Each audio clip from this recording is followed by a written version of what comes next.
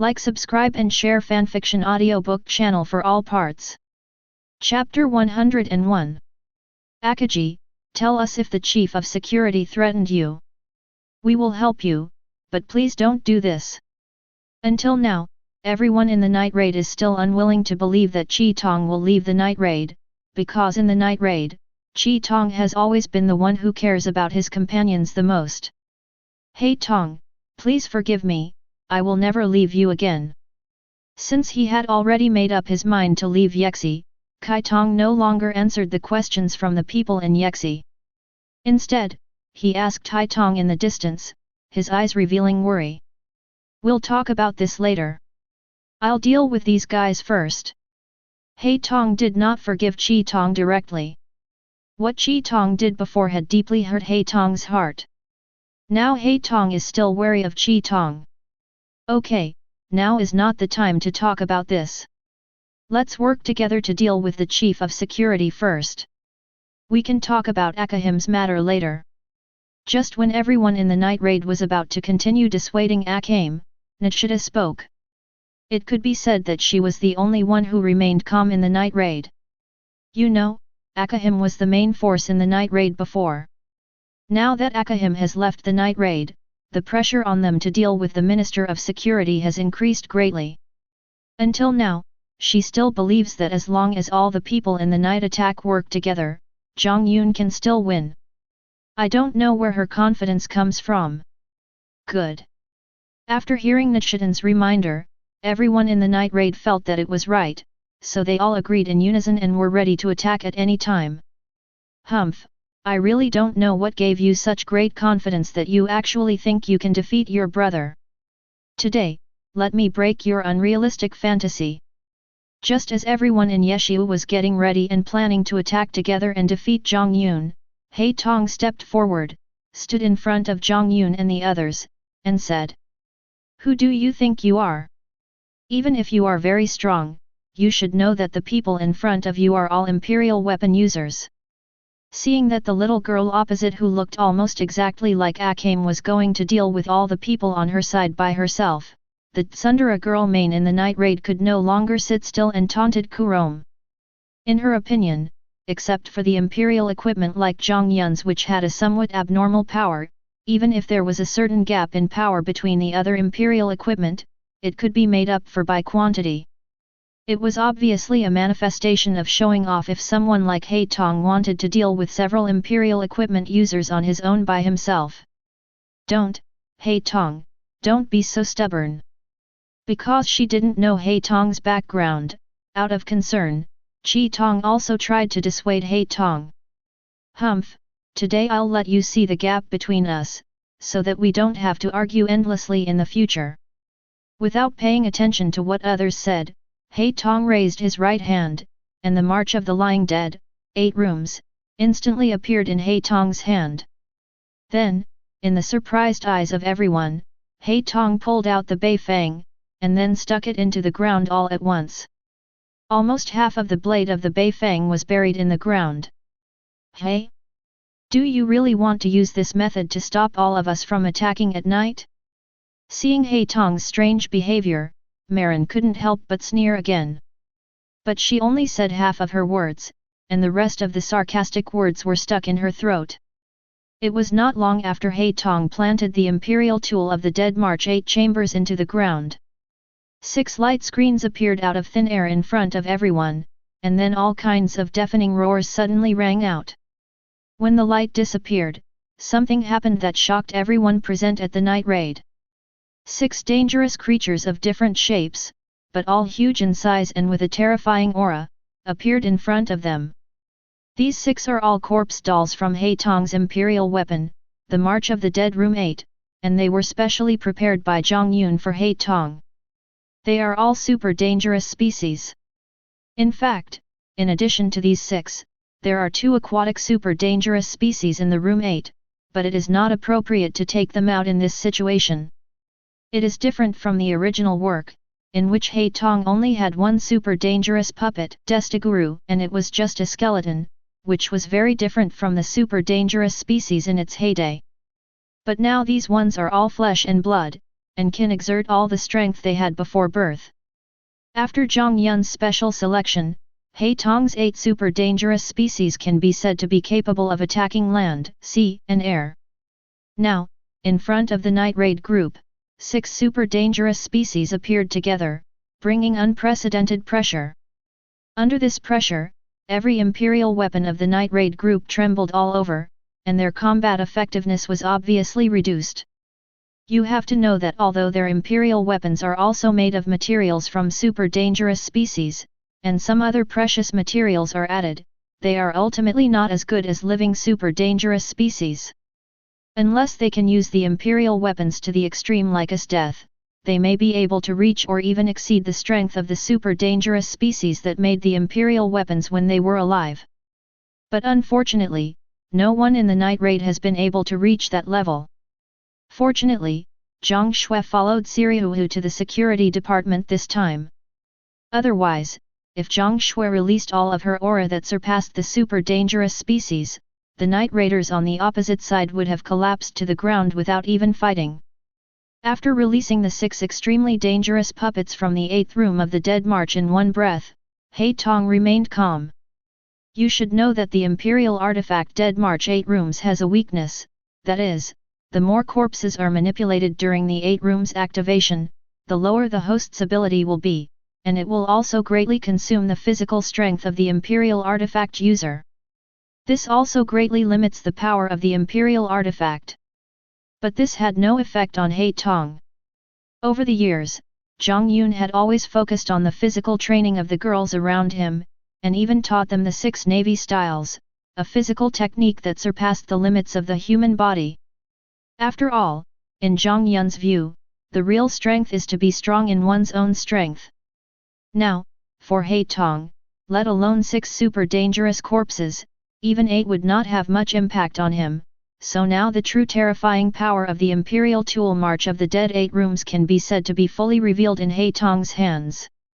After releasing the 6 super dangerous puppets, Haitong did not hesitate and controlled the super dangerous species that looked like a dinosaur to grab forward with its claws. Bang! 1055. With one blow, Laberk, who was in the night attack, was unable to dodge and was instantly beaten into a pool of meat paste. After Qi Tong's defection, Jiang Yun can be said to have become the only pillar in Haitong's heart. Now Haitong's dependence on Jiang Yun can be said to have become somewhat pathological. Haitong heard that Laibok actually yelled at Jiang Yun, so now Haitong was the first to attack him. After killing Laibok with one blow, Haitong did not stop, and was about to control the other corpse puppets to attack again. Haitong, I beg you, can you please spare their lives? At this moment, Haitong suddenly cried and begged Haitong. After being together for such a long time, Haitong still has a lot of feelings for the people in Night Raid. At first, seeing Haitong dealing with the entire Night Raid alone, Haitong was a little worried, but she didn't expect that Haitong would kill Laibok in the blink of an eye. Seeing that Haitong was going to attack others, Haitong hurriedly pleaded with Haitong for the people in Night Raid. However, in response to Akato's plea, Haitong not only did not stop, but instead controlled the 6 puppets to continue attacking the Night Raid group. Elder brother. Seeing that Haitong ignored his words and knowing that Haitong had not forgiven him yet, Qi Tong hurriedly looked at Jiang Yun with pleading in his eyes. Okay, I know what to do. Jiang Yun waved at Qi Tong Huila, indicating what he should do. Haitong, stop it. Let's teach them a lesson about what happened today. Hearing Jiang Yun's words, Haitong immediately stopped. Pulling out the Dead March 8 rooms that was still stuck in the ground, several super dangerous corpse dolls disappeared instantly. Song was left with a painful look on his face and the Night Raider Lubbock who was killed without a single member of his family. Chapter 102. While Haitong was attacking everyone alone at night on Jiang Yun's side, the battle between Yun and Cornelia and the 2 people sent by the Revolutionary Army headquarters was also in full swing. Let's talk about the silver side first. Yun's opponent was a tall and thin man, about 30 years old, with neatly combed brown hair. He looked like a very serious person. In his hands he held two katana swords of similar length to Akame's Murasame, and from his sharp eyes one could tell that he was definitely a master of swordsmanship with great strength. His name is Rock, and he is one of the most powerful men in the Revolutionary Army. He never goes out on missions, and his only responsibility is to protect the most core and senior members of the Revolutionary Army. His powerful strength gives him a very high status in the Revolutionary Army.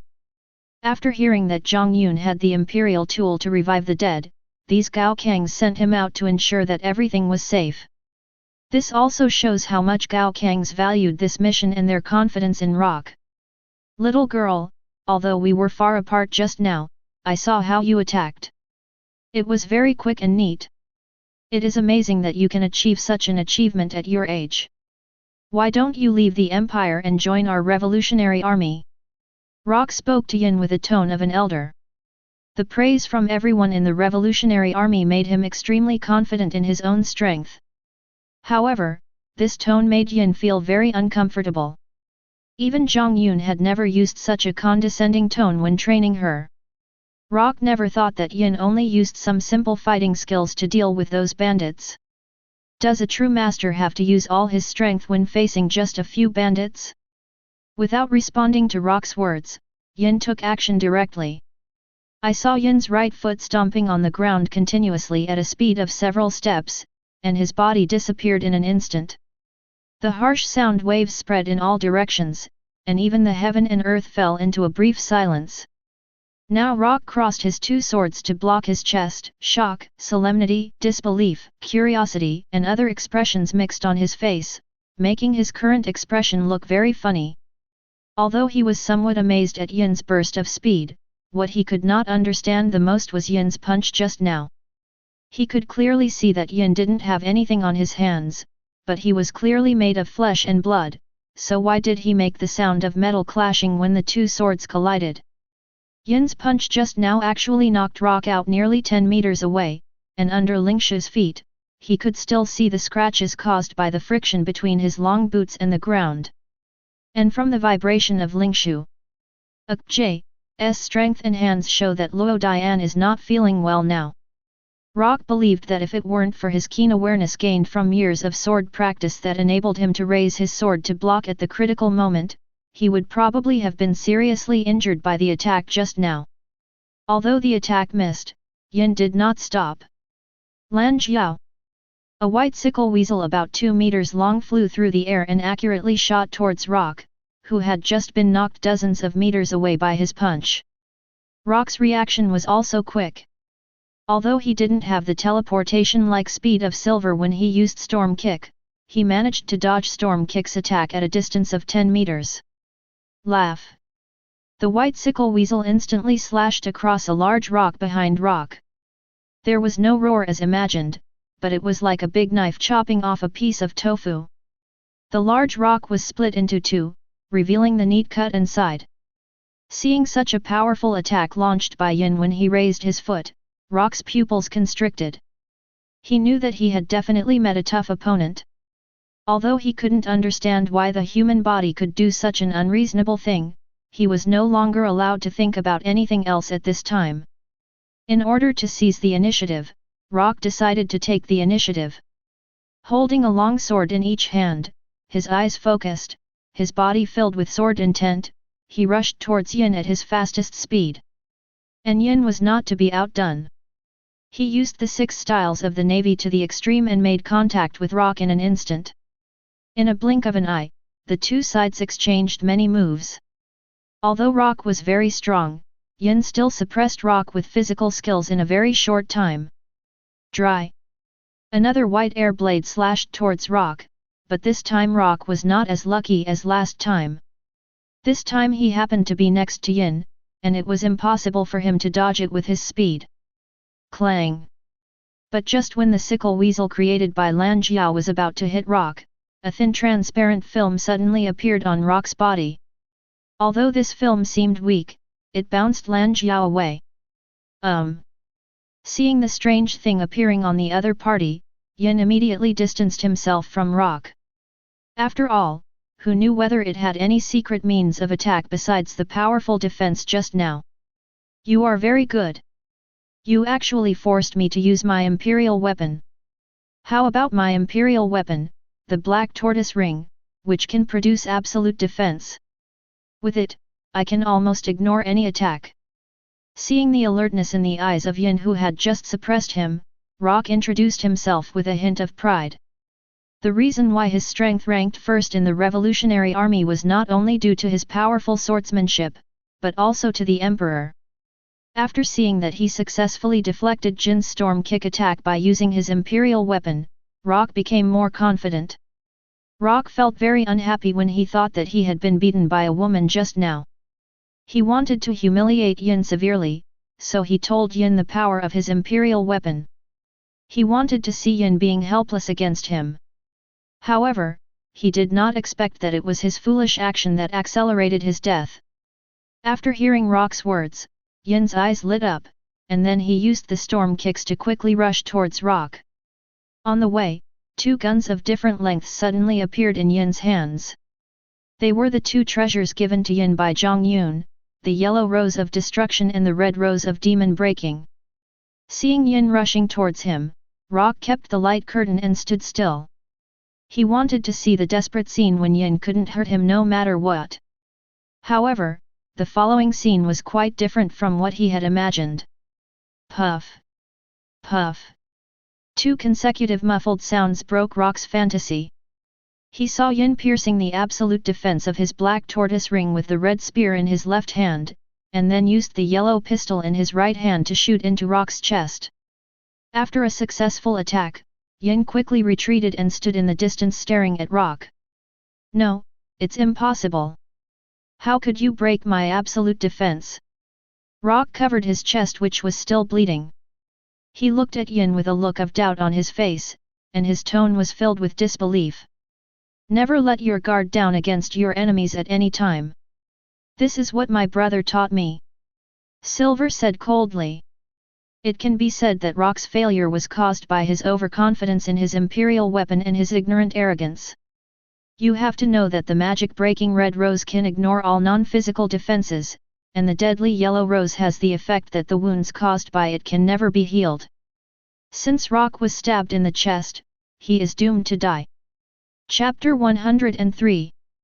While Silver was fighting Rock, on the other side, Cornelia was fighting another imperial weapon user sent by the Revolutionary Army headquarters. This guy's name is Rocky. Compared to Rock's tall and thin appearance, he is simply the other extreme. Not only is he fat, but he is also short. It was this guy who had been talking to Jiang Yun before. Loki is a power-type imperial weapon user, and his imperial weapon is called the wrist guard of strength. Just like the name, this imperial weapon is a pair of wrist guards. Wearing it can greatly enhance the user's strength, allowing the user to exert 100 or even several hundred times the usual strength. There is no doubt that the huge rock that hit Jiang Yun and others was thrown by Rocky. In the Revolutionary Army, Rocky's status is lower than Rock's, not only because Rock's overall strength is lower than Rock's, but also because 597. Rock is also very strong in addition to relying on the Taigu, while Rocky is a guy who only relies on the Taigu. However, because the Taigu is relatively powerful, and Rocky's ability can play a huge role at critical moments, Rocky can barely be considered a high level in the Revolutionary Army. Let's talk about Cornelia. When she was in the assassination unit, Cornelia was the user of the servant's tool Crushing King. Similar to the wristband of strength, the function of this servant's tool is also to enhance the power of the user, but its power is much inferior to that of the imperial tool. From the fact that Cornelia can use the servant tool Destroyer King, which has very high requirements for the user, it can be seen that Cornelia herself is also very strong in terms of strength. After becoming Jiang Yun's blood relative, as the ancestor of vampires, Cornelia's physical fitness in all aspects can be said to have increased exponentially, especially in terms of strength, which was already very strong before. Now, she probably has no problem facing Rocky, who uses an imperial weapon even with her bare hands. Another point worth mentioning is that not long after Cornelia followed him back to the imperial capital, Jiang Yun gave her the same storage ring as the other women. As for weapons, Jiang Yun specially strengthened the minister's Crushing King for Cornelia. The current Crushing King is not only more powerful than ordinary imperial weapons, but Jiang Yun also specially changed its appearance. You know, as a gauntlet-type imperial weapon, its shape was not very beautiful, so Jiang Yun specially changed it into a silver-grey bat-shaped earring, which was very beautiful. Cornelia has been wearing it. At first glance, it looks more like a piece of art. If no one said it, I am afraid few people would have thought that this is an imperial weapon with terrifying power. Probably influenced by vampire blood, for some reason Jiang Yun always liked things related to bats.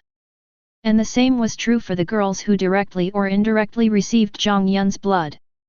For example, the golden bats embroidered on Jiang Yun's own clothes, the silver bats embroidered on the clothes of first-generation blood relatives such as Tsukushi, Bonnie, Chulsi, and Cornelia, and the silver bat-shaped ornaments they also wore.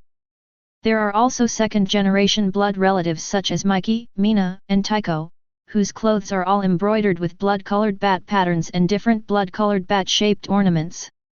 Cornelia is now confronting Rocky from a distance.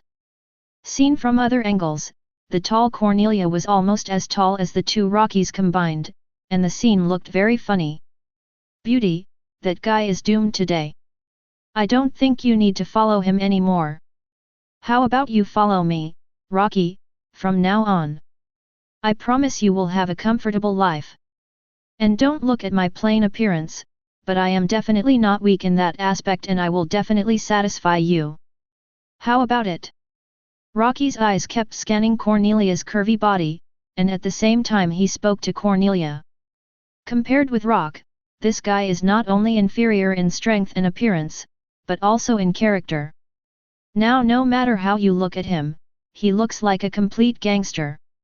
It is impossible to imagine that he can be consistent with the noble image promoted by the Revolutionary Army. He didn't know that these words directly ignited the endless anger in Cornelia's heart, just like throwing a match into a bucket of gasoline. The thing that Cornelia feels most fortunate about over the years is that she confessed her love to Jiang Yun when she was on the verge of death. The years she spent with Jiang Mo can be said to be the happiest years of her life. In his eyes, Jiang Yun is a perfect man. Jiang Yun does not have the slightest idea of male superiority and female inferiority that men of this era should have. He is extremely good to the girls around him and almost always responds to their requests. As for what Rocky said, Cornelia didn't think there was anyone stronger than Jiang Yun in the world. You know, usually they needed the cooperation of several girls to satisfy Jiang Yun. I won't go into details, you know. Just now, Rocky actually said bad things about Jiang Yun, and even had other ideas about her. Cornelia couldn't stand it right away. With the Navy's 6th style shave combined with the blood-sucking noble ancestor's super-fast speed, Cornelia instantly came to Loki's side. Looking back, you will find that there are still many after-images behind Cornelia left behind because of the fast speed. To put it bluntly, Rocky is a power-type player, holding a giant axe as big as a millstone in his hand. I'm afraid that if Song swings it, it will scare all kinds of opponents.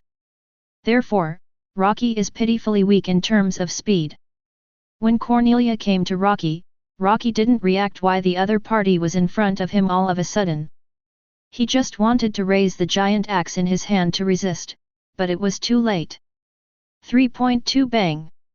Cornelia kicked out as if a bullet hit a watermelon, and Rocky's fat head exploded instantly, splattering red and white all over the ground. If a timid person was there, he would probably be scared to death by that scene. Anyone who dares to slander my brother must die. Cornelia said coldly as the huge axe in Rocky's hand fell and his fat body fell to the ground. In this bloody scene, she did not feel the slightest sense of incongruity. Instead, her blood-stained figure looked somewhat heroic. Chapter 104 Silver, Cornelia, you guys are back. Just after Hei Tong had dealt with the night raid group, Yin and Cornelia returned one after another. Just now, when Cornelia was dealing with Rock, who was stabbed by the yellow rose that silver used to kill him, died of bleeding not long ago because the bleeding from the wound could not be stopped. Jiang Yun had no doubt that Yun and Cornelia could take down the Revolutionary Army headquarters. Jiang Yun, who trained them personally, believed that no one in this world could hurt them. And seeing that the two girls beside Jiang Yun returned to Jiang Yun safely, while the two people sent by the headquarters disappeared, the winner and the loser were already obvious. Thinking of this, the people who attacked at night became even more desperate. They did not expect that this slow and confident action would result in losing both the wife and the army. Not only did they lose the two high-ranking officials sent by the Revolutionary Army headquarters, especially Rock, who held a very high position in the headquarters, but they also lost Laibach. Even Akame, the trump card for the night attack, was back in the arms of the enemy. Hey, brother, what's going on here? In response to Jiang Yun's answer, Yun simply said This is Yun's personality. He won't explain anything. Cornelia was different. She was a very enthusiastic girl. After returning to Jiang Yun, she saw the situation of the night raid on Jiang Yun and asked curiously. Nothing, just teaching them a lesson so they won't come to trouble us again and again. Jiang Yun answered somewhat casually. Oh. Isn't this Akame? What happened? After hearing Jiang Yun's answer, Cornelia had no doubts. But at this moment, she suddenly saw Qi Tong standing behind Jiang Yun, and immediately asked with concern. When she was in the assassination unit, Cornelia was the big sister among the girls. She took good care of Akito and the other girls. She was seriously injured and on the verge of death while trying to protect Akito when the assassination unit was attacked on the southwest border. It can be said that Akame and Cornelia have a close relationship and are friends for life and death. Besides, Jiang Yun had a big experience of sleeping with many women in the southwest border. It is said that for men, the best brothers are those who have carried guns together and visited prostitutes together. We were in jail together. I'm afraid this also applies to women to a certain extent. Although it didn't reach the level of prostitution, the experience of sleeping together did greatly promote the relationship between the women. That. Hearing Cornelia's question, Qi Tong answered hesitantly. She still felt guilty about her previous rebellion and joining the Revolutionary Army. Now that she suddenly returned to Jiang Yun, she didn't know how to explain it to everyone. She wants to go back to her brother again. At this time He Tong interrupted, his attitude still seeming a little cold. It seemed that the fact that Qi Tong, together with Yeshiu and the Revolutionary Army came to ambush Jiang Yun made He Tong feel very resentful towards Qi Tong. Oh, that's great.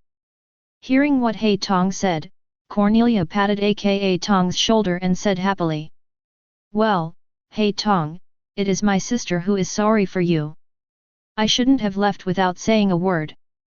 I shouldn't have left my brother and you. Can you forgive me? Without having time to talk to Cornelia, Kai Tong hurried to Hai Tong's front after hearing what Hai Tong said, and said with a pleading look on her face. The red pupil stared at Hai Tong with watery eyes, and now Kai Tong was worried that Hai Tong would never pay attention to her again. After experiencing the scene in the illusion before and thinking about it frequently afterwards, Qi Tong now clearly understood the status of Jiang Yun and He Tong in his mind. It was far more important than the Revolutionary Army or the happy life of the people of the world. Now seeing He Tong's indifferent attitude towards her, Qi Tong was afraid that He Tong would never pay attention to her as an elder sister again, and her life would be meaningless if that happened. He Tong, I will always stay by my brother's side from now on and will never be separated from you and me again, okay? Please forgive me, okay? Seeing that He Tong still ignored her, Qi Tong was about to cry and turned around anxiously. That look made it impossible to compare her with the calm and composed Akagi before, but it also happened to illustrate the importance of He Tong to Akagi. Seeing that He Tong was indifferent to his prayers, Qi Tong once again turned his gaze to Jiang Yun. During the trip to the southwest border, Everything Jiang Yun did along the way made Chi Tong subconsciously believe that Jiang Yun was omnipotent. Akate, I can't do anything about this. You can only rely on yourself. Seeing Chi Tong's pitiful eyes, Jiang Yun couldn't help but feel soft at heart. He touched Chi Tong's long black hair and comforted her. It's okay, don't worry, He Tong just lost his temper, I will forgive you in the future. Okay, today's outing ends here. I see you guys are not in the mood to continue playing, so let's go back first. Also, the assassins who attacked at night, I'll spare you today for the sake of Chi Tong's money. I don't care what you do in the capital in the future, but don't mess with me, otherwise you know the consequences. After comforting Chi Tong, Jiang Yun spoke to the girls around him, and also warned against night raids. You. After saying this, Jiang Yun waved his hand, and suddenly the horses that Jiang Yun and others rode on appeared in front of him. Akate, just ride a horse with me. After that, without waiting for Chi Tong to answer, Jiang Yun picked up the blushing Chi Tong in a princess hug, jumped on the horse, and then rode away with the women in the hateful and fearful gazes of the night raiders. All that was left was the mess on the ground and the embarrassed killers who had carried out the night attack. Chapter 105. It has been nearly half a month since Jiang Yun and others returned to the imperial capital. During this half-month, Jiang Yun's life has been very peaceful. Although they were still obsessed with Jiang Yun's Tian Shangfang, the top leaders of the Revolutionary Army did not send anyone to try to seize it. The last time they lost 3 imperial weapon users including Leibach, it was beyond the Revolutionary Army's tolerance. You should know that there are only 48 imperial instruments in total, and the number of imperial instrument users is pitifully small. Sometimes these imperial instrument users can determine the direction of a war to a certain extent. Especially Rock's death has made the top leaders of the Revolutionary Army extremely insecure. You know, Rock is the hidden #1 master in the Revolutionary Army. When they were at the headquarters, they were always protected by Rock. Now that he is gone, several high-ranking officials are even trying their best to reduce unnecessary travel. Now the top leaders of the Revolutionary Army are all thinking about how to protect their own safety to the greatest extent. As for Jiang Yun's imperial weapon which they believe can resurrect the dead, they think it is better to wait until the day when they capture the imperial capital to get it. By then, when the Revolutionary Army enters the city, no matter how powerful Jiang Yun is, he will be exhausted to death. Now is dinner time for Jiang Yun and others. Hey Tong, eat meat. Akame added the huge piece of meat between her chopsticks into He Tong's bowl, and spoke softly to He Tong. You have to know that for the super foodie Akage in the original work, it is absolutely a strange thing for her to give away the food in her hand to others. But now Jiang Yun and others did not show any surprise when looking at this matter. This was not the first time that Chi Tong had done this. Ever since returning with Jiang Yun, Chi Tong had been trying every way to please He Tong. Everyone present had already gotten used to giving He Tong meat. And then look at He Tong's reaction. Without any hesitation, he directly stuffed the meat that Kai Tong picked up into his mouth without saying a word, and didn't even look at Kai Tong who was picking up the meat. That's right, He Tong has been sulking with Chi Tong for the past half-month. He accepts almost everything that Chi Tong gives him as a flatterer, but he just won't forgive Chi Tong. In fact, until now, He Tong was just sulking with Chi Tong like a child. But Jiang Yun did not intervene in this matter. Sometimes it was very interesting to see these two sisters, who both had some cute attributes, sulking each other, especially when Chi Tong reluctantly sent food to He Tong. Jiang Yun wanted to laugh when he saw the painful expression on her face. At the same time, on the other side of the table, Jiang Yun and others were having dinner. Lord Esteth, are you going to torture the prisoners again today? Chelsea's blood slave Alia asked Esteth with admiration on her face. Here I have to mention another thing.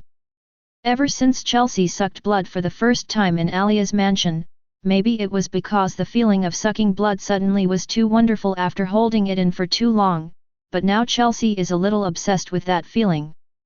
She has become the most bloodthirsty girl among the vampires around Jiang Yun, and she wants to suck blood almost every time.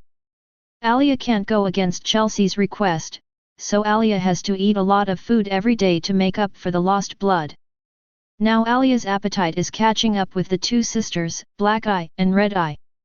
As for Esteth, since she was even more powerful, and with the help of the contracted beast Ice Phoenix that Jiang Yun had taken her to choose last time, she was able to put down the rebellion of the northern ethnic groups in almost half the time of the original work. When it comes to Esteth, the first thing people probably think of is not her powerful martial arts, but her powerful shaking attribute.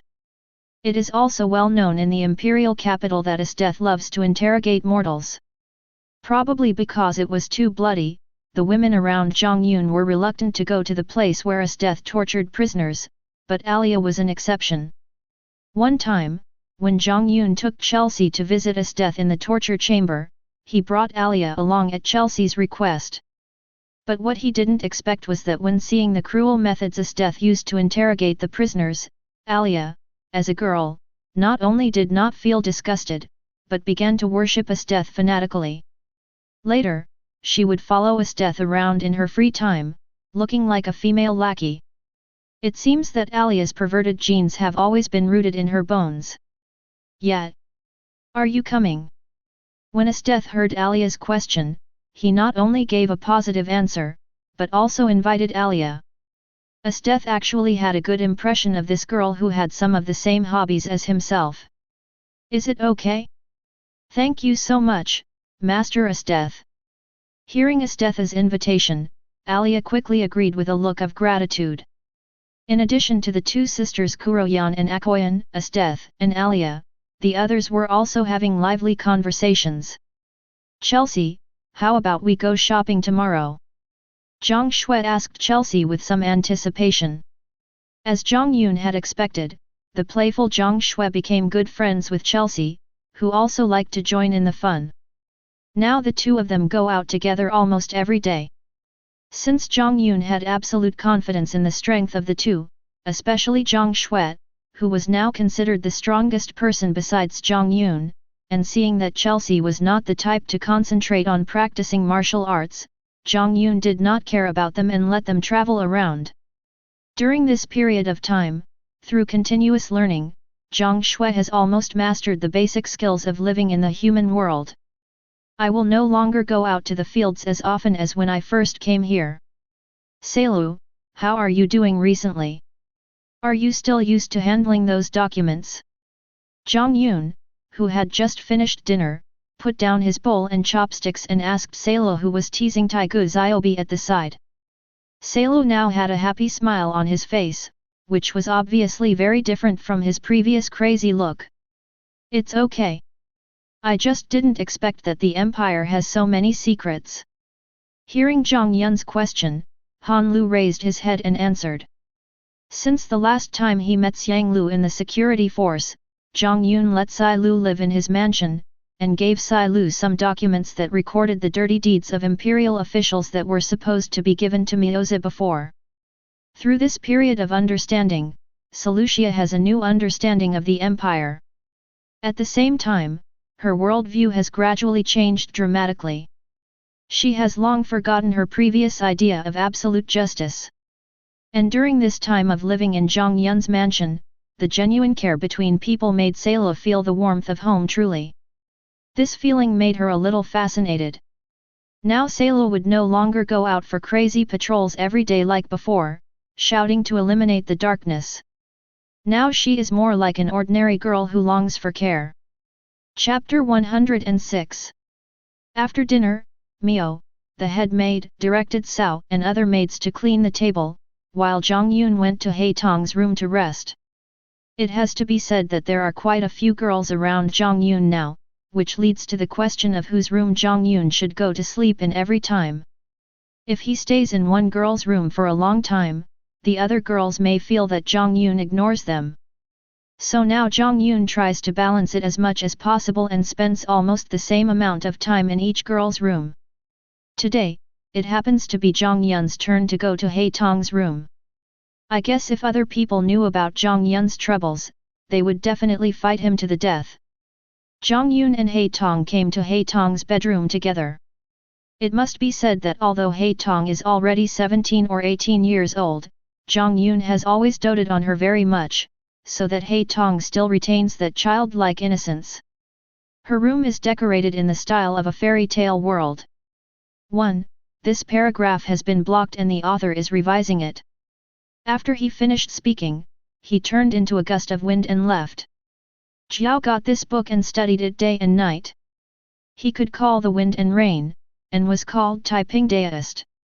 In the first month of the first year of Zhongping, an epidemic broke out. Zhang Jiao distributed talismans and water to cure people, calling himself the great and virtuous teacher.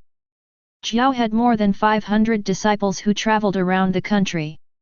All of them could write talismans and chant spells. Later, his disciples increased day by day, and Jiao established 36 factions. The big faction had more than 10,000 people, and the small faction had 6,000 to 7,000 people. Each faction had its own leader 6, who was called a general. They spread rumors, the blue sky is dead, and the yellow sky should be established. In the year of Jiazi, the world will be very auspicious. They asked people to take white soil and use Yangzi and Zi on the Tianmen of their homes. 1. This paragraph has been blocked and the author is currently revising it. Gs. The clouds cleared and the rain stopped. Just as Jiang Yun and He Tong were about to rest in each other's arms, a slight, almost inaudible sound of a door opening and footsteps gradually came into Jiang Yun's room. Sister, what are you doing here? Hearing the voice, He Tong raised his little head and looked. When he saw it was Qi Tong, he sat up instantly and asked with some surprise. He Tong didn't know how attractive she looked now. 1. This paragraph has been blocked and the author is currently revising it. B.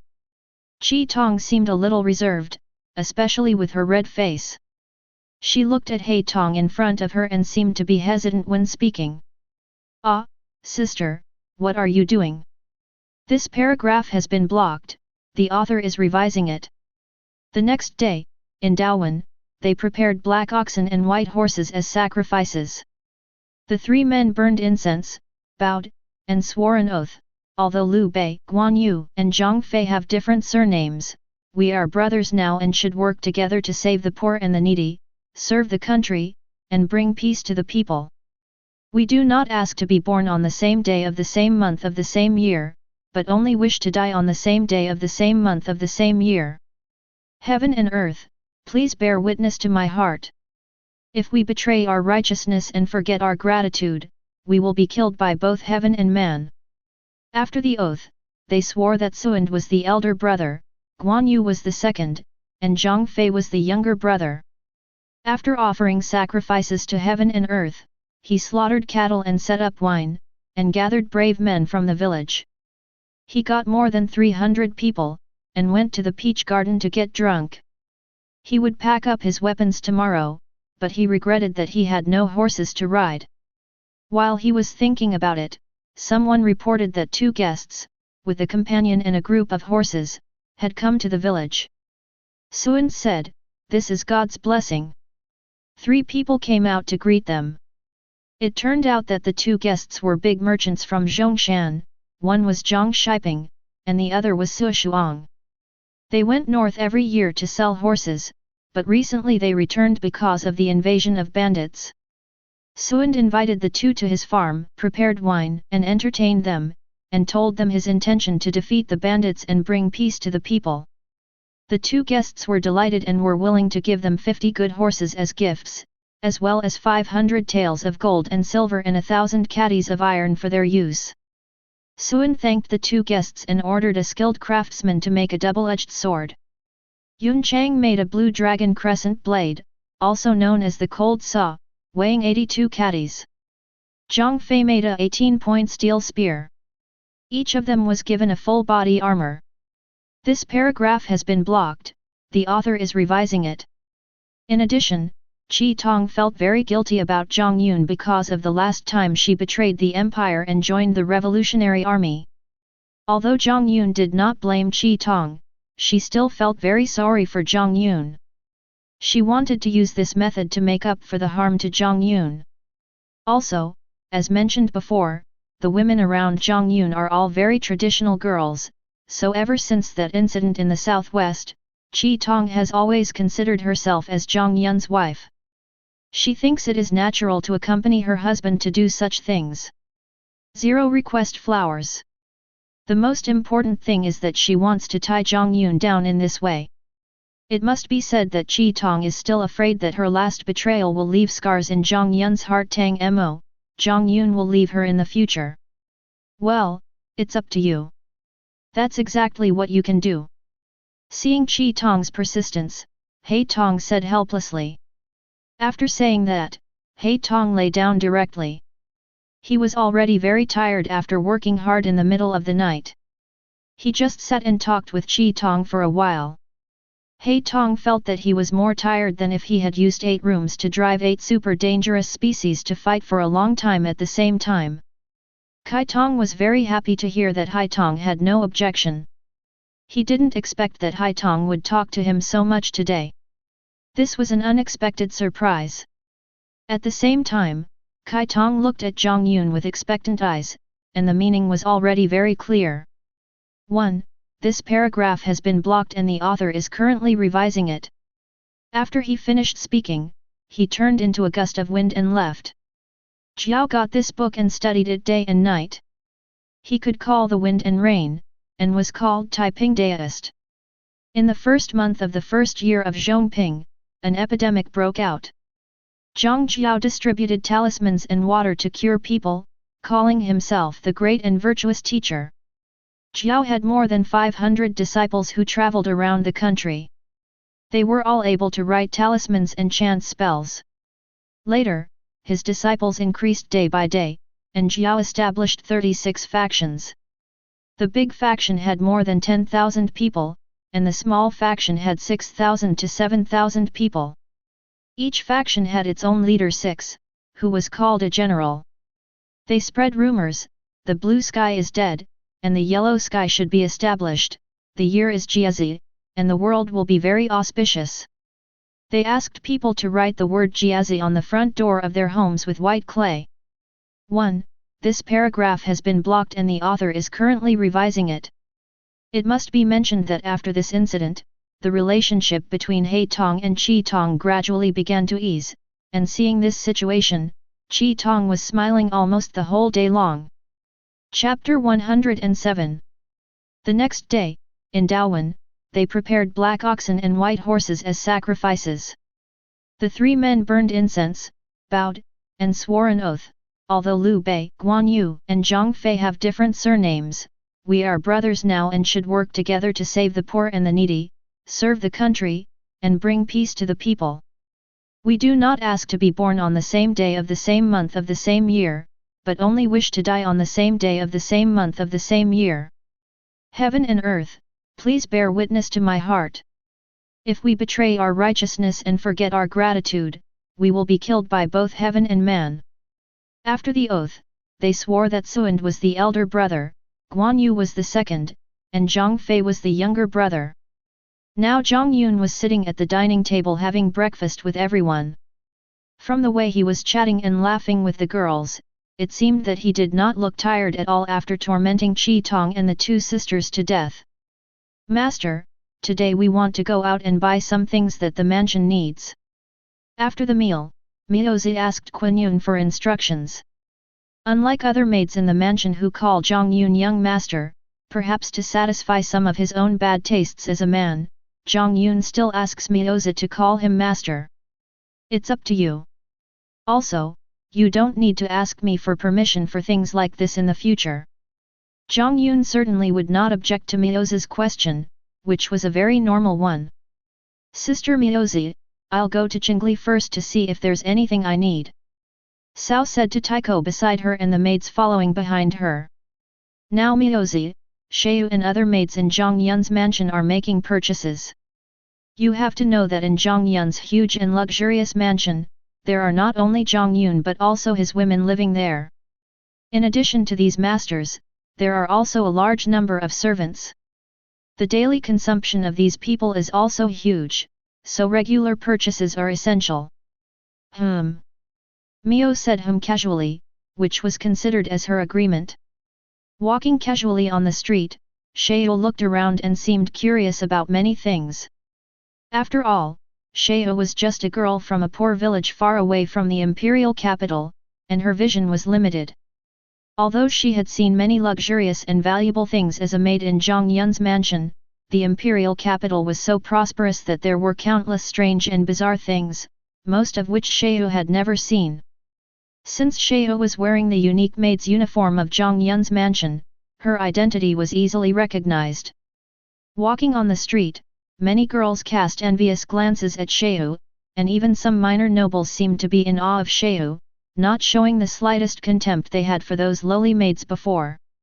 Although the status of maids in ordinary noble families is only slightly higher than that of slaves, their families are usually unable to continue their lives, so their parents sell them to the imperial capital to become maids in noble families. They are usually characters who are beaten, scolded, or even beheaded by the nobles. However, the maids in Jiang Yun's mansion are different. Jiang Yun's protective character is well known in the imperial capital. He protects the people around him almost unreasonably. Due to Jiang Yun's great majesty in the imperial capital, even the maids in Jiang Yun's house have a very high status. Even the nobles do not dare to treat them as non-human beings like they do other maids. There is a saying circulating in the imperial capital that being a maid in Jiang Yun's mansion is the same as becoming a noble. This also makes being able to work in Jiang Yun's mansion the biggest wish in the eyes of young girls in the imperial capital and all over the country. Yet. Just as Sheo was strolling aimlessly, suddenly a guy wearing a cloak and lowering his head so that his face could not be seen clearly walked in front of Sheo. He accidentally bumped into Sheo, and after apologizing repeatedly, he quickly left in one direction. Hearing this person's voice, Shehu's body shook noticeably, and then she quickly followed in the direction the person left. Tatsumi, is that you? The two walked one after the other until they reached a very remote and deserted alley and stopped. Shehu asked the mysterious, or suspicious person in front of her. Although she was asking, one could hear affirmation in her tone. You have to know that Sao, Tatsumi, and Iaz grew up together and are very familiar with each other. Tatsumi just said that you can confirm each other's identity. Otherwise, Sao would never dare to follow such a suspicious guy to such a remote place. Yes, Seihu, it's me. I'm glad to see you're okay. The mysterious man opposite took off his cloak and spoke, and his tone was obviously very happy. Seihu guessed correctly, this guy was Tatsumi, whom Seihu had not seen for a long time. After joining the night raid, Tatsumi did not give up looking for Sao. He still remembered that before Iaz died, he said that it was a good thing that Sao was not with him, which meant that Sao was still alive. But as time passed, Tatsumi didn't get any news about Sao. After a long period of fruitless searching, Tatsumi had to give up. Knowing the situation of those outsiders in the imperial capital, Wang Niuzhao, and considering that Sao was a very cute girl, Tatsumi thought that Sao might have met some perverted noble, and now she was probably in danger. However, Leon, who had been in charge of searching for intelligence in the imperial capital a few days ago, suddenly sent back news that a girl suspected to be Sao described by Tatsumi was found among the maids in Jiang Yun's mansion. This is why Tatsumi came to see Sao today. This paragraph has been blocked due to suspected violations, and the author is currently revising it. After saying this, he turned into a gust of wind and left. Jiao got this book and studied it day and night. He could call the wind and rain, and was called Taiping Daoist. In the first month of the first year of Zhongping, an epidemic spread. Zhang Jiao distributed magic water to cure people and called himself Great Sage Teacher. Chapter 108. Unlike Tatsumi, who had never known about Sao, Jiang Yun had long ago told Sao that Iaz had died and Tatsumi had joined the night raid killer organization under the Revolutionary Army. Sao was very angry about Tatsumi joining the night raid. You know, Sao, Tatsumi and the deceased Ias came to the imperial capital to save the village, but if Tatsumi's behavior was known to the empire, their village would definitely suffer a devastating disaster. Sao thought that Tatsumi had forgotten her original intention.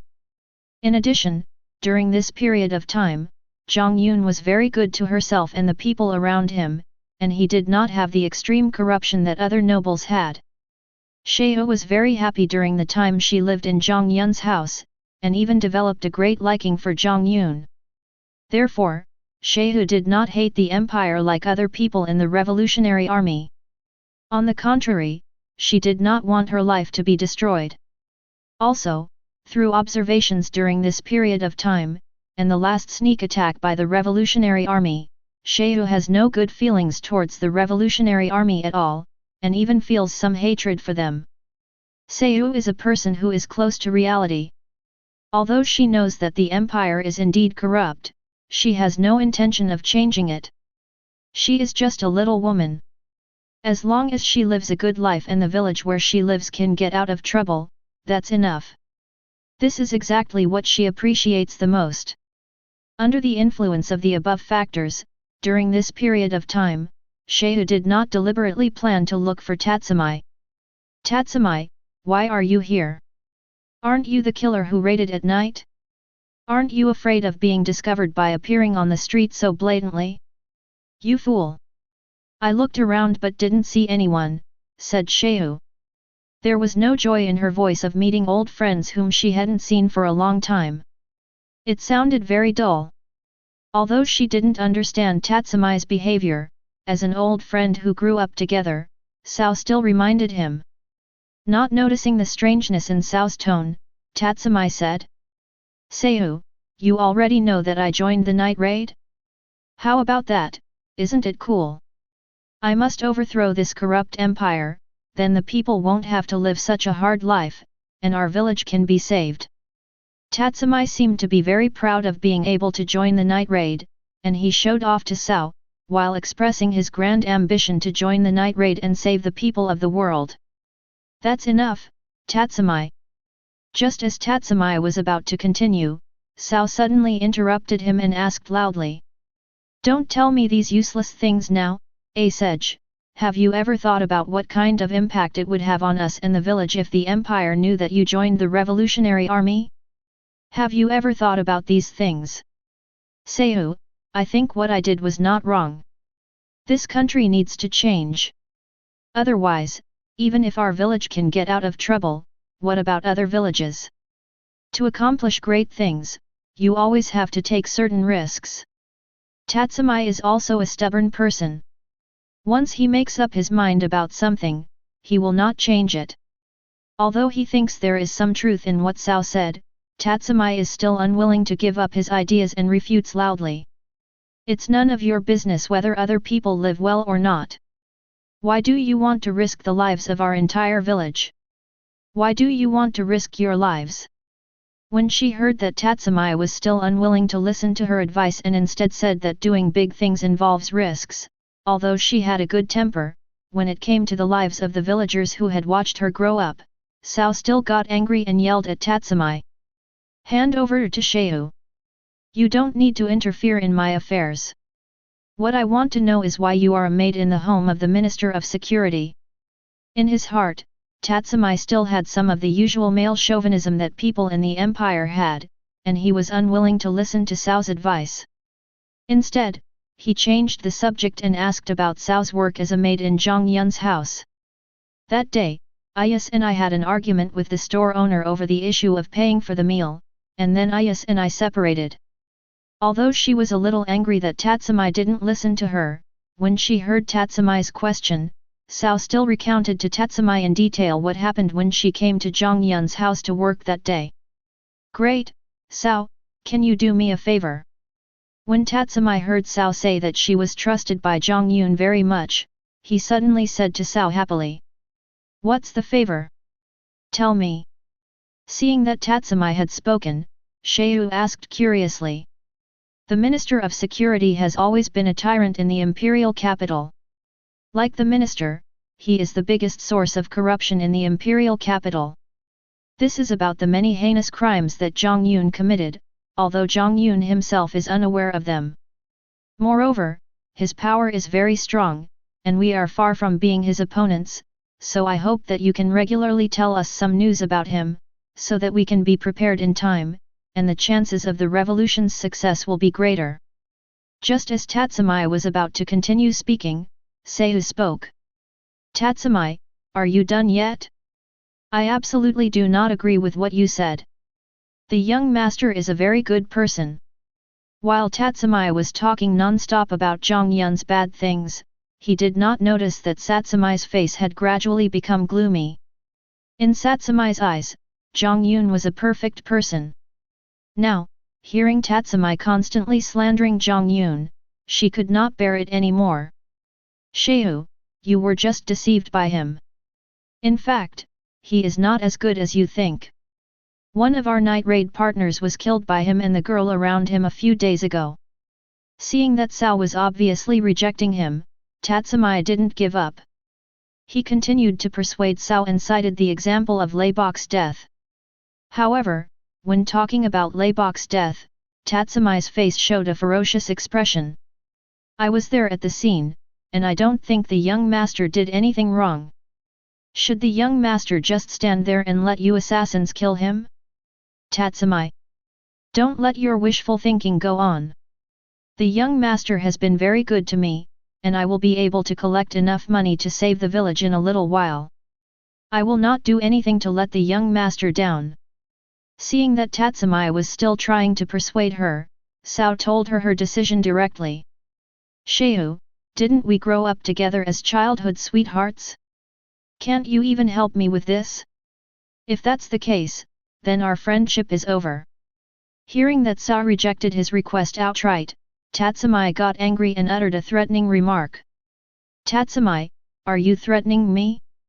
It's up to you. But I will never do anything to hurt the young master. Hearing that Tatsumi was using their long-term friendship to threaten her, Seiyu was very angry and directly stated her bottom line. Afterwards, Seiyu turned around and walked directly towards the alley entrance. Chapter 109. After Seiyu left, a figure appeared in the alley after a while. It was Leona who was in the night attack. Let's go. He patted Tatsumi on the shoulder without saying anything else, and then Leon was the first to leave the alley. But before leaving, Leon stared at the direction where Seiyu left for a while, with curiosity flashing in his eyes, and no one knew what he was thinking. In fact, this time Tatsumi insisted on wanting Cao to report some information about Jiang Yun to the Revolutionary Army. It was not Tatsumi's own idea. This matter was also closely related to the night raid. The incident outside the imperial capital last time left a deep impression on the night raiders.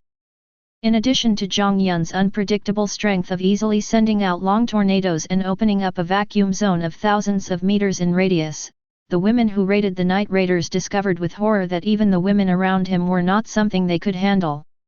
For example, once He Tong's imperial weapon, the March of the Dead Eight Chambers, is fully utilized, no one in the Revolutionary Army can resist it. You have to know that one super dangerous species is enough to destroy a large army, and if 8 super dangerous species work together, I'm afraid that even if the Revolutionary Army has more troops, it will be useless. And Yin, who unexpectedly killed Rock, who was considered the top master of the Revolutionary Army, without any harm. Cornelia also easily defeated Rocky, who was not as powerful as Rock but was also a relatively powerful imperial weapon user. And no one dared to say that the other girls around Jiang Yun were simple characters. All of this makes Jiang Yun and the girls around her full of mystery. As the night raid boss, Nichidan keenly feels that Jiang Yun and others are definitely a huge variable for the revolution. Moreover, Jiang Yun's attitude towards the empire was very ambiguous. He did not directly serve the empire like other officials, which made it impossible for the Revolutionary Army and the people who attacked at night to determine what was going on. Generally speaking, for people like Jiang Yun and Yin and other girls around Jiang Yun who are full of variables, the best way is of course to monitor them, but Jiang Yun and the girls around her are all too powerful. No one in Nishida and the night raid has the confidence that they can monitor them without being discovered. Until now, Jiang Yun's words that Leibach's death was just a warning to the night raid are still echoing in the ears of everyone in the night raid. But at this moment, something happened that made Nichidan happy. Not long ago, Leon discovered that the girl named Sao, whom Tatsumi had been looking for, happened to be next to Jiang Yun. So there was the scene that happened when Tatsumi met Sao before. Under Nichidan's persuasion, Tatsumi, who was full of justice, immediately agreed to go and persuade Sao to be his undercover agent beside Jiang Yun. After all, in his opinion, he and Sao were childhood sweethearts who grew up together, and he believed that after hearing her story, Sao would definitely be moved by the Revolutionary Army's theory of justice like herself, and risk everything for the so-called revolution. Also, he felt that Jiang Yun was just an outsider to Sao. No matter from which point of view, Sao should not refuse Tatsumi's request. Not only Tatsumi, but even the people who raided at night did not expect this. What is it about Jiang Yun that can attract all the people around him to be willing to give everything for him and not do anything to let him down? Others are Jiang Yun's women, but Sheu is just a maid in Jiang Yun's house. Why is she willing to do this? This is actually what Leon was thinking before he left. It is also the question that all the people who are in the night raid want to know. Now let's talk about Sheu. After leaving the alley, because of what happened to Tatsumi, Sao no longer had the mood to wander around, and hurried back to Taiko and the others, then followed everyone back to Jiang Yun's residence. Ha! Following a knock on the door, Sheu hurriedly opened her door. The treatment of people working in Jiang Yun's house is very good. This can be seen from the fact that Sheu, as one of Jiang Wei's 10 maids, can live in 10 separate warehouses. Ah, master, what can I do for you? Seeing that the person who came was Jiang Yun, Sheu, who opened the door, asked nervously. Why don't you invite me in to sit down? Seeing Sheu's nervousness, Jiang Yun said casually. Oh, sorry, it's Sheu who's rude, master, please come in. Hearing Jiang Yun's question, Sheu thought that Jiang Yun was blaming her, so she hurriedly apologized and invited Jiang Yun in. Sheu, don't be nervous. I came here just to ask what happened today and why you seem to be hiding something from me. Since coming back this afternoon, Jiang Yun has been unhappy when he sees Sheu. She always avoids Jiang Yun, as if she is hesitant about something. So after dinner, Jiang Yun came to ask her. He was worried that Sheu was bullied by some short-sighted noble when she went out today. Jiang Yun would not allow anyone around him to suffer any injustice. BB. Hearing Jiang Yun's question, Sheu seemed a little hesitant, obviously hesitating whether she should tell Jiang Yun what happened today. Sheu, tell me if someone bullied you today. Tell me who it was. Don't worry, no matter who it was, even if it was a minister, I will make him suffer. Seeing Sheu's hesitant look, Jiang Yun thought that Sheu was really being bullied, and his whole body aura was inadvertently released, and there was a hint of evil in his eyes. 0.4. Impacted by Jiang Yun's powerful aura, Sheu immediately fell limp in front of Jiang Yun, shaking all over like a frightened little rabbit, looking very adorable. Sorry, I was a little excited just now and couldn't hold back for a moment. Seeing Sheu's performance, Jiang Yun immediately stepped forward to help Sheu up and apologized without hesitation. But Jiang Yun's power was actually so strong that even if he released a little bit of it inadvertently, it was definitely not something that an ordinary person like Sheu could easily withstand.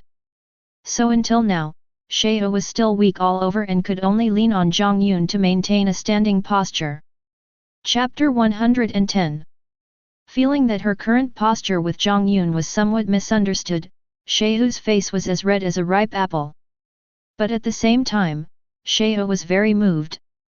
In her life, Sheu had never seen a noble like Jiang Yun who would stand up for a maid beside him, and she had never thought that Jiang Yun would apologize to her immediately because she was a little frightened. Master, you misunderstood. I was not bullied. It's just that I met Tatsumi today. Afterwards, Sao told Jiang Yun everything about her meeting with Tatsumi today and how Tatsumi wanted her to report Jiang Yun's actions to them regularly as an insider in the night raid. The reason why Sao wanted to hide this matter before was because she was afraid that Jiang Yun would vent his anger on Tatsumi and cause Tatsumi to get hurt. But in Sao's opinion, if Tatsumi and other killers who attacked at night knew about Jiang Yun's situation, they must have some intentions towards Jiang Yun. If she didn't tell Jiang Yun, he might be hurt in the future without knowing it, which was what Sao didn't want to see even more. Just now, I saw that Jiang Yun cared about me so much, and at the end of today, Tatsumi actually threatened me. Comparing the two, it is clear who is good and who is bad, so Sha decided not to hide what happened today. Silly girl, is this the reason why you've been so depressed all day? Jiang Yun said softly, patting Shayu's head gently. The action seemed very intimate. After listening to Shayu's narration, Jiang Yun realized that he had misunderstood. It turned out that there was no Shayu and no one bullying Shayu, but this little girl was just worried about him. As for the fact that Tatsumi and Night Raid wanted to grasp Jiang Yun's actions all along, Jiang Yun could understand it. In Jiang Yun's opinion, almost all human beings are like this. When facing unknown and absolutely invincible people or things, people always hope to be able to control their specific actions in their own hands. To put it bluntly, this is just a kind of psychological comfort for themselves. Hey? This matter is not important. Seeing Jiang Yun's expression that seemed like he didn't care at all, Shayu asked stupidly. Don't worry, no matter what those guys do, they can't cause me any damage. On the contrary, what I care about most is that you actually rejected Tatsumi's request. Aren't you good friends from childhood? Jiang Yun replied. What really concerned Jiang Yun was that Sao actually rejected Tatsumi. Even Jiang Wei had not expected that he had such an important position in Sao's heart. Ah, that. Hearing Jiang Yun's question, Shao's face turned even redder, and she became hesitant again and couldn't explain it clearly for a long time. After all, as a traditional girl, Shao couldn't say something like because I like you anyway. Do you like me? Jiang Yun asked again relentlessly. In fact, Jiang Yun knew about Shao's feelings before. After all, Jiang Yun had been around so many girls and could basically be considered a veteran in the love field. Jiang Yun could still see Shao's admiration for him to some extent. Hearing Jiang Yun's words, Shao was so ashamed that she buried her head deeply in Jiang Yun's arms. However, judging from her little ears that were exposed and even moved from time to time, although she was shy, Shao was still looking forward to Jiang Yun's answer. Hey, little girl, if you don't answer me, I'll take it as a rejection. Seeing Shao's cute expression, Jiang Yun couldn't help but have some teasing thoughts in his heart, so he said to Shao. Ah, don't, I. When Shao heard Jiang Yun say that if she didn't speak, it would be considered as a rejection, she became anxious and quickly raised her head which had just been in Jiang Yun's arms and said anxiously. But just when she was halfway through her words, Shao saw Jiang Yun's suspicious look. Shao was not stupid, and she immediately understood that Jiang Yun was joking with her. Hate it, master, how could you do this, you clearly know it. Shao said, with infinite shyness in her tone. How can I know it so clearly? How can I know it if you don't tell me? Why don't you tell me? Seeing the charming look that Shao had just revealed, Jiang Yun couldn't help but look forward to it even more, so he continued to ask Shao relentlessly, with a hint of rogueness in his words that he had never had before. Of course, in the eyes of a girl in love, this smell is not a rogue behavior, but a sign of intimacy. You clearly know it, I won't object, that's right, I just like you, young master. Although she hesitated, Shao still slowly gave her answer. However, it was Shao's awkward attitude that made Jiang Yun's appetite grow, and his anger gradually rose. Sao. Jiang Yun whispered Shao's name several times. Well, master, what's wrong with you? Hearing Jiang Yun muttering her name, Shea 400 raised her head in some surprise, just in time to meet Jiang Yun's wolf-like gaze. Although she had never seen it before, probably due to her female instinct, Shea still knew the meaning of Jiang Yun's eyes. Her cheeks, which had just recovered a little bit of their previous color, turned red again. Despite this, Shea did not intend to reject Jiang Yun. Shea was originally a woman with strong wife attributes. Since she had already agreed to be Jiang Yun's woman, Shea certainly would not and could not refuse Jiang Yun's request. Shea, I'll rest here today. This paragraph has been blocked, the author is revising it. The next day, in Daowen, they prepared black oxen and white horses as sacrifices. The three men burned incense, bowed, and swore an oath, although Liu Bei, Guan Yu, and Zhang Fei have different surnames, we are brothers now and should work together to save the poor and the needy, serve the country, and bring peace to the people. We do not ask to be born on the same day of the same month of the same year, but only wish to die on the same day of the same month of the same year. Heaven and earth, please bear witness to my heart. If we betray our righteousness and forget our gratitude, we will be killed by both heaven and man. After the oath, they swore that Suand was the elder brother, Guan Yu was the second, and Zhang Fei was the younger brother. Chapter 111. What is this? Jiang Yun asked. Jiang Yun was drinking tea that day. Behind him, Shea was wearing a full white silk dress, with a pair of translucent crystal stockings on her legs, but no shoes on her feet. Her white beautiful feet in stockings looked very small and attractive. Now Shea is giving Jiang Yun a massage, and the scene seems a bit luxurious. After Shea became Jiang Yun's woman a few days ago, her status naturally rose to that of the hostess. Although she was still serving Jiang Yun, she no longer needed to do those miscellaneous chores like before. In front of Jiang Yun was Myoko, who was still dressed as a maid. As Cornelia's blood relative, Myoko not only regularly supplied Cornelia with the blood she needed and served her, but she also spent most of her time by Jiang Yun's side, helping him deal with things that he was too lazy to do himself.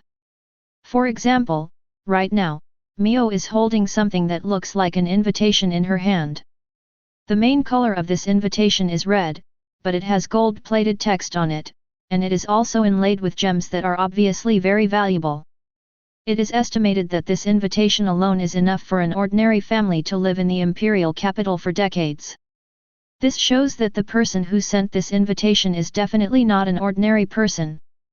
This is an invitation from several conscientious officials of the empire, who want to invite the host to participate in the maiden voyage of the dragon boat. Through Mio's explanation, Jiang Yun roughly understood the whole story. Now under the control of a group of officials headed by the ministers, the empire has become increasingly chaotic, with internal and external troubles. Foreign races constantly invaded the empire from outside, and the people inside were living in misery. The Revolutionary Army constantly organized various uprisings. Although the Revolutionary Army was almost wiped out in a death on the southwestern border of the empire last time, in just a few years, the Revolutionary Army developed again due to the support of a large number of people. The empire has reached a very critical juncture, so those who are loyal to the empire are now trying every means to strike back at the ministers and save the empire from danger. The dragon boat's maiden voyage ceremony was one of their attempts. The so-called dragon ship is a huge luxury cruise ship built by conscientious officials at their own expense. If you want to comment, it can be said to be the most luxurious cruise ship in the empire at present. Taking advantage of this opportunity, these officials of conscience invited many dignitaries from all walks of life who had not explicitly joined the minister's side, hoping to persuade them to contribute to overthrowing the minister's dictatorship. Jiang Yun, as an important official in charge of tens of thousands of security forces in the imperial capital, who had not explicitly stood on the minister's side, was naturally the first person to be invited by these guys.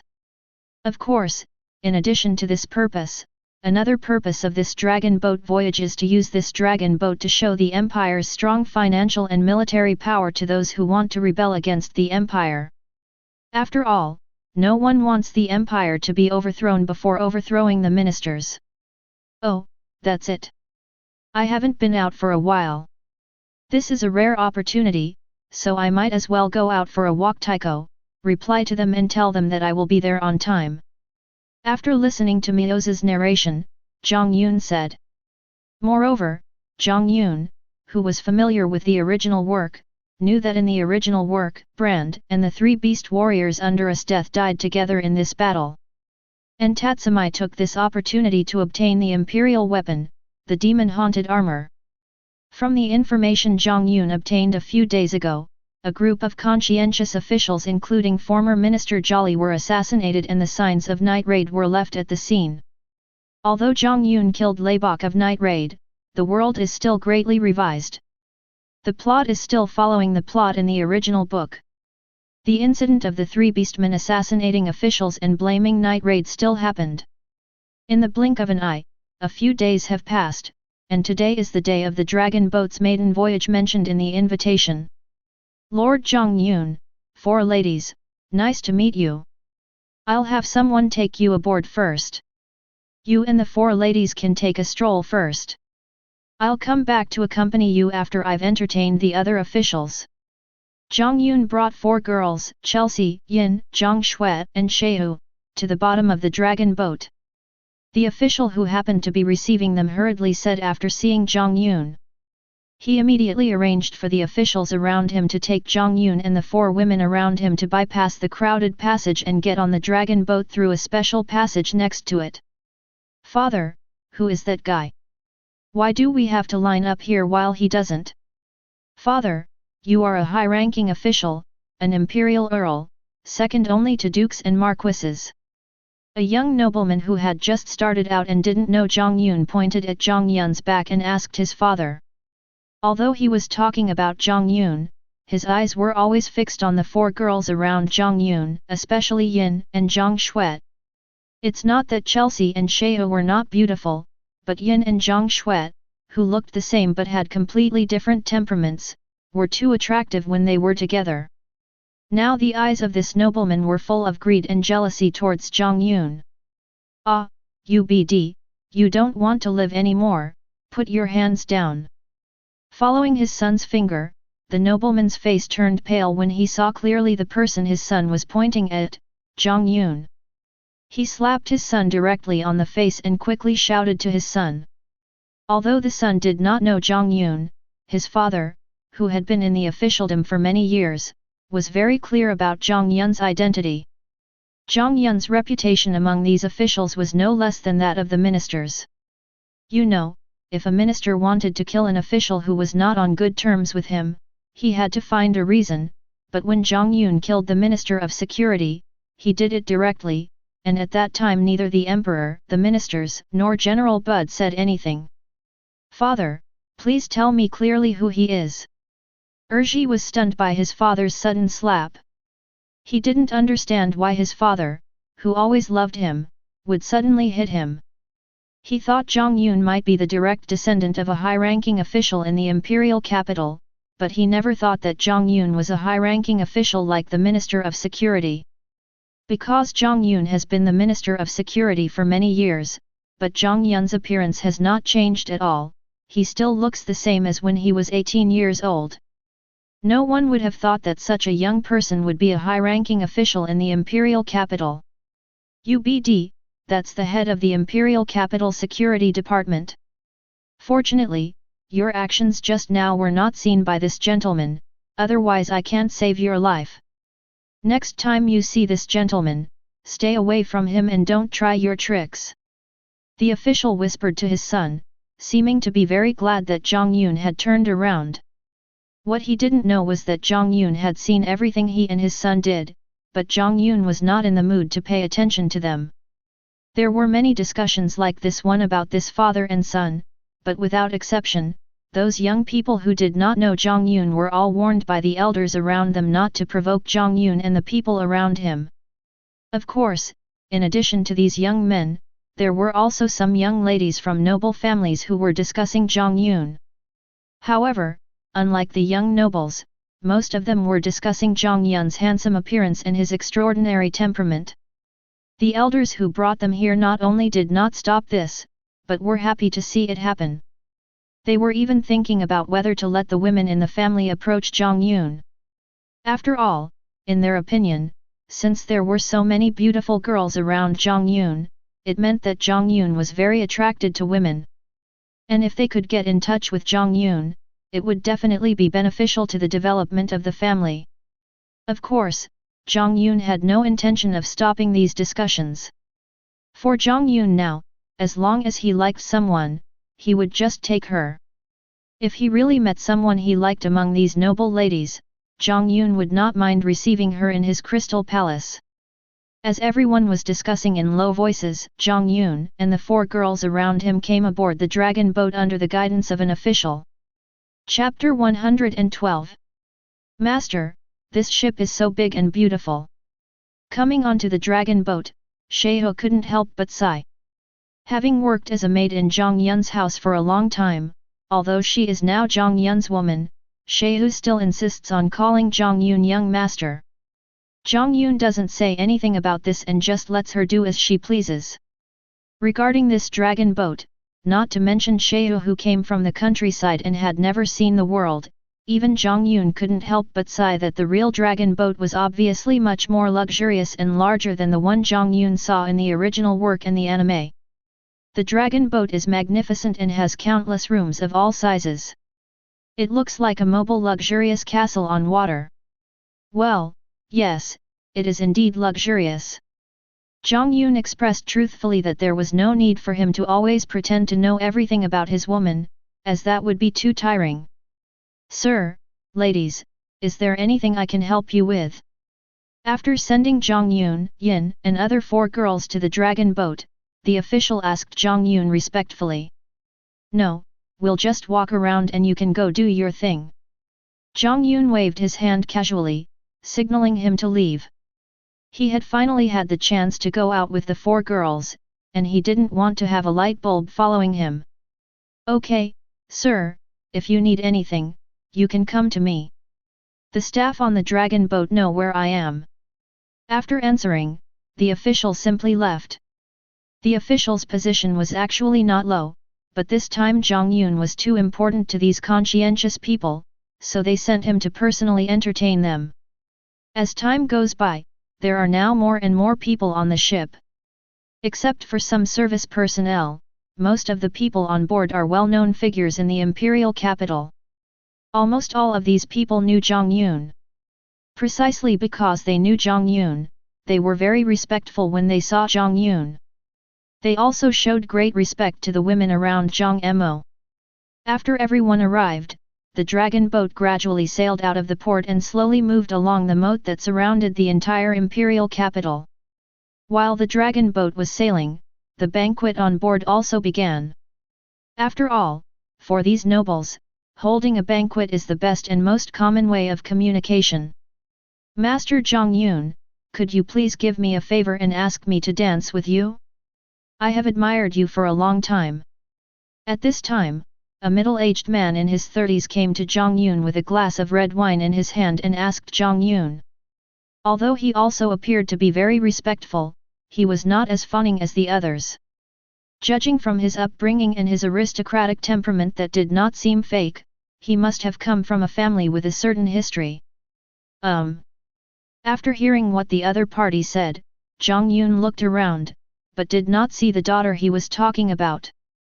Seeing the confusion in Jiang Yun's eyes, the noble turned sideways, revealing a little girl behind him who was about 14 or 15 years old, about 1.65 meters tall, with beautiful long lavender hair. She was wearing a purple princess dress that matched her hair and a pair of high heels, which made her look very attractive. I'm sorry, Master Jiang Yun, I'm a little shy. Lena, haven't you wanted to meet Lord Jiang Yun for a long time? Now is a rare opportunity. Why don't you look up and take a look? Akfa. The middle-aged man first apologized to Jiang Yun, and then spoke gently to the little girl behind him who was pinching the corner of her clothes and lowering her head. It seemed that the middle-aged man loved his daughter very much. After hearing what the middle-aged man said, the little girl slowly raised her head, stared at Jiang Yun with her big watery eyes, and then quickly lowered her head after making eye contact with Jiang Yun. It seemed that she was not just shy. But Jiang Yun was not angry because of her extremely shy performance. Perhaps this was the privilege of beautiful girls. When he saw the little girl's charming purple eyes just now, he was attracted to them in an instant. Little girl, your name is Lena, right? It's a nice name. Can I ask you to dance with me? Jiang Yun stretched out a hand towards Lena and asked elegantly. Yes, sure. After hearing Jiang Yun's request, although she still looked shy, Lena agreed. From her expression, it can be seen that what the middle-aged man said was right, Lena should really be willing. Although she seemed very shy when she spoke, like a little girl who knew nothing, her dancing skills were very proficient. Even Jiang Yun couldn't help but admire her. It seems that she has received strict training since she was a child. Lena, why do you want to see me? Jiang Yun asked while dancing. Jiang Yun was still very curious about this matter. After all, in Jiang Yun's opinion, although he was quite famous in the emperor, he was more of a notorious person who disregarded the law. Well, I admire you for being able to kill the former Minister of Security for your woman. Many of my sisters admire you very much. Having said this, he looked at Chuan Yun with admiration. What Jiang Yun didn't know was that after the news of him killing the former security chief's family for silver spread, Jiang Yun became the idol and prince charming of almost all the girls in the imperial capital. It had never been heard that someone would risk offending a high-ranking official for a woman. I'm afraid this should be considered a pleasant surprise for Jiang Yun. Chapter 113. Jiang Yun was very surprised that he had accidentally become the dream lover of many girls in the imperial capital, and he sighed to Lena. Oh? That's actually the case. That really surprises me. In this way, the two of them chatted while dancing to the music, performing the dances that were popular among the nobles. Both of them were handsome men and beautiful women, and their dancing was so noble and perfect that people could not find any fault with them. As a result, they successfully attracted a lot of attention from the people around them, and even many people who were dancing just now couldn't help but stop and admire the two people in the crowd. When Jiang Yun and Lena were dancing, Yin, Zhang Shuet, Chelsea and maid Shehu were watching beside them. They didn't say anything about Jiang Yun dancing with the other girls. They just kept their eyes on Jiang Yun and Lena beside him, admiring their dancing. Because Yin and the other four girls didn't know how to dance, they didn't join in. For Yin, Chelsea, and Shehu, Jiang Yun is their heaven and everything to them. Although Jiang Yun has always spoiled them, they also understand that this is not a reason for them to be arrogant and they should not stop someone from doing something they want to do.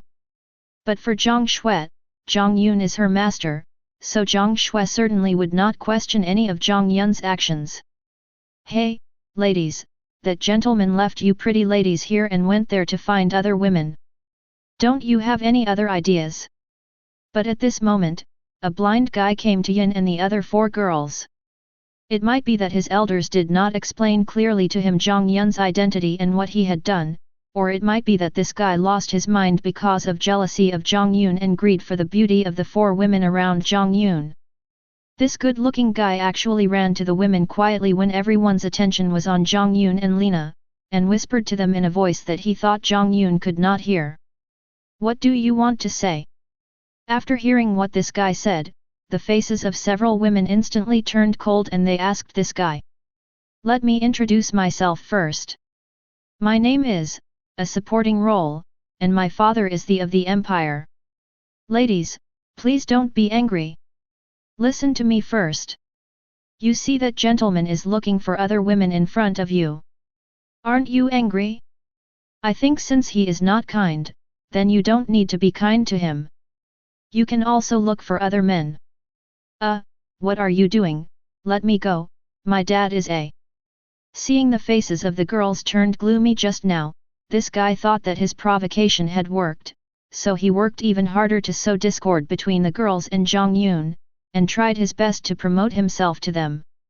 What he didn't realize was that while he was talking, the girls' faces had become so gloomy that water was about to drip out of them. Just as this guy was about to continue talking, Zhang Shui couldn't stand it anymore, grabbed the guy's neck and lifted him up. "I don't care who your father is, but you dare to speak ill of the master, you deserve to die."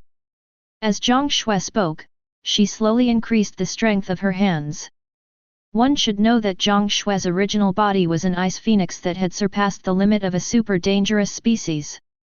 In her excitement just now, a trace of her aura was released instantly.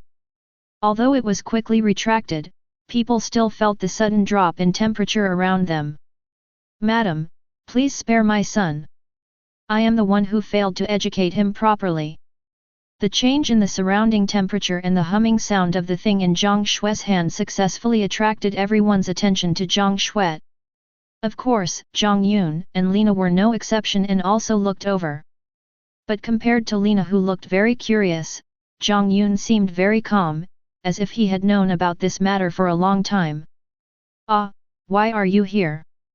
Lord Jiang Yun, please spare my son. If I have offended you in any way, I will apologize to you here. This is my only son." Seeing the being held in Zhang Shui's hand, an older-looking guy suddenly rushed out of the crowd, ran to Jiang Yun and said anxiously. After all, he couldn't help but be anxious, because the in Zhang Shui's hand was obviously about to die at any time.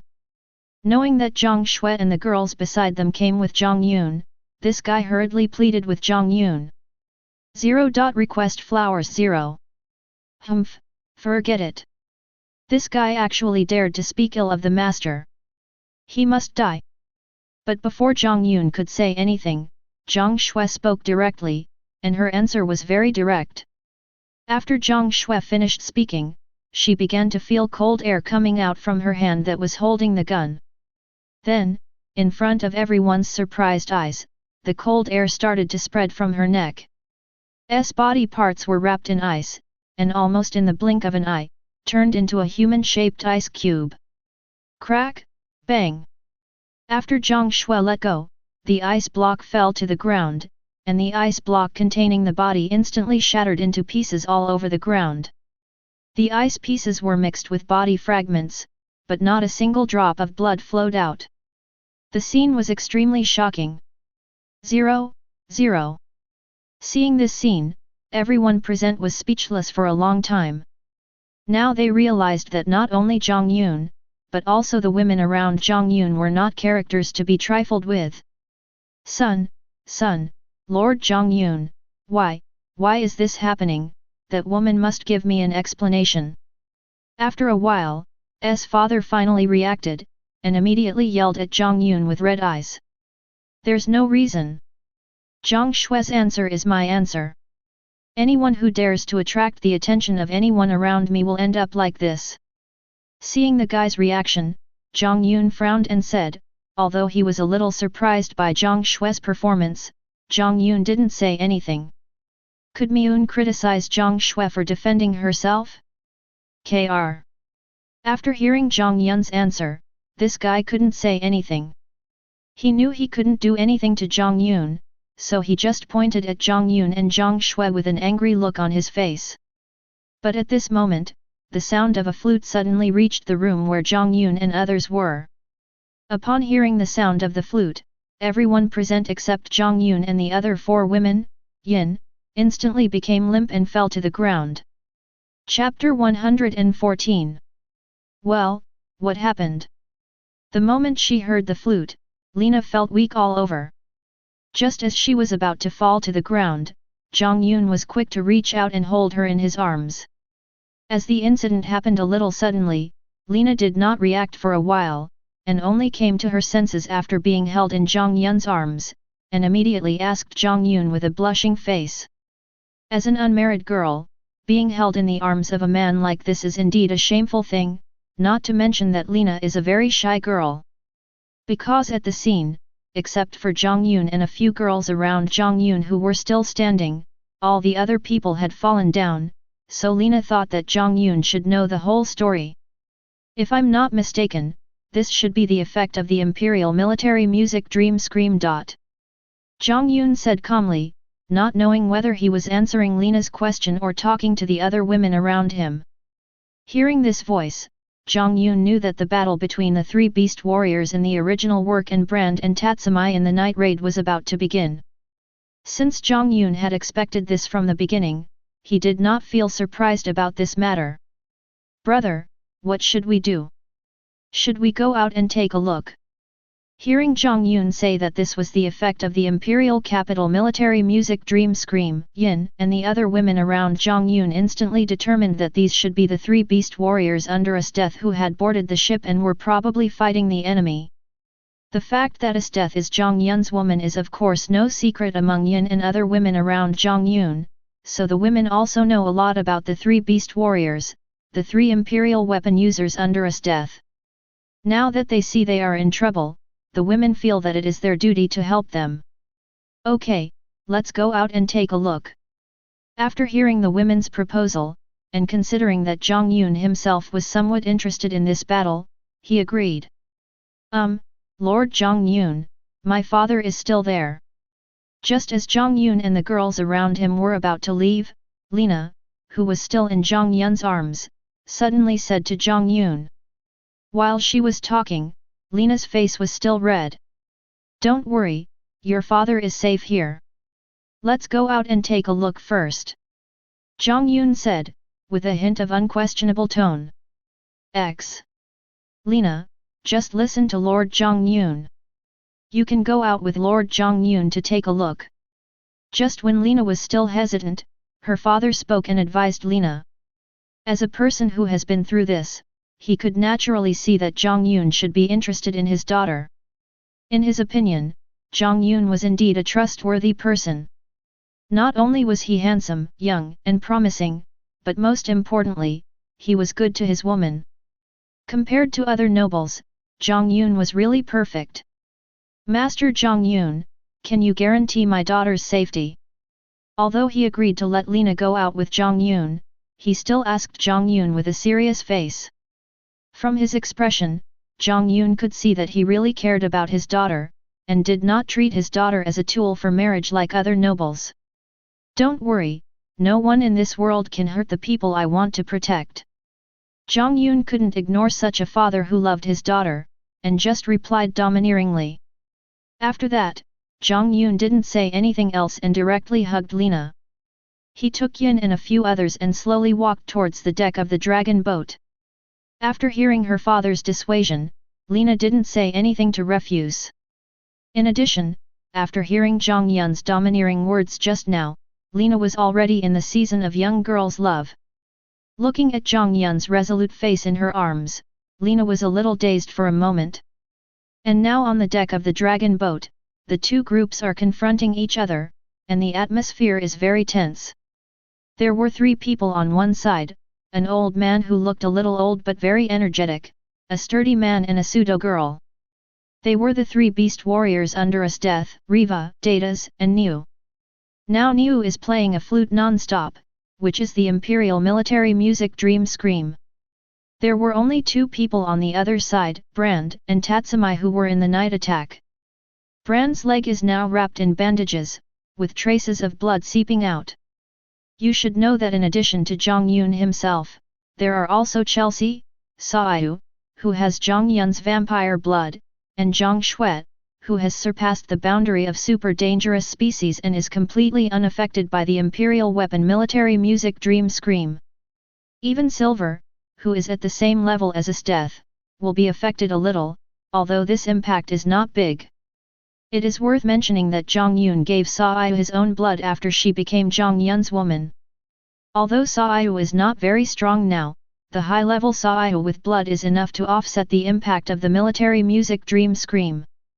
Brand is not even close to Silver, so in order to resist the influence of Niu's Imperial Weapon Military Music Dream Scream, he can only use this self-mutilation method to stay awake. As for Tatsumi next to Brand, although he was standing now, he seemed a little drowsy and was obviously greatly affected. "General Riva, it's great that you are not dead." Brand seemed very happy to see Riva and said to Riva. Before Brand rebelled against the Empire, he was a subordinate of Riva, but Riva was framed and imprisoned because he refused to bribe. Brand tried to seek justice for him but was also framed. Finally, he could not bear the corruption of the Empire anymore, so he used the Imperial weapon to escape and joined the night raid. Yes, I was doomed to die, but unexpectedly I was saved by Lady Esteth, so now I am loyal to Lady Esteth. Speaking of past experiences, Leva seemed to sigh a little, but after sighing, he advised Brand. Brand, you were my subordinate before. I know you are a rare talent. Why did you join the rebels? As long as you agree to leave the night raid now, I can ask Lord Esteth to forgive your previous mistakes. General Leva, you don't need to persuade me. You know I am a stubborn person. I am already disappointed with this empire. I just want to do my part to overthrow this corrupt empire. But General Leva, why do you want to become a minister's pawn? Don't you know the current situation of this empire? Brand first rejected Leva's advice, and then asked Leva again, with a tone full of confusion. In Brand's eyes, Esteth was just an accomplice of the minister, a tool used by the minister to check and balance General Bud in the court. 2.0 He didn't understand why his former superior, General Riva, who hated evil, would be willing to work under Esteth. Brand, I don't serve the minister. I am just a subordinate of Lord Esteth. I will complete any task Lord Esteth assigns to me. Since you said so, there is nothing to discuss between us. We should each serve our own master and solve the problem with our strength. I also want to see if you have made any progress over the years. After hearing Brand's answer, Lewin knew that Brand would not surrender, so he said. As soon as Leva finished saying this, the atmosphere between the two sides became even more tense, and a war was about to break out. But at this moment, the sound of unheard footsteps interrupted the atmosphere, instantly attracting the attention of both sides. Chapter 115. Hearing the footsteps, the two gangs that were originally confronting each other all turned their eyes to the source of the sound. After all, judging from the footsteps, there is more than one opponent, and it is obvious that the opponent is not affected by New's imperial military music Dream Scream. The influence of such a group of people on both sides of the battle is absolutely huge, and it can even be said that it can directly affect the victory of the battle. So under the gaze of everyone, Jiang Yun, holding Lena in his arms, followed by Yin, Zhang Shui, Chelsea, and Sheu, slowly walked out of a hall and appeared in front of everyone. Meet Master Jiang Yun. Seeing that a group of people led by Jiang Yun appeared, the three beast warriors were obviously relieved and hurriedly knelt on one knee and saluted Jiang Yun. On the contrary, the two men from the night raid on the opposite side tensed their bodies in an instant. If the two sides were evenly matched just now, then in Brand's opinion, he and Tatsumi were now in a life-or-death situation. The moment he saw Jiang Yun, Brand was covered in a set of armor that looked extremely heavy, and he took out a strange-looking gun from somewhere in his hand. It was the Imperial Armor Demon-Haunted Operation Armor, and the gun was the Imperial Armor's sidearm, the red-backed Shrike. Tatsumi did not relax. He just shook his fingers in the air a few times and a white spear appeared in his hand. Because she had just seen Jiang Yun, Niu had stopped playing the Imperial military music Dream Scream, so Tatsumi gradually recovered from his drowsy state. Hey!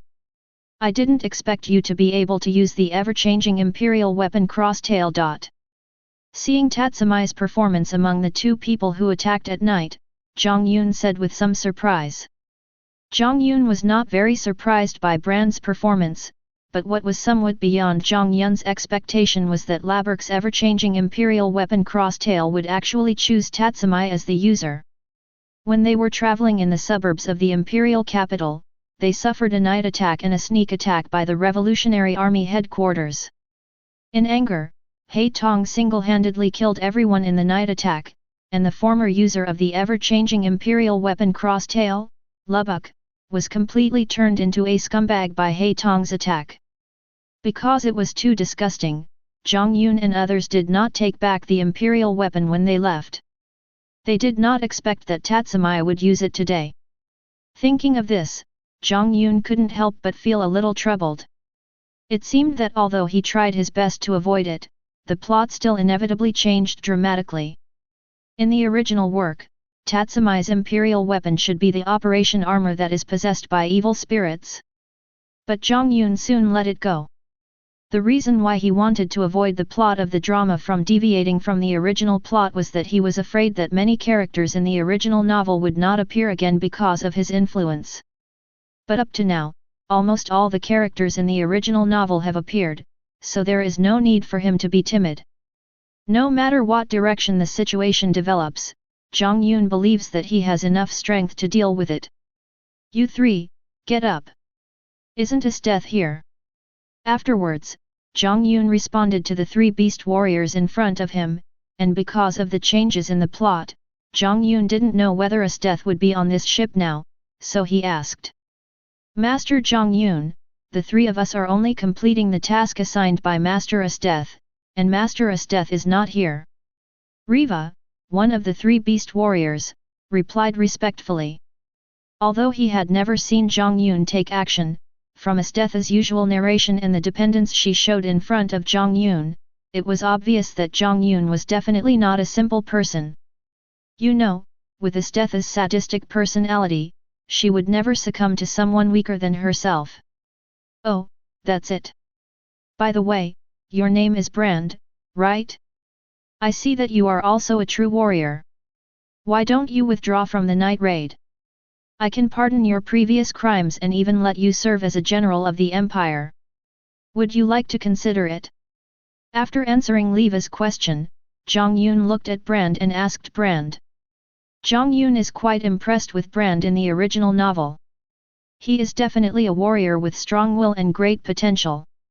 If he had not died, Jiang Yun believes that his future achievements would definitely not be too low.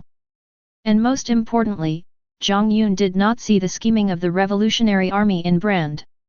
He is an upright man. I'm sorry, Minister of Security, I will not betray the people who are in the night raid. Besides, you killed Lubbock, and we are enemies, so your persuasion to surrender is meaningless. Hearing Jiang Yun's words, Brand, still wearing the Imperial Gear demon-haunted operation armor and holding the red-backed shrike in his hand, stared at Jiang Yun vigilantly and answered without any hesitation. Is that so? That's a shame. What about you, Tatsumi? Are you planning to fight to the death like Brand? I don't think you have any chance. Jiang Yun was not surprised to hear Brand's answer, but replied with some regret that since he had rejected him, he was his enemy, so Jiang Yun did not let him go just because he admired him. Jiang Yun was not a person who pretended to be compassionate. After speaking to Brand, Jiang Yun asked Tatsumi who was standing next to Brand. Jiang Yun also didn't want to kill her childhood friend in front of Sao, as that would seem a bit cruel to her. Tatsumi, surrender quickly. You are definitely no match for the young master. If you continue like this, you will die. After becoming Jiang Yun's woman, Sao is very aware of the terrifying strength of Jiang Yun and his gang. Now seeing that Jiang Yun has given Tatsumi a chance, although she is a little angry about Tatsumi's previous intention to become an undercover agent of the Revolutionary Army, she will still persuade Tatsumi. No matter what, Sao still doesn't want Tatsumi to die. No, I will not betray the Revolutionary Army or anyone else. I am no longer the weakling who could do nothing. I am very strong now and will never let what happened in Lubbock happen again. I will definitely eliminate all guys like you. After hearing Jiang Yun and Shehu's advice, Tatsumi looked at Brand beside him and the ever-changing imperial weapon crosstail in his hand, and spoke without much thought. The death of Lubbock last time had a great impact on Tatsumi. After all, they had lived together for a while and they still had a lot of feelings for each other. Stimulated by Lubbock's death, Tatsumi worked very hard in Brand's training. In addition, after getting the imperial weapon, his strength increased greatly in a short period of time, which made Tatsumi have great confidence in himself now. Seeing that Tatsumi didn't listen to her advice at all, Seiho became a little anxious. Just when she was about to continue persuading Tatsumi, Jiang Yun stopped her. "Since you are not going to surrender, are you ready to accept my punishment?" Jiang Yun said to the two people opposite him. From Jiang Yun's words, it can be heard that he did not regard this as a battle, but just a punishment for the weak who did not obey him. Chapter 116. Humph, Chief of Security, don't underestimate us. Although I admit that you are very strong, don't underestimate us either. Hearing Jiang Yun use punishment to describe the battle with him and Tatsumi, Brand was a little angry and shouted at Jiang Yun. He thought that Jiang Yun looked down on him and was an insult to a warrior. Although Tatsumi next to him didn't say anything, he also had an angry expression as if he was being looked down upon. "Oh? Interesting, you're actually angry. If you want me to respect you, then show your strength that I can recognize." Seeing the performance of the two, Jiang Yunfan said calmly. "Sir, we are here to help you." Seeing that Jiang Yun was about to fight two people alone, the three beast warriors asked with some concern. Although they knew that Jiang Yun was very strong, even stronger than Esdeath, in Leva's opinion, Brand was no pushover either, and the most important thing was that Jiang Yun was holding Lina in his arms. Knowing the position that Jiang Yun held in Esdeath's heart, the three beastmen did not dare to let Jiang Yun take the risk, so they said to Jiang Yun. "Speaking of Lina, although Niu has stopped playing the imperial military music Dream Scream, she is not a powerful warrior like the others present, so until now Lina is still limp and held in Jiang Yun's arms. Don't worry, I don't need anyone else's intervention in my fight." Jiang Yun waved his hand behind him and rejected the three beastmen's request for help. His words revealed his absolute confidence in himself and boundless arrogance. What Jiang Yun didn't know was that his unconscious words instantly created an image of a proud hero in Lina's arms, making Lina deeply attracted to Jiang Yun. "Yes." After hearing Jiang Yun's words, the three beast warriors didn't say anything else. In fact, Jiang Yun's words just now made the three beast warriors instantly think of Esdeath. Usually, Esdeath also looked so confident when facing the enemy, which made them have to sigh that the two of them are worthy of being a pair, even their arrogant personalities are so similar. "In that case, we won't be polite." After hearing Jiang Yun's words, Brand no longer said anything about absolute fairness. He also understood the gap between himself and Jiang Yun. After saying that, Brand activated the invisibility ability of the Imperial weapon, the demon-haunted Operation Armor, and in an instant, Brand's figure disappeared directly on the deck of the dragon ship. Although he was a little angry at Jiang Yun's contempt for him, Brand was indeed an excellent warrior. He did not rush forward like a fool like some brainless guys when they were provoked. Instead, he made full use of the advantages of his imperial weapon and launched an attack on Jiang Yun. Kong!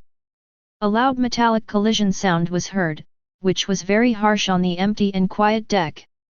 Just now, Brand used his hiding ability to appear directly behind Jiang Yun, and swung his spear, the red-backed shrike, towards Jiang Yun's back.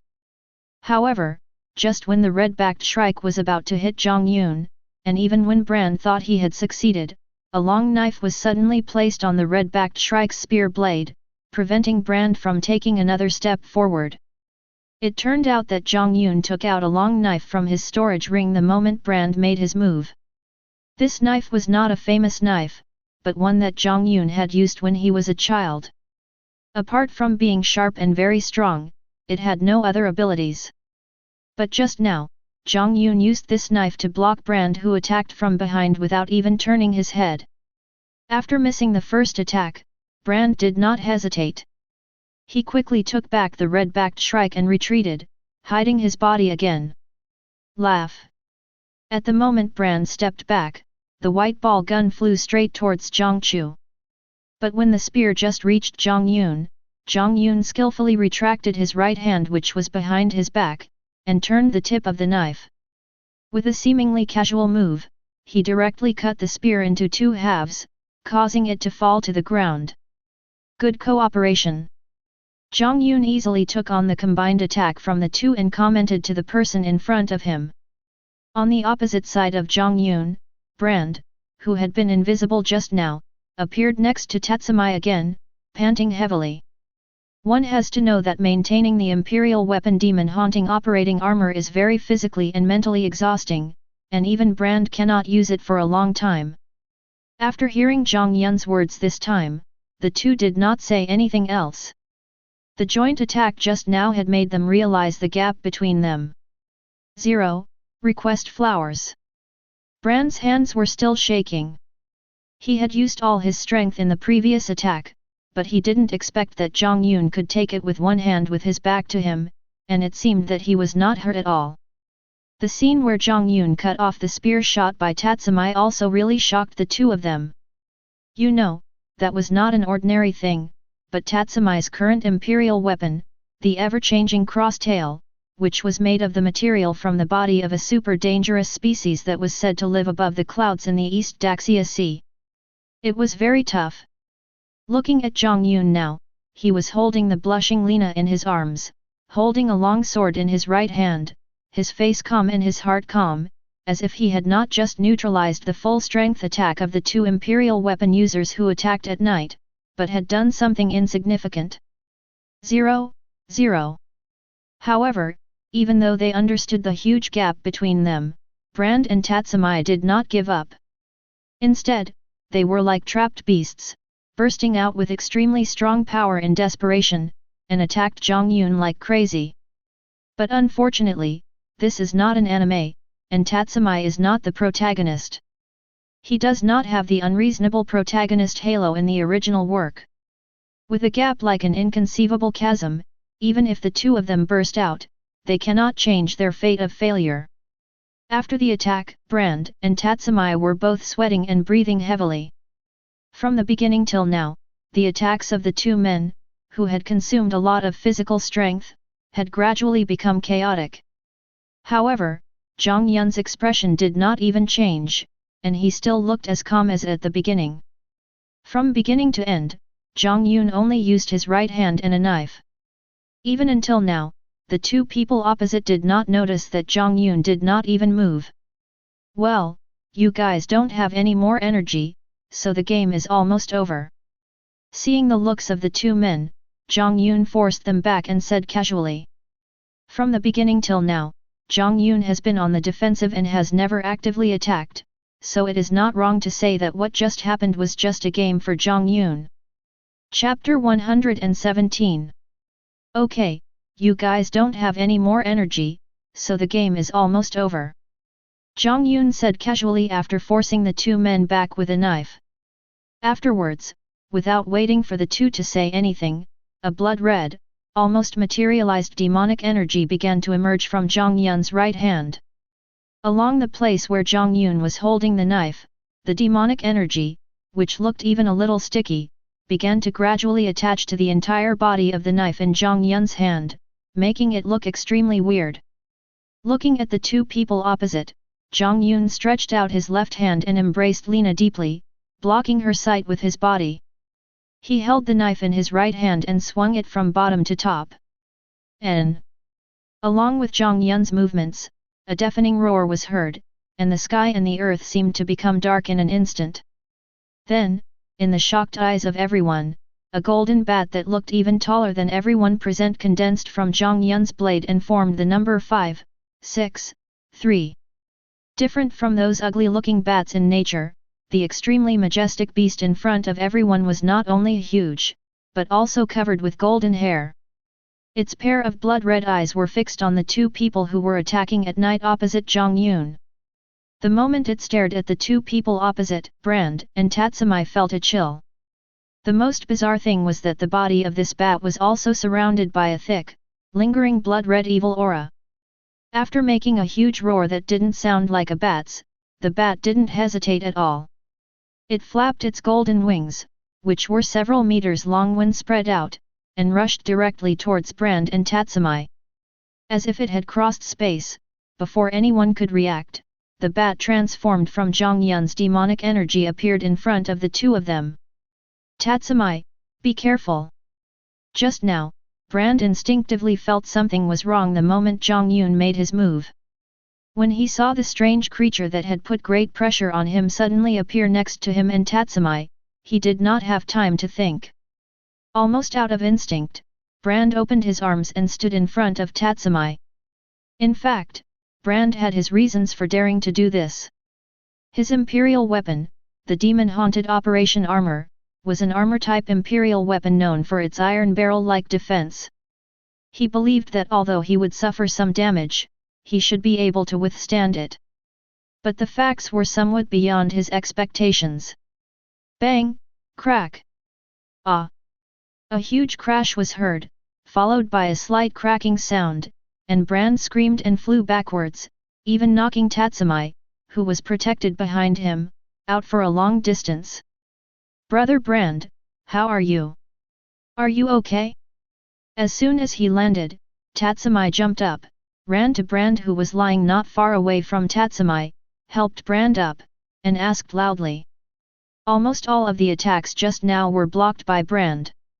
Apart from some minor scratches, Tatsumi was not seriously injured.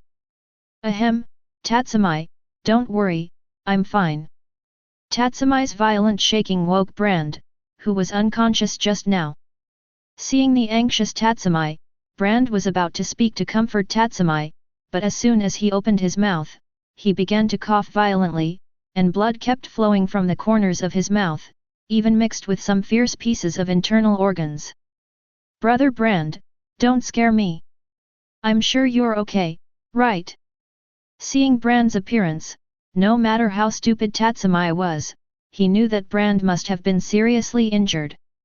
Thinking that Brand had just blocked the attack for him, Tatsumi burst into tears and wiped the blood from the corner of Brand's mouth while crying.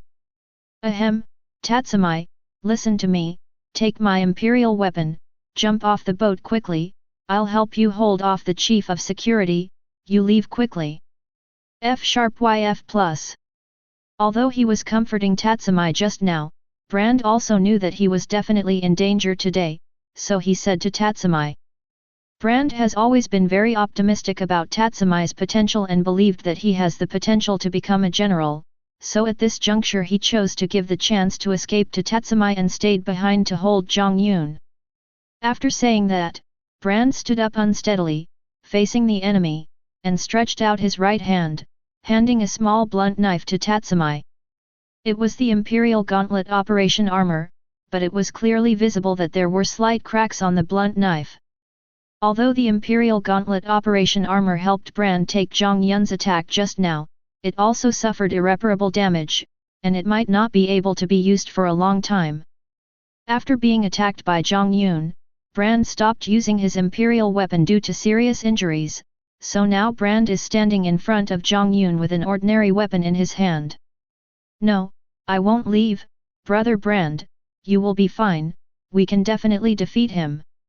But Tatsumi rejected Brand's request and instead spoke to Brand with a stubborn look on his face. Hey, are you guys underestimating me? With me here, do you think you have a chance to escape?" Just when Brand was still trying to persuade Tatsumi, Jiang Yun spoke. Jiang Yun felt a little disdainful of Tatsumi's words. He didn't think that with the absolute gap in strength, Tatsumi would have the opportunity to suddenly explode and counterattack like the protagonists in the anime. Bang! "All right, die peacefully." Jiang Yun threw away the cracked knife in his hand and said. The previous knife was, after all, just a knife made of ordinary material. It was already very good that it could be used under Jiang Yun's magic power. But in that blow, the knife was completely disabled. Afterwards, behind Jiang Yun, a golden vortex appeared out of thin air, and several golden weapons slowly emerged from the vortex.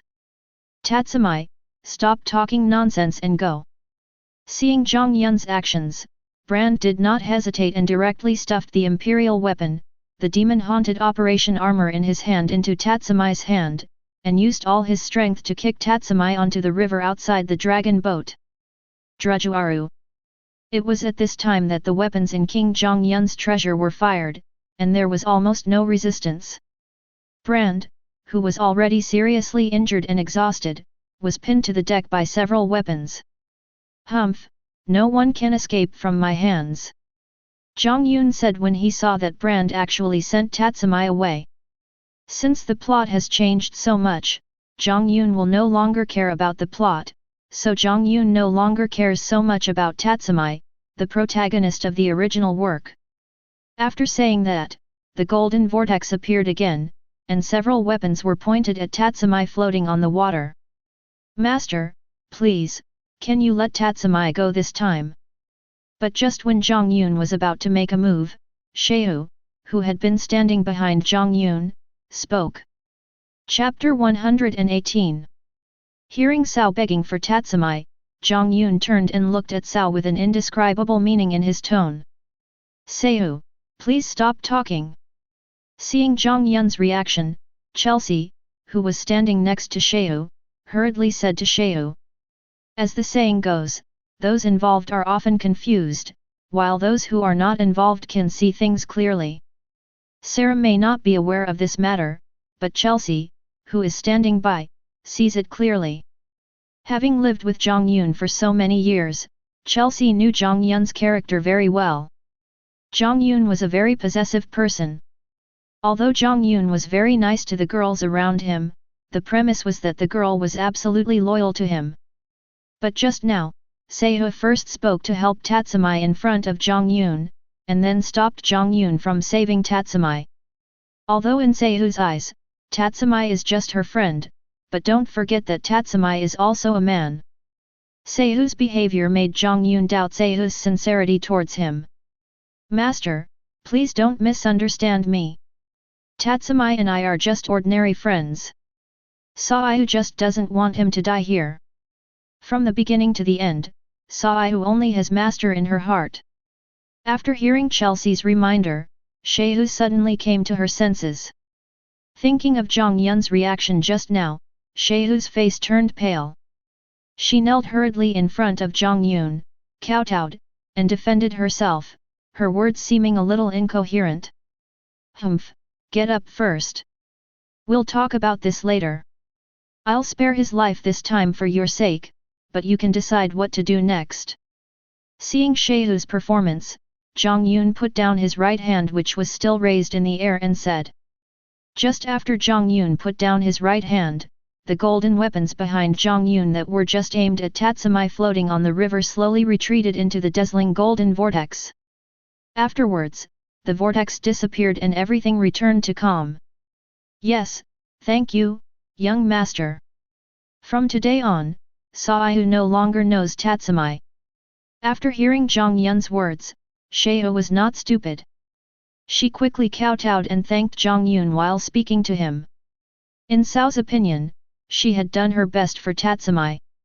She had tried to dissuade him many times, but he still insisted on joining the revolutionary army. She almost angered Jiang Yun for this. If Jiang Yun did not forgive her, she would have no choice but to die. Seeing Cao's reaction, Jiang Yun didn't say anything. Although he knew that there was nothing wrong between Cao and Tatsumi, Jiang Yun couldn't help but feel a little angry when he thought about Cao's reaction just now. Seihu, get up first. Don't worry. I'm just a little angry. I will forgive you in the future. Seeing that Jiang Yun did not let Sheu get up, and Sheu was still kneeling on the ground, Chelsea hurried over to smooth things over. She tried to help Sheu up while speaking. Chelsea, leave me alone. I won't get up unless my brother tells me to. Sheu pushed Chelsea away and said persistently. Seihu, you should get up first. Let's let this matter pass, but remember what you just said. I don't want the previous incident to happen again. Just then Jiang Yun spoke. Seeing Sheu's performance, Jiang Yun felt a little soft-hearted, so he said to Sheu. Yes, Sheu will never forget it.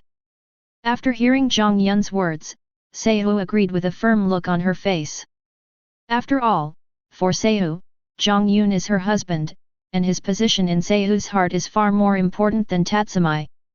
After seeing Jiang Yun forgive her, Sheu finally stood up with Chelsea's help. Lord Jiang Yun, can you please let Lena go first?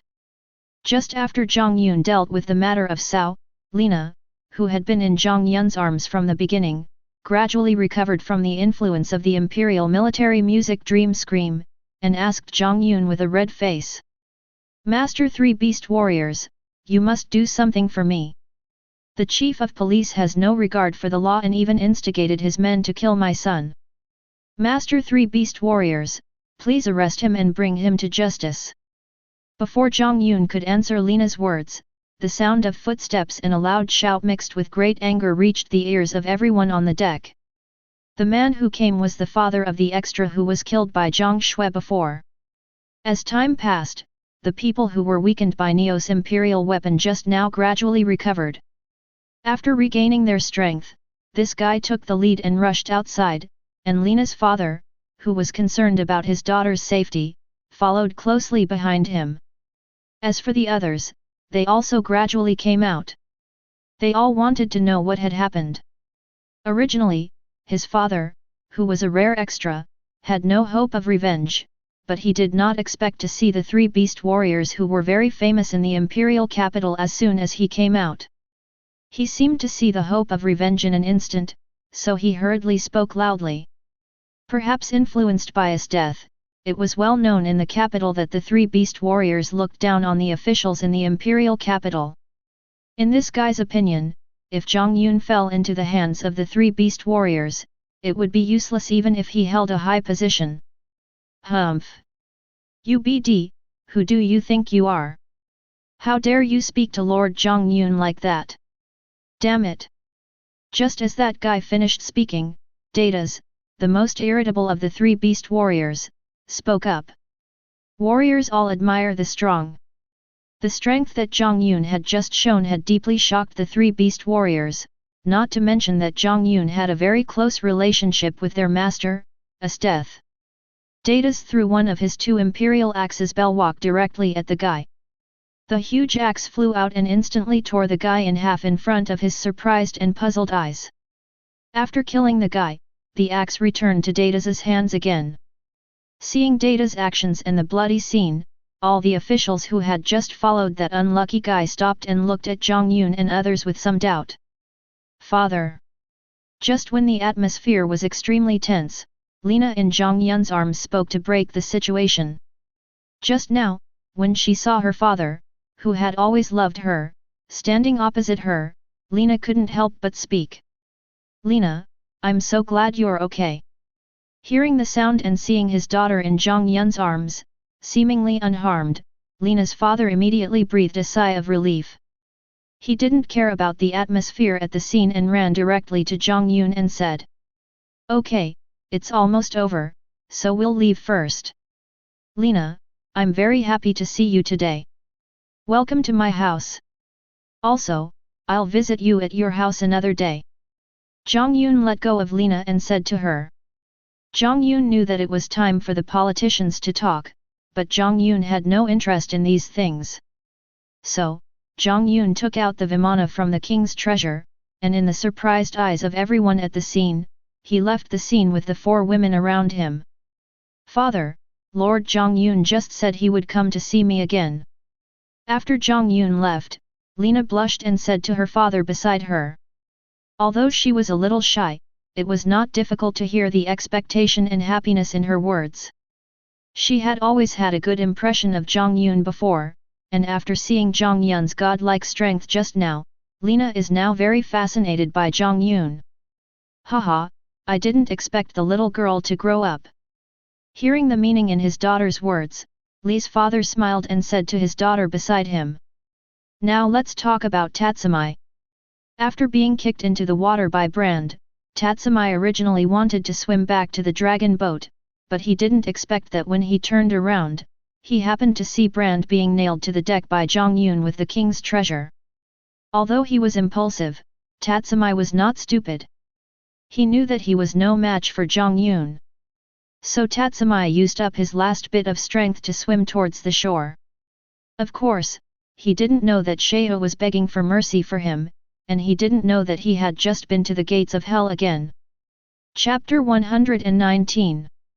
On the morning of the second day after Jiang Yun returned from the dragon boat, Jiang Yun and the girls were having breakfast.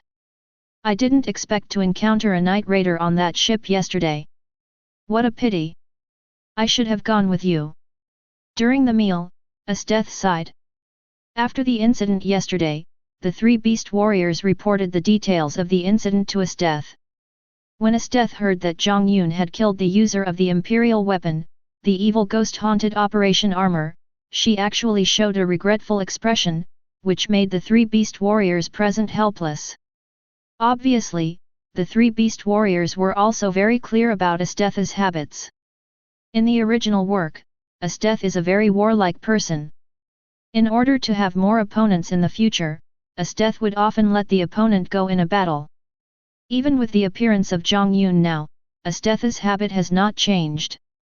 However, unlike the original novel, with the help of Jiang Yun, Esteth's strength is even more abnormal than in the original novel. Because of this, it is more difficult for Esteth to meet an opponent worthy of her attack. Although the strength of Yun beside Jiang Yun can be said to be almost the same as hers, he is one of hers after all, so it is not easy to let go during sparring.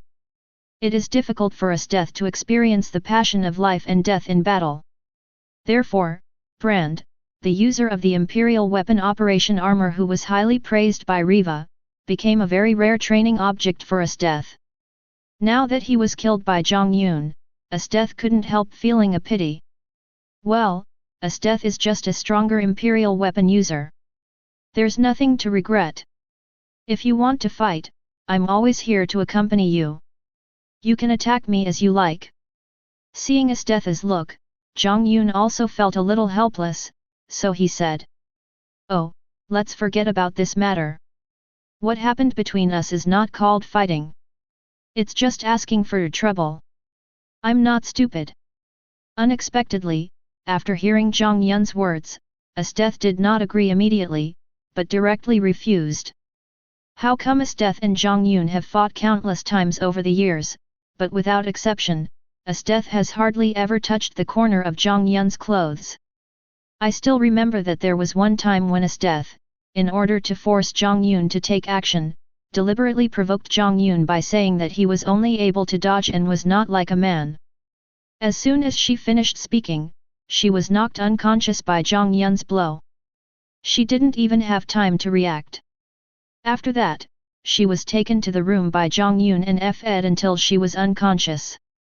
She knelt down and begged for mercy. After that time, Esteth never dared to say to Jiang Yun that she was not like a man again. Up to now, Esteth has given up any hope of defeating Jiang Yun. Even if she practices with him, she will only practice with the girls around Jiang Yun. Esteth, this is really unlike you.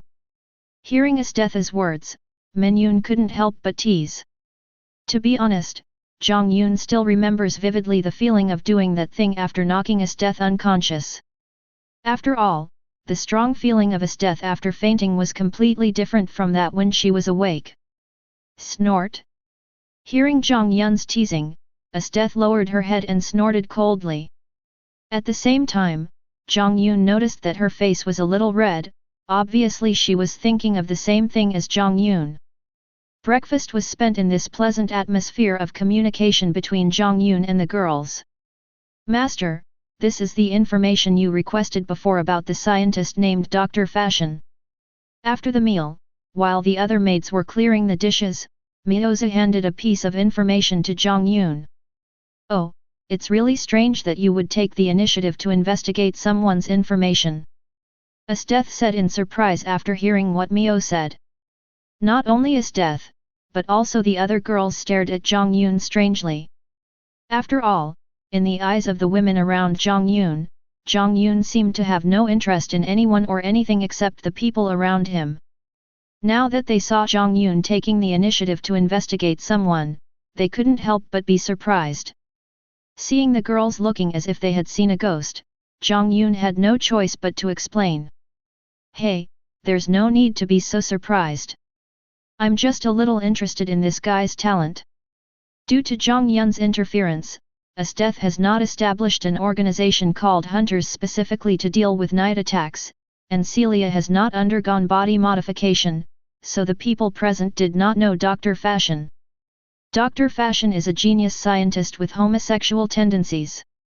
He has always dreamed of creating equipment like the Imperial weapon. In the original work, Seleucus's body transformation was one of his achievements. He had a large number of transformed private soldiers and liked to compare his subordinates to shogi pieces. He has a keen sense of observation. In the original work, he suspected Tatsumi's identity after meeting him for the first time, and then found the night raid headquarters. In order to monopolize the Imperial tools and experimental materials, he led the Fashion army to attack. After a fierce battle, his subordinates were defeated. In the end, he used his trump card to transform himself into a supergiant dangerous species, but he was ultimately defeated by Night Raid and was killed by Akame. At the same time, Drive Fashion is also an Imperial tool user. His Imperial tool, the Divine Hand Perfector, is an Imperial tool that can trigger precise finger movements hundreds of times, making it easy to manufacture various fine weapons. It can also be used to check and treat human injuries. For a scientist like Drive Fashion, it can be said to be like adding wings to a tiger. I'm interested in this guy's talent, so what are you going to do? Hearing Jiang Yun say this, Estheth couldn't help but ask. I want him to work under me. Jiang Yun replied. In fact, Jiang Yun has been thinking about this matter for a long time. Generally speaking, crazy scientists like Dr. Fashion are often the most terrifying guys, but if used well, they can also be said to be the most powerful subordinates, and sometimes they can play an effect beyond imagination. Haven't you seen Orochimaru in Naruto? His research can be said to be based on the lives of countless people, but his research results, such as the mature impure world reincarnation technique, almost promoted the development of the entire Naruto world. The development of the plot in Tokyo Ghoul is also related to the crazy scientist Kano Akihiro, whose research is almost the main line throughout the world. Although Drive Shi's Hang does not have many roles in Akame ga Kill, Jiang Yun has never doubted his true talent, as can be seen from the original work that he can research a drug that turns people into super dangerous species. With the system, Jiang Yun knew that he would be able to go to other worlds sooner or later. By that time, Jiang Yun would definitely create his own power. He didn't want to do everything by himself. At that time, Jiang Yun knew that a scientist like Drive Fashion would definitely be what Jiang Yun needed. So Jiang Yun planned to gradually build a team of scientists that belonged to him alone from now on. Although it is extremely difficult for ordinary people to control a scientist like Dr. Fashion, and if it is not controlled well, it can be said to be a double-edged sword, but this is not a problem for Jiang Yun. Jiang Yun has many ways to make him absolutely loyal to himself. Chapter 120. The next day, at the gate of the Imperial Scientific Research Department, Jiang Yun and Estheth rode slowly towards them on horseback. As a research talent and a user of research-type Imperial tools, Dr. Shi Shang has been working in the research department of the Imperial capital, so Jiang Yun came here to find him. Meet General Estheth, Minister Jiang Yun. Seeing these two famous people in the Imperial capital come together to this place where few people usually come, the gatekeeper was shocked at first, then he quickly knelt on one knee and spoke to Jiang Yun and Estheth. In fact, the research department of the Imperial capital is almost directly responsible to the army. To a certain extent, Estheth can be regarded as Dr. Shi Shang's direct superior. This is also the reason why Jiang Yun brought Estheth here. Get up, we are here today to see Dr. Fashion, is he here? At this time Zhang Yongkao asked. Your Excellency, Dr. Fashion is conducting research inside. I will go in and report immediately. Please wait for a moment, my excellencies. Hearing that Jiang Yun was here to see Drive Shi's Hang, the soldiers guarding the gate felt a little strange. After all, in their eyes, Drive Shi's Hang was just a research maniac who usually focused on research. How could he get to know a big shot like Jiang Yun? However, given their status, they didn't dare to ask about the intentions of a person like Jiang Yun casually. In a place like the imperial capital, people who talk too much won't live long, so they hurried in to report. No need, just take us to find him. To be honest, Jiang Yun was also very interested in Dr. Fashion's laboratory, so he spoke directly to Tian Bing. Well, okay, both of you follow me. The soldier was a little hesitant at first, but after seeing Jiang Yun and Estetha's somewhat displeased looks, he quickly agreed. As the gatekeeper of the laboratory, the soldier had a certain understanding of drive. Fashion's laboratory, where human experiments were being conducted all the time. In the soldier's opinion, Estetha was okay, but Jiang Yun was just a pampered aristocrat. If he was frightened by seeing these things, he would not be able to bear the responsibility. Even before they got close to the laboratory, waves of heart-wrenching screams reached the ears of Jiang Yun and others. Even though they often heard them, the gatekeeper still couldn't help but straighten his body. Oh? That's interesting. Estetha was not afraid when she heard the voice, but instead spoke with interest. You know, one of Estetha's favorite things is torture, so Estetha is not unfamiliar with this kind of voice. Okay, I already know the location. There's nothing for you to do here. You can go back first. From the source of the voice just now, Jiang Yun could already accurately determine the location of Dr. Fashion's research institute. What happened next was not something the gatekeeper should know, so Jiang Yun spoke directly to this guy. Yes, I'll take my leave. Seeing Jiang Yun asking him to leave, this guy did not hesitate and said goodbye to Jiang Yun and Estetha. Although he often passed by, the gatekeeper still couldn't stand the atmosphere here. After the soldiers guarding the gate left, Jiang Yun and Estetha came directly to the door of Dr. Fashion's research institute without hesitation. To their surprise, as soon as Jiang Yun opened the door, a huge roar like that of a dangerous species was heard, and then a monster that looked neither human nor inhuman rushed directly towards Jiang Yun and Estetha. Shua, puff. As expected, as soon as this thing approached, its head was chopped off by the ice sword condensed out of thin air by Estetha, and blood spurted high. Even so, when the blood spilled around Jiang Yun and Estetha, it seemed as if it encountered an invisible barrier and was completely blocked outside, with not a single drop falling on Jiang Yun and Estetha. Hey, how come I failed again? Before Jiang Yun and Estetha could say anything, a thoughtful muttering could be heard from inside the room. It was obvious that the person who was speaking was Jiang Yun's target this time, Dr. Fashion. Just now, Dr. Fashion was studying the experiment of turning humans into dangerous species. If successful, it would greatly enhance the Imperial Army. You know, the combat effectiveness of dangerous species is far greater than that of humans. But judging from the monster just now, although Dr. Fashion successfully turned humans into a dangerous species, it was obvious that the monster had no thoughts of its own and could not be considered a successful work. At the same time, from the experiment just now, we can also see the madness of drive. Fashion. This guy's experiments were all conducted on living people. Most of the people used for experiments were death row prisoners in the imperial capital prison, but inevitably there were also many innocent people. Even so, Jiang Yun had no intention of intervening. Over the past 1,000 years, Jiang Yun had seen too many such things. You must be Dr. Fashion. When I came into the laboratory, I saw a middle-aged man wearing a white coat, glasses, a few strands of white hair, and looking a little sloppy. Jiang Yun asked when he saw this person. General Estetha, Minister Jiang Yun? Why did you two big shots come back to my small research institute? Hearing the voice, Dr. Shi Shang raised his head, and after seeing Jiang Yun and Estetha, he asked curiously, but his words did not have the respect that others had when they met important people. Jiang Yun was not angry about this. Generally, those who are truly talented will be a little arrogant, which is not surprising. Dr. Fashion, Estetha, and I came here specifically to find you. Without further ado, I am very optimistic about your talent.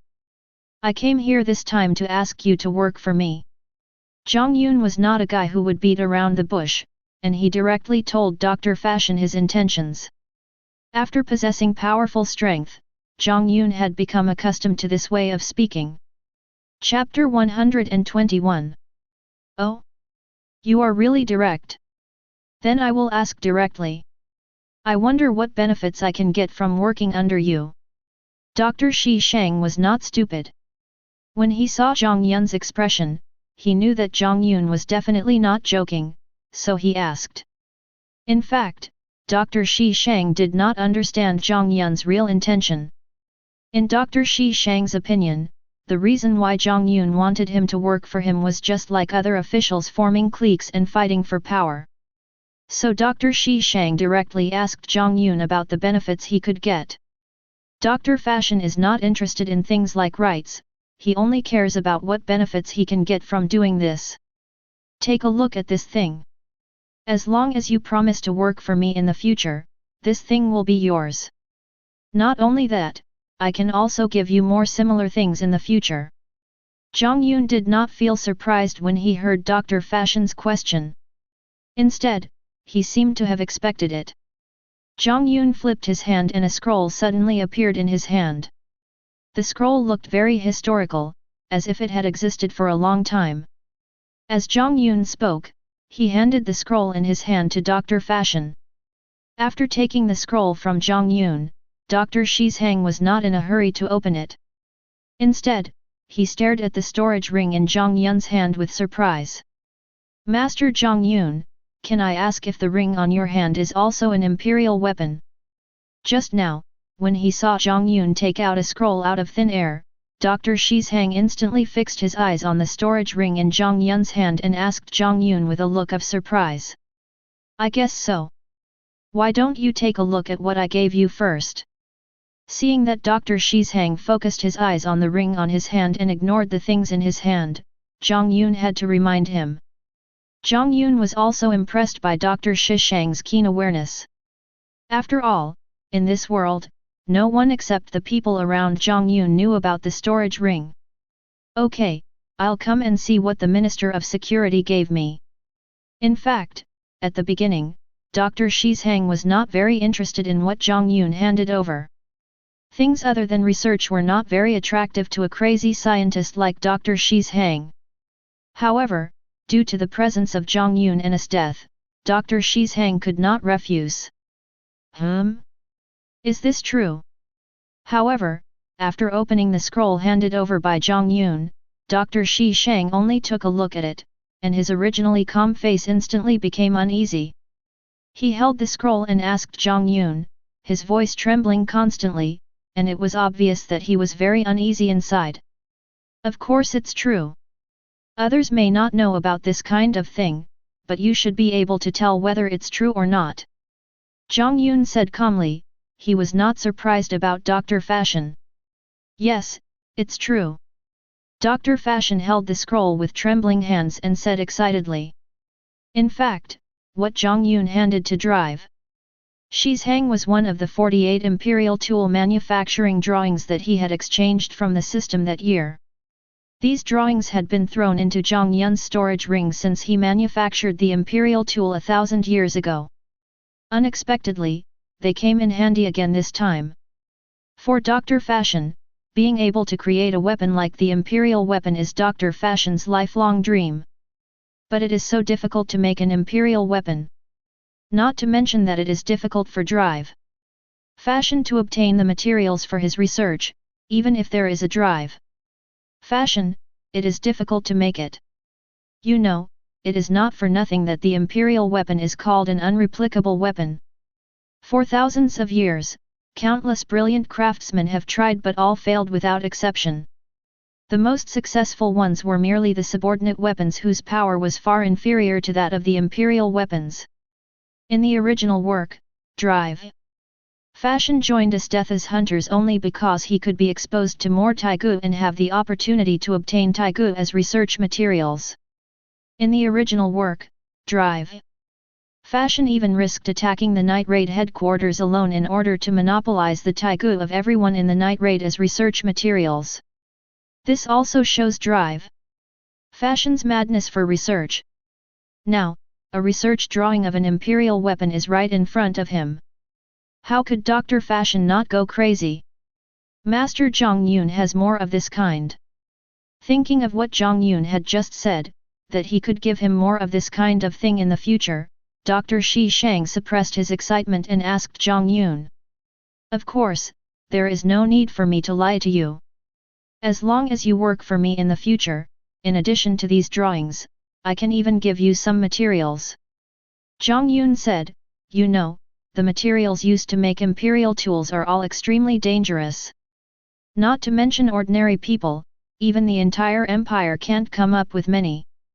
Aren't you afraid that I'll regret it later after I take your things? Although Dr. Shi Shang was very tempted by the conditions offered by Jiang Yun, he was not overwhelmed by the excitement. He asked Jiang Yun curiously. Of course I won't do such a foolish thing.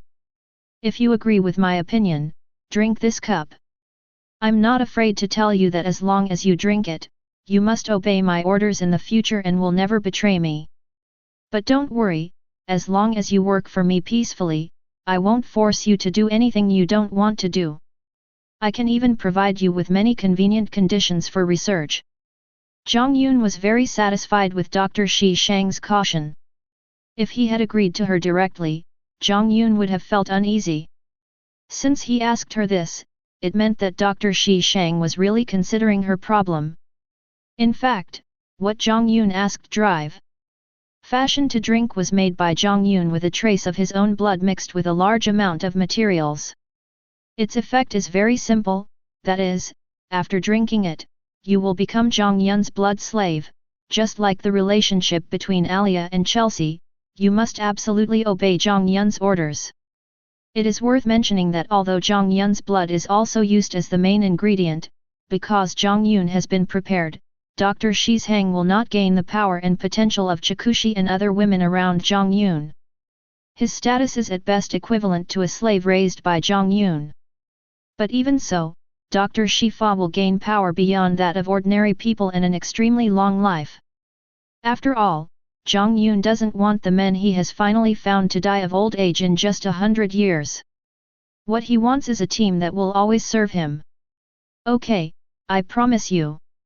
After hearing what Jiang Yun said and after a short period of consideration, Dr. Shi's Hang was finally unable to resist the temptation of the conditions offered by Jiang Yun and agreed to Jiang Yun's conditions. After all, if he loses this opportunity given by Jiang Yun, Dr. Shi's Hang knows very well that the chance of him being able to independently create a weapon like the Imperial tool is almost zero. For a crazy scientist like Dr. Shi's Hang, this is absolutely unbearable. Afterwards, Dr. Fashion took the test tube in Jiang Yun's hand, opened it and drank the contents in one gulp. Yes, don't worry, you won't regret what happened today. Jiang Yun was very happy to see Dr. Fashion's choice. After all, this was the first absolutely loyal subordinate he had accepted. What Jiang Yun said was true. Jiang Yun knew that by following him, drive. Shi's Hang would definitely be exposed to many things that he would never know in his entire life. Relatively speaking, the imperial weapon was just a relatively simple thing, and his talent would definitely be brought into full play to the greatest extent. Chapter 122. This morning, after breakfast, Jiang Yun had nothing to do, so he took Nina, Yin, Haitong, and Chelsea and slowly walked towards Lena's mansion. Jiang Yun had promised Lena before that he would visit her at her home in the future. As for the other women around Jiang Yun, Esteth had something to do in the army, so Alia, a die-hard fan of Esteth, naturally followed him. Saleu and Zhang Shui went to the security department to handle documents today, and the rest of them stayed in Jiang Yun's mansion to practice peacefully. A few days ago, after Jiang Yun came back from the dragon boat, he asked Mioza to find out the information of Lena's family through the security department. As Jiang Yun expected, from the words and deeds of Lena and her father, it can be seen that this family is definitely an aristocratic family with a long history. After all, the aristocratic temperament that is different from ordinary people is definitely not something that can be cultivated in a short time. Lena's father is named Kastel, a hereditary noble of the empire. Kater's family has a history of nearly 500 years and is an old aristocratic family in the empire. However, everything has its limits, and not all families can remain strong like Bud's family for nearly 1,000 years. After its glory, the Cattle family has gradually declined. No one in the entire family holds an important position in the court, and they only have a certain influence in the business world. If it weren't for the hereditary title of Cattle, I'm afraid the entire family would have withdrawn from the aristocratic circle. Over hundreds of years, Carter's family has accumulated a lot of wealth, but you should know that sometimes it is a crime to possess a treasure. Without sufficient strength, one has enviable wealth. Now Carter's family has been coveted by many people. It can be said that Carter's entire family is now in danger. Jiang Yun knew that his last encounter with Lena on the dragon boat was definitely not a coincidence, but Jiang Yun did not care. After all, Jiang Yun knew that Kater's behavior was normal and he had no ill will towards Jiang Yun. Cattle is not stupid, he knows his family's current situation better than anyone else.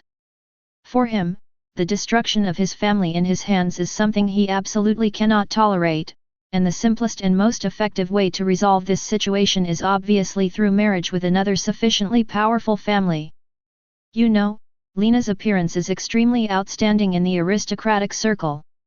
Unlike other nobles, Cattle has deep feelings for his daughter. He would not sacrifice his daughter's life happiness unless it is absolutely necessary. By chance, he discovered that Lena had a faint admiration for Jiang Yun, which made Cattle's mind active. In the eyes of most officials, Jiang Yun's status in the imperial capital is comparable to that of the ministers. In Kater's opinion, if Lena can marry Jiang Yun, then not only will the difficulties of his family be solved, but it may even surpass the most glorious period of his ancestors. Moreover, with Jiang Yun's appearance and status, and combined with the degree of love Jiang Yun has for the girls around him, Lena will never be wronged. He did what he said, and that's how Jiang Yun invited Lena to dance on the dragon boat. According to the information, it should be here. As for Jiang Yun, according to the information previously investigated by Miao, Chuan Yun, and others gradually approached the residence of Lena's family. The Cattle family is located on the edge of the aristocratic residential area. Although it is extremely luxurious, it cannot change the fact that it has declined. In the imperial capital, especially after 1,000 years of development, the class system has become very complete. It is naturally impossible for nobles to live together with commoners. Near the imperial palace, there is a vast area dedicated to the nobles. Naturally, the more powerful the noble families are, the closer they live to the center. With its gradual decline, the Carter family has gradually moved from the central area to the periphery. If this situation continues, it will not be long before the Carter family disappears forever. Yes, it should be here, but it seems that Lena's family is not doing well. Hearing Jiang Yun's question, Chelsea, who was the most lively, answered and sighed at the same time. After following Jiang Yun for these years, Chelsea is no longer the ignorant little girl from the border of the empire. She is very familiar with some of the situations among the nobles in the imperial capital. In this way, Jiang Yun and a few other girls gradually approached Lena's mansion while chatting. Something is wrong. But before they got close, several people discovered some abnormal phenomena of 990. First of all, there was a faint smell of blood surrounding the Carter family. Perhaps ordinary people could not sense it, but Jiang Yun and Chelsea were vampires who were extremely sensitive to blood, and the other women were also extremely rare masters, so they could naturally sense it from afar. Secondly, although in decline, the Carter family was still aristocracy after all. But now there was no one guarding the gate of the Carter family, and the gate was still wide open, which seemed extremely abnormal in broad daylight. Let's go in and take a look. The situation is urgent, Jiang Yun said directly to the women around him, and then took a step. Although it seemed that he was neither hurried nor slow, it was as if he could shrink the distance into an inch, and in the blink of an eye he arrived at the door of the Carter family. Seeing Jiang Yun's actions, the women did not hesitate and hurriedly followed Jiang Yun's footsteps and ran forward. Chapter 123. Just as Jiang Yun and others had judged, as soon as they entered the yard, the scene in front of them made Jiang Yun frown. In the huge courtyard of the Cattell family, there were corpses scattered around with different appearances of death. Some looked like guards, and some looked like maids. The scene was extremely bloody. What made Jiang Yun frown was naturally not the bloody scene in front of him. Jiang Yun had seen scenes that were 100 times more tragic than the one before him, and he had even created many of them himself. What really puzzled Jiang Yun was the appearance of the corpses in front of him. Apart from some people who were beheaded directly, there were many naked corpses with various wounds all over their bodies. Some people even had their legs bent at irregular angles, with their legs in a mess. These people had their eyes wide open, and it was obvious that they had been subjected to inhuman torture before death. What puzzled Jiang Yun the most was that among those who were abused, apart from women, there were not many men. Var. Although he felt a little confused, Jiang Yun did not hesitate. He raised his hand and countless purple-black butterflies with cross stripes all over their bodies flew out from Jiang Yun's hand.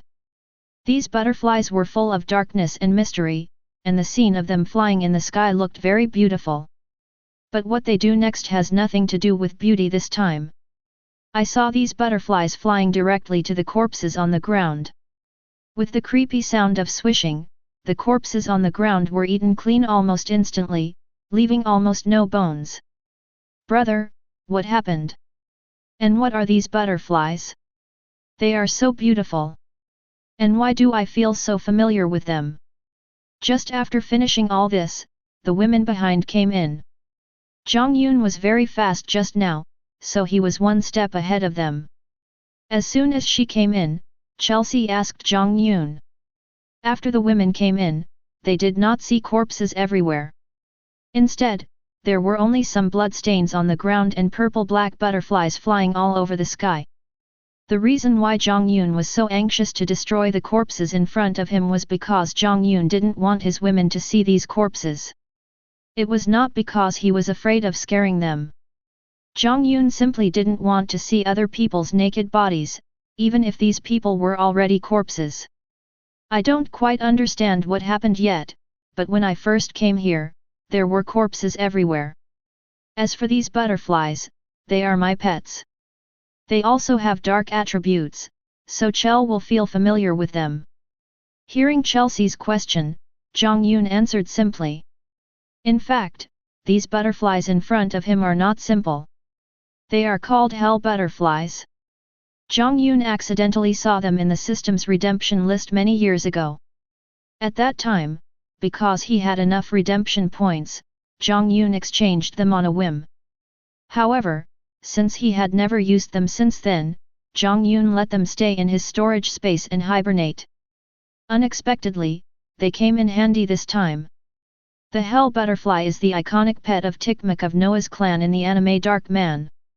It not only has a powerful devouring ability and can devour almost everything, but also due to its huge number, the speed of devouring can be described as abnormal.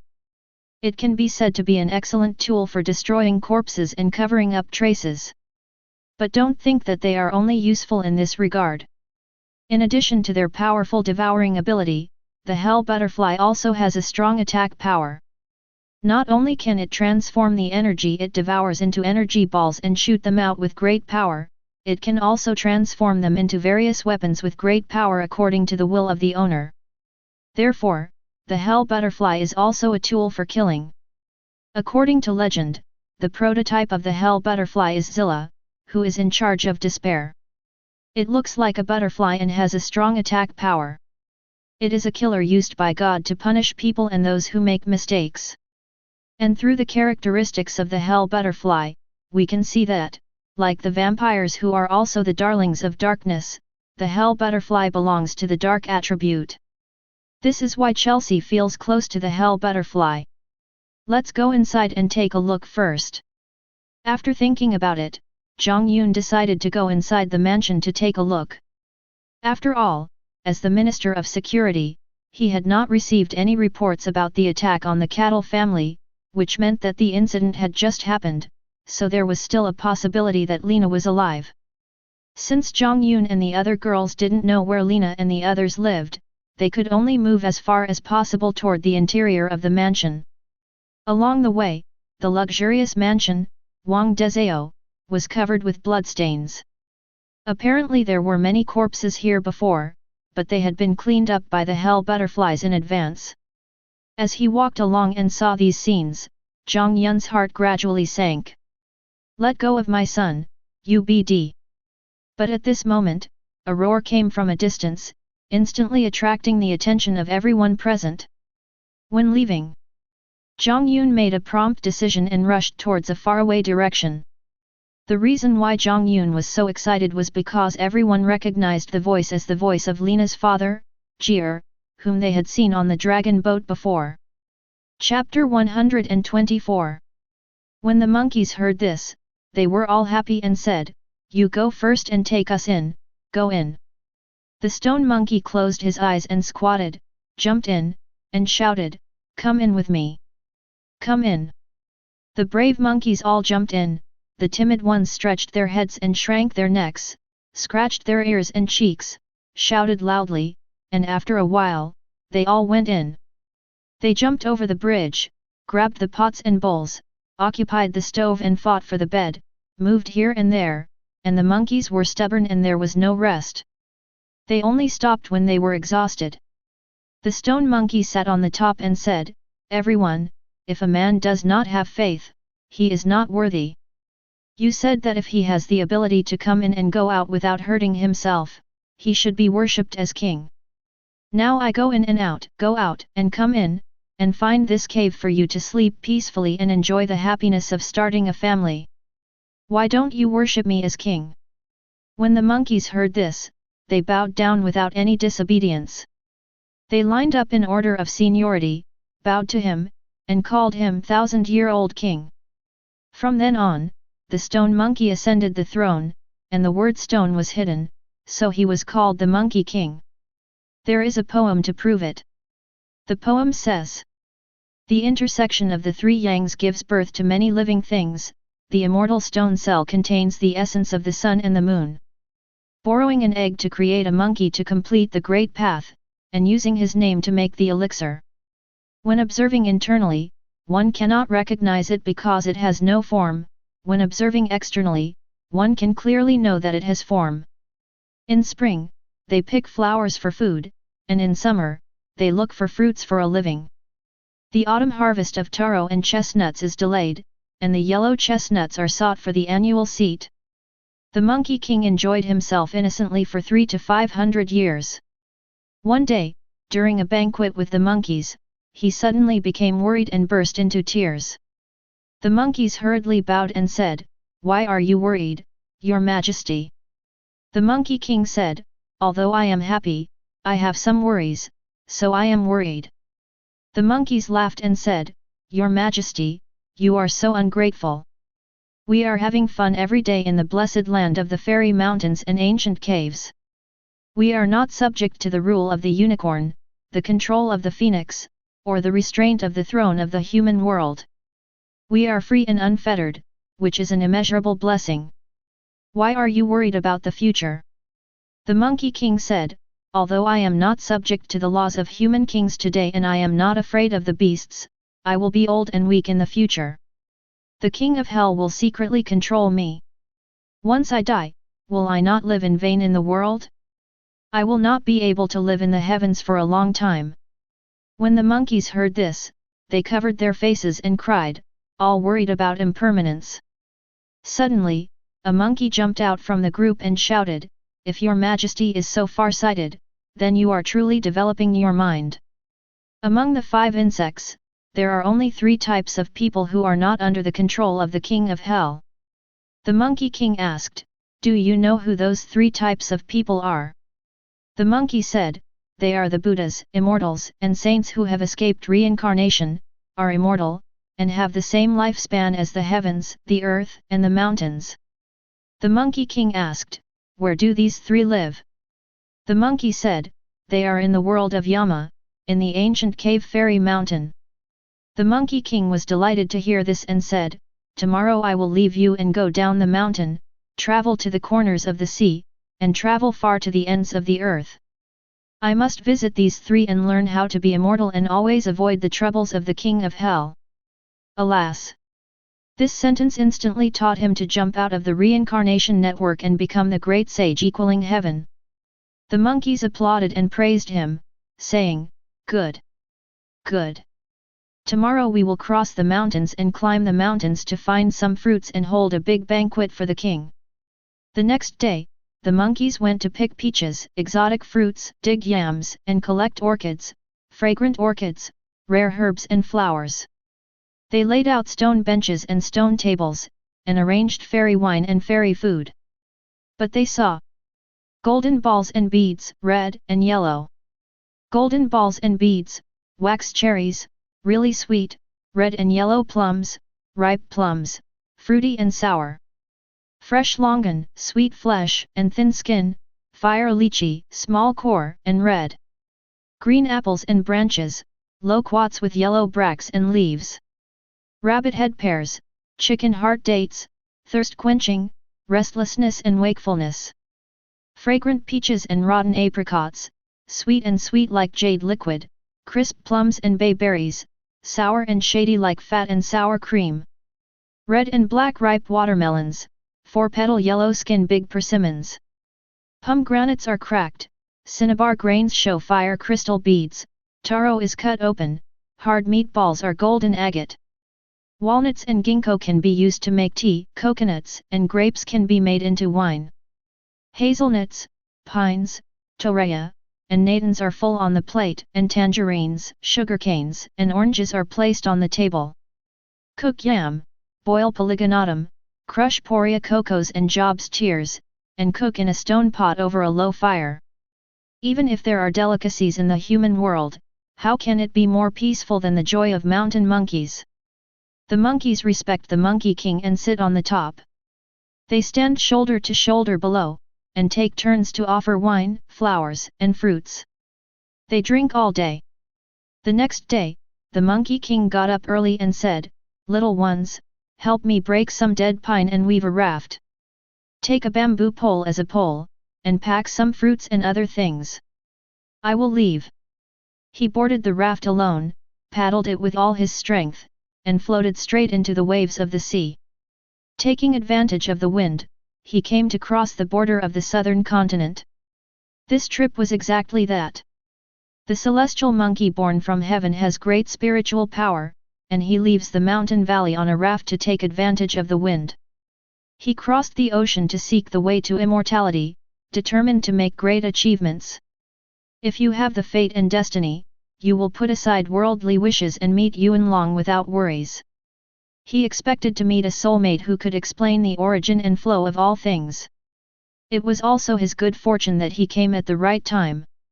After he boarded the raft, the southeast wind was strong for several days, and it took him to the northwest shore, which was the border of the southern continent.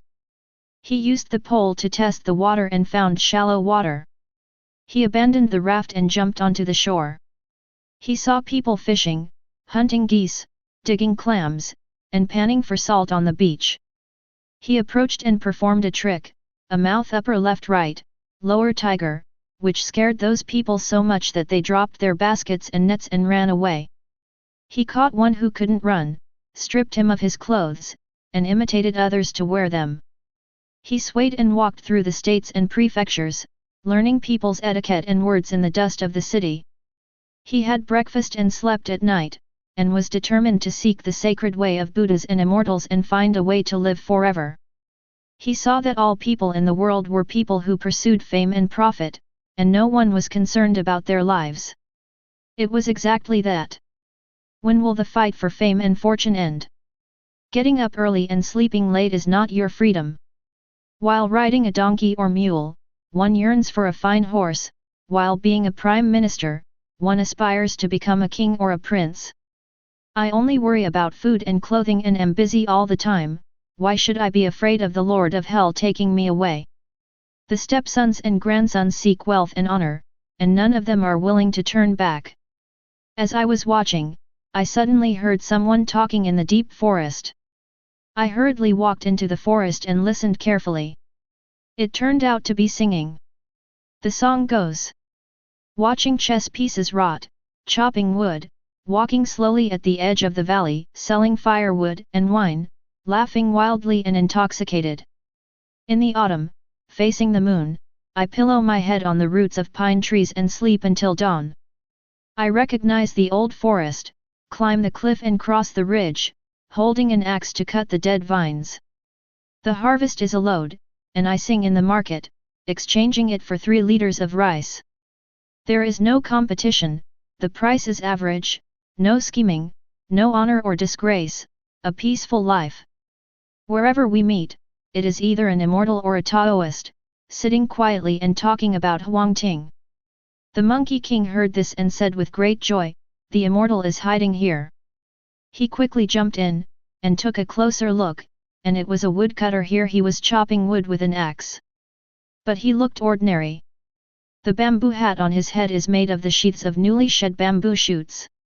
The cloth on his body is made of yarn twisted from cotton. The belt around his waist is made of silk spun by old silkworms. The straw sandals on his feet are made of dry sand. He holds a steel axe in his hand and carries a hemp rope. Shaking pine trees and chopping dead trees is no match for this woodcutter. The Monkey King approached and called out, "Old Immortal! Your disciple, please help me." The woodcutter hurriedly dropped his axe, turned around and saluted, "Not a human being.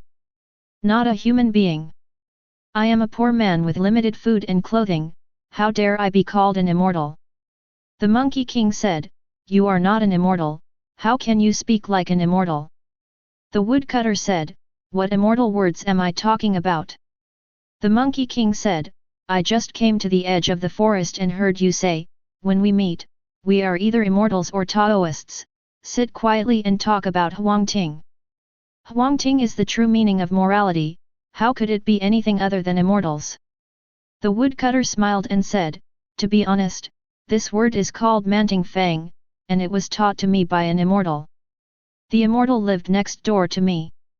He saw that I was toiling with family affairs and having daily worries, so he taught me that when I was troubled, I should recite this poem. First, it can relax your mind, and second, it can help you get out of trouble. I just had some things to think about, so I recited it. I didn't expect you to hear it." The Monkey King said, "Since your family is close to the gods, why don't you practice from them? Learn a way to stay young? Isn't that good?" The woodcutter said, "My life has been hard. I was raised by my parents since I was young. I didn't know the world until I was 8 or 9 years old. Unfortunately, my father died and my mother became a widow. I have no brothers or sisters, only me, and I have no choice but to serve her day and night.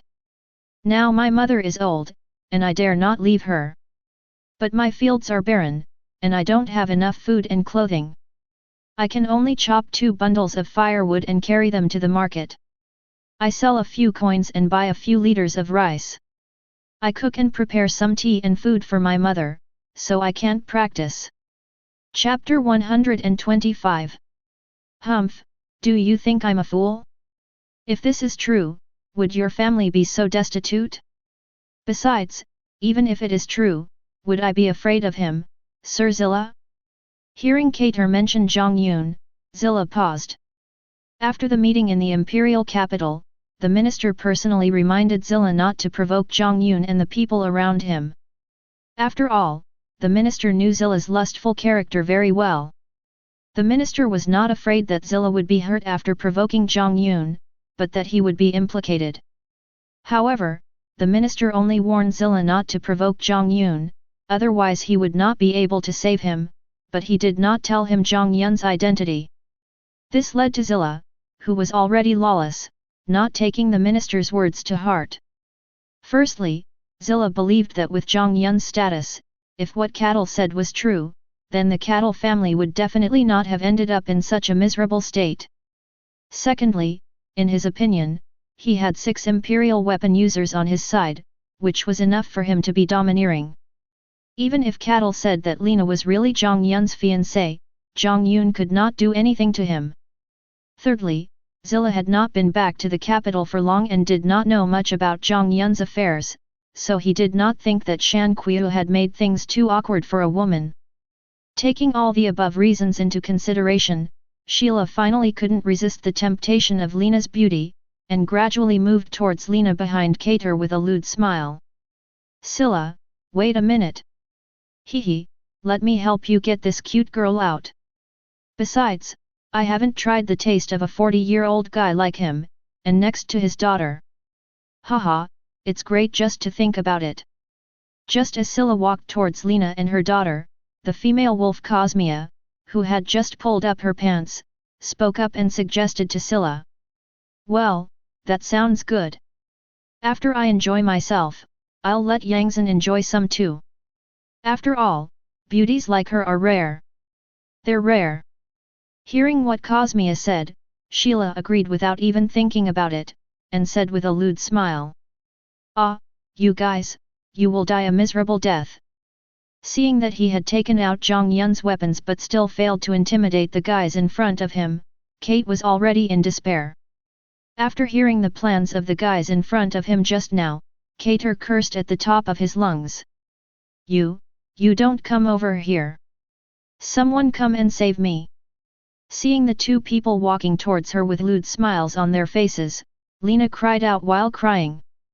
In Lena's opinion, today was simply a disaster day for her. A group of people rushed into her house early in the morning and killed everyone they saw. Not only the maids and guards that she was familiar with in the mansion, but also the brothers and sisters, uncles and aunts from the side branches of the family died. Even her own brother was killed in front of her eyes not long ago. And these guys won't let her go. For Lena, who is powerless, the only thing she can do now is to pray to God to send someone to save her. "Haha, little girl, even if the gods come, they can't save you today, so just accept your fate." Hearing Lena's words, Cosmea said to Lena with a cruel smile on his face, and while speaking, he and Sheila approached Lena. But just at this moment, when tragedy was about to happen, something strange happened. Suddenly, many hell butterflies flew into the room. There were so many of them that they filled every corner of the room almost instantly. "What is this thing? Why have I never seen it before?" Seeing the hell butterflies, Zilla said in surprise. After traveling for many years, Zilla claimed to be knowledgeable, but these purple and black butterflies with cross patterns all over their bodies were something he had never heard of before. And you have to know that this is in the imperial capital, and the sudden appearance of so many butterflies is obviously not a normal phenomenon. But just as Scylla was thinking, a scene that shocked everyone present appeared. These butterflies came in without any hesitation and rushed directly to the corpses on the ground. In just a few breaths, everyone present witnessed the process of a person's transformation from a living being of flesh and blood to a body covered with bones and then to no trace left. These hell butterflies were exactly some of the hell butterflies that Jiang Yun had sent out to clean up the corpses. By constantly devouring, the hell butterflies could almost continue to grow, so in a short period of time, their number had increased many times compared to the beginning. This was also one of the reasons why the hell butterflies were so scary. 0 request flowers 0. Oh! This is really interesting. Once they are tamed, they will become a great tool in the future. Seeing the hell butterflies devouring the corpse, Scylla's eyes lit up and she said greedily, "It must be said that Scylla has good vision. It's a pity that he doesn't know that these butterflies already have owners. Never mind. They are just a nuisance and disturb my enjoyment." But now Cosmea did not pay as much attention to these hell butterflies as Sheila did. Her eyes were now fixed on the father and daughter of Kater opposite her. "Get lost." After talking to Scylla, Cosmea raised a microphone-like object in his hand and drove the hell butterflies back and forth impatiently, trying to drive them away. 0. However, no one expected that it was because of Cosmia's seemingly casual action that she paid the price with her life. Seeing Cosmia's slightly aggressive action, the hell butterfly that was originally flying freely in front of Cosmia stopped in an instant and spread its pair of wings to the maximum extent. Then, dots of light began to condense between the wings of the hell butterfly. Boom! Ah! Several streaks of light flashed by and hit Cosmia in an instant. Along with a loud roar and a scream, a large amount of smoke appeared at the scene. Hey? What on earth is going on? These butterflies have such strong attack power. Just now, at the moment when the hell butterfly shot out the energy ball, Sheila suddenly felt a sense of danger. Without thinking too much, he quickly stepped back and distanced himself from Cosmia. It was this action that temporarily saved his life. After the smoke cleared, everyone looked carefully and saw that apart from a big pit, there was only the microphone-like thing that Cosmia had been holding in her hand. As for Cosmia, not even a body was left. Chapter 126. That microphone-like thing is Cosmia's imperial weapon, earth-shaking heavy pressure, which can convert the sound of the imperial weapon user into ultrasonic waves and use it to break the enemy's bones. Although Cosmia is an imperial weapon user, most of her strength comes from the imperial weapons. Her own strength is not that strong. The attack of the hell butterflies just now was too sudden. After all, who could have thought that a group of beautiful butterflies would suddenly launch such a terrible attack? So Cosmia was caught off guard and she didn't even have time to use the imperial weapon before she was killed.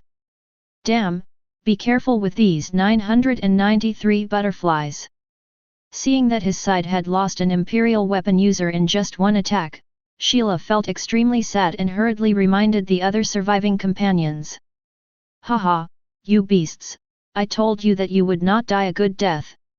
Now God has opened his eyes and sent a messenger to punish you. Seeing the miserable state of Cosmia, Cater, who was standing opposite, shouted loudly. His voice sounded a little crazy. After all, he had experienced too many things that day. Not only did he witness the demise of his entire family, but he also experienced the pain of losing his son. This was absolutely unbearable for a noble who had been educated by his family since childhood. You know, they were taught from birth that family is the most important thing. Now seeing the family that had been passed down for hundreds of years destroyed in his own hands, Cater felt that he had no words to face his ancestors. If it wasn't for protecting his daughter Lena, Cattle would have committed suicide long ago. Humph! Old man, do you think these butterflies can stop my Uncle Zilla?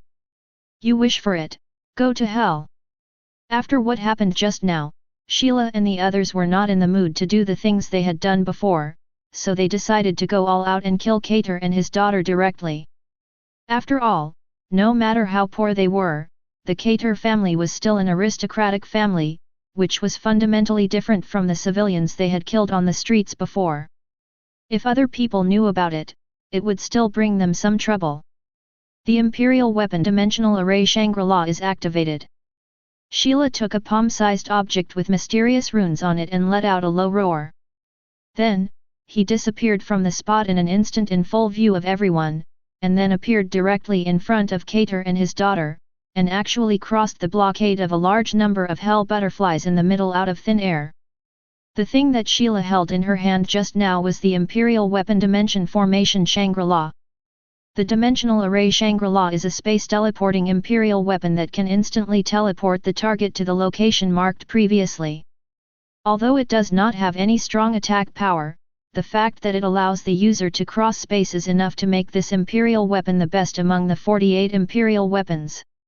Of course, this Imperial weapon also has its weaknesses, that is, it needs to consume huge amounts of energy to cross space, and due to the limitations of human physical fitness, it cannot be used continuously. Hey, it's a pity for a little beauty like you, but, go to hell. After moving to the side of Cater and his daughter, although Sheila said it was a pity, she did not hesitate to punch Cater and Lena in the head, obviously not intending to leave them alive. Just when Zilla made her move and Lena was about to die. Bang! Jiang Yun instantly appeared in front of Cater and his daughter. He also stretched out his hands and directly grasped Zilla's fists in his hands. Damn it! When Jiang Yun started to hold his fists, Zilla was also aroused. After traveling abroad for many years and learning martial arts from various countries, Zilla was still very confident in his ability to reach out. Zilla's arms continued to increase in strength until the veins on his arms were exposed and his fists began to tremble constantly, but Jiang Yun on the opposite side still did not retreat even a step, still looking calm and composed. Zilla, it seems like you didn't take me seriously before. You looked so majestic just now, but now it seems that you are just strong on the outside but weak on the inside. Looking at Zilla opposite him, Jiang Yun said sarcastically. On the way here just now, Yi Chu had already understood the general course of events that had just happened to Cater's girlfriend through a hell butterfly. Hell butterflies are creatures that have a certain ability to think for themselves. In fact, there were a small number of hell butterflies in the room when Lena's brother was killed, but no one noticed because there were too few of them. These hell butterflies recorded the whole story in detail, and then flew to Jiang Yun's side and passed all the information to his master Jiang Yun, who was rushing here following the sound. Chapter 127. Jiang Yun, stop talking nonsense. I tell you, the old man is afraid of you, but I, Master Zilla, am not afraid of you. I advise you not to meddle in other people's business. Hearing Jiang Yun's sarcastic words, Xi-La spoke to Jiang Yun viciously.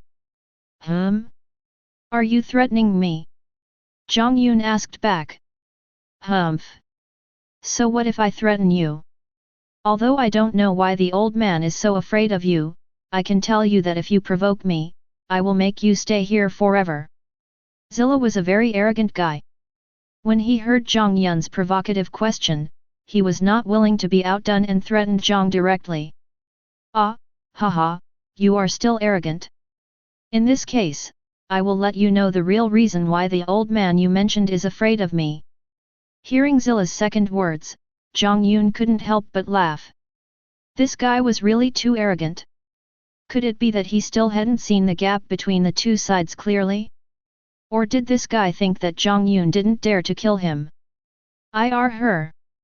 After saying that, Jiang Yun increased the strength of his hands, and then, a crackling sound continued to be heard. KG. At the same time, there was also Zilan's scream like a pig being slaughtered. Just now, Jiang Yun used both hands to crush the bones on Zilla's hands. For anyone, having their bones crushed in front of them is a great torture both physically and mentally. Bang! Seeing Zilla's screams, Jiang Yun couldn't help but feel a little contemptuous. Although he knew it was painful, Zilla's appearance did not show the demeanor of a strong man at all. Jiang Yun exerted force with his hands and lifted Zilla up from the ground. Then, he casually threw him over the crowd of wild hounds and threw him against the opposite wall. A noticeable dent was made on the wall, and Sheila fell to the ground and rolled forward a few times before stopping. But things were not over yet. Just as Scylla stopped, the hell butterflies that were flying in the sky suddenly gathered together. The scene that happened to Cosmea before appeared again.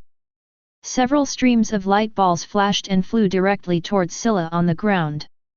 But it must be said that Scylla was tough enough. Although she had behaved normally when facing severe pain before, she did not faint after this heavy blow, but remained conscious instead. Seeing the familiar scene just now reappear, Zilla didn't care about the severe pain in her body, dragged her hands that had become soft due to the crushed bones, and did several backflips in a row. He actually escaped from the attack range of the hell butterfly and was pushed back directly into the middle of the wild hounds. 13x. As a huge roar sounded again, a thick smoke floated out from the place where the light ball hit, causing the wild hounds to cough. As for Jiang Yun, when the smoke floated out, countless hell butterflies spontaneously formed a human butterfly wall in front of Jiang Yun, and all the smoke and dust that floated over were completely swallowed up by the hell butterflies. Damn it, did you raise these butterflies? After the smoke and dust cleared, a huge deep pit appeared on the ground again. Sheila was sure that if she had not dodged in time, her fate would not be much better than Kostia's. Seeing the performance of the hell butterfly just now, Zilla was not stupid, and immediately shouted loudly to Jiang Yun. In fact, Zilla is a little puzzled now. In his opinion, he originally thought that Jiang Yun should be his father's political enemy, so in Zilla's opinion, even if Jiang Yun is stronger than himself, he should not kill him. This will allow the ministers to find trouble with Jiang Yun. But looking at Jiang Yun's performance just now, Jiang Yun clearly wants to kill him. Without giving a direct answer, Jiang Yun solved Zilla's doubts with practical actions. Jiang Yun stretched out his right hand, and then the hell butterflies that had filled the entire room scrambled to fly towards Jiang Yun's hand like swallows returning to their nests. What surprised people the most was that Jiang Yun's hand was like a bottomless pit. The densely packed hell butterflies flew to Jiang Yun's hand and then disappeared out of thin air. The whole process was very quick. Soon, not only in the room, but also in the entire Carter family's mansion, there was no trace of the hell butterfly. Wow, Lord Jiang Yun, are you sent by God to save Lena? In fact, it only took Jiang Yun a few short sentences from the time he arrived here, severely injured Sheila, and then took back the hell butterfly. After recovering from the shock just now and realizing Jiang Yun's arrival, Lena quickly ran out from behind Cater, threw herself into Jiang Yun's arms, and burst into tears, as if she wanted to cry out all the grievances and fears she had suffered today. Originally, Lena was almost in despair, but she didn't expect that at the last moment Jiang Yun appeared in front of her as if falling from the sky. In this situation, it is not an exaggeration to say that Jiang Yun is an angel to Lena. The following paragraph has been blocked. The author is editing. 03940640 Fila 1914442390. The next day, in Dawan, they prepared black oxen and white horses as sacrifices. The three men burned incense, bowed, and swore an oath. Although Liu Bei, Guan Yu, and Zhang Fei have different surnames, we are brothers now and should work together to save the poor and the needy, serve the country, and bring peace to the people. We do not ask to be born on the same day of the same month of the same year, but only wish to die on the same day of the same month of the same year. Heaven and earth, please bear witness to my heart. If we betray our righteousness and forget our gratitude, we will be killed by both God and man. After the oath, they swore that Suand was the elder brother, Guan Yu was the second, and Zhang Fei was the younger brother. Chapter 128. Okay. Don't be afraid, something like this will never happen again, I promise. Jiang Yun was also a little surprised that Lena would throw herself into his arms, but then he thought again, it was normal for such a weak girl like Lena to behave like this. Jiang Yun stretched out his arms to hold Lena in his arms, and gently patted her back to comfort her. Probably because she was at home and it was only morning, Lena was not wearing any makeup. She was only wearing a lavender dress and a pair of exquisite crystal slippers. Her long blue-purple hair was naturally draped over her back. Because she had been crying, her originally purple eyes became a little red and swollen, and her face was tearful, making her look pitiful and lovable. Isis, I. Hearing Jiang Yun's words, Lena cried even louder, and while crying, she nodded to Jiang Yun. After what happened on the long boat last time, Lena had absolute admiration for Jiang Yun's strength. Now after hearing Jiang Yun's assurance to her, although she knew it was safe, Lena buried her head in Jiang Yun's arms and was unwilling to come out of Jiang Yun's arms, as if Jiang Yun's arms were a safe haven. Brother, what on earth happened here? It was at this time that Nina, Yin, Haitong, and Chelsea, who were a little behind Jiang Yun, ran in quickly. Seeing the ground bombarded by the hell butterflies, they asked Jiang Yun in surprise. Jiang Yun, how dare you do this to me? I will not forgive you today. What are you still standing there for? Come on and kill him. Yan Xian, come on, from now on, all these beauties here are yours, you can play with them however you want. Ah, it hurts so much, Uncle Zilla. Before Jiang Yun could answer, Xi La, who was standing opposite Jiang Yun and others, could no longer sit still. He looked at his hands that had been crippled by Jiang Yun and said to the wild hounds around him with an angry face. In Sheila's opinion, even if his side had lost Cosmia, they still had 4 Imperial Tool users besides himself. Although he understood the huge gap between himself and Jiang Yun from the previous fight, Sheila naively believed that the number of Imperial Tools could definitely make up for the difference in skills between the two sides. As for the girls around Jiang Yun, in Sheila's opinion, they could not be considered as fighting power. After all, if you had never seen them, who would have thought that these extremely beautiful girls would be the rare strong ones in the world? What Zilla and the people around the wild hounds didn't know was that Zilla's words just now, "Those beauties are all yours," directly touched Jiang Yun's taboo, which was equivalent to directly sentencing themselves and others to death. Okay, haha. Hearing what Zilla said, the fellow holding the scimitar in the wild hounds could not wait to answer. Just now, when Nina and the other girls came in, this fellow's eyes were fixed on the girls and never moved away, with naked possessiveness flashing in his eyes. This man is called Yan Xin, a pirate who dominates the southern islands. He has a brutal personality and like Sheila, he likes to play with women. After saying that, he took the lead, holding the scimitar and rushed towards Jiang Yun and others. The others were no exception and each used their own method to attack Jiang Yun. Abu. Yan Xin, who was running in the front, took action first. He held the knife in his hand and swung it towards Jiang Yun through the air. A vacuum air blade shot towards Jiang Yun through the air at a very fast speed. This is Yangzhen's imperial weapon, Moonlight Reiki Wind Blade Sword, a scimitar-shaped imperial weapon that emits a vacuum blade. Humph! You're looking for death.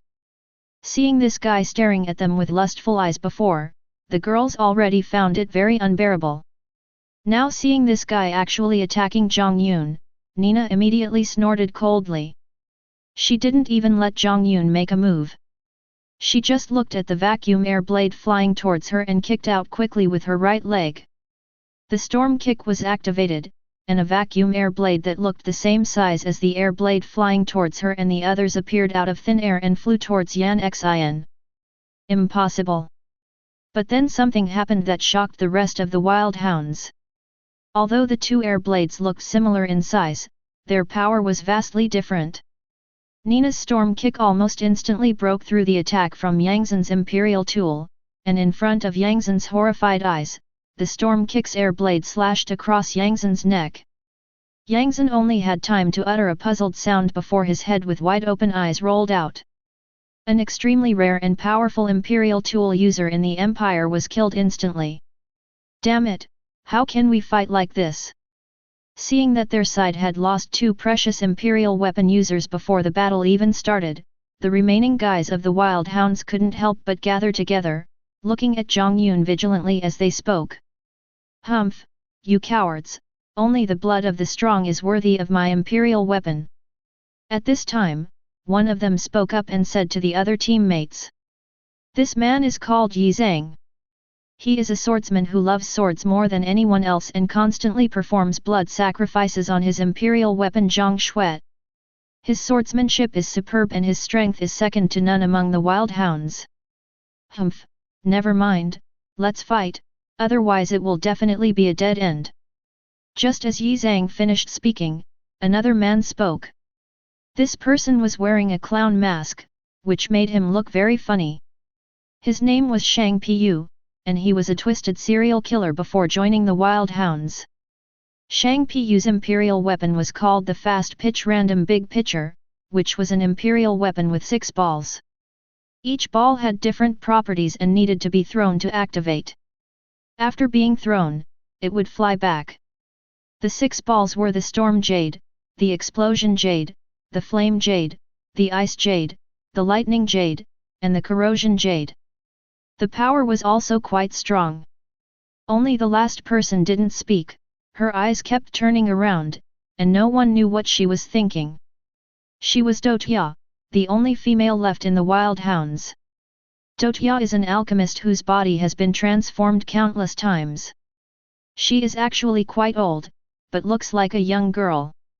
She can transform others into the creatures she wants. Because of the body transformation, she is very strong, but she does not have superb fighting skills. Chapter 129. Everyone from the Wild Hounds present knew that this matter could not be resolved peacefully. After all, judging from the performance of Jiang Yun and Lena just now, it seemed that what Kater said before was true, and they and others had wiped out an entire clan. This kind of hatred could not be easily resolved. As the saying goes, a trapped beast will fight to the bitter end.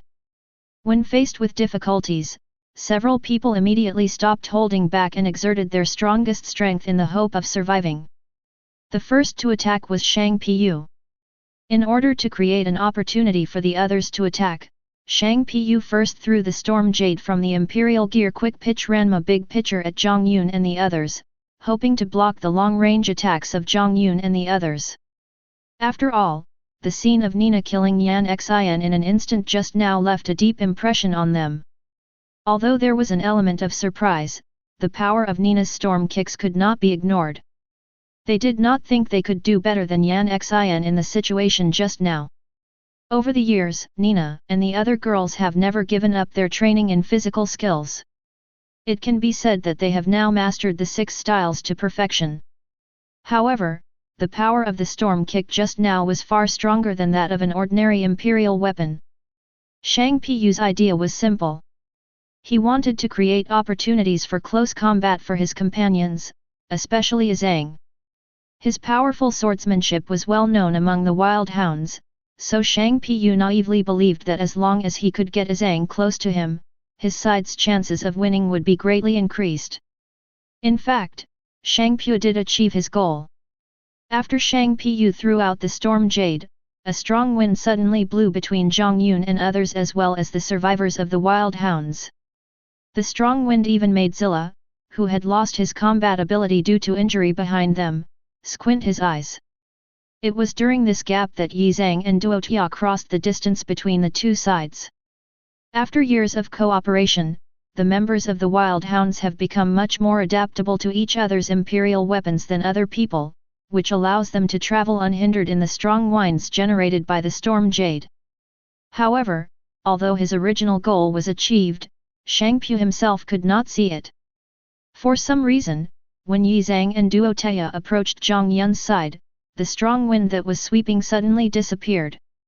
Puzzled, the two looked back, but the elephant they saw made them tremble all over. Shang Pu leaned back, with strands of bright red blood dripping from behind his clown mask, and a bright red rifle pierced Shang Pu's heart, pinning him to the ground. He was obviously dead. Under Shang Pu's feet, 6 balls of different shapes were scattered on the ground. Among them, the Storm Jade that Shang Pu had thrown out before was still rolling on the ground. It was Shang Pu's imperial weapon, the fast pitch Ranma Big Pitcher. Obviously, due to the death of Shang Pu, the user of the imperial device lost its effect, and the strong wind stopped.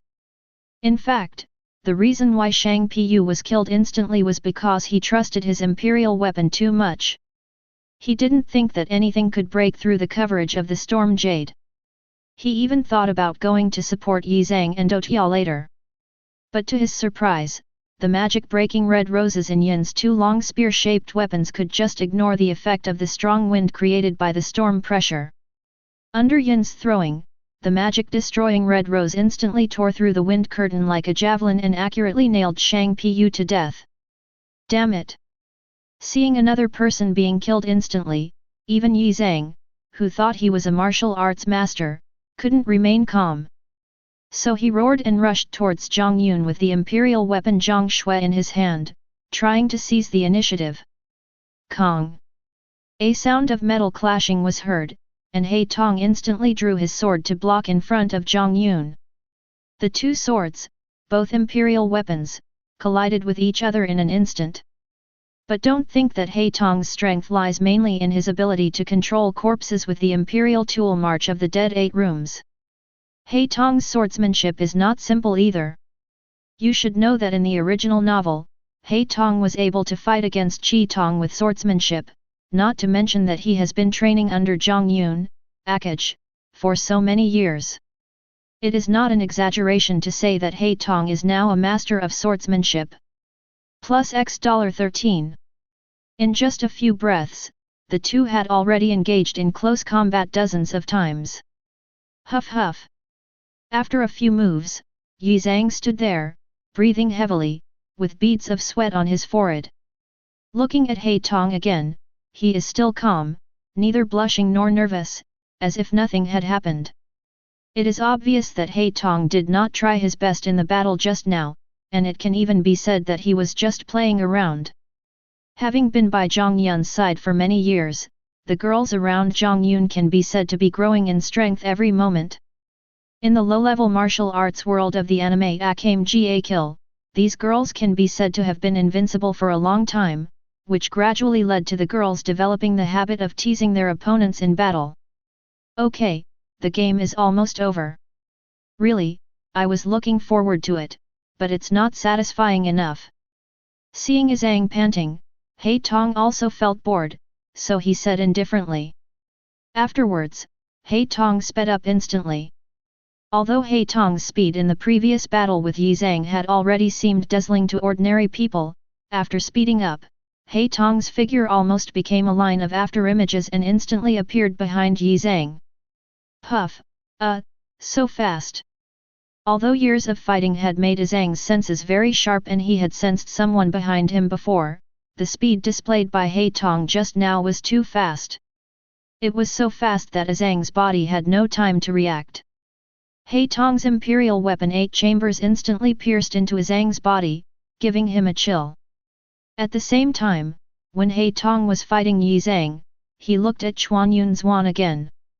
After seeing Yi Zhang and He Tong fighting, Duotia naturally attacked Jiang Yun. As mentioned before, Duotia is an alchemist who has transformed himself many times through alchemy. Due to the transformation, Duotia is very strong. Just now, when he saw Jiang Yun easily crushing Sheila's hand bones, Duotia judged that Jiang Yun's strength should also be his strength.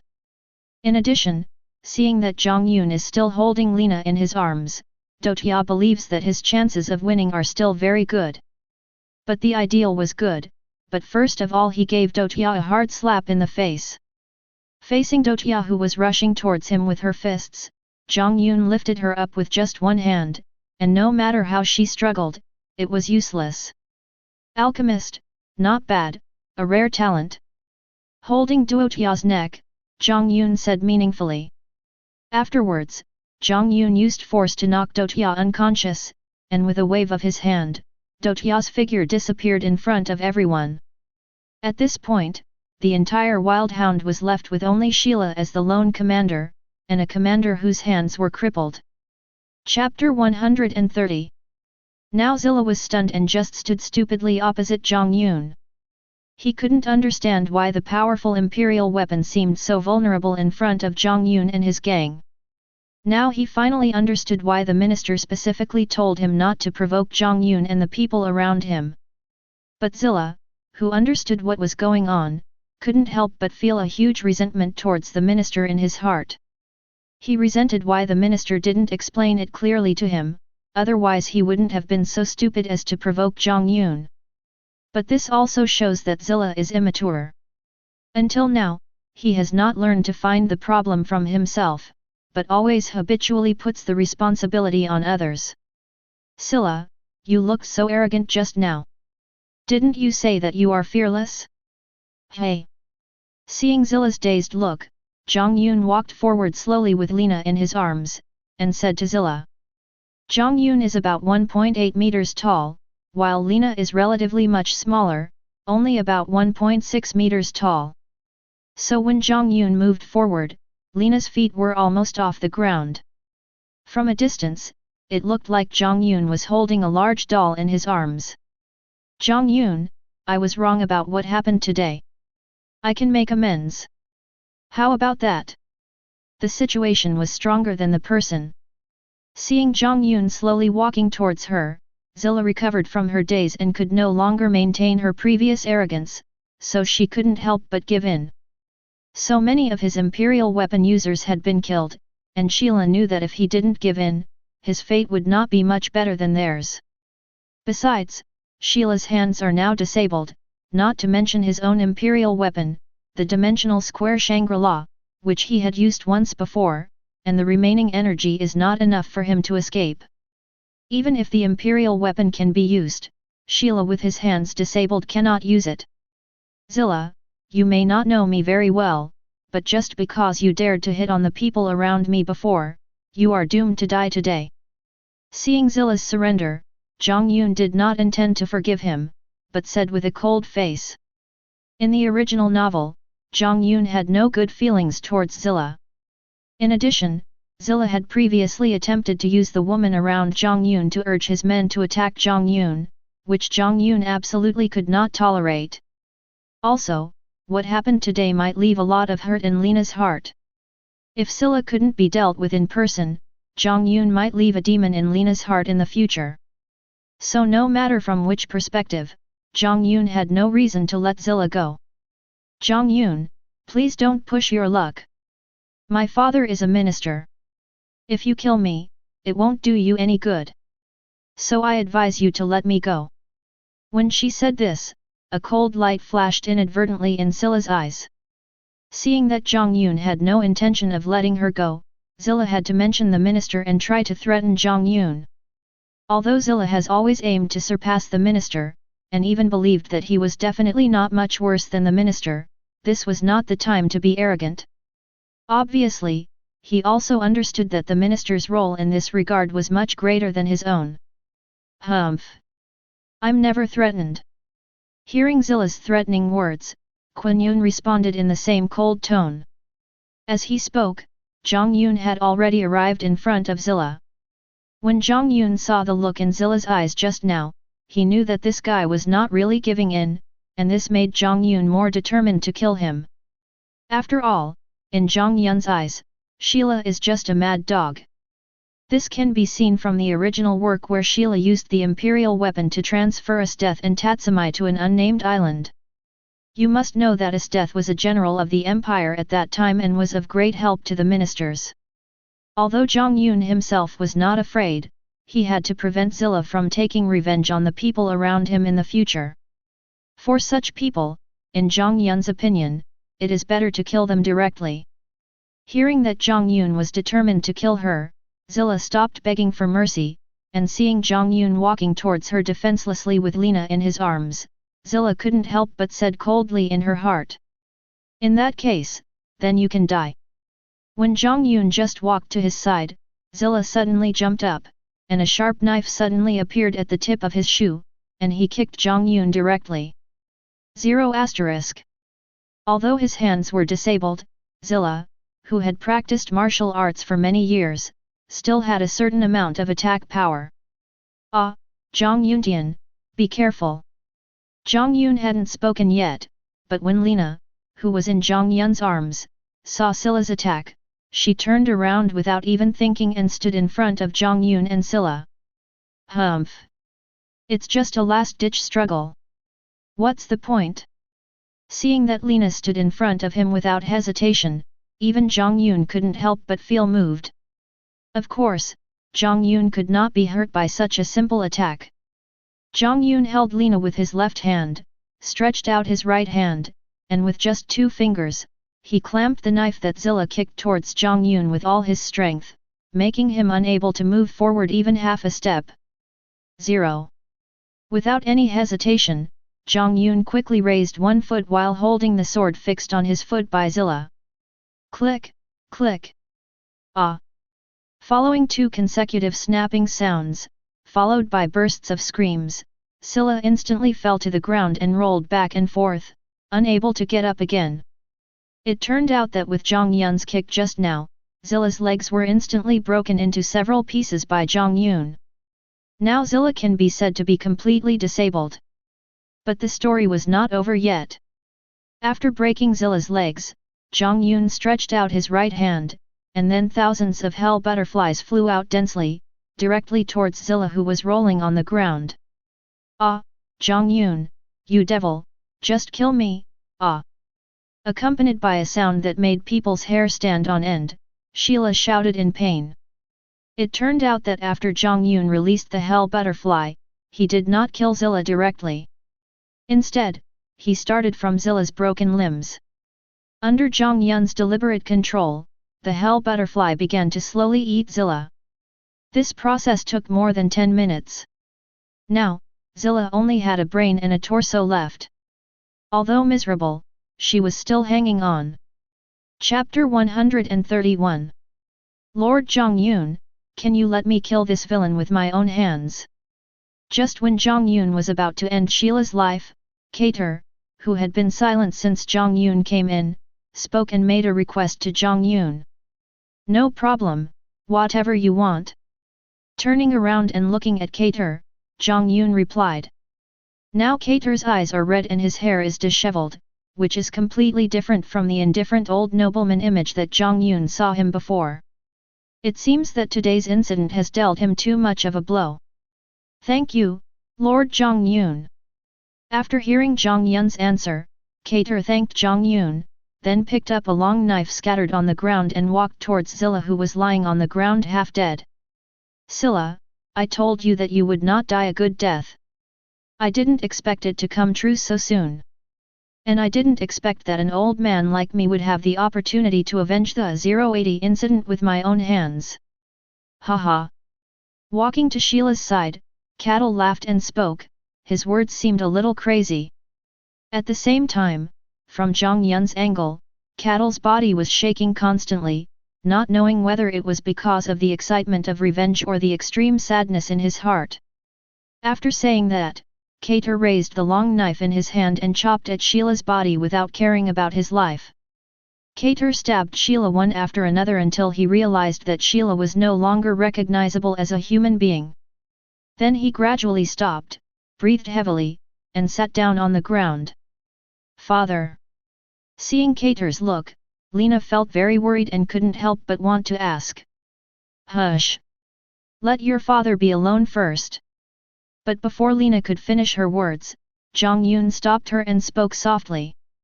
After a long time, Cater, who was sitting on the ground motionless, walked unsteadily to Jiang Yun with the knife still dripping with blood in his hand. Ding dong! Bang! But what happened next was beyond Jiang Yun's expectations. After Cater threw the knife beside him, he actually knelt down beside him and kowtowed to him continuously. Master Jiang Yun, thank you so much for giving me this opportunity to take revenge.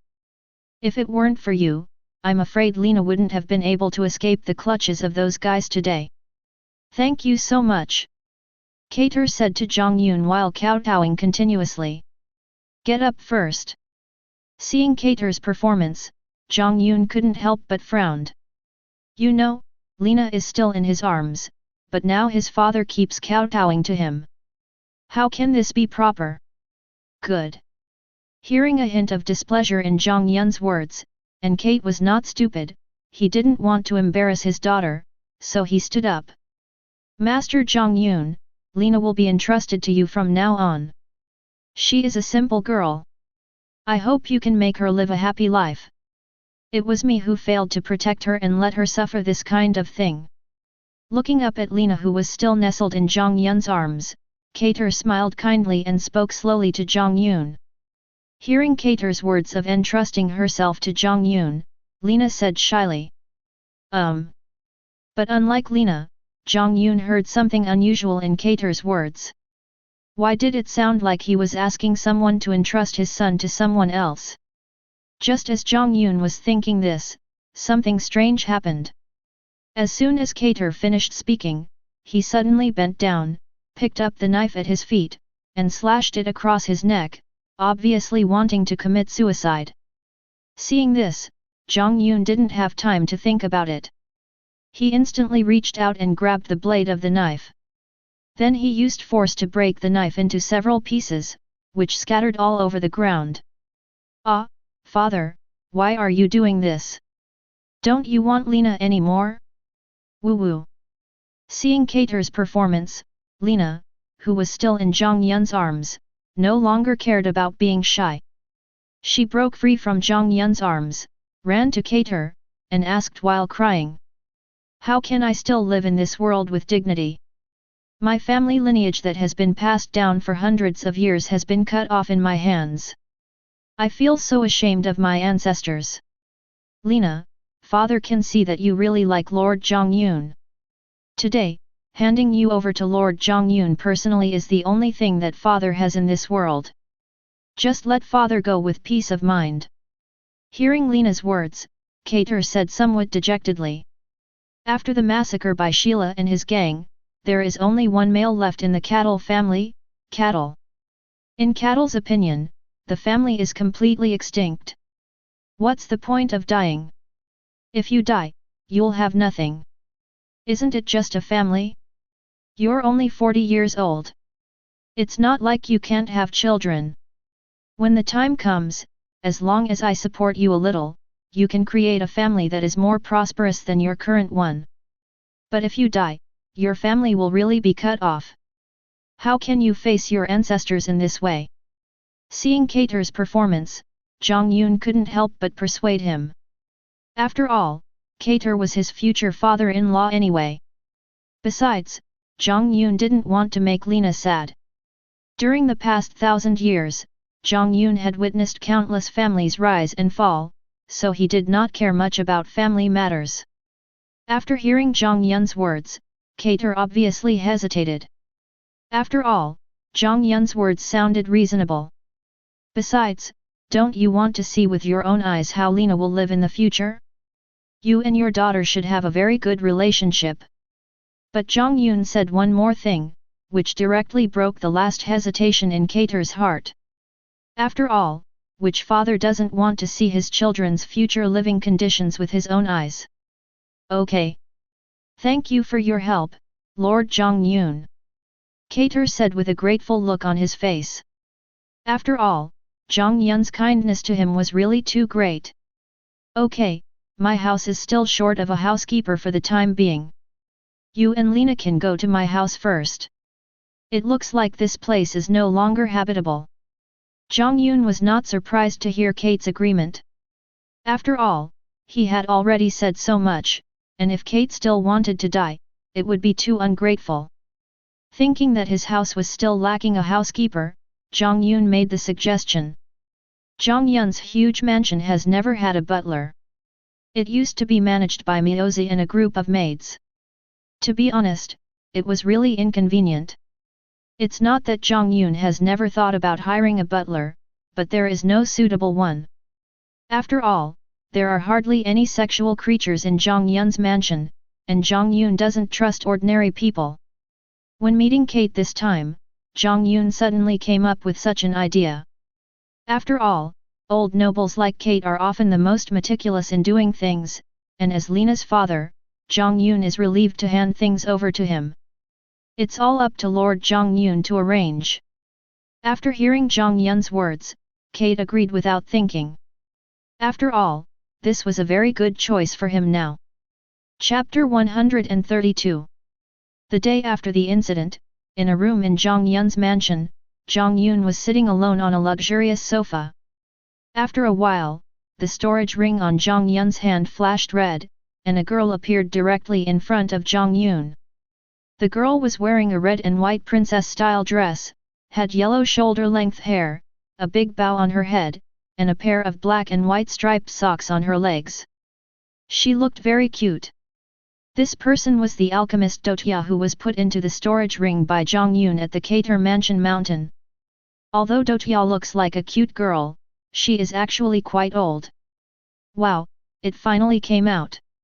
As soon as he was released by Jiang Yun, Dotia stretched lazily involuntarily and exclaimed happily before he had time to observe the surrounding environment. The feeling of being put into Jiang Yun's storage ring was really not good. Jiang Yun's storage ring is different from those of the other women around her. Not only is the space larger, but the interior is also divided into multiple spaces such as storage, pets, and prisons. Jiang Yun certainly would not let Dotia have an easy time since she was in the enemy camp, so Jiang Yun directly put Dotia in a prison. In fact, it is better to say that it is a grey, endless space than a prison. No matter where you go, you will see the same depressing scene. People with weak wills will probably have a mental breakdown if they stay here for a long time. You are so optimistic. Seeing Duotia's performance, Jiang Yun said with admiration. Hey? Why are you here? Where is this? Hearing the sound, Duotia, who had been somewhat relaxed, instantly tensed up and looked towards the source of the sound warily. When he saw Jiang Yun, he asked in surprise. This is my house. As for why I am here, since you are my captive, it is meaningless to ask this question. Hearing Duotia's question, Jiang Yun answered with interest. Tell me, why did you bring me here? Don't tell me you like me. I'm old enough to be your mother. After hearing Jiang Yun's words, Duotia asked with some confusion. She was not naive enough to think that Jiang Yun was attracted by her beauty. Although she looked very cute, there was still a certain gap between her and the girls who had been around Jiang Yun before. Oh, little girl, don't be so absolute. How can you be sure that I am as young as you see me? Hearing Duotia say that she was old enough to be his mother, Jiang Yun couldn't help but tease that in this world, apart from Zhang Shui and a few super dangerous species, there might be no other creatures older than Jiang Yun. Are you saying you're older than me? Are you also an alchemist? Hearing Jiang Yun's words, Duotia asked in confusion. It's not like alchemy is the only way to achieve immortality, but I have to admit that your alchemy is amazing. Jiang Yun replied. Although Jiang Yun did not directly answer Duotia's question, since he did not deny it, Jiang Yun also acknowledged the fact that he was much older than Duotia. Who are you? Even if you practice alchemy, it can only make people look young, but it cannot extend people's life for a long time. Seeing that Jiang Yun did not deny what he said, Duotia asked in horror. If I say that I am the founder of this empire and the creator of all imperial devices, including the one you mentioned, would you believe me? As mentioned before, everyone in the Wild Hounds is an imperial tool user, and Duotia is no exception. Her imperial tool blood collection extreme speed absorption is a tooth-shaped imperial tool installed in the mouth. It can suck blood from people into mummies and use it for self-healing and to increase one's own strength. In fact, this imperial tool is made based on the principle of vampires. Jiang Yun said to Duotia with a joking look on his face. Haha, what a joke, if that's true, then you would be over 100 years old. Upon hearing Jiang Yun's words, Duotia immediately retorted. As an alchemist, Duotia naturally would not believe such words that subverted common sense. Why not? But at this time Jiang Yun asked back with a serious face. To be honest, it is still very interesting to constantly stimulate this little girl in front of me. Hey, don't scare me. What you said is not true. She didn't believe it at first, but when she saw Jiang Yun's serious expression, Duotia had to doubt the truthfulness of Jiang Yun's words. Whatever you think. But after arousing Duotia's interest, Jiang Yun stopped talking. Well, tell me what you want to do by bringing me here. Hearing Jiang Yun's ambiguous answer, Duotia couldn't help but point at Jiang Yun angrily, but then he thought that he was someone else's prisoner, so he had to put down his finger and asked Jiang Yun helplessly. It's nothing, I just want you to be my subordinate in the future. I can provide you with everything you can get from Zilla, and I can even provide you with many things that he can't give you. Seeing Duotia asking about his purpose, Jiang Yun did not beat around the bush and directly stated his purpose. Jiang Yun admired Duotia's talent very much. Not only could this guy keep his youthful appearance through alchemy, he could even turn other people into the creatures he wanted. In the original work, through her transformation, Cosmia became a super dangerous species that looks like a spider, and its power is not small. Referring to the comics. Among the members of the Wild Hound, in Jiang Yun's opinion, only Duotia is a normal person. The reason why she joined Sheila's team is just because Sheila can provide her with enough research materials. Being your subordinate is not a bad choice, but aren't you worried that I'm lying to you? In fact, to Duotia, it didn't make much difference who she worked for. What she cared about was only who could provide her with more research materials. And what Jiang Yun said about age just now obviously aroused her interest, but at the same time she was doubtful whether Jiang Yun would trust her. Yes, you are very smart. How could I trust someone I have only met a few times? So, you must drink this thing in my hand. As Jiang Yun spoke, he took out a test tube filled with red liquid from his storage ring. It was exactly what Jiang Yun had given Dr. Shizhang to drink before. Hey, can I not drink it? Although I don't know what it is, I can be sure that it will not do me any good. Of course, you can also choose to be food for the hell butterflies. You must have seen them before. It doesn't take them long to eat you. Or you can choose to stay in the place where you stayed before for the rest of your life. After hearing Dotia's question, Zhang Lu calmly gave Dotia two other options. Ha, ha, I was just joking. I'll choose the first one. Hearing the other two options Jiang Yun had just given, Dotia couldn't help but shudder all over and said to Jiang Yun with a dry laugh. You should have chosen this earlier. Besides, this thing is not without benefits for you. Not many people in this world can drink it.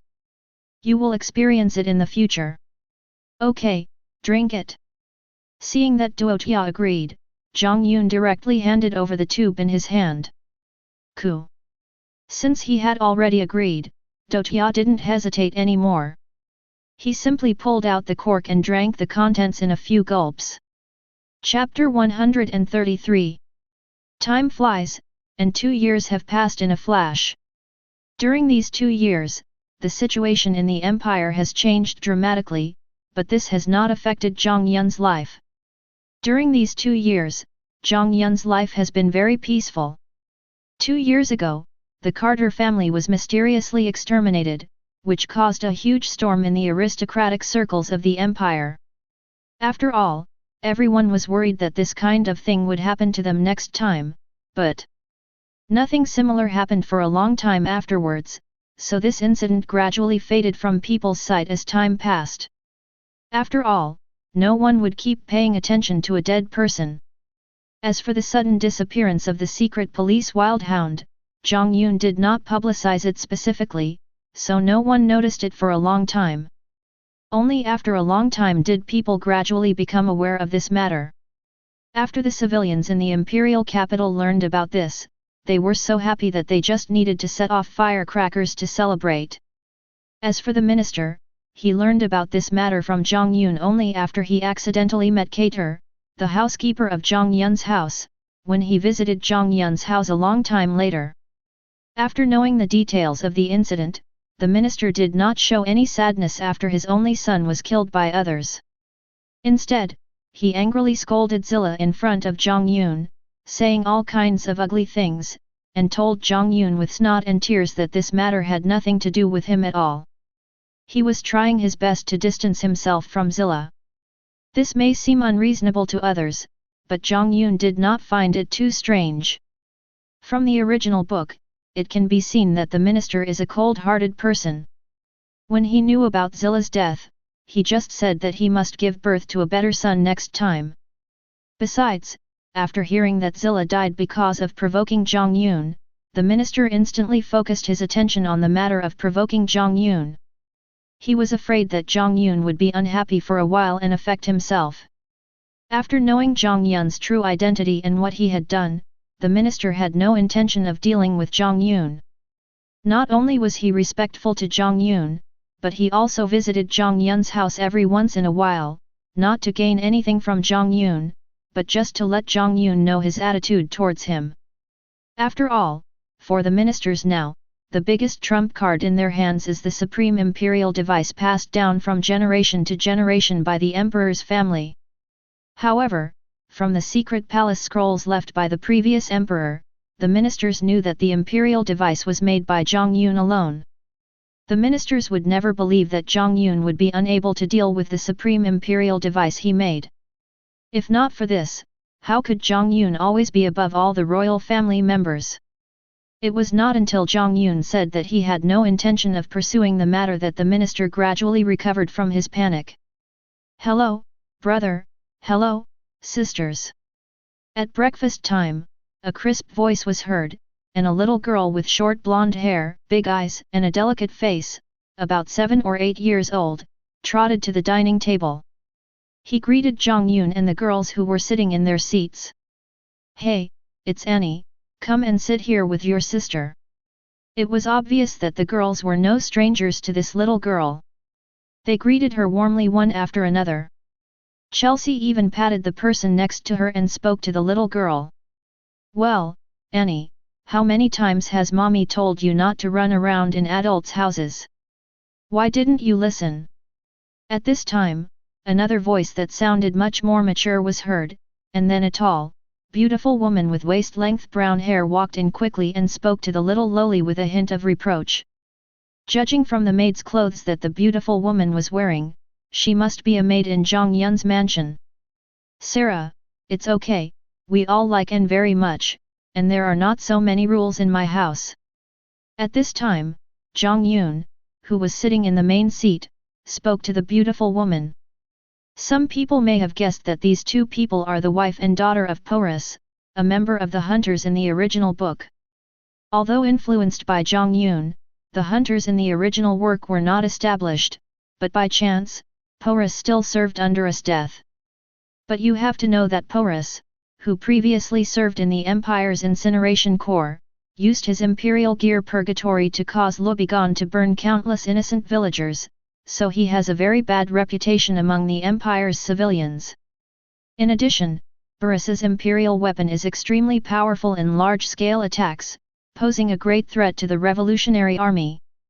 Therefore, whether for the purpose of winning the hearts of the people or preparing for future wars, the revolutionary army would not allow Porus to remain alive.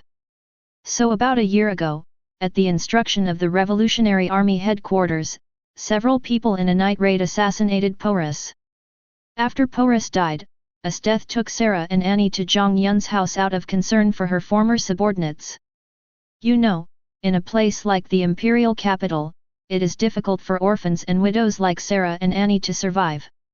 Without a man to rely on, they don't know how many people will target them.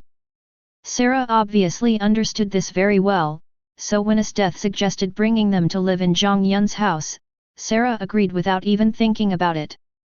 In a year, the lovely Annie won the love of almost all the girls around Jiang Yun and was regarded as the apple of everyone's eye. Sarah, who worked as a maid in Jiang Yun's house, was also very happy about this. During this period of life in Jiang Yun's house, Sarah and Annie gradually came out of the shadow of Porus' death and began to smile on their faces. Another thing worth mentioning is that in the past 2 years, Lena has become Jiang Yun's woman. The other girls are very caring towards this timid and shy girl, which makes Kater, who is the housekeeper in Jiang Yun's house, very happy. "Brother, Dad, I'm going to see my brother." After breakfast, Lena said to Jiang Yun and Kater, who was serving on the side. In 2 years, Kater gradually recovered from the blow of genocide, and remarried with the help of Jiang Yun and Lena. A year ago, Kater had a son again. This also makes Kater have a smile on his face all day long, and he works very diligently in Jiang Yun's house. "Okay, slow down and don't fall." After hearing Lena's words, Jiang Yun also knew that Lena was particularly fond of this younger brother, so he gave a few instructions and agreed. The days passed peacefully one after another until today, when a piece of news came from Mioza to Jiang Yun. Chapter 134. I didn't expect that it would be this time in the blink of an eye.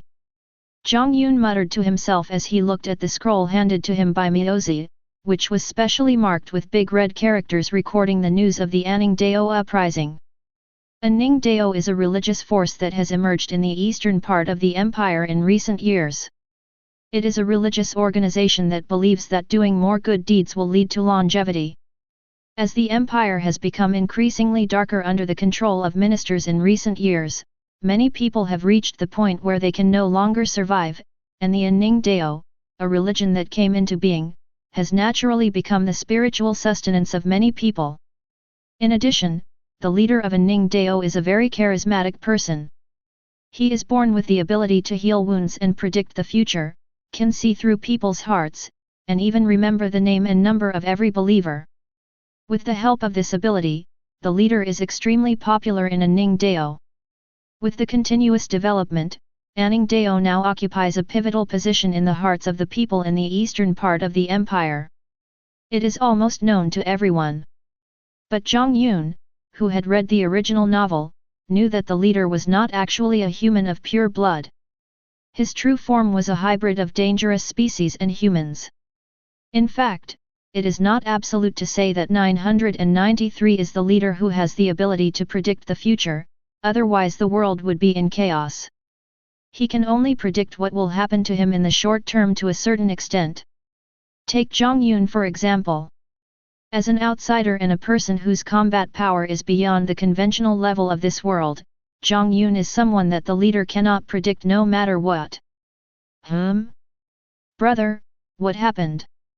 Seeing the subtle change in Jiang Yun's expression, Annie, who was sitting on Jiang Yun's lap and playing, asked naively. When the other girls who happened to be beside Jiang Yun heard Annie's question, they all looked up. After all, there weren't many things that could make them look slightly surprised. It's nothing serious, just a large-scale rebellion broke out in the empire. Seeing the expressions of the others, Jiang Yun regained his previous calm expression and said nonchalantly. Master Jiang Yun, is there really no problem? Sarah asked with some concern, not knowing Jiang Yun's true situation as well as the other girls. Since her ex-husband Porus was a soldier on the side of the empire, Sarah still stood firmly on the side of the empire from the bottom of her heart. On the contrary, she had no good feelings towards the revolutionary army that assassinated her ex-husband. In addition, she was living a good life in Jiang Yun's house. Although she was just a maid, she basically didn't have to do anything. Sarah was very happy to see Anne living happily every day. As an ordinary woman without too many thoughts, Sarah didn't want her peaceful life to be broken again. In her opinion, Jiang Yun was a high-ranking official in the empire. If a rebellion broke out, Jiang Yun would be the first to be affected. Don't worry, let alone some insignificant rebels, even if God wants to destroy me, I will break it. Seeing Sarah's worried look, Jiang Yun comforted her. That's good. I feel relieved. Sarah patted her chest and replied. Somehow, Jiang Yun's words carried a convincing power. When Sarah heard Jiang Yun's words, it was as if there was a voice in her heart telling her that Jiang Yun's words were true, which made Sarah feel relieved involuntarily. Brother, if I'm not mistaken, this rebellion should be different from the previous ones. Unlike Sarah, Yin and the others looked much further than Sarah. Besides, there had been rebellions before, but they had never aroused Jiang Yun's interest like this time. After thinking for a while, Yin asked Jiang Yun. Yes, if I'm not mistaken, it won't be long before not only in Ning Dao, but also the revolutionary army and even the foreign races will unite to launch an attack on the empire. If I really don't intervene, the empire might really be overthrown this time. Hearing the women's questions, Jiang Yun did not hide anything and told them all the information he had recently obtained and some things he knew in his previous life. Tisk, these revolutionary soldiers are just a bunch of opportunistic villains. I'm afraid the invasion of foreign nations is related to them. After hearing Jiang Yun's words, the girls did not have any doubts, but when they heard Jiang Yun mention the revolutionary army, He Tong said with disgust. Every invasion by foreign races would bring unimaginable harm to the people of the empire. It is unknown how many people would lose their families and homes because of this. It can be said that these foreign races are no different from greedy peoples. However, in order to fight for power, these revolutionary armies have colluded with foreign races again and again, which made the women around Jiang Yun have no good feelings towards the revolutionary army. You have to know that although the empire is corrupt, every time there is a foreign invasion, the empire will definitely send troops to suppress it. Sometimes when they encounter a general like us death, they will even report back 1,000 times more. This time, in addition to the Revolutionary Army, the Inning believers who are made up of civilians are not to be trifled with. At this moment, Jiang Yun spoke again. In Jiang Yun's opinion, religion is sometimes a terrible thing. Sometimes these people don't care about their own lives for the so-called beliefs. This is why almost all rulers strictly control the development of religion. Brother, what should we do this time? Do we need to suppress it? At this time, Tsukushi, who was sitting with Bonnie, asked. The Tsukushi members who spoke out from the Empire's assassination team still had deep feelings for the Empire. In addition, they had been besieged by the Revolutionary Army on the southwestern border of the Empire many years ago, so they couldn't wait to teach the Revolutionary Army a lesson. Don't be anxious. Not only should you not intervene, but you should also tell us death not to suppress them too seriously. Let these guys be happy for a while, and then when they are all gathered together, hee. It's time to put an end to this farce of these guys. Jiang Yun said. And he kicked us death on purpose. Otherwise, with this death's current strength, if he used all his strength, I'm afraid these people would not be able to enter the imperial capital. If a few more high-ranking rebels escaped, it would be a trouble again in a few years. That's right. But this time death should be able to have a good time. After thinking about Jiang Yun's words, the women all showed expressions of disapproval, obviously agreeing with Jiang Yun's plan. And someone else sighed and said, it seems that Zhang's character has been deeply rooted in the hearts of everyone present. Look. Jiang Yun chuckled a few times, and a few cold rays flashed in his eyes. It seems that the Revolutionary Army will never return this time. Chapter 135. Like please. Chapter 136. While Jiang Yun was discussing the Inning Dao uprising with the girls, the people who were going to attack at night were also holding an emergency meeting. I just received a notice from the headquarters that our Revolutionary Army will also join the Inning Dao uprising. At the same time, we have also contacted the foreign ethnic groups in the West as our allies. I estimate that we have a great chance of overthrowing the Empire this time. The boss Nichitan, who was sitting in the main seat, spoke while smoking a cigarette. Even she, who was always calm, couldn't help but show a hint of excitement in her words this time. Great! We can finally overthrow this dark and corrupt empire. Yes, from now on, mixed-race children like me will no longer be discriminated against. Well, those nobles who disregarded the lives of the common people should have been punished long ago. April 17th. After hearing what Nichitan said, the other members of Night Raid were instantly excited and started talking about the topics they were concerned about.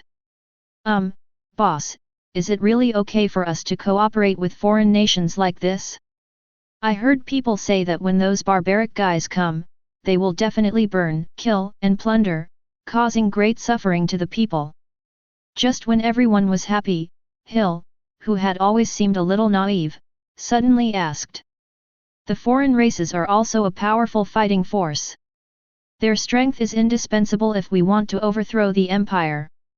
Some losses are acceptable for this purpose.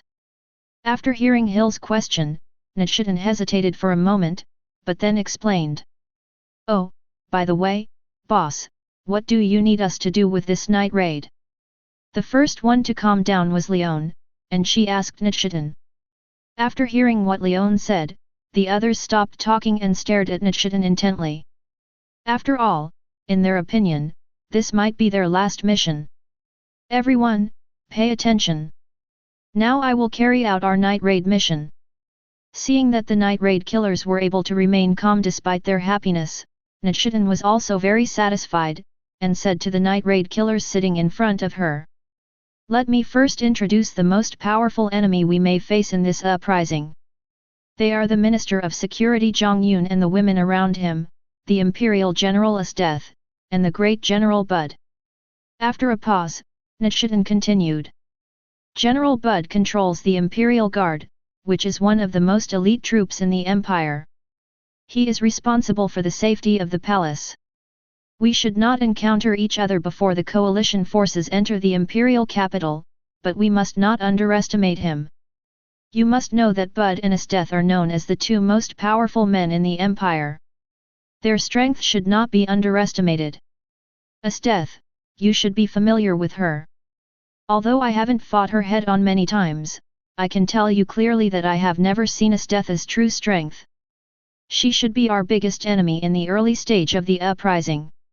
After all, once the coalition is formed, the Empire will definitely send Esdeath to suppress it.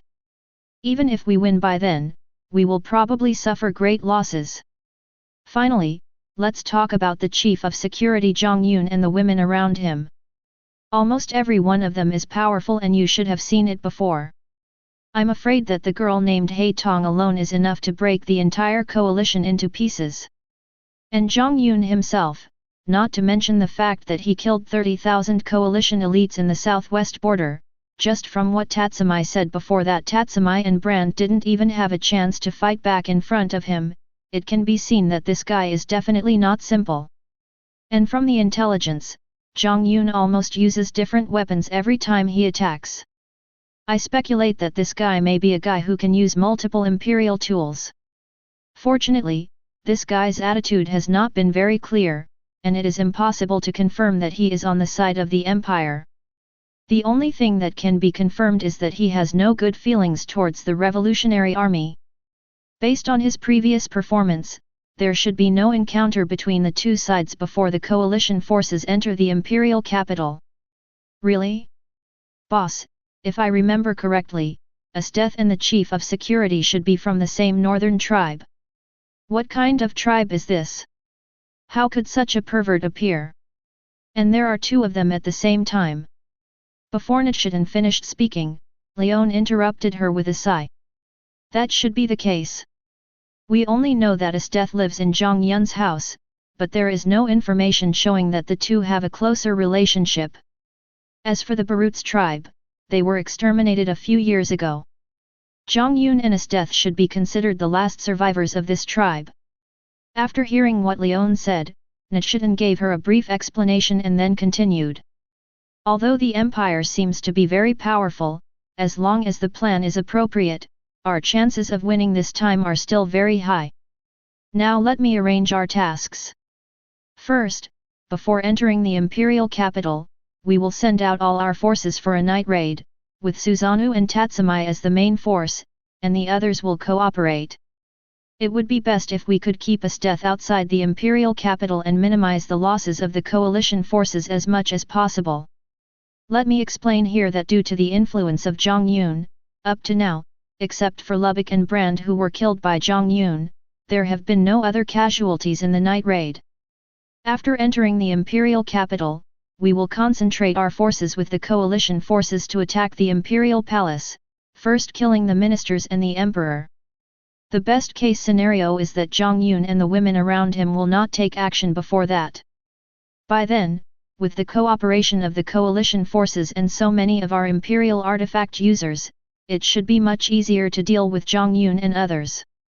It has to be said that Nichiren's analysis of the 5.3 Empire's combat power and the subsequent plans are still very close to reality and highly feasible, but is this really the case? Let's not talk about other things, but Esdeath, is it really like he thought, that they and some ordinary coalition forces can keep Esdeath there? Chapter 137. Hey, boss, something is wrong. This is different from our plan. Why is Esdeath staying in the army? Isn't Esdeath a battle maniac? On a battlefield somewhere outside the Imperial capital, in a military camp of the coalition forces of the Revolutionary Army, Anningdao, and Western ethnic groups, Maine was observing Esdeath on the battlefield not far away through the scope on her Imperial weapon romantic turret pumpkin, and asked Nichiren beside her. Just as Nichiren expected, after the coalition was formed, the Empire quickly sent Esdeath to lead troops to suppress the rebellion. Just like in the original book, after the formation of the coalition forces, many parts of the Empire almost implemented a policy of non-resistance. In fact, even if they resisted, it would not have much effect. So many years of corruption have made the armies in those places almost useless, and they were useless in the face of the coalition forces with high morale.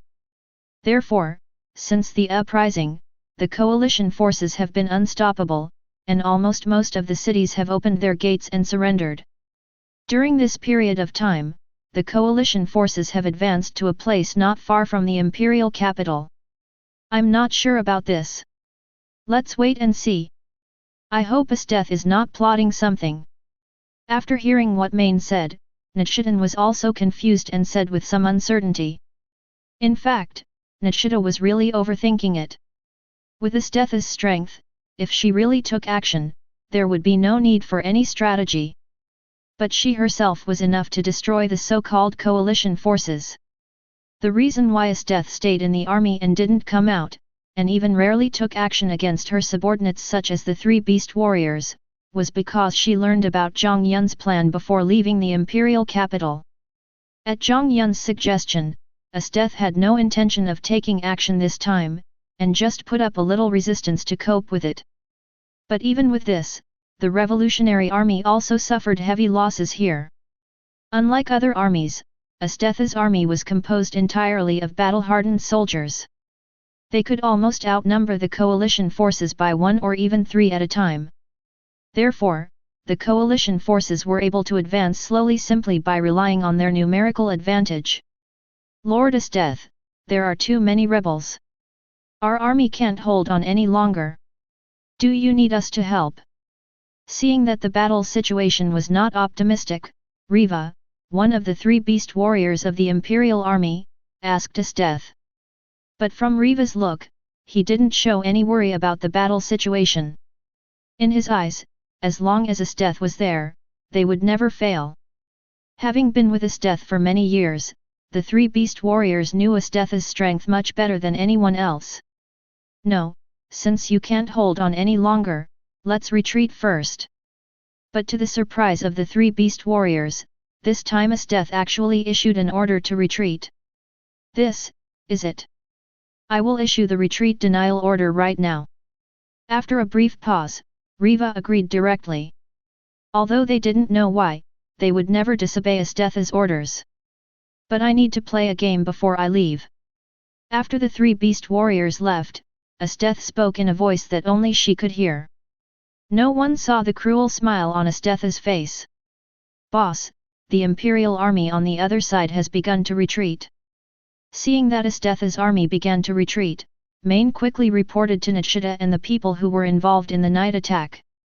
Well, what's going on? Is Esteth really the commander of this army?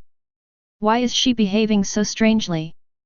After hearing Main's report, Nichidan was confused at first. After all, she had led troops with Esteth before, and Nichidan had been paying attention to Esteth afterwards, so Nichidan knew Esteth better than other generals of the coalition forces. Seeing Esteth's strange behavior today, Nichidan had to help but become suspicious. No, I have to talk to the higher UPS. Don't rush to pursue him. There might be something fishy going on here. Suddenly thinking of something, Nichidan slapped her forehead and said, then she hurriedly ran towards the largest tent in the room.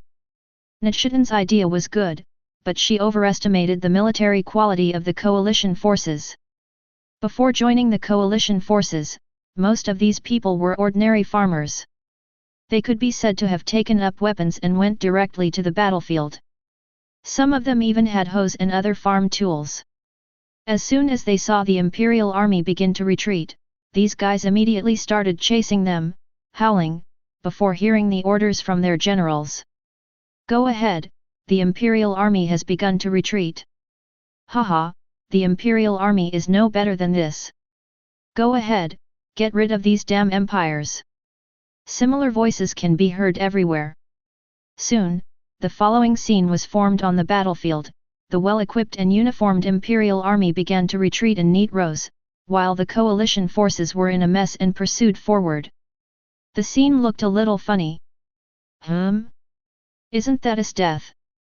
Mine, who had been observing from behind, suddenly said.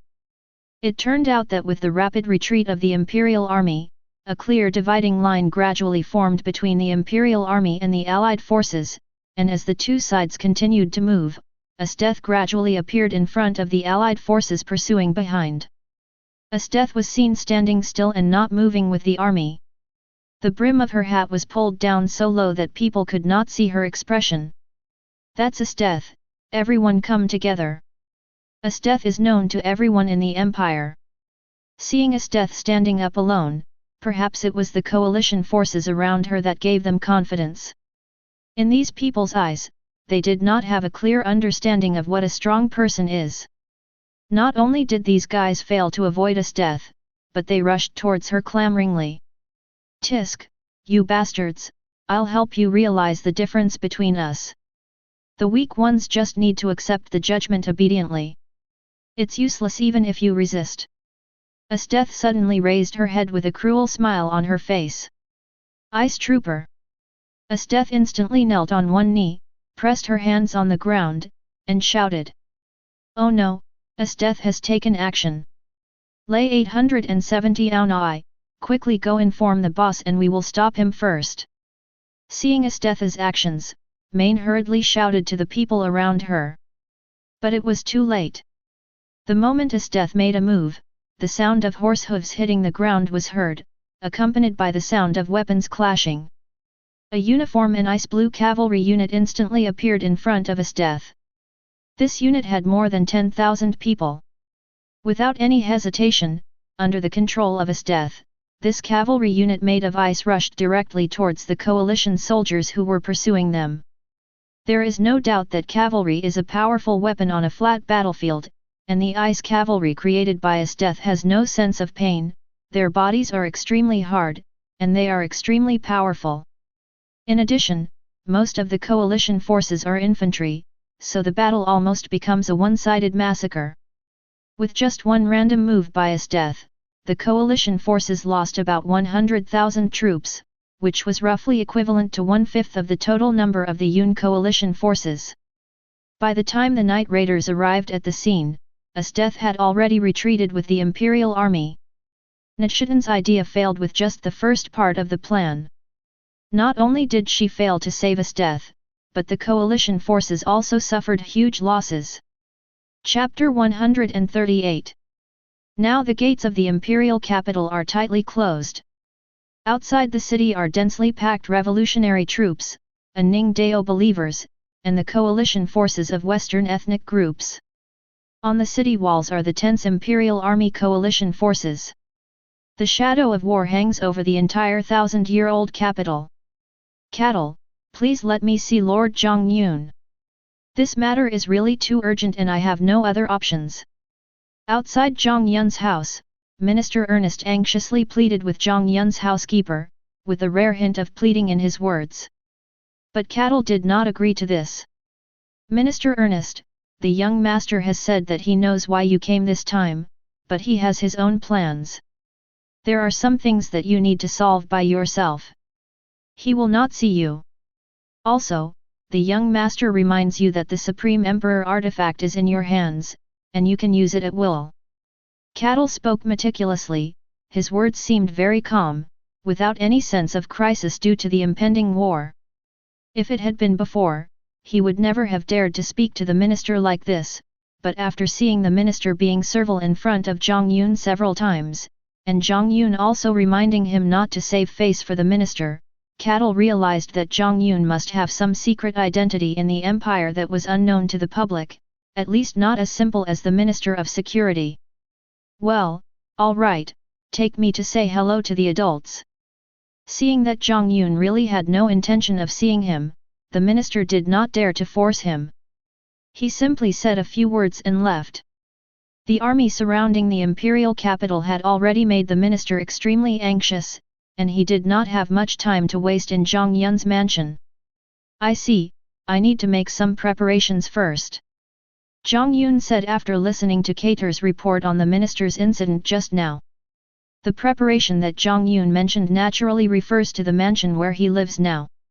If the coalition forces invade the city at that time, not to mention the Western ethnic minorities, even with the character of the Revolutionary Army, burning, killing and looting are inevitable. After all, the imperial capital has existed for 1,000 years, and the wealth accumulated in it is far from comparable to the cities captured by the coalition forces before. Sometimes the assets of a noble family may be equal to the wealth of a city on the border. First and foremost, Jiang Yun's mansion is almost as luxurious as the imperial palace, and there will definitely be those with ill intentions coming to visit. Although Jiang Yun and the women around him were not afraid, this mansion was too big after all, and even Jiang Yun could not take care of everything. Master, there has been some unrest among the maids in your mansion recently. Do you want us to go and calm them down? This is what Miyozu reported again. Well, this is normal. After all, the war is coming, and it is normal for them to worry. Let's put it this way. Tell them to prepare enough food and not to leave the house recently. Just tell them that I guarantee their absolute safety. After hearing Miyozu's words, Jiang Yun thought for a while and replied. Since most of these maids were young women who were sold to noble families, they had no so-called family now. So although they were a little nervous, no one clamored to leave Jiang Yun's house. After all, this place was equivalent to their home. Yes. After listening to Jiang Yun's words, Miyozu did exactly what Jiang Yun said. Oh, take these things. After Miyozu left, Jiang Yun took out a few small flag-like things from his storage ring and gave them to the women around him. Brother, what's the use of this thing? Although they knew that the things Jiang Yun gave them must be rare treasures, the girls really couldn't figure out what this thing, which was only the size of a forearm, could do to Jiani. He asked with a curious look on his face. This thing is called a formation flag. It is an important part of the formation. The small flags in your hands are the key to controlling this formation. After you drop your blood on them, you can control the entire formation through the formation flags in your hands. Jiang Yun replied. Brother, what is a formation? Since there is no such thing as a formation in this world, the girls were all very curious about the new word mentioned by Jiang Yun. Chelsea, who was already very curious, immediately asked with a curious look on her face. There are many types of formations, but generally speaking, they are things that do not rely on one's own strength, but instead absorb various forces from heaven and earth to attack, defend, or assist. After all, we won't be able to guarantee the safety of everyone in the mansion when the coalition forces enter the city, so this time I will set up a sun-devouring array in the mansion. This is an offensive and defensive array. During the day, it will automatically absorb the power of sunlight to maintain the array, and will store enough energy to supply the array operation at night. When the formation is deployed, a light curtain will form above the mansion, automatically preventing anyone from entering or leaving, and will also automatically attack anyone with hostility. Don't underestimate this kind of attack, any one of them will be no worse than if you attack them yourself. Although it sounds impressive, what does it have to do with this thing called a battle flag in our hands? After hearing Jiang Yun's words, the girls widened their eyes in surprise, but then the careful Cornelia suddenly thought of a question, so she asked Jiang. This formation is made up of many flags similar to the ones in your hands. Through the flags in your hands, you can not only see the things around each flag that makes up the formation, but you can also launch a large-scale powerful attack through the formation. Also, after the formation is activated, everyone's entry and exit will require your permission. Jiang Yun explained. How amazing! Why do I feel like you know everything, brother? After hearing Jiang Yun's explanation, the girls were even more amazed at the formation he mentioned, and at the same time, they were full of admiration for Jiang Yun's knowledge. Of course, you don't even look at who I am. Jiang Yun could only answer the women's questions like this. After all, he couldn't say that he had a system. Jiang Yun had always kept the matter of the system a secret even from the women around him. In fact, Jiang Yun did not learn the formation immediately when he was in the training tower in the Imperial Palace. He spent a lot of time studying these things. With the help of the system, it is not an exaggeration to say that Jiang Yun is now a Grand Master of Formation. Chapter 139. After 2 days of siege on the imperial capital, at the command of the coalition general, the coalition forces, densely packed like locusts, swarmed towards the gate of the imperial capital with high morale. After all, no rebel army has ever been able to fight all the way to the imperial capital in the past 1,000 years like they did today. Therefore, although they had suffered huge losses at his death before, these guys did not feel frustrated at all. Some soldiers even thought that overthrowing the empire was a foregone conclusion this time. But if you observe these coalition forces carefully, you will find that although they are in chaos, they are obviously divided into 3 groups. It seems that these guys in the coalition forces are not of one mind.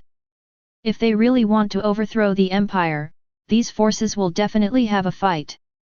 The war broke out and the fighting was extremely fierce. On one side was the imperial army. Because they were besieged, these people burst out with extremely powerful fighting power. On the other side, the coalition forces saw that victory was just around the corner and the opportunity to be appointed as a general and a marquis was within their grasp. All of them became bloodthirsty and climbed up the city wall desperately. Guns, arrows, rolling stones, and so on appeared one by one, and hundreds of lives were lost almost every second. In a blink of an eye, the city was flooded with blood, and all kinds of body parts and even some minced meat were everywhere. However, this did not stop the war. Instead, it aroused the ferocity of both sides, and the fighting became more brutal. All soldiers, charge! 510 will take the imperial capital in one fell swoop. The first person to climb the city wall will be rewarded with 1,000 taels and be granted the title of first-class viscount, which can be inherited by the next generation. Soldiers, think about the beauties in the city, the nobles who once looked down on you. Once you enter the city, you can enjoy the noble ladies and get the gold and silver. For these, charge! In order to boost morale, the coalition forces tried every possible means. High positions and generous salaries were the only means. The revolutionary army even used the women in the city and the money of the nobles to seduce the soldiers. But it must be said that this is still very useful. For these coalition soldiers, they were originally from civilian backgrounds and most of them had a strong hatred of the rich. Some of them yearned for wealth, and some of them hated the nobles. But no matter what the reason, any condition offered by the coalition leaders was not something they could refuse. As a result, these coalition soldiers were like chickens with their blood pumped up, rushing forward recklessly. Some soldiers even tried to climb up the city wall after being shot by several arrows. Looking at the imperial army, as the battle continued, morale had clearly dropped. After all, the imperial army had far fewer soldiers than the allied forces. Compared to the allied forces, which had more than 300,000 soldiers and was constantly being replenished, even with the personnel of Jiang Yun's security department and the soldiers who had retreated from various places before, there were only about 100,000 soldiers. So from the beginning of the battle to now, these imperial army soldiers had been fighting almost all the time without even a chance to rest. In addition, compared to the several imperial weapon users in the coalition forces who launched long-range attacks from time to time, causing huge pressure and mental stress on the imperial army, there was not a single imperial weapon user among the soldiers defending the city. First of all, General Bud is now commanding the Imperial Guard to guard the Imperial Palace. At this critical juncture, not only the Emperor, but also almost all the important officials of the Empire except Jiang Yun are here, so the palace cannot tolerate any accidents. As for why General Bud is needed to guard here personally, you should know that there are people like Emperor Tool Masters in this world.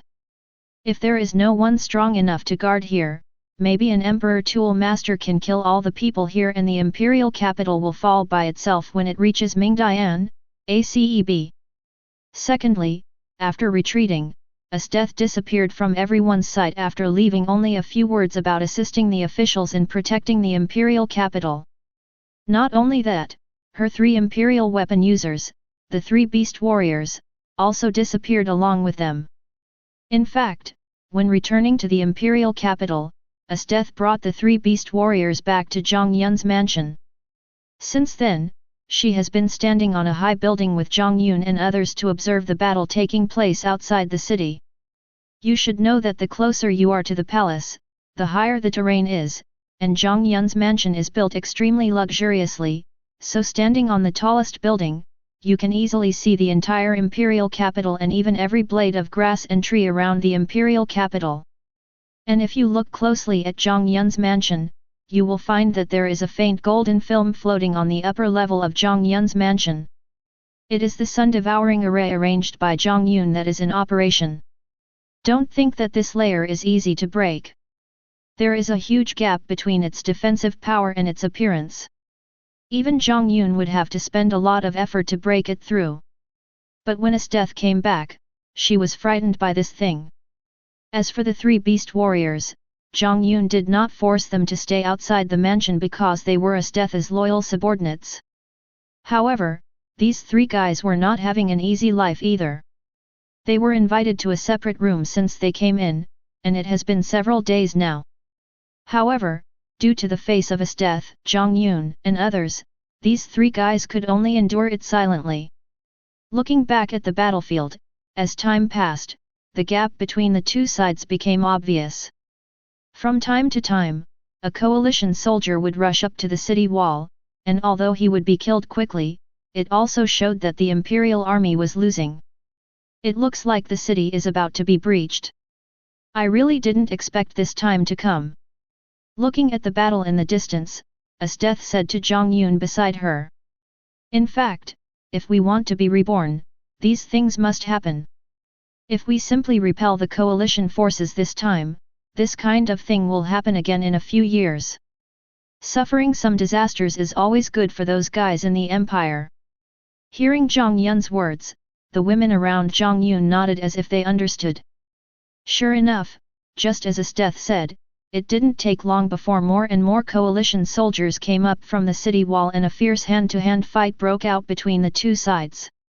After all, enthusiasm could not overcome the fatigue brought by physical exhaustion. After just a short while, the gate of the imperial capital was slowly opened from the inside. For the first time, the 1,000-year-old capital was completely exposed to the rebels. Chapter 140. No. Similar sounds of things being burnt and people screaming kept coming from outside Jiang Yun's mansion, causing the maids who were hiding in Jiang Yun's mansion to feel scared and at the same time feel a little relieved of their worries. Hee. Sister, look, this is the behavior of the revolutionary army that you left behind to join, even at the cost of leaving me and my brother. I don't think they are as righteous and noble as you say. Jiang Yun and the women around him all stayed in the same position as before, watching what was happening in the city. At this moment, He Tong said to He Tong beside him with a smile on his face, and the metaphor in his tone was very obvious. Now, Chi Tong's face seemed to be covered with a layer of frost, and he looked extremely cold and gloomy. These bastards will never be spared. Akame said through gritted teeth. It turned out that after the coalition forces entered the city, they did not immediately concentrate all their forces to directly attack the palace, but instead each sent out a part of their soldiers to rob the property in the city. Looking at the way they were scrambling for the first place, it seemed as if they were afraid that others were much stronger than themselves. It would have been fine if they had only robbed the city's rich and unkind nobles, but now the situation has gotten out of control. The coalition army's military discipline was poor, and due to their large numbers, many coalition soldiers who could not steal anything from the nobles' mansions actually reached out to ordinary civilians in the imperial capital. In addition to looting, there were also many cases of home robbery, murder of parents, of wives and daughters, and even of civilian women in the street. It's a pity that many people in the imperial capital were looking forward to the arrival of the revolutionary army every day, but they didn't expect that what they were waiting for was a group of thugs who were worse than robbers, and looting, and doing all kinds of evil. Although the empire was corrupt before, these people could still barely survive. However, the actions of the coalition forces have truly cut off their chance of survival. Of course, in this tide of looting, Jiang Yun's luxurious mansion was naturally the first to be attacked. After all, although most of the coalition soldiers came from the countryside or even the wilderness, they could imagine that such a luxurious mansion must be full of money and beauties, so they rushed towards the mansion without caring about their lives. But you have to know that the sun-devouring formation arranged by Jiang Yun himself in Jiang Yun's mansion has been running non-stop. For these guys with obvious malicious intent, the formation automatically launched an attack without even the control of the formation flags in the hands of Jiang Yun and the women around him, and golden light waves were continuously emitted from the formation. Anyone who was hit directly by the bullet turned into ashes before they could even utter a scream.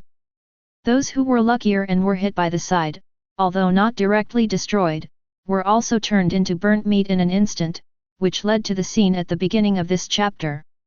There were more than 1,000 people rushing towards Jiang Yun's mansion just now, just like the Eight-Nation Alliance robbing the old summer palace. However, after a large wave of attacks, there was nothing left outside except charred corpses all over the ground and ashes flying in the wind. Just like this, I guess no blind guy will dare to come here again in the short term. While some of the Allied soldiers were burning, killing and looting in the city, most of the Allied soldiers and the Imperial weapon users who attacked at night did not stop and went straight to the palace after entering the city. In everyone's opinion, as long as the ministers and the little emperor were captured, the empire would truly come to an end. Sadly, those who are still working for the Revolutionary Army in the night attack are unaware of what the coalition soldiers are doing in the city. In fact, from the original book, we can know that, except for Nishida, the Revolutionary Army had no intention of leaving behind a night attack. Under the order of the Revolutionary Army headquarters, they carried out so many assassination missions. Regardless of the good or bad of the mission itself, it was always feared by most people. In addition, the Revolutionary Army itself had done many evil things, and all these responsibilities needed to be borne by someone. Obviously, it was best for the scapegoats to be borne by the few people who attacked at night. The reason why we keep them now is simply because we need their strength in the next battle. Just as Nichidan had estimated before, General Sid had been guarding the palace the entire time. When the coalition forces first arrived at the palace, General Bud did not listen to the coalition forces' endless persuasion at all, and directly led his imperial guards to engage in a fierce battle with the coalition forces. General Bud's family has always taken it as their responsibility to protect the royal family. In Bud's eyes, the empire is always orthodox, so no matter what principles the Revolutionary Army talks about, they are all bullshit to Bud. If he wants to enter the palace, everything must be based on strength. Apparently, the top leaders of the coalition forces also realized this, so they ordered their troops to attack. The number of the Imperial Palace Guards was not large, only about 10,000 or 20,000, which seemed insignificant compared to the mighty coalition forces. However, their military quality was first-rate in the empire. Under the leadership of General Bud, the coalition forces were unable to make any breakthrough progress for a while. General Bud, can't you see that this empire is now at the end of its rope? What's the point of your resistance? Facing the fierce resistance from General Bud and the royal guards, Nichidan advised. Humph!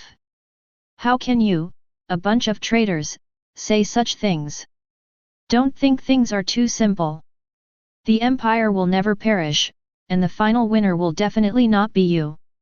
Hearing what Nichidan said, Bud said with a firm face. After all, Bud was one of the few people who knew Jiang Yun's identity. After saying that, Bud made his move without caring about the coalition's doubts.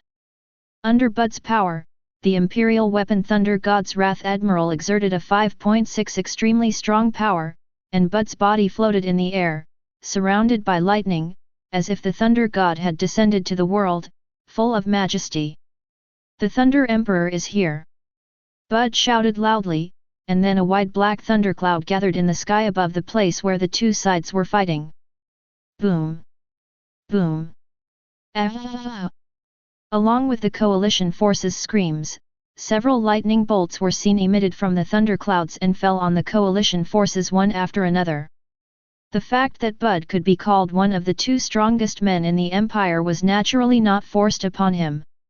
Perhaps there was still a big gap between him and the women around Jiang Yun, but compared with ordinary people in this world, he was already extremely powerful. With just one move, at least thousands of people died. Chapter 141. Just now, Bud had easily killed thousands of coalition soldiers with a single move. Although this scene didn't sound as shocking as when he heard that Jiang Yun had killed 30,000 elite coalition soldiers in seconds, in fact, in reality, this scene was also extremely shocking. Bud's attack this time was not only a blow to the number of coalition forces, but more of a blow to their hearts. It has been said before that these guys are not well-trained soldiers. Seeing this situation, it is inevitable that the morale of the army will be shaken. On the contrary, for the royal guards, Bud had already enjoyed great prestige in the army, and the soldiers were very confident with him around. In addition, Bud had just displayed his prowess, which instantly raised the morale of the royal guards present to the peak. For a time, they were able to hold hundreds of thousands of coalition forces tightly outside the palace gate. Bud, you are too stubborn. In this case, don't blame us. Let's go ahead. As the former general of the empire, Nichiren was very clear about the effect of this move. In order to boost the morale of her own side, Nichiren ordered her imperial weapon Susanoo and all the members of the night raid to attack together and try to capture Bud. When a battle between the imperial equipment users broke out, it was obvious that the ordinary person 02 could not intervene. And obviously, under the siege of multiple imperial equipment users, Bud had no time to care about the others on the battlefield. I have to say that Bud is really strong. Even when facing a night attack from several imperial tool users, he did not get defeated in a short time, and he didn't even show any signs of defeat. For a while, the few of them were evenly matched. As time passed, the generals in the coalition forces became more and more anxious. They had been attacking the imperial capital for such a long time, but they did not expect that there was no General Bud with only 10,000 or 20,000 people blocking the palace gate for such a long time. You know, the longer the time, the more likely it is that an accident will happen. If Minister Ernest and the little emperor escaped by then, these generals would not be able to bear the responsibility. Also, many of them were planning to catch a few big fish in the palace so that they could claim military merit in the future. The longer it dragged on, the more people would come to grab the credit, and that was something they didn't want to see. As for Nichiren, although she had no idea of stealing military merit, she was very clear about the principle that delay would lead to changes. We can't keep dragging this on any longer, Susanoo, let's use that move. Nichiren spoke to Susanoo, her words seemed a little unclear, but Susanoo and everyone in the night raid understood what it meant. The so-called that move refers to Susanoo's hidden skill manifestation of the evil soul. Susanoo can absorb the master's vitality through the evil soul, Megatama, on his chest to complete the berserk state, thereby exerting his power. Only 3 times of use can drain the master's vitality. However, his power is also unique. After going berserk, it possesses 3 abilities: Sword of the Cloud, Super Strong Attack, Yata Mirror, Reflective Defense, and Yashikani no Megatama, High-Speed Movement. No, boss, let me do it. You are more important than me. But at this moment, Tatsumi stopped Nichiren's action and said. Then, Tatsumi let out a low cry of being possessed by an evil spirit, and then a set of armor instantly appeared and was draped over his body, wrapping him tightly. It was the imperial weapon Evil Spirit Possessed Operation Armor that Brand had given to Tatsumi before his death. It can be seen that the imperial weapon that Tatsumi used in the battle before was the ever-changing Cross-Tail, and now Tatsumi is using the Evil Spirit Haunted Operation Armor again. Moreover, unlike Nichiren, Tatsumi did not use 2 different imperial tools one after the other, but used them at the same time, which was extremely amazing. You must know that the conditions for the use of Taigu are that people who do not meet the wavelength cannot use it and cannot use 2 or more Taigu. It's rare for someone like Nichiren to come across 2 suitable imperial tools one after another, but I didn't expect that Tatsumi not only happened to get 2 imperial tools, but could even use them at the same time. Should we say that this guy is worthy of being the protagonist? However, using two taigu at the same time like Tatsumi does is extremely harmful to the body. You have to know that the taigu demon-haunted operation armor itself is an taigu that has extremely high requirements for the user, let alone adding another one. It is not an exaggeration to say that using two taigu at the same time is consuming vitality. This is why Tatsumi did not fight directly in this stance in previous battles. The unilateral beating by Jiang Yun on the dragon boat last time and the death of his elder brother Brand caused great stimulation to Tatsumi, which made him very diligent in training after returning to the night raid. In addition, with Suzanu's guidance on certain combat skills, Tatsumi's strength has now made great progress, far exceeding Brand's previous strength. After Tatsumi used two imperial weapons at the same time, the situation of the battle began to obviously tilt. It was already extremely exhausting for one person to deal with several people, not to mention that now one of the opponents had suddenly become stronger. Hey! Defeat me! After another round of fighting, when Bud finally focused his attention on other people, Tatsumi seized the opportunity and instantly shot a white lance formed by the ever-changing imperial weapon cross-tail at Bud. Under the amplification of the evil spirit, the speed and power of this lance were extremely terrifying. It instantly penetrated the heavy armor that Bud was wearing, entered from the back and came out from the chest. Just like that, General Bud was standing there, and a white long gun pierced through him diagonally and nailed him to the ground. Your general has been defeated, why don't you surrender quickly? Seeing the outcome of the battle between the imperial weapon users nearby, the coalition general shouted excitedly towards the battlefield. The saying that a general is the soul of an army is very true. After General Bud was defeated, the guards he led were also defeated soon. The Emperor's coalition forces rushed into the palace. Haha, I said before that you rebels will never be the final winners as long as that master is still around. Ahem, it's a pity that I won't be able to see it. Looking at the coalition forces gradually entering the palace, Bud said these words, and the last generation of famous generals closed their eyes forever. But the palace is obviously not a place to gain military merit as the coalition forces thought, but more likely a battlefield. Not long after these guys entered the palace, there was a tremor, and a giant who looked like he could stand tall and proud suddenly stood up from the palace. Its body was so huge that almost the entire imperial city could see it clearly. It was the Supreme Emperor's protector of the nation, Supreme Throne. Chapter 142. The Supreme Imperial Tool, the Guardian Mecha God Supreme Throne, is also called Supreme Taser in the animation. It was made by Jiang Yun for the royal family thousands of years ago. The special thing about this imperial tool is that it cannot be used by anyone who meets the wavelength. The condition for using the Supreme Imperial Tool is that one must have royal blood. Of course, since it is called the Supreme Imperial Tool, its strength is also extremely strong. It is certainly not a coincidence that the Supreme Emperor's weapon appears at this moment. The specific events have to be traced back to a few minutes ago. Report. Following an anxious shout from a distance, a figure quickly ran into a palace in the Imperial Palace. Inside, there were not only the young emperor, ministers, but also important officials of the empire. You are so flustered, just speak slowly. Seeing the look of the person who brought the news, Yinshan spoke slowly and calmly. Yes, Your Majesty, my lords, I just observed that General Bud has been defeated, and now hundreds of thousands of rebels have begun to pour into the palace. Upon hearing the minister's words, the messenger trembled, then hurriedly knelt down, bowed to the little emperor and the ministers, and then revealed the information. What should I do? Ah! A 1,000-year-old empire was destroyed in an instant. After hearing this man's words, all the ministers present burst into words. Some were worried, some were afraid, and some expressed regret for the empire. In short, there were all kinds of emotions. Why are you arguing? What's the rush? Who told you that the coalition forces will definitely win?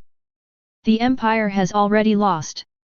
While everyone was discussing, the minister spoke. His voice seemed very calm, without any worry or fear about the rebels being right before his eyes.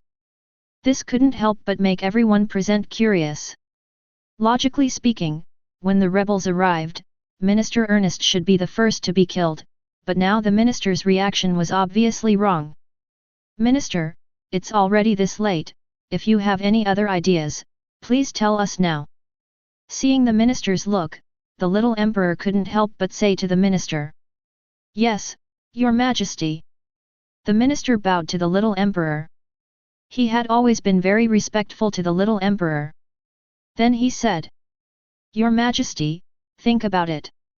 The emperor's family has been around for 1,000 years, so how could there be nothing special about them? Right here, at your feet, is the imperial tool that has been passed down from generation to generation. The supreme throne is an imperial tool that only Your Majesty, a member of the Orthodox royal family, can control. It is said to have power comparable to that of a god. With it, you will be able to eliminate all the rebels that are wreaking havoc on the empire. Although there may be some losses, it will all be worth it. Speaking of the Supreme Emperor's weapon, Yin Chen's face looked a little fanatical. This led to the scene where the Supreme Imperial weapon happened to appear. After the little emperor controlled the Supreme Imperial device to appear, without any hesitation, the crystal ball-like thing on the forehead of the Supreme Imperial device began to gradually emit red light. Afterwards, a huge red beam of light was emitted, aiming at the place in the palace where the rebels gathered the most. Boom! Along with a huge roar, flames rose to the sky, as if a nuclear bomb had exploded there, and all the people there were almost evaporated instantly. In fact, the reason why the power of the Supreme Emperor's weapon is almost comparable to that of a god is not referring to its combat power, but its earth-shattering attack power. When Jiang Yun made this imperial weapon, he put a lot of effort into its attack power, but due to its huge body, the movement of this imperial weapon was relatively slow. But even so, the huge body and hard material of the Supreme Imperial weapon made it much stronger than other imperial weapons. What on earth is this?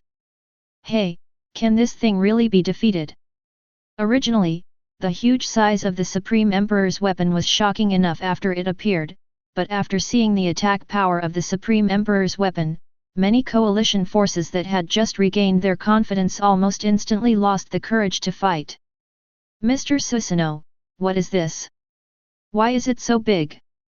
The appearance of the Supreme Imperial weapon also shocked everyone in the night raid. Out of curiosity, Tatsumi asked Susanoo beside him. Although I have never seen it, judging from its size and attack power, it must be the Supreme Emperor weapon. After thinking for a while, Susanoo replied. I never thought that something like the Supreme Imperial weapon actually existed. No wonder the minister has always acted fearless. Hearing Susanoo's answer, Nishida said with a sigh. Boss, what on earth is the Supreme Imperial gear?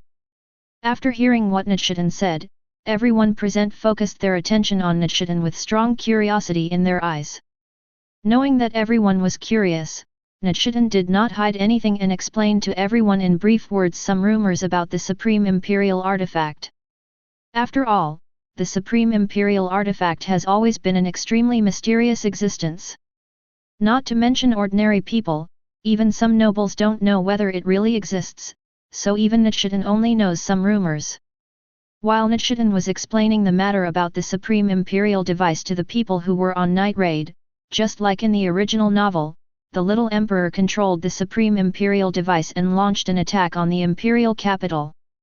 Of course, the young emperor did not want to attack ordinary people. He just saw the rebels mixed in with the people in the imperial capital. Of course, under the waves of attacks, casualties among ordinary people were inevitable. Damn it, this guy actually attacked the people of the imperial capital. It's really abominable. Let's stop him quickly. Seeing this scene, Nichidan no longer cared about the threat of the Supreme Imperial device, and shouted at everyone in the night raid to stop the Supreme Imperial device from launching an attack.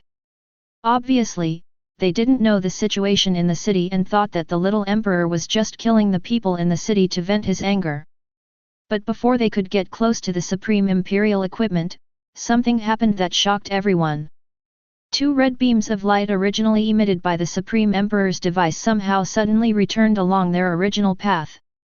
As luck would have it, one of them hit the Supreme Emperor's device, while the other one stayed right next to Ernest, who was standing on the roof of a building not far away and watching.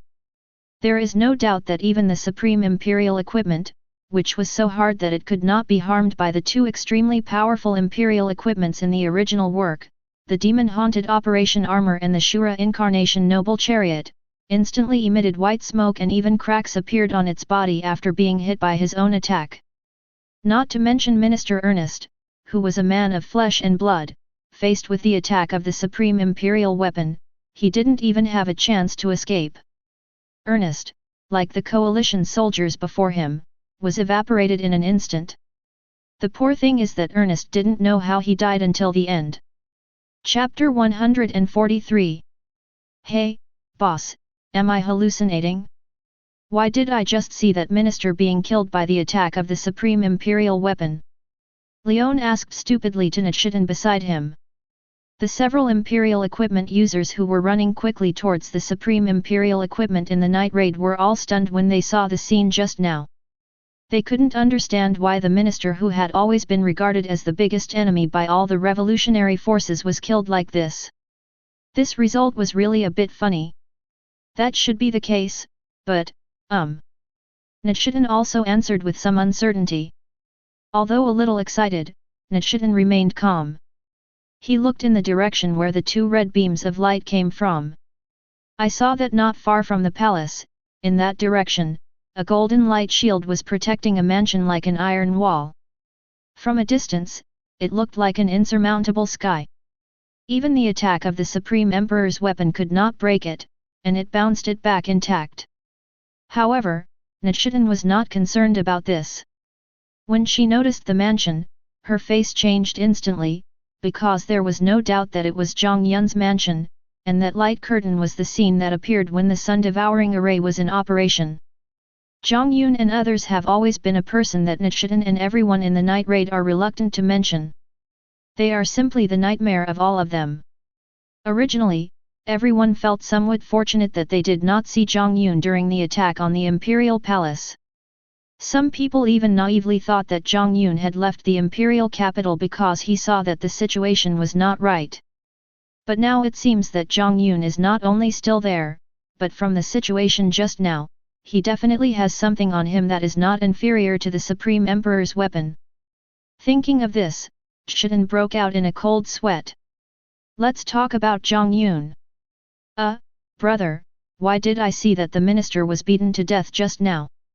When the incident happened, Jiang Yun and others were all watching at the mansion. Seeing this scene, Chelsea asked Jiang Yun with a strange look on her face. Not only Chelsea, but everyone present was stunned when they saw this. It's not our fault, it's just his bad luck. Jiang Yun spread his hands and said helplessly. Even Jiang Yun could not have imagined that Ernest's luck could be so bad. It turned out that not long ago, when the Emperor and the Emperor were controlling the Supreme Imperial device to launch a random attack on the Imperial capital, perhaps because the little Emperor was too young and could not operate the Imperial device completely skillfully, two beams of light actually hit Jiang Yun's residence. Naturally, the sun-devouring formation started to operate on its own. It was broad daylight now, and the formation was full of energy.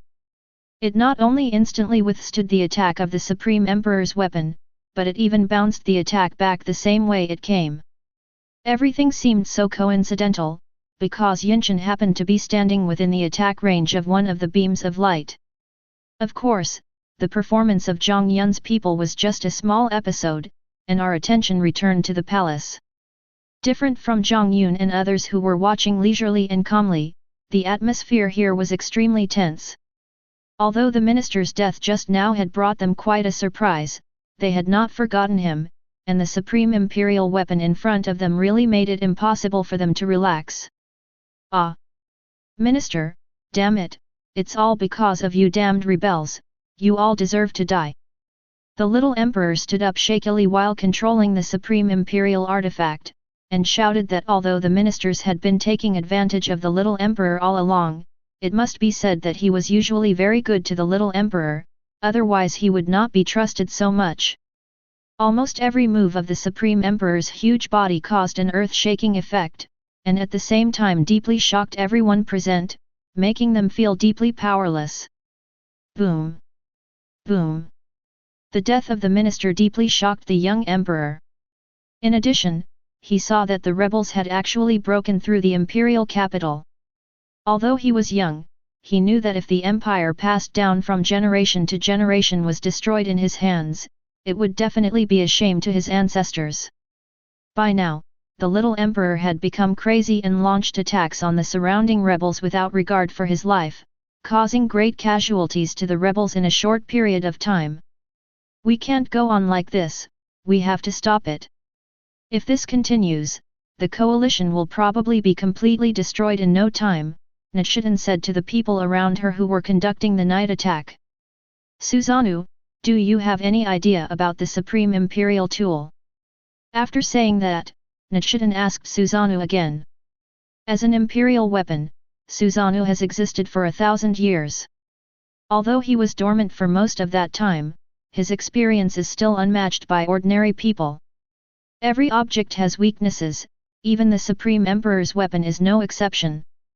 I didn't discover the Supreme Emperor's weapon's weakness, but the sudden reflected attack just now exposed it.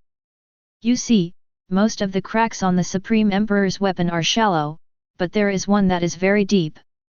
That should be its weak point. As long as we attack that part, we will be able to defeat the Supreme Emperor's weapon. After hearing Nichiren's question, Susanoo thought about it and pointed to the place where the Supreme Emperor was hit before. Yes, that must be the case.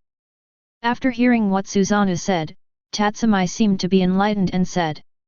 During the previous training, Susanoo had specifically explained to him about the weak points of all things, saying that as long as he could hit these weak points, he would be able to achieve twice the result with half the effort. Okay, Mr. Susanoo, Leona, let's go ahead. Main will cover us from a distance. As for Hill, you stay by the boss side and protect him. Tatsumi said, and then he rushed out at the head of 10 horses. Unlike the original story where Tatsumi fought alone, now he has the assistance of Susanoo and Leon, as well as the long-range attacks of Main, and the Supreme Imperial equipment has just suffered some damage. Therefore, everyone did not pay as heavy a price as in the original work.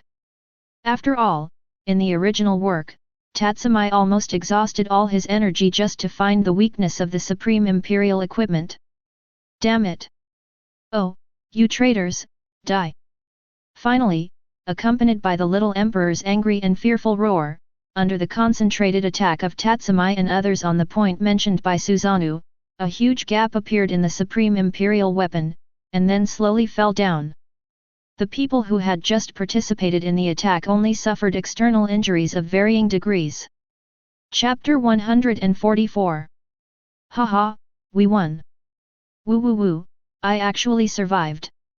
I'm not dead, haha, I will be a founding hero in the future. Seeing the Supreme Emperor fall, the surviving coalition forces were all extremely excited. Some cheered loudly, some cried with joy, and some had a fanatical look on their faces, probably imagining their wonderful future life. Well, you all did a great job. When Tatsumi and his companions returned to Nichita, she patted their shoulders happily and said. Then the only thing left is the Minister of Security. As long as we defeat him, we can establish a new country. After saying that, Nichiren turned her gaze towards the direction of Jiang Yun's mansion. Just like before, the golden light curtain still existed in Jiang Yun's mansion, without any sign of weakening. Nichiren's eyes flickered, but she no longer had the same inextricable worry as before. It seemed that the victory of Tatsumi and his companions over the Supreme Imperial Guardian Mecha Supreme Throne had given her great confidence. Not long after the Supreme Emperor was defeated, several high-ranking members of the Revolutionary Army, the leader of a Ning Dao, and generals of Western ethnic groups all gradually walked out from the rear of the army under the protection of many guards. When they attacked the city and the palace some time ago, these people were all in the command post some distance away from the battlefield. These guys showed up only after hearing a report from their subordinates just now that the coalition forces had completely captured the palace and defeated what was suspected to be the Supreme Emperor's weapon. And behind them, the coalition soldiers who survived the previous attack began to gather gradually. It seemed that these senior leaders were preparing to review the troops. After a short period of time, there were only less than 200,000 people left in the coalition. But these guys standing in the somewhat dilapidated palace, coupled with the fallen supreme imperial weapon beside them, seemed quite heroic. Oh, are you planning to celebrate? But at this moment, a voice full of provocation came from above everyone, and then, in the shocked eyes of everyone, two huge snow-white figures appeared in the field of vision of the coalition forces present, and quickly landed only a few dozen places above the ground. The person who spoke just now gradually revealed his figure. It was Jiang Yun. Looking at the coalition forces below, whose clothes were a little messy but whose faces were full of surprise, as well as the coalition leaders and generals with rosy faces, Jiang Yun spoke. Beside Jiang Yun were several other girls.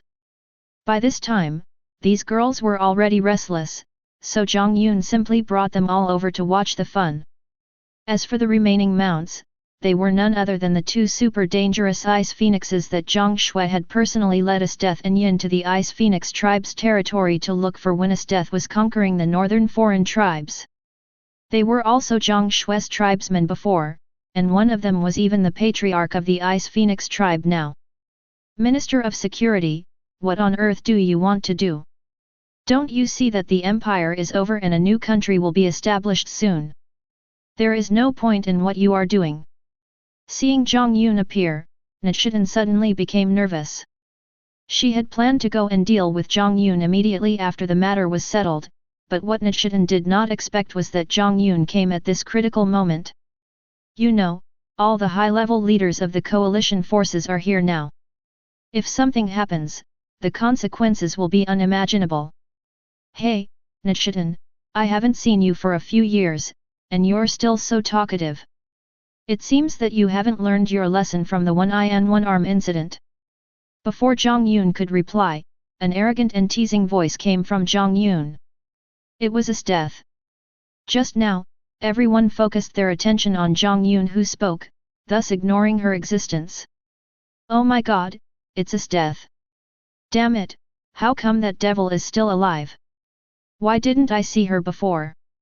The moment they saw Esteth, a noisy quarrel broke out among the coalition forces. The incident in which Esteth killed nearly 100,000 coalition soldiers with a single move of ice cavalry before retreating was still vivid in the minds of these guys.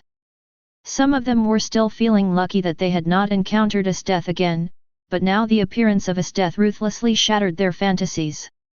What? Esteth? How come you are next to the Minister of Security?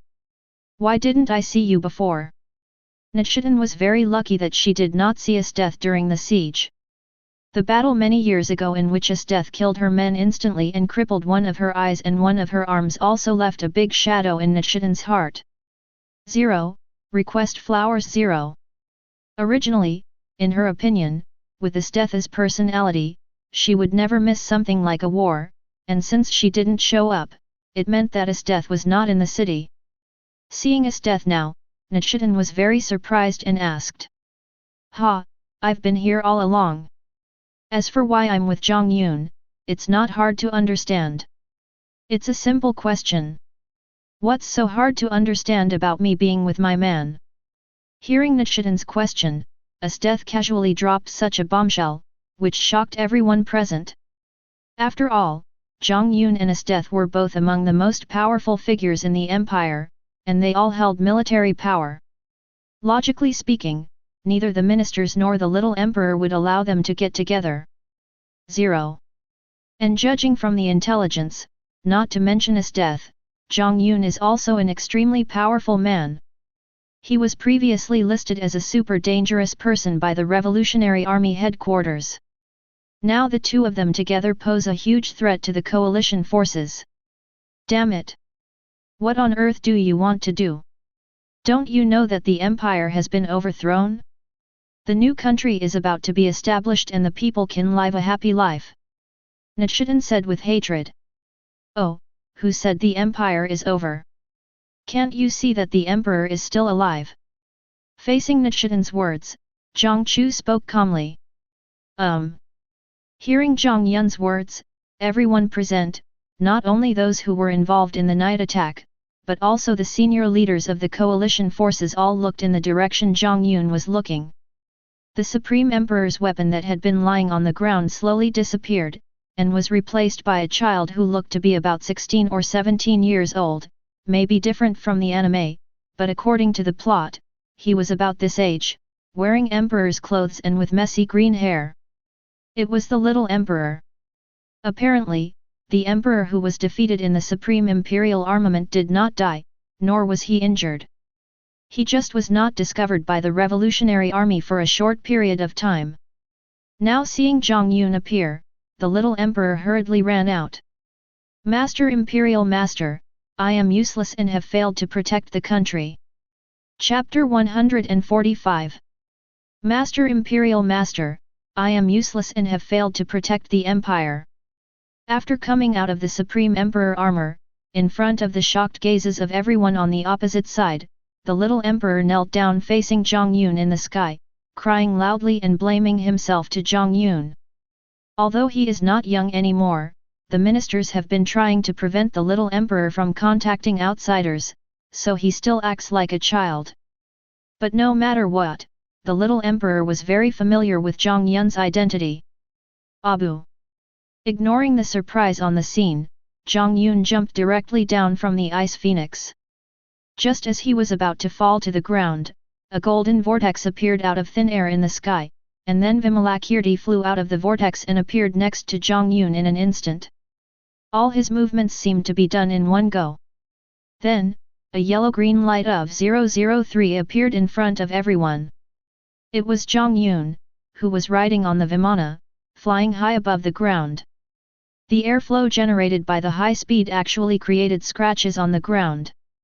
In just a blink of an eye, before anyone at the scene could react, Jiang Yun had already returned to his original position in the sky. In Jiang Yun's hand was the little emperor who was still crying. The little emperor was now being held in Jiang Yun's hand. Be quiet, what are you doing crying like that?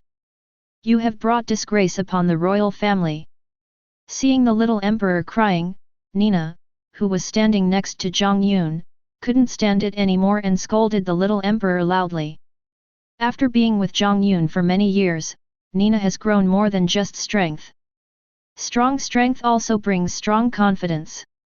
Although Nina is a lively and cheerful girl around Jiang Yun and other girls, when she meets other people, Nina's toughness is instantly revealed. No matter what, the little emperor is still her half-brother, and Nina cannot completely abandon him.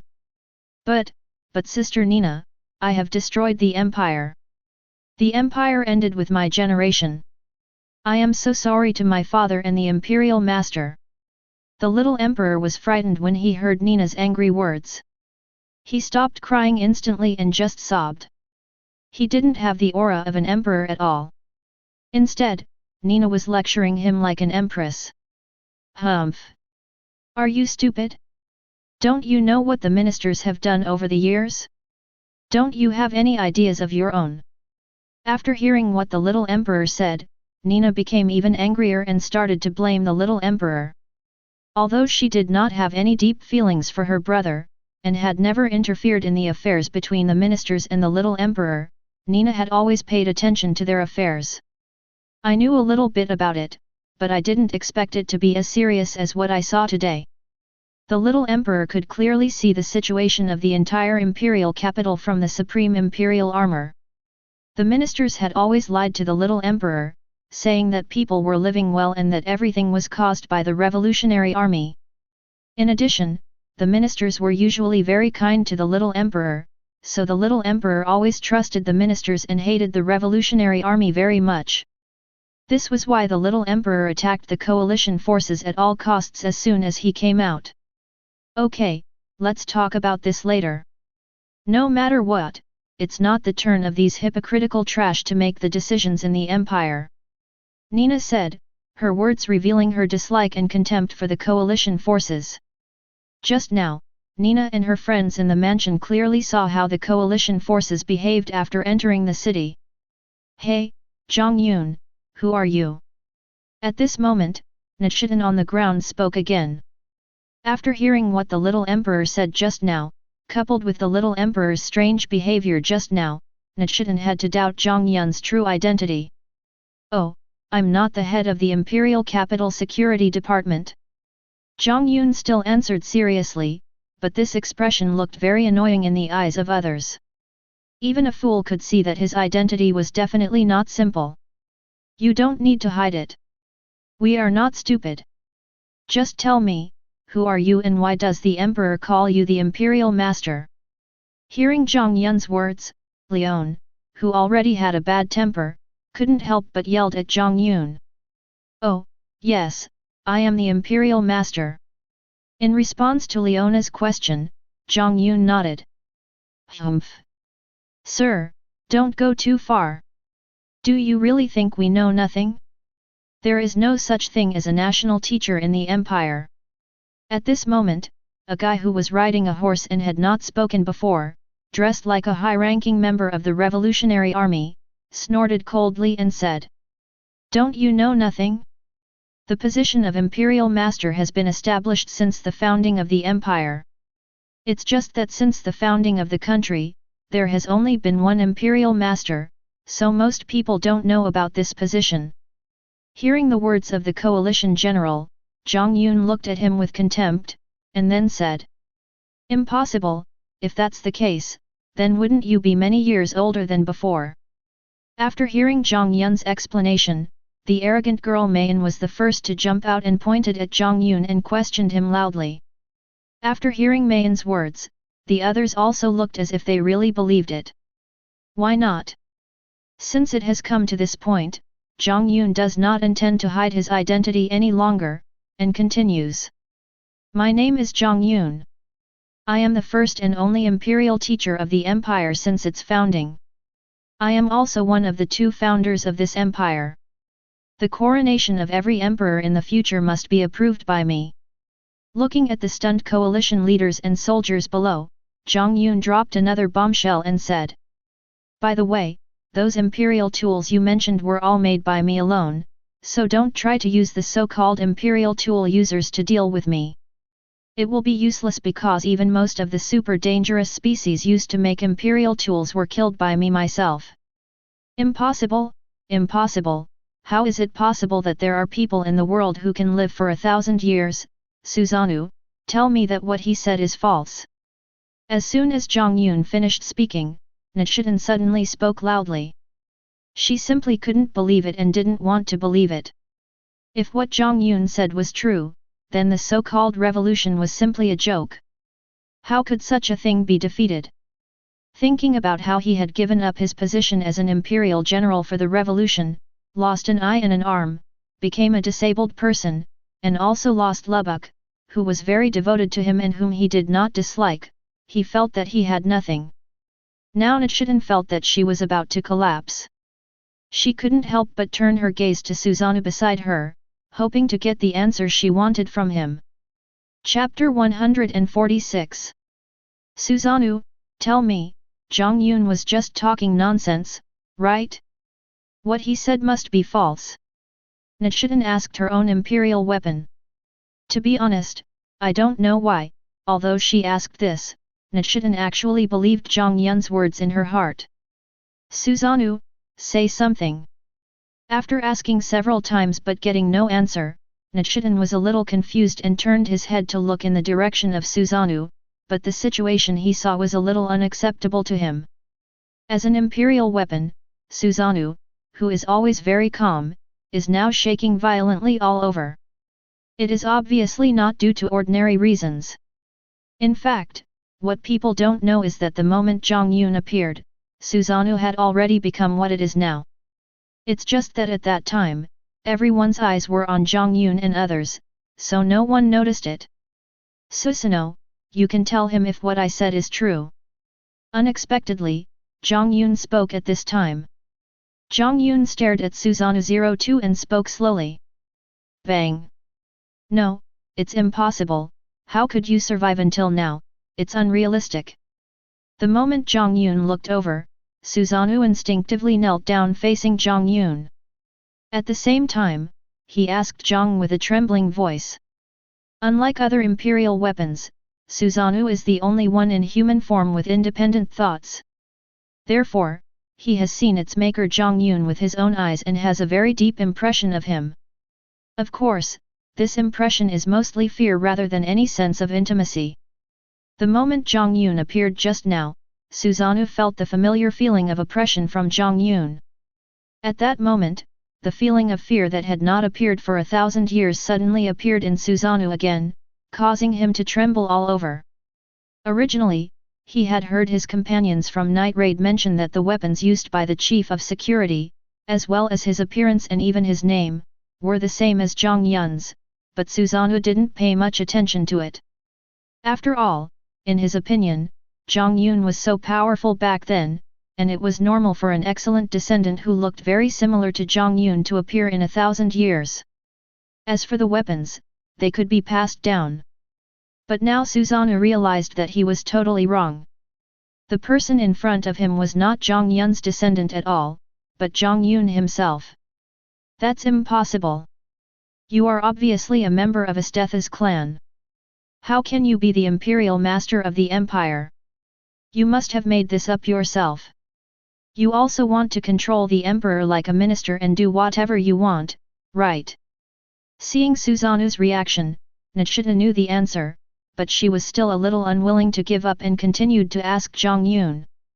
Nishida, don't deceive yourself. There is nothing wrong with what Lord Jiang Yun said. 1,000 years ago, Lord Jiang Yun was also the master of the Barut's clan, but at that time the Barut's clan did not have a definite clan name. Strictly speaking, Lord Jiang Yun is the first-generation ancestor of the Barut's clan you are talking about now. Without Jiang Yun's answer, Susanoo gave the answer himself, but it also broke the last bit of fantasy in Nishidan's heart. So, do you guys who participated in the night raid still plan to join the Revolutionary Army? Do you want to consider it? As long as you leave the Revolutionary Army, I can spare your lives. Jiang Yun said to the people on the ground who were stunned by Jiang Yun's words. As for those guys in the coalition forces, Jiang Yun did not mention them at all. From the beginning to the end, Shan had no intention of letting them go. Ah! I'm so sorry. According to what you said, you should be a 1,000-year-old monster. I don't want to be around someone like you. It's scary to think about it. I still believe that as long as we work hard, we can definitely defeat you. Nothing is impossible in the world. Hearing Jiang Yun's words, the people who attacked at night were a little surprised at first, but after thinking about it, Leona was the first to speak up and refuse. Ha, old monster, you are the first person to call me that. I am an immortal being, an immortal being. I am only over 1,000 years old. The word old will never appear in my description. After hearing what Leona said, Jiang Yun did not get angry, but explained calmly. What about the rest of you? Are you planning to follow those guys into the end? Jiang Yun looked at the others and continued to ask. I will always follow you all.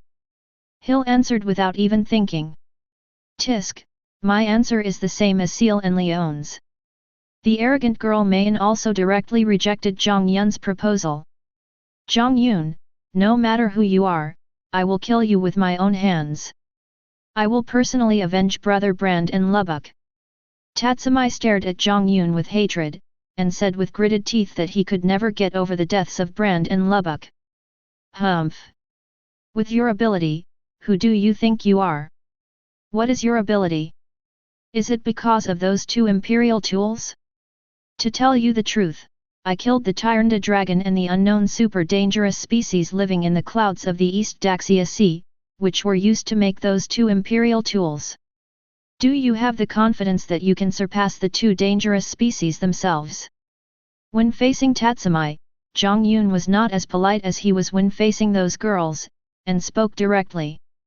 Even so, I won't give up. Tatsumi still said with a firm look on his face. Seeing Tatsumi's performance, Jiang Yun didn't say anything, and Seiyu, who was standing next to Jiang Yun, didn't say anything either. Before, when they were on the dragon boat, Seiyu pleaded for Tatsumi, but not only did he not appreciate it, but Jiang Yun almost blamed Seiyu. This time Seiyu learned her lesson, and from beginning to end, she didn't interfere at all in anything concerning Tatsumi. Nat Shiden, it seems that your subordinates are pretty good. Looking at the answers of Yezhong and the others, although it was expected, he still sighed. Susanoo, is the circle cloud really so big that it cannot be defeated? Although it can be seen from Susanoo's previous performance that Jiang Yun is extremely powerful to the point of being abnormal, Nishida still asked Susanoo without giving up. Nagizada, you have never seen Lord Jiang Yun take action seriously. His strength is definitely beyond your imagination. In fact, 1,000 years ago, Lord Jiang Yun almost single-handedly pacified the empire. Susanoo answered Nichidan with a serious face. Although Jiang Yun just glanced at Susanoo and then looked away, Susanoo was still frightened. No, I don't want to give up. I've put everything on the Revolutionary Army. I want to try no matter what. Even so, Na King Sewon did not give up. Chapter 147. Ha, I really don't understand why you are so obsessed with the Revolutionary Army. If it's just about revolution, I can understand, but why do you have to join these guys? Seeing the final choice of the people who attacked at night, Jiang Yun asked with some doubts. Because the Revolutionary Army is truly for the people, I believe that only by following them can the country get better.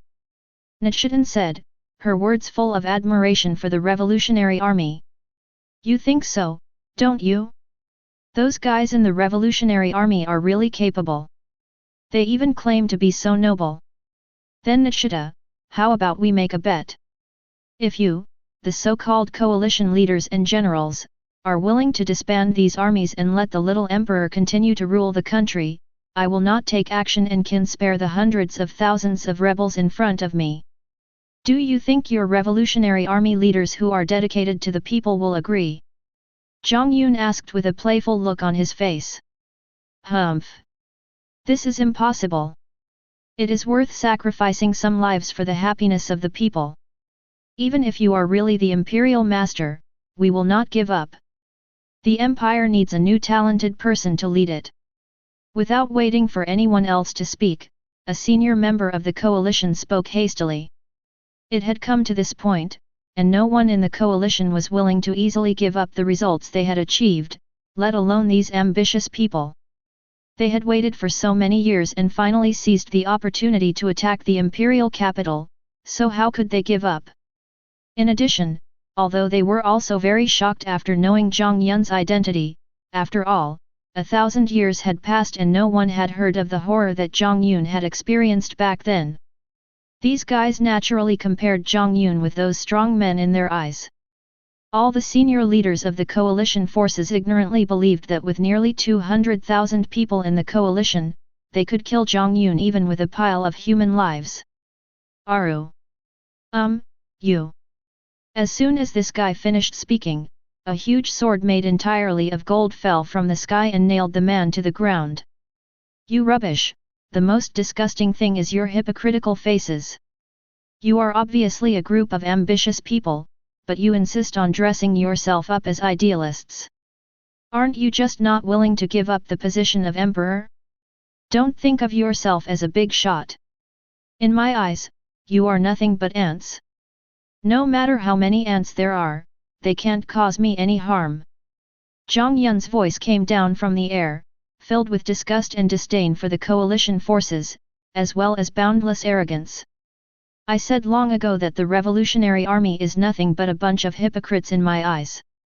I didn't expect that you still haven't seen it clearly until today. So now I will let you see it in person. After killing the high-ranking member of the Revolutionary Army, Jiang Yun looked at the people who were conducting the night attack below and said, "Swish, swish, swish." As Jiang Yun finished speaking, several arm-length battle flags fell from the sky one after another, and then they were arranged in a shape that no one could understand in front of the Night Raiders. What on earth is this? Seeing this situation, almost everyone present, except the women around Jiang Yun, felt very strange. After all, there is no such thing as formation in this world. Just when everyone was feeling strange about Jiang Yun's behavior, something even more surprising happened. They saw the flags on the ground began to emit a dim light, and then a huge light curtain was formed. Most importantly, some images began to be played from the light curtain. You must be kidding. How is this possible? No, that's impossible, you must have made this up. Is this true? As the images gradually played out, the faces of the people who had participated in the night raid became more and more gloomy. The scenes in the images were hard for them to believe. That's right, what Jiang Yun took out now was the replay of the scene in which the coalition soldiers were burning, killing and looting some time ago. The people who attacked at night couldn't believe it. They were fighting for the coalition forces here, but the coalition forces were doing this kind of thing, and they were still like fools and knew nothing. Boss, Leon, and everyone, I advise you not to resist my brother anymore. It's meaningless. What's in the picture is absolutely true. You just need to go out and take a look and you will know. There is no point in working for such a hypocritical coalition. You will just lose your life in vain. Hearing the disbelief of the people in Night Raid, Chi Tong spoke up this time, persuading them that after living together for several years, Chi Tong still has some feelings for them. Damn it! It turns out we have been kept in the dark like fools all along. Hearing what Akame said, Leon slammed the ground and said angrily, that's indeed the case. How could someone lie about something like this? I can tell it's true just by looking at it. Jiang Yun, if it is true as you said, you are the imperial teacher of this empire. Why did you watch this empire being tossed around by ministers and why didn't you intervene? Can't you see that people's lives are difficult? Don't you have any sympathy at all? After seeing the video that Jiang Yun just released, Nichiren was very disappointed with the coalition forces. But it must be said that Nichiren was really persistent about the so-called peace. She had not given up yet and asked Jiang Yun again. Why should I intervene? I have no interest in politics, and the empire was not established by me casually thousands of years ago. If it weren't for Nina's sake, and if I wasn't very happy with the coalition, I wouldn't necessarily show up now. As for the people you mentioned, why should I care so much? It's enough as long as the people around me live well. A good life is something you have to fight for. How can incompetent people live well? The number of deaths I have seen over the years is almost as high as the population of the empire. If I were as kind as you, I would probably be worried to death. Hearing Nichiren's words, Jiang Yun answered casually. So what are you going to do next? After hearing Jiang Yun's answer, Nichiren asked somewhat dejectedly. From what he said just now, Nichiren understood that Jiang Yun was definitely a guy who followed the principle of the jungle like as death. Nichiren had already given up any hope of convincing Jiang Yun. I still say the same thing. I have no interest in the empire. The little emperor will still be the emperor. Of course, if you are interested, I can let you take the position of the previous minister. Jiang Yun said indifferently. Even for Nina's sake, Jiang Yun couldn't just leave the little emperor alone. After all, no matter what, the little emperor was now Nina's only blood relative.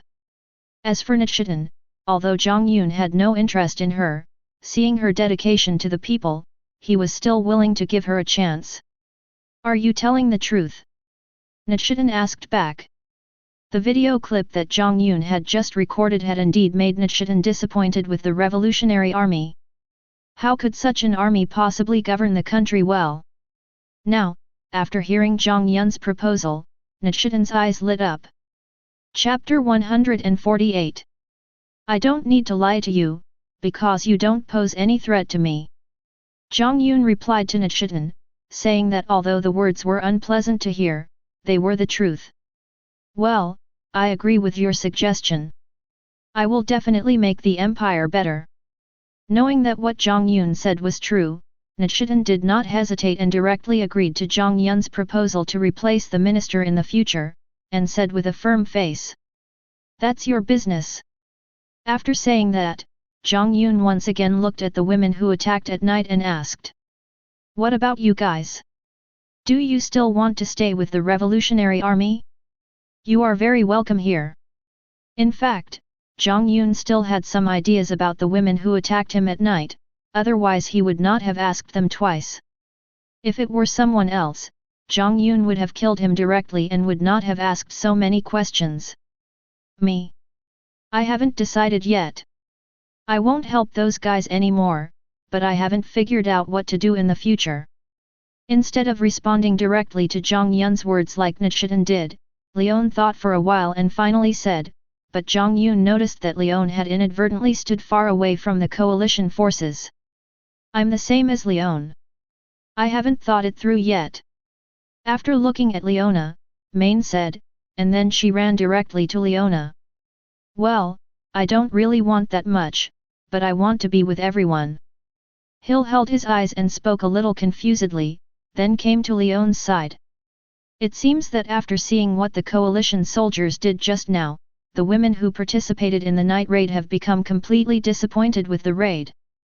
"Humph, even if that's the case, I won't stand on your side. I will definitely avenge my elder brother in Lubbock, and I will use these 2 sets to put an end to you." But Tatsumi was not like the other women. Ever since Jiang Yun appeared, this guy had been staring at Jiang Yun with murderous eyes. Thinking of the deaths of Brand and Lubbock, Tatsumi was now overwhelmed by hatred and even forgot the gap between the 2 sides. She even naively believed that she could defeat Jiang Yun just like she did against the Supreme Imperial Artifact. Jiang Yun simply chose to ignore Tatsumi's call. Jiang Yun didn't care about his thoughts in the first place. In Jiang Yun's eyes, a person like Tatsumi who didn't know his own limits was already a dead man. "Jiang Yun, no matter what, we will not give up. All the people in the imperial capital are guilty.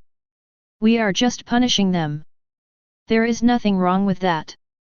Everyone who participated in the night raid, Nichiren, you actually betrayed the coalition and betrayed justice. You will all be punished." At this time, another senior member of the coalition spoke up. He was still unwilling to give up, and used the same self-righteous tone as before.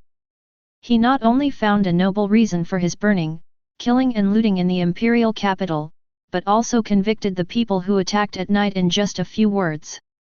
Jiang Yun even wondered if these guys didn't feel disgusted when they kept talking about justice. "Soldiers, we must not succumb to the lies of this man. The revolution is about to succeed, and we must not fail. He is the root of the empire's evil and a bigger cancer than Ernest. Soldiers, come together, as long as we kill him, we will win and live a good life from now on." The man continued, and in just a few words he described Jiang Yun, the founder of the empire, as the biggest cancer of the empire, and he even shamelessly wanted to kill Jiang Yun. By now, Jiang Yun had begun to admire these guys' unique ability to confuse right and wrong. If this happened in later generations, it would definitely be good material for starting a pyramid scheme and they would be experts in brainwashing. Kill. So that's how it is, let's all come together. It has to be said that these uneducated civilians were the easiest to be deceived. After hearing the words of this high-ranking revolutionary army leader, most of them believed it without even thinking about it. They even shouted and rushed towards Jiang Yun, using various weapons to attack Jiang Yun in the sky. Among them, Tatsumi was not idle either. He was seen using 2 imperial weapons at the same time to attack Jiang Yun. "You guys are looking for death. I wanted to let you live 10 more years." Jiang Yun said coldly. Jiang Yun didn't care whether these guys were bewitched or not. He only knew that now a group of ants were shouting and attacking him. The only thing he needed now was to let these guys know the serious consequences of provoking him. "Oh!" A huge phoenix cry was heard, and an ice phoenix in the sky fell rapidly. The aura it exuded alone was enough to make the coalition forces on the ground weak in the knees. After all, it was a leader among the super dangerous species. If there was enough time, this one ice phoenix would probably be enough to kill all the 200,000 coalition forces. But this time the ice phoenix did not come down for a fight. It can be noticed that there was no one else on the back of the ice phoenix except Jiang Yun. Jiang Yun did not need help from others when he took action. The real purpose of the ice phoenix coming down was to pick up Nishida, Leona, Hill, and Main on the ground. Otherwise, it would be difficult for them to fully display their talents. After the ice phoenix quickly took the 4 people away, the shock that the ice phoenix had brought to the coalition forces took a long time to gradually dissipate. It was not until just now that people noticed that the remaining white giant bird of Jiang Yun and the women was not an ordinary dangerous species, but a rare super dangerous species. You bastards, you actually dare to provoke me. Are you ready to die? The hurricane brought by the ice phoenix's wings dissipated, and Jiang Yun appeared in front of many coalition soldiers wearing a tight-fitting silk robe with a black background and red all over. From his appearance, people could not tell that he looked powerful at all, but rather like a young master of an aristocratic family. However, the soldiers of the coalition forces did not feel like laughing at all after hearing Jiang Yun's words just now. They always felt as if what Jiang Yun said would come true soon. Jiang Yun slowly pulled out a knife from the iconic golden vortex of the king's treasure behind him. It is the strongest sword among the 3 most powerful swords in the world, the Sword of Earth, Kong Yunya. Chapter 149. Yunya, the Sword of Earth among the 3 domineering swords in the anime Inuyasha. It is called a sword, just like Tenshuguya and Tessugah, but in fact they all look like long swords, but its scabbard and handle are both white, which makes it more beautiful than Tenshuguya with a purple appearance. According to the introduction in Inuyasha, Murasakiga is a very scary demon sword. Unlike Tessugah and Tensuga, Murasakiga is possessed by an evil spirit from ancient times. It is the famous sword that Inuyasha's father once used. Under the influence of the cursed power of Murasakiga, the sky will be covered by darkness, the earth will rot, and everyone will die in despair. Those who hold Murasakiga will destroy everything except themselves, and this process will be repeated for decades or hundreds of years. Only extremely powerful monsters can completely control this sword. Tessugah, Tenshinga, and Murasaki are known as the 3 most powerful swords in the world. Legend has it that their power is enough to dominate the 3 realms. The 3 swords correspond to 3 worlds respectively. Tenshinga, which corresponds to heaven, can save 100 lives with just one swing of his sword. Kong Yunya, who corresponds to earth, can open the door to the underworld and call back 100 undead souls with a single swing of his sword. The guardian sword of people Tessugah can destroy 100 enemies with one swing of the sword. In battle, Junyang's attack power is definitely stronger than Tessugah. In the original work, Tenshuguya and Tessugah had to work together to defeat Junyang. During this time, the coalition forces gradually recovered, especially Tatsumi. Although he was affected by the Ice Phoenix's aura just now due to the use of 2 imperial tools at the same time, he has fully recovered after the Ice Phoenix left. Now Tatsumi is rushing in front of all the coalition forces. Humph! You really think you are such a big shot? Go to hell! Jiang Yun said softly, and then he no longer tried to conceal his demonic power, but just emitted demonic energy. A strong wind suddenly blew around, and it felt like the air had become heavy all of a sudden. Some ordinary coalition soldiers even fell to the ground and twitched while running, and they were obviously dead. The others were not much better off, and it was good enough for them to be able to stand still. Most of the coalition soldiers actually began to retreat slowly, and even Tatsumi's speed immediately slowed down under the impact of the demonic energy that Jiang Yun inadvertently emitted. Because of his imperial weapon, Tatsumi is more sensitive to demonic aura than other people, so naturally he is more affected. This was because Jiang Yun did not deliberately use demonic energy to attack them. Otherwise, many people might have been killed here without Jiang Yun's attack. However, even so, the opposing coalition forces had basically lost their fighting spirit. Of course, Jiang Yun released the demonic energy not to weaken the opponent's combat effectiveness. Those things were completely irrelevant to Jiang Yun. The dark red sticky evil spirit began to gradually gather towards the Kong Yunya in Jiang Yun's hand. Within a few short breaths, the originally bright Kong Yunya turned completely bright red. It was even more oppressive than before. But Jiang Yun did not stop. The power of Jiang Yun was so powerful that it was unimaginable. With the continuous infusion of power, Kong Yunya began to emit a faint purple-red light. Around Kong Yunya, the space actually revealed tiny cracks. Jiang Yun continuously compressed the demonic power into Zone Yunya. The powerful force had not yet been released, but it made the space unable to bear it. However, Zone Yunya showed no signs of being unable to bear it. It really lived up to the name of the domineering sword. Sit. Seeing that the demonic power was almost compressed, although it could still be further compressed, the power was now enough. Jiang Yun shouted loudly, then raised his hand and waved at Tatsumi and the nearly 200,000 coalition forces in front of him. In fact, the coalition forces were also unlucky. Before Jiang Yun arrived, they had gathered neatly and stood in an open area in the palace waiting to be inspected. Unexpectedly, this gave Jiang Yun a convenient opportunity. Since they were all hit together, Jiang Yun was too lazy to kill them one by one, so he just used a big move to kill them all. A dragon's roar was heard that almost pierced the eardrums of everyone present, and then, in the horrified eyes of the coalition forces, a red tornado appeared that almost covered half of the palace, directly engulfing all the rebels including Tatsumi, the coalition high-ranking officials, and 200,000 coalition soldiers. This is not the most frightening thing. The most frightening thing is that in this tornado, there is a lifelike blood dragon, whose every scale can be seen clearly and which almost covers the sky and the sun. It keeps moving in this tornado, and wherever it passes, it will take away countless lives. 0. Request flowers. You have to know that the tornado was not as simple as the tornado in nature. It was almost entirely composed of Jiang Yun's demonic energy, and its power was much greater than that of the natural one. Even a big monster might not be able to withstand Jiang Yun's move, not to mention the ordinary humans in the rebel army who were just flesh and blood. It can be seen that as the evil tornado continued to rotate, people kept dying.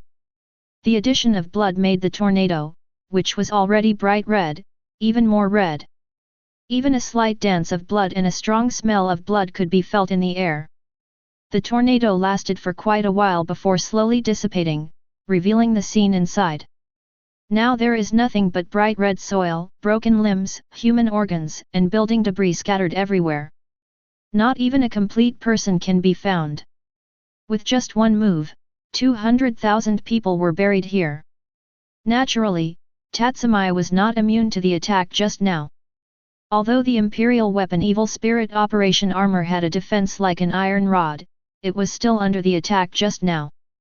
The evil spirit couldn't hold out for even a moment before he and Tatsumi were torn into pieces.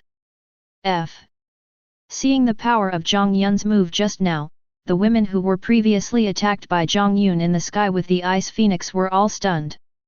Thinking that they wanted to resist Jiang Yun just now, they couldn't help but break out in a cold sweat. After all, no one wanted to die like the few people below, without even a complete corpse. Not to mention the few people left from the night raid, even the people around Jiang Yun were very surprised. Although they knew that Jiang Yun could kill the so-called coalition forces, they did not expect that Jiang Yun would do it so easily and quickly. This was also the first time that the women had seen Jiang Yun use such a big move. I didn't expect Jiang Yun to be so strong. It seems I still need to work harder. Seeing Jiang Yun's move just now, Esteth whispered, and at the same time, her fighting spirit became even stronger. Chapter 150. In the blink of an eye, 2 years have passed and a lot of things have happened in these 2 years. First, the empire was in much better shape than before. Last time, Jiang Yun almost completely wiped out the main force and high-level leaders of the coalition forces at one time, leaving only sporadic rebels scattered throughout the empire. After hearing the news that the main force of the coalition forces had been wiped out, these guys surrendered automatically without much effort. According to Jiang Yun's promise, Nichitan replaced the previous minister's position. In addition, the young emperor began to govern the country seriously after seeing the current situation of the imperial capital. With Nichitan's assistance, the country is gradually getting better as Nichitan hoped. In just 2 years, the imperial capital had regained its pre-war prosperity. Secondly, the real identity of the person who was circled was fully disclosed to the world. The last time Jiang Yun wiped out 200,000 coalition soldiers in one move in the imperial capital, the scene caused by the prison dragon break was so dark red that the sky could be seen within 100 miles of the surrounding area, not to mention the entire imperial capital. As soon as the move was over, the blood mist dissipated, and the air in the imperial capital and even in places far away was filled with a faint smell of blood for a long time. That day was not only called the Day of the Empire's Rebirth in later generations, but also known as the Day of Blood Mist by the world. As the person who caused this phenomenon, Jiang Yun, the creator of the empire and the maker of the imperial tools, was known as a god by everyone in an instant. Not only did many people have statues of Jiang Yun enshrined in their homes, but many civilians even went to Jiang Yun's residence in the imperial capital to worship him every day. According to these people, worshipping the statue of Jiang Yun can not only make one immune to all diseases, but also prolong one's life. Jiang Yun was a little amused after hearing what they said. If he really had to say it, then he could only be considered a demon at best, not a god. The most interesting thing is that the women around Jiang Yun were also carved into statues to varying degrees and placed next to the statue of Jiang Yun, and they were given the beautiful name of saints, that is, people who serve God. Of course, the most numerous of these statues is Estheth. After all, the two are extremely similar. If they were not of different genders, Jiang Yun was full of masculinity, and they were dressed very differently. I am afraid that many people would think that the two were the same person. After all, they have the same long blue hair and the same tall figure. But even Jiang Yun probably would not have thought that it was precisely because of his identity that many people truly regarded the royal family as the spokesperson of God, so that the family of the young emperor in later generations truly existed for a long time. After all, knowing the existence of Jiang Yun, the emperors of later generations did not dare to be too presumptuous, and people like the ministers did not dare to have different thoughts. In addition to the above two things, it is worth mentioning that Leon, Mayan, and Hill were also accepted into Jiang Yun's harem. However, unlike the women around Jiang Yun before, Jiang Yun took the three of them back directly after defeating the coalition forces last time. But Jiang Yun didn't want to spend a lot of time cultivating any bullshit feelings. In Jiang Yun's opinion, these things can be cultivated slowly in the future. So a scene of forcing someone to have S*X was played out. Although they were reluctant, Leon, Main and Hill were no match for Jiang Yun. Their struggles instead aroused Jiang Yun's interest even more. After all, no one struggled when he did this with other women before. The whole night was extremely enjoyable. At that time, except for Hill, although Main and Leon had been quarreling for a while, Jiang Yun did not indulge them. Jiang Yun just trapped them in the house, not allowing them to go out, and let the two women be angry with him. Finally, Leon and Main couldn't stand it anymore after watching Jiang Yun showing affection with other girls every day. In fact, beautiful women love heroes, and Jiang Yun's previous performance had already left a deep impression on the two girls inadvertently, so although they were reluctant, they still surrendered to Jiang Yun. Finally, there is one more thing. In the past 2 years, Jiang Yun gave his blood to several women who had not received blood before. Not only for them to be immortal, but also for them to have the ability to protect themselves in the future. During the past few years, except for Tsukushi, Bonnie, and the sisters Mikimina, who were still little Lolita around 13 or 14 years old, who had drunk the blood long time ago. Chelsea and Cornelia were only 14 or 15 years old at the time, but they developed earlier and looked more mature, while the other girls had grown into big girls. Yun and Estheth are the most mature among the girls. Not only are they the tallest among the girls, but they are also curvy and have devilish faces that make people want to commit crimes. However, their personalities are somewhat different. Yun is extremely cold and only appears to be a little enthusiastic when he is with Jiang Yun, while Estheth is a person who appears to be enthusiastic on the outside but is actually extremely cruel on the inside. Perhaps only Mike and the people around him are worthy of Estheth's sincere treatment. The two sisters, Hei Tong and Chi Tong, look very similar and have similar figures. They are both slim and slender but strong, with a pair of extremely attractive long white legs. As for Nina, with her waist-length golden hair and devilish figure, she is the dream goddess in almost every man's mind. In addition to them, Han Lu was also conquered by Jiang Yun not long ago. Now Jiang Yun is surrounded by many girls. I wonder how many people are envious of him. Brother, are you saying that you are going to another world for a while? Chelsea asked Jiang Yun in surprise. Jiang Yun had previously explained to several women about the existence of other worlds. After Jiang Yun's explanation, the others expressed their understanding. Now Jiang Yun planned to set out to visit other worlds. After all, since the destruction of the coalition forces, Jiang Yun has had nothing to do in this world, which is really boring. What about us? You won't take us with you? Chelsea pointed at herself and asked, sounding a little worried. Don't worry, silly girl. How could I abandon you? It's just that I don't know where I'm going to return to this time. What if there's danger? I'll just go take a look first, and then take you to see it after I confirm it's safe. Seeing the worry of Chelsea and the people around her, Jiang Yun touched Chelsea's head and said comfortingly. Hey, Jiang Yun, you must remember to take me there after a while. There must be many powerful people in other worlds. But Estheth didn't have these thoughts. She just reminded Jiang Yun happily. Jiang Yun and the other girls were speechless about her belligerent character. Before I left, I made some arrangements. I have moved my mansion to a place where no one will ever find it. Time stops there, which means that ordinary people there will not die. Of course, if you want to leave, you can use the ring on your hand to go back to the Empire. I call that place Time Island. Time Island is huge, many times bigger than the Empire, and there is plenty of food. If there is no need, the maids in the mansion can stay here and take care of your daily life. I will feel at ease. Jiang Yun said. Because over the years, Jiang Yun often came up with some incomprehensible things, the girls had gotten used to it, so when Jiang Yun came up with the Time Island this time, the girls were not very surprised, they were just very curious. Actually, Jiang Yun's explanation to the girls was a bit vague.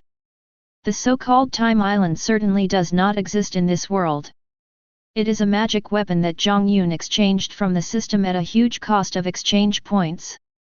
Not only can it contain the world that Jiang Yun is currently in, but it also has its own space inside, which is what Jiang Yun called the Time Island. Through the coordinates set up by Jiang Yun, the girls living on the Time Island can move to the world that has been collected in this magic weapon at will. However, since Jiang Yun currently only has the world of Akame Ga Kill 890, the girls can only move to the original empire. Of course, the price of a magic weapon with such amazing functions is not cheap. In addition to the exchange points that Jiang Yun had accumulated before, this magic weapon even spent all the exchange points that Jiang Yun earned from killing 200,000 people last time. In other words, Jiang Yun is almost a pauper now, but for the safety of the women, this is what Jiang Yun must do. You know, not only the women, but also several of his subordinates, such as Drive, Fashion, Dotia, and others are in the empire. Jiang Yun can't give up his subordinates casually, because they will be of great use to him in the future. No one knows except Jiang Yun, that now in Jiang Yun's Sea of Soul Consciousness, a huge tower is floating up and down, and a planet is quietly rotating inside. It is the world of Akame Kill. In addition, there is a hazy fog on the top of the tower, making it impossible to see what is inside. In fact, it is the island of time. Yes, this tower is the magic weapon that Jiang Yun exchanged. Although it hurts a bit, Jiang Yun is very happy that he can keep the girls and the previous world with him at any time. This way, he won't have to worry about not being able to return to the previous world. It can be said that he is the master of that world now. Not only that, according to the system, the world tower can hold countless worlds. As long as Jiang Yun is willing, he can put all the worlds he has been to into it. A few days later, Jiang Yun had everything fixed. System, travel through time. I hope it won't be to a world that is too boring. Jiang Yun said to the system. Because it cost too many exchange points to exchange for the world tower, Jiang Yun was helpless and could only choose the simplest random travel. As a ray of light appeared, Jiang Yun's voice instantly disappeared from the time island.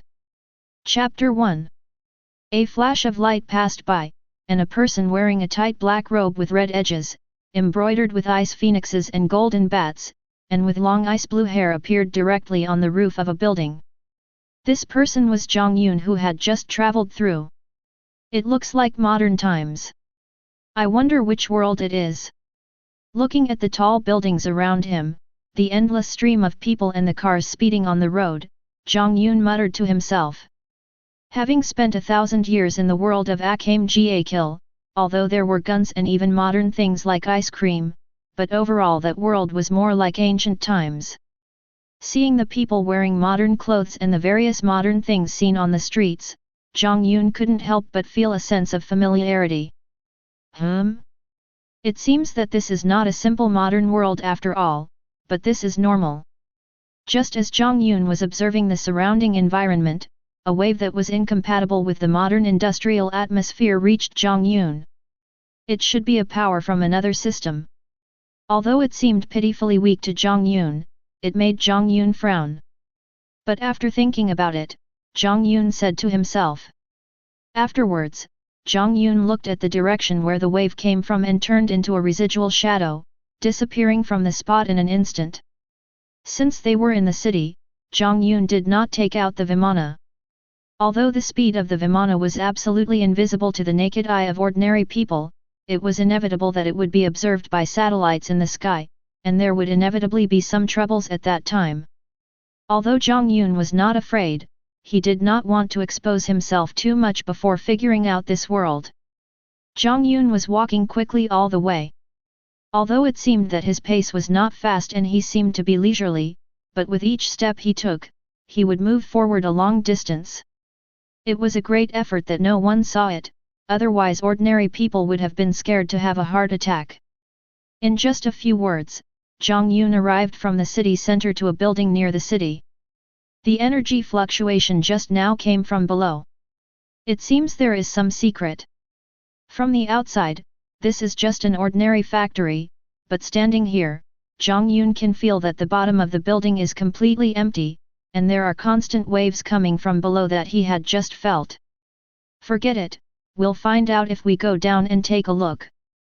After thinking for a while, Jiang Yun still couldn't figure out what was down there, so he decided to go down and take a look himself. Jiang Yun didn't believe that the weak fluctuations Ping had just experienced could cause any harm to him. No one is allowed to enter here. But just as Jiang Yun approached the building, a group of people appeared in front of Jiang Yun. All of them were holding weapons, and Jiang Yun even noticed that one of them had a gun on his waist. A person who seemed to be the leader of the group looked wary of Jiang Yun. In fact, when Jiang Yun just appeared here, someone noticed Jiang Yun through surveillance. After all, no one saw how Jiang Yun got here, and Jiang Yun's clothes were obviously out of place with modern people, which made these people suspicious. Although they didn't know what was inside the factory, the gatekeepers had been specifically warned not to let anyone in without permission. If anyone tried to break in, they would be killed. They were even given guns for this purpose. That person once told them that if someone sneaked in, they would definitely pay a heavy price. Oh? This is not a simple place. An ordinary security guard is actually equipped with a gun? Is there something shameful here? Seeing these people, Jiang Yun asked with some interest. After all, Jiang Yun still didn't know which world he was in, so Jiang Yun was trying to learn as much as possible about the situation in this world. And obviously, a place like this with special things was the best way to understand a world. Stop talking nonsense and leave here quickly, or don't blame us for being rude. Seeing that Jiang Yun had no intention of leaving, the leading security guard became anxious. He pulled out the pistol from his waist and pointed it at Jiang Yun's head, threatening him. It seems that I can't get anything out of you. I'd better go in and take a look myself. Seeing how these guys behaved, Jiang Yun knew that he couldn't get anything out of them. After all, how could a gatekeeper know the real core things? If you still persist in doing this, then go to hell. Hearing Jiang Yun was about to go inside, the leader skillfully pulled the trigger at Jiang Yun. It seemed that this was not the first time he had done this. Bang! Hey, you guys, shooting is just as casual as you want. Jiang Yun's voice came again, and one of his hands was clenched into a fist. As his hand loosened, jingle! A crisp sound was heard, and a golden shell slipped from Jiang Yun's hand. Several security guards were stunned by Jiang Yun's move just now. After all, who could have thought that something like what happened in a movie would actually happen to them in real life? ARBU. Several sounds of the weapon entering the flesh were heard one after another, but because the speed was so fast, the sounds almost merged into one. Really? These bastards actually dared to shoot at me. After staying in the world of Akame ga Kill for so many years, Jiang Yun had long been accustomed to the feeling of being superior and had also developed a somewhat bloodthirsty habit. Now, seeing a few ordinary people shooting at him for a disagreement, Jiang Yun simply took out a knife from his storage ring and ended their lives with a few strokes. Dragging the bloody long knife in his hand, leaving the bodies still bleeding on the ground, Jiang Yun walked slowly towards the factory. To be precise, he was walking towards the place where the strange energy fluctuations were. At the same time, outside an underground laboratory, there were many people strictly guarding it. It was obvious that some extremely important experiment was being carried out inside. How is the experiment going? A middle-aged man with an eye patch on one eye asked a scientist in a white coat outside. Sir, the young lady is about to complete her research on the ghost curse equipment, but there is a great possibility that the young lady will be affected by the ghost inside, which will be very dangerous. Please. The scientist said to the middle-aged man. Ghost curse equipment is very important to us, money is good. With the ghost curse, we can definitely defeat those guys from the White Knight cult and truly dominate Japan. For this, it is worth taking some risks. When talking about the ghost curse equipment, the middle-aged man said enthusiastically. Just watch here first, and let me know when you're done. After thinking for a while, the middle-aged man said again, it seems that the middle-aged man is very busy, he only stayed here for a short time and then left the laboratory. If Jiang Yun heard the conversation between these people, he would definitely understand that this is the world of the anime Seraph of the End, and the so-called ghost curse is an extremely important thing in the original work. But even if Jiang Yun knew it, it would probably be of no use. Unfortunately, before traveling through time, Jiang Yun had only heard of this drama but had never watched it in person. The only thing he knew was that vampires also existed in this world. But this also has its advantages, isn't the unknown interesting? Chapter 2. Boom. Shortly after the middle-aged man left, a loud noise was heard right where the middle-aged man and the scientist had just stood. Then, a hole with a diameter of about 1 meter appeared in front of the guards on the scene. Who dares to attack the Iragi family's laboratory? Come, quickly capture him for me. Seeing someone breaking in here, the man who looked like a scientist became furious and gave orders to the people around him, saying that this is a laboratory, and from his previous conversation with the middle-aged man, it was obvious that something extremely important was about to be completed here. Being disturbed at this critical moment might cause the experiment to be delayed, and he could not afford such a result. Yes. BB. The guards on the scene were obviously not on the same level as the gatekeepers outside. Not only were they numerous, but they were also well trained, and each of them was equipped with extremely sophisticated weapons. Speaking of the scientist's command, all the guards responded in unison and raised their guns to shoot at the figure who was still invisible in the smoke. After a burst of intensive gunfire, everyone present stared seriously at the intruder who had not yet revealed his figure. Obviously, these guys were not sure whether the intruder had been killed or not. Hey? You guys are so welcoming to me. If it were an ordinary person, I'd probably be really annoyed. A slightly frivolous voice was heard, and then the smoke gradually dissipated. What first appeared in front of everyone was a huge golden shield. The shield just blocked the figure behind it tightly, and in front of the shield, the thick layer of bullet casings looked very dazzling. It can be seen that despite the intense bombardment just now, there is not a single dent on the golden shield. Is that a spell? After seeing the appearance of the shield clearly, the scientist exclaimed. He pointed at the talisman patterns all over the golden shield, his expression looking a little solemn. Spell. The same voice from before appeared again from behind the shield, but unlike the frivolous voice last time, this time the voice seemed a little doubtful. Boom. A loud noise that shook the entire laboratory corridor was heard, and the huge golden shield was instantly moved aside, revealing Jiang Yun inside, who was the Jiang Yun who had just crossed over. Just now, Jiang Yun felt the strange energy fluctuation right below him on the ground. In order to prevent direct damage to that thing, Jiang Yun deliberately moved to the side a little before breaking through the ground and entering the underground. Unexpectedly, Jiang Yun was hit by a violent attack as soon as he came down. Although there would be no harm even if he was hit, with Jiang Yun's physique as a true vampire, a mere bullet hitting his body would probably not even leave a mark. But even so, Jiang Yun was not used to being beaten. The moment he was attacked, Jiang Yun took out a defensive treasure from the king's treasure and blocked it in front of himself, which was the golden shield that Jiang Yun had been holding in his hand before. As a defensive weapon made entirely of gold, this shield is definitely not something that ordinary people can use.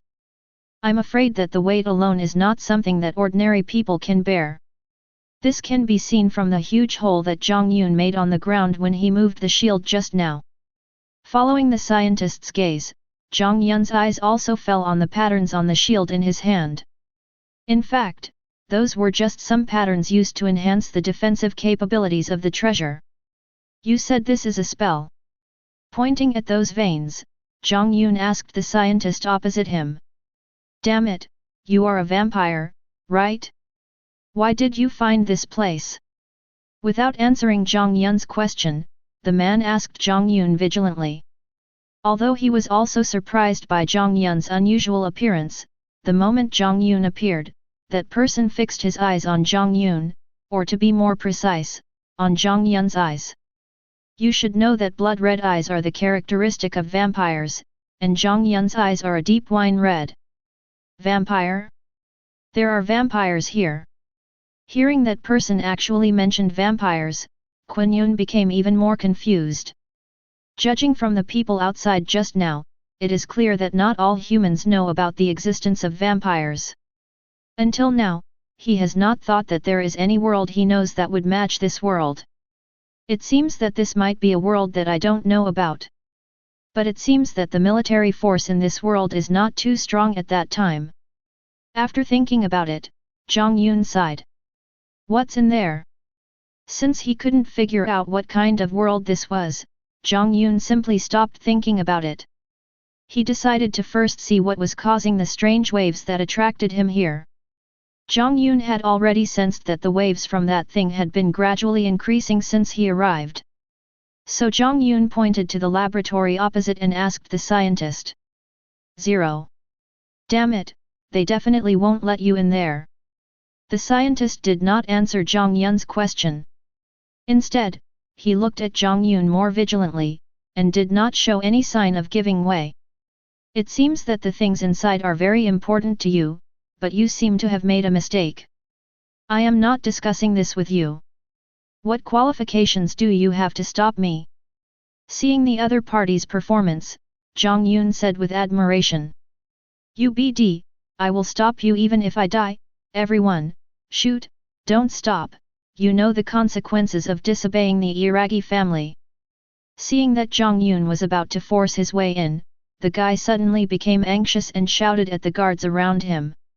When the guards heard the scientist talking about the Iragi family, they were obviously very afraid, so they raised their guns again and shot at Shan without hesitation. Haha, go to hell. Even if you are a noble, you will die in such an attack. The scientist said frantically. In his eyes, there was no place to hide in the corridor of the laboratory. Jiang Yun would not be able to take advantage of the vampire's speed to dodge bullets. With only a shield, Jiang Yun would have no chance of escaping. Bang! I said, I'm not asking you. The weak have no right to negotiate with the strong. Also, resistance is useless. Instead of using the shield in his hand to defend himself as the scientist had imagined, he just threw it directly at the person opposite him. The scientist was right. Jiang Yun had no way of hiding in this environment, but he overlooked the fact that he himself was also unable to hide in this environment. The huge shield swept across, directly pinning all the people who were present inside the wall. Only the blood slowly seeping out from the gap between the shield and the wall revealed the tragic scene. Really? Can't you just let me in? Seeing how you guys behave, I'm getting more and more interested in what's going on in there. Ignoring the tragic situation at the scene, Jiang Yun muttered to himself as he slowly opened the door of the laboratory. Chapter 3. When he opened the door of the laboratory, the scene inside was somewhat different from what Jiang Yun had imagined. There were no test tubes of various colors, nor a large number of lab workers in white coats, but only weapons of all kinds and a young girl in a white coat. However, the girl was not in good condition. She was lying on the ground with a long knife in her hand, her body shaking constantly, as if she was in a fierce struggle. Hey! Seeing the appearance of this girl, even Jiang Yun couldn't help but let out a puzzled sound. What surprised Jiang Yun was certainly not the beauty of the girl in front of him. Although this girl was very beautiful, there were so many beauties around Jiang Yun that he was not surprised as soon as he saw a beautiful woman. What really surprised Jiang Yun was that this girl looked almost exactly like Mikey. If Jiang Yun didn't know that Mikey was currently on the Time Island with the other girls, he would have probably thought that she came with him. The girl was about 16 years old, with long lavender hair that fell to her waist. Her petite body was faintly visible from under her pure white researcher coat, making her look very charming. Is there something in that knife? Seeing the girl's situation, Jiang Yun stared directly at the Japanese long sword in the girl's hand, muttering to himself. With Jiang Yun's eyes, he could directly observe that there was another soul living in the sword, and the reason why the girl was in her current situation was because she was fighting with the soul in the sword. Jiang Yun estimated that this knife was just like his own Kong Yunye, with an ancient evil spirit living inside it, but the soul inside the knife in front of him was relatively weak. But even so, compared to the weak girl, the soul inside is strong enough. From the girl's current performance, it can be seen that it won't be long before the girl will be completely eroded by the soul residing in the knife.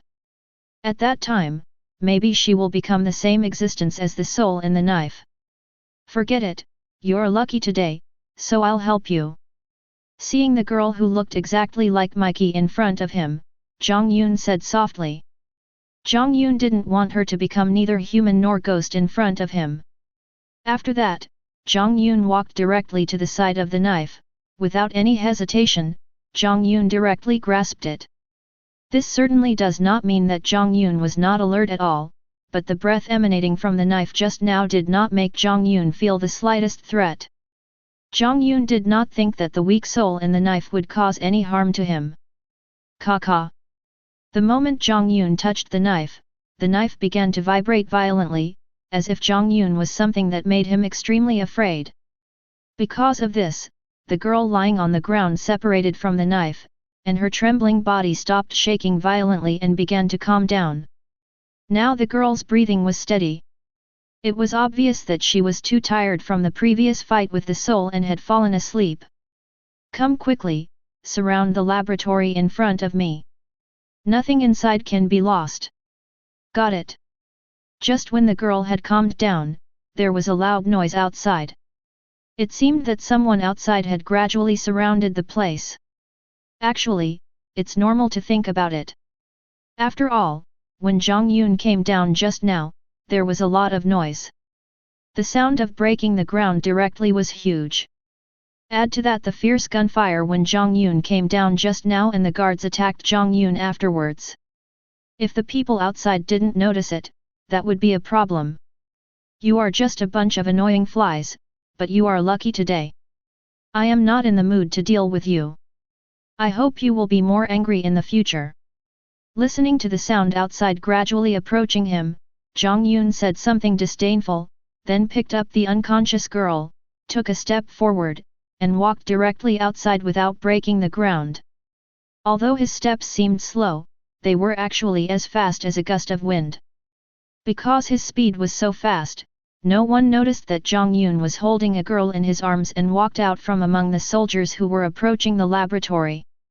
To put it bluntly, this time Jiang Yun just wanted to see what the energy fluctuations that were different from the general modern ones were.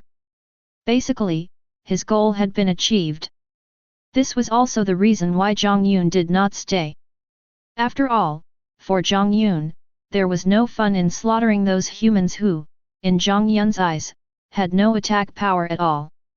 First of all, Jiang Yun learned that there was actually something called spells in this world that seemed to be quite ancient, and that the organization that used spells seemed to have considerable power here, which could be seen from the fact that they had so many fully armed soldiers. Secondly, this world actually has the species of vampires, which is also something Zhang Chu is more interested in. Another thing worth mentioning is the knife in the girl's hand before, but Jiang Yun did not bring it out. Although it was interesting, its power seemed too weak to Jiang Yun, and it was not even worth collecting. It seems that there is no one with very high combat power in this world. Forget it. Let's go find those so-called vampires when we have time. I am really looking forward to seeing 300 of them. Jiang Yun sighed to himself.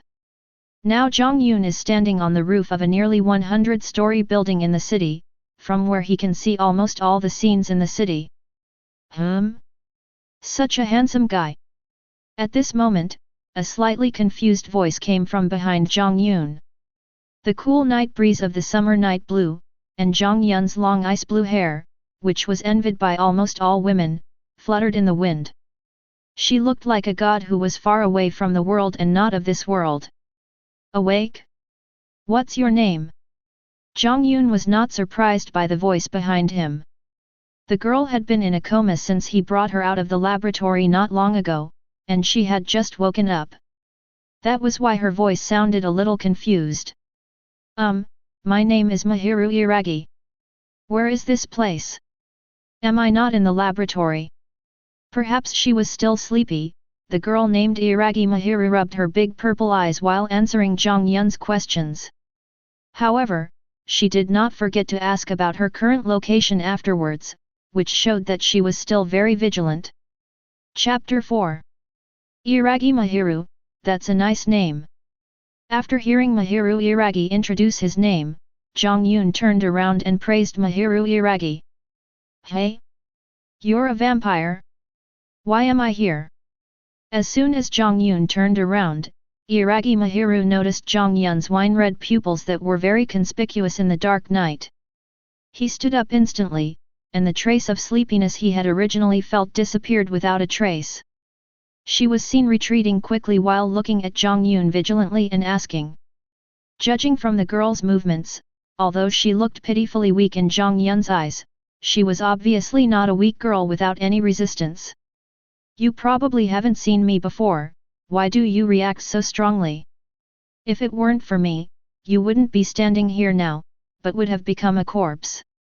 Seeing Iragi Mahiru's actions, Jiang Yun did not make any aggressive moves, but just stood there and talked. Humph! Aren't you vampires all a bunch of bloodthirsty, inhuman monsters? What on earth do you want to do by bringing me out here? Iragi Mahiru did not react to Jiang Yun's words. She still looked at Jiang Yun vigilantly. She snorted coldly and continued to ask Jiang Yun. It can be seen that Iragi Mahiru has absolutely no good feelings towards vampires, and she is not at all grateful for Jiang Yun saving her. Let go of your useless vigilance.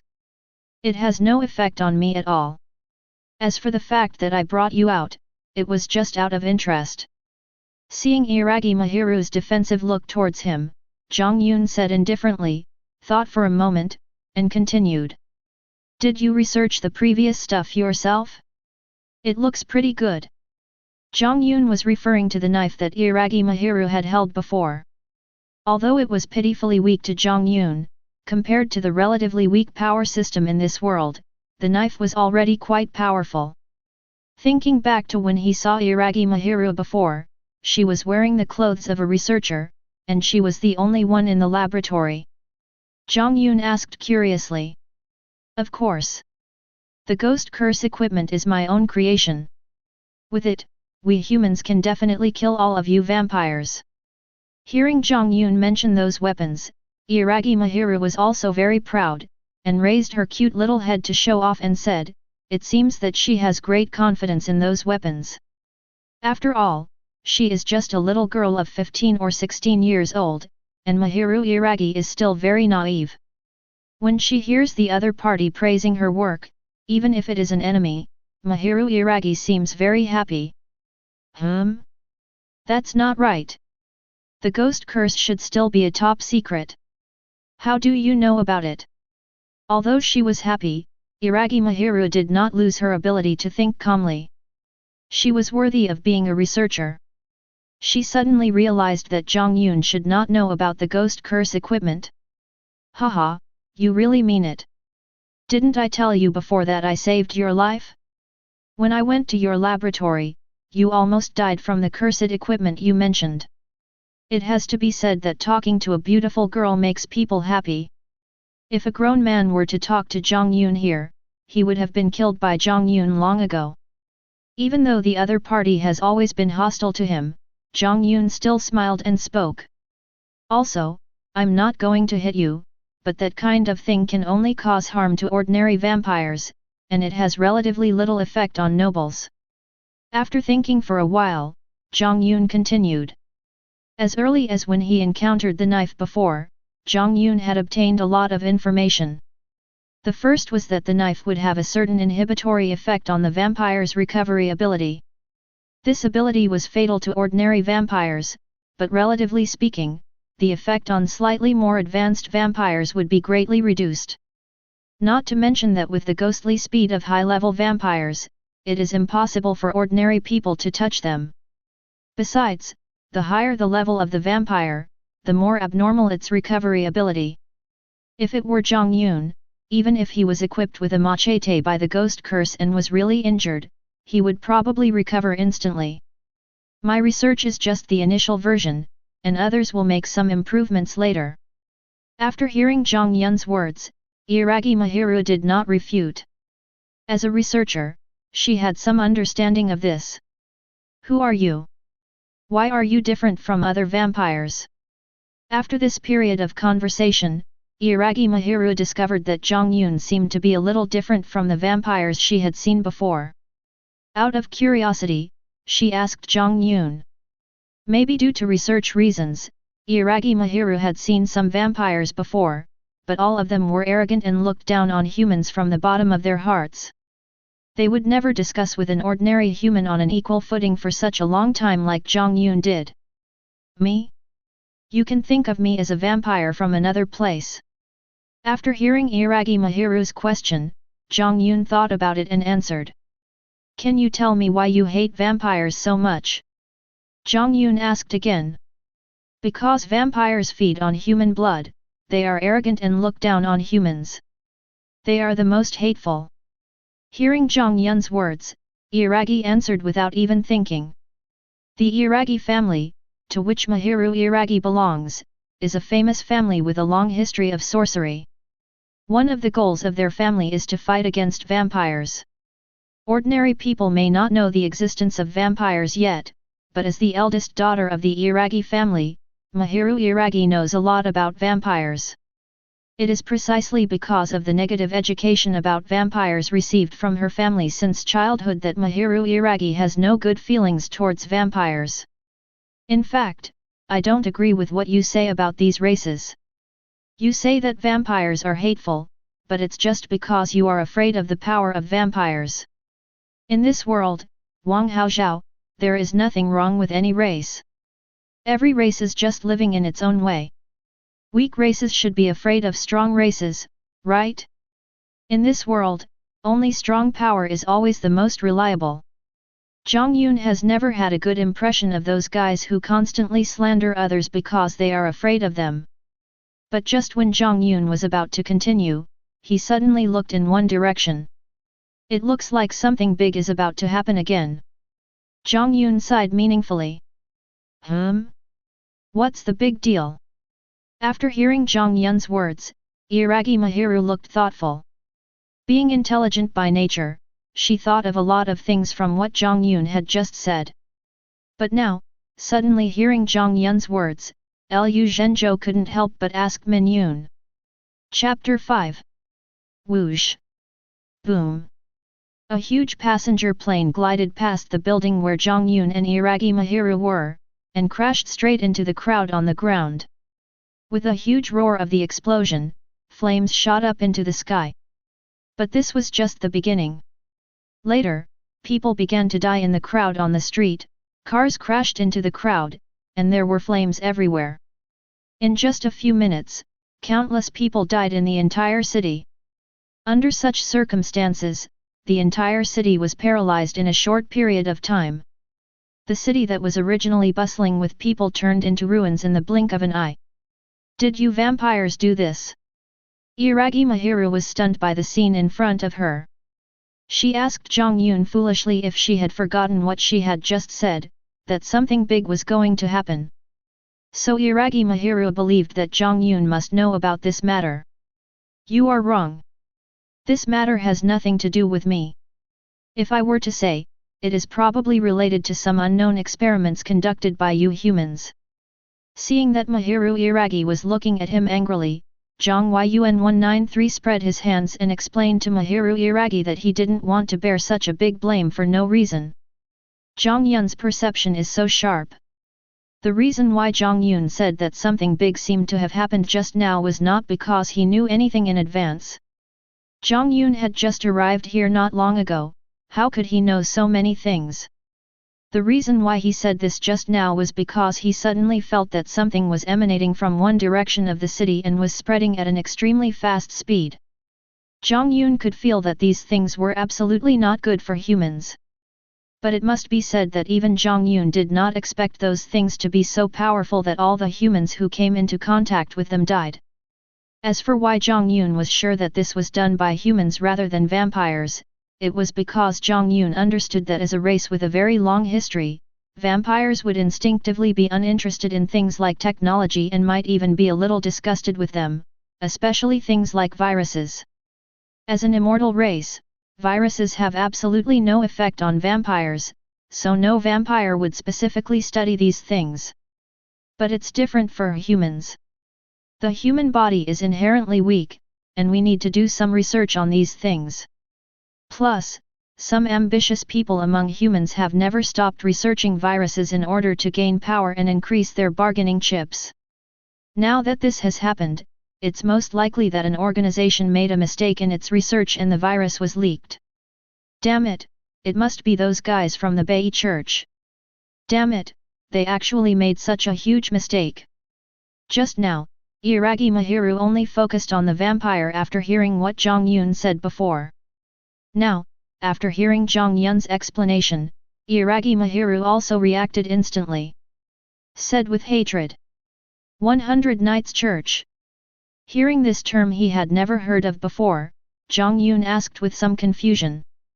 The Hyakkia Church is currently the largest magic organization in Japan, and is the biggest rival of the magic organization headed by our Iragi family, the Emperor's Demon. The Hyakkia Church has integrated spells from all over the world, and its strength is very strong. But as far as I know, the Hyakkia Church is conducting some unknown experiments in private, and even participates in human experimentation research. These things just now must be related to them. After hearing Jiang Yun's words, Iragi Mahiru did not hesitate. Although he did not tell everything, he roughly understood some things. Why do you know these things so clearly? Aren't your two families in opposition? Asub, thinking that Iragi Mahiru actually knew that the Hyakkia Church was conducting secret experiments, Jiang Yun asked curiously. I once cooperated with the Bei Church in an experiment, but later I left for some reasons. I don't know what happened afterwards. Iragi Mahiru answered Jiang Yun's question, but Jiang Yun noticed that Iragi Mahiru did not mention anything about the experiment, and it was obvious that he was trying to hide this matter. But Jiang Yun didn't ask specifically. If it was really an important matter, he would know it sooner or later. Haha, sometimes humans themselves are the most hateful. Compared to humans, vampires won't suffer such a huge loss. Thinking of what Mahiru Iragi had just said about how hateful vampires were, Jiang Yun joked that after all, what humans were doing now was even more inhumane. Iragi Mahiru wanted to refute Jiang Yun's words, but found that in the face of the situation, no matter what he said, it seemed so pale. What are you going to do with me next? You haven't killed me after talking for so long, why don't you just let me go? Thinking of his own situation, Iragi Mahiru looked up at Jiang Yun and asked seriously. I haven't made up my mind yet, but forget about letting you go back. After all, it took me a lot of effort to get you out.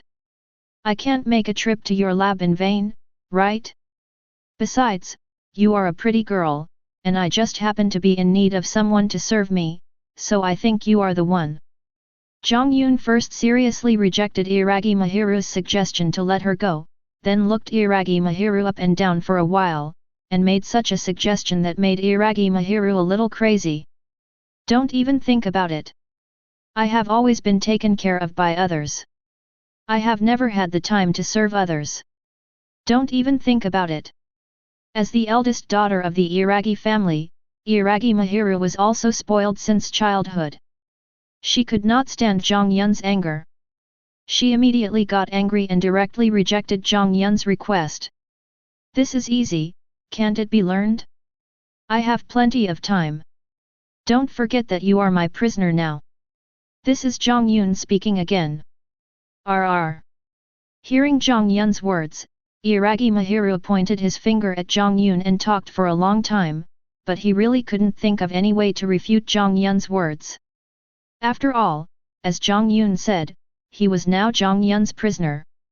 Because of being angry, Iragi Mahiru's face is now red and puffy, which makes her look very cute. Chapter 6. Don't worry, you will learn it slowly. Taking care of people is a simple thing. In fact, you should feel lucky. Most people don't have the chance to stay by my side. Seeing Iragi Mahiru's initial expression, Jiang Yun couldn't help but want to tease her, so he continued. You are so shameless, who would want to stay by your side? Damn it, I'm so pd off. Hearing Jiang Yun's words, Iragi Makoto's face turned red and white, and her little feet kept kicking the ground, as if Jiang Yun was right under her feet. Even Jiang Yun could feel the strong resentment in the air. Perhaps because he was born into a large family and received a good education since childhood, Iragi Mahiru does not know how to use swear words and can only use this method to express his dissatisfaction. Iog. Seeing her behavior, even Jiang Yun was amused by her childish behavior. However, although he was smiling, Jiang Yun also had other movements in his hands. Since such a big thing had happened, Jiang Yun certainly needed to conduct some investigation into the matter. Jiang Yun stretched out his right hand forward, and then to Iragi Mahiru it seemed as if Jiang Yun's hand was connected to another dimension. Countless purple-black butterflies with cross patterns on their bodies flew out from Jiang Yun's hand continuously, and they were so dense that they almost covered the sky where the two were. This was exactly the pet hell butterfly that Jiang Yun had used at Lena's house last time. Because it had devoured a large number of corpses last time, the number of hell butterflies had increased exponentially. Now that Jiang Yun had only released a part of them, it had already made Iragi Mahiru's scalp tingle. You can imagine that if you see one or a few hell butterflies, you might think they are very beautiful and mysterious. After all, butterflies that look like hell butterflies are not common in nature. But if thousands or even more hell butterflies gather in front of you, would you still think they are beautiful? I am afraid that at that time, the only feeling left in your heart is fear. This is the situation that Mahiru Iragi is in now. Seeing the dense swarms of hell butterflies, Mahiru Iragi no longer cares about being angry with Jiang Yun. She instantly hides behind Jiang Yun, grabbing the corner of Jiang Yun's clothes, like a little girl who sees something she is afraid of, her body trembling slightly. Jiang Yun waved his hand, and countless hell butterflies in the sky scattered in all directions. You have to know how big this city is, and unlike the previous world of Akame Ga, compared to the sparse buildings in ancient times, this city is full of high-rise buildings, and the buildings are very dense. In such a place, it will take a long time to thoroughly understand something. Jiang Yun doesn't have the leisure to investigate slowly, and obviously, the large number of hell butterflies can play a huge role at this time. You know, as the master, Jiang Yun can communicate with the hell butterflies to a certain extent. Although the intelligence of the hell butterflies is not very high, there is no problem in simply conveying what they see to Jiang Yun. Also, a lot of people died down there just now, and Jiang Yun might stay here for a short time. He doesn't want the whole city to become smelly when the sun shines tomorrow. Although Jiang Yun himself is not worried about the impact of the plague, corpses everywhere are always unpleasant, so another purpose of Jiang Yun releasing the hell butterflies is to clean up the corpses on the ground. This will greatly increase the number of hell butterflies and greatly speed up the search of the city. For Jiang Yun, it is simply a matter of killing several birds with one stone. Hey, weren't you very powerful just now? Why are you hiding here now? You look very brave, but I didn't expect you to be afraid of a butterfly. When everything was done, Jiang Yun turned around and looked at Iragi Mahiru, who was trembling while holding the corner of his clothes, and said jokingly. Jiang Yun did not expect that the genius girl who developed the devil curse equipment in the laboratory would be afraid of the hell butterfly. Jiang Yun thought that scientists like them should be very brave. Stop talking nonsense, I'm not scared. Also, what on earth are those things and why are there so many of them? Although anyone with a discerning eye could see that Iragi Mahiru was definitely scared just now, she just refused to admit it. It seems that this little girl is still very tsundere. After loudly refuting Jiang Yun's words, Lu Zhenzu asked Jiang Yun a question that interested him. After all, they are modern people. Iragi Mahiru has never seen the hell butterfly before, let alone heard of it. Now he suddenly sees so many unknown species, and it seems that they can even obey Jiang Yun's command. This has aroused the curiosity hidden in Iragi Mahiru's bones as a scientist. Really?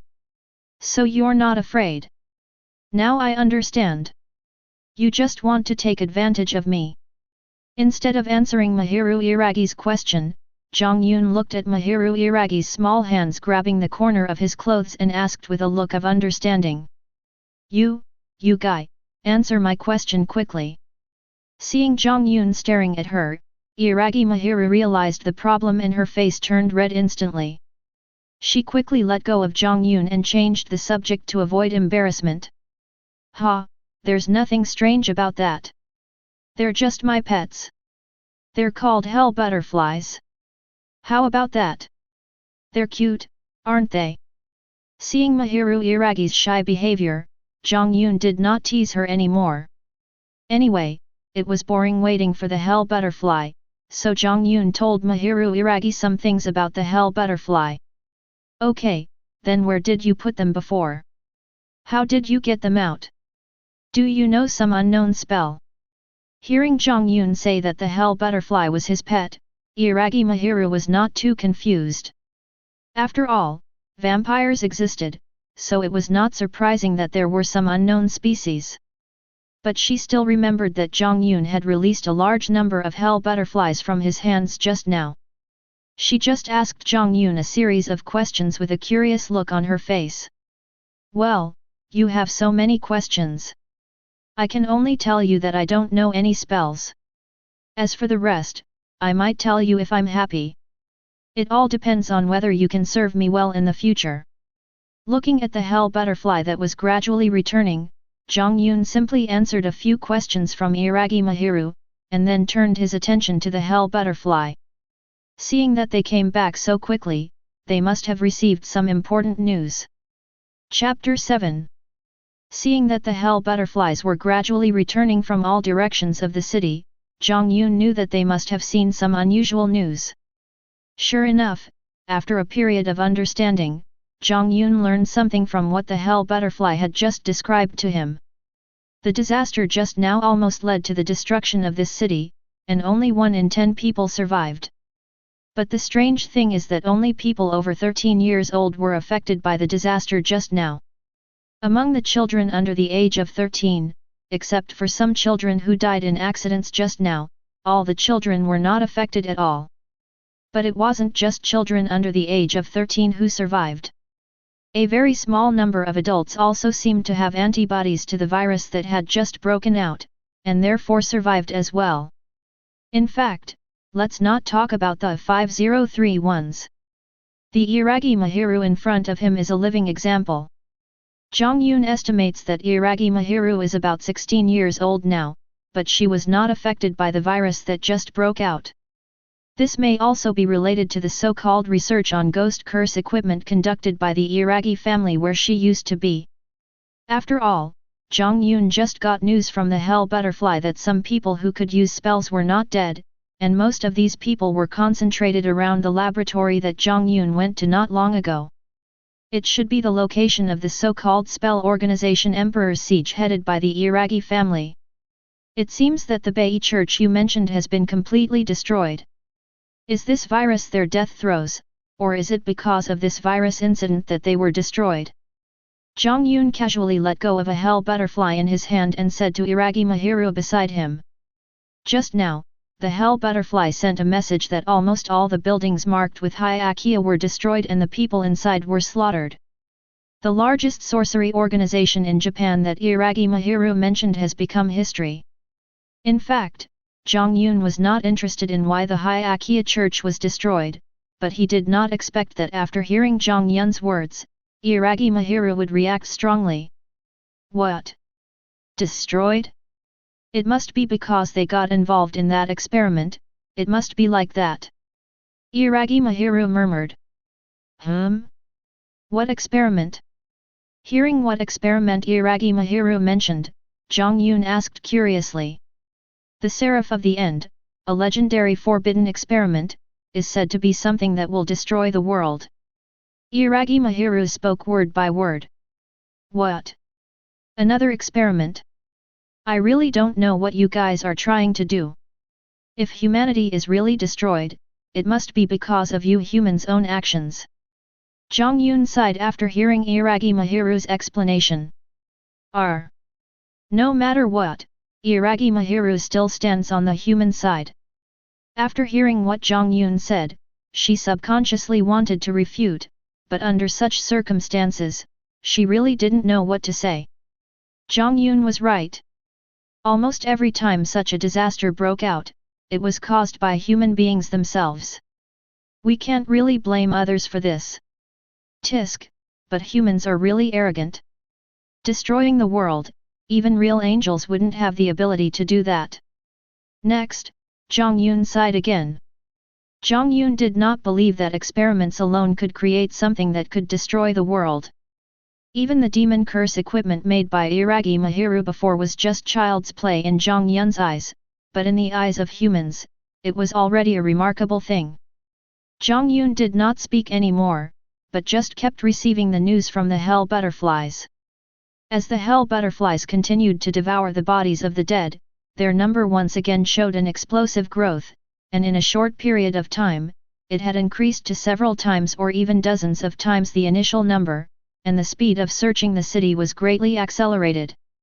Although there was a lot of repetitive information, after a period of time, Jiang Yun still had a general understanding of the current situation of the city.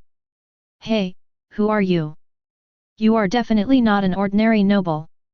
Just when Jiang Yun understood the situation, Iragi Mahiru spoke again and asked Jiang Yun. After all, Jiang Yun's behavior since he appeared was really strange. Although he could sense a kind of arrogance, he did not look down on humans like other vampires. He even talked to himself, which would never happen to other vampires. There are also the hell butterflies around Jiang Yun.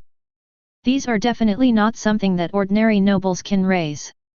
Originally, Iragi Mahiru thought that the hell butterflies were just large in number, but later she discovered that these butterflies could actually perform reconnaissance, which is definitely not simple. Fortunately, Jiang Yun didn't know what Iragi Mahiru was thinking, otherwise Jiang Yun would definitely tease her. She was so surprised just by knowing about the reconnaissance. If she knew the other characteristics of the hell butterfly, she would be scared to death.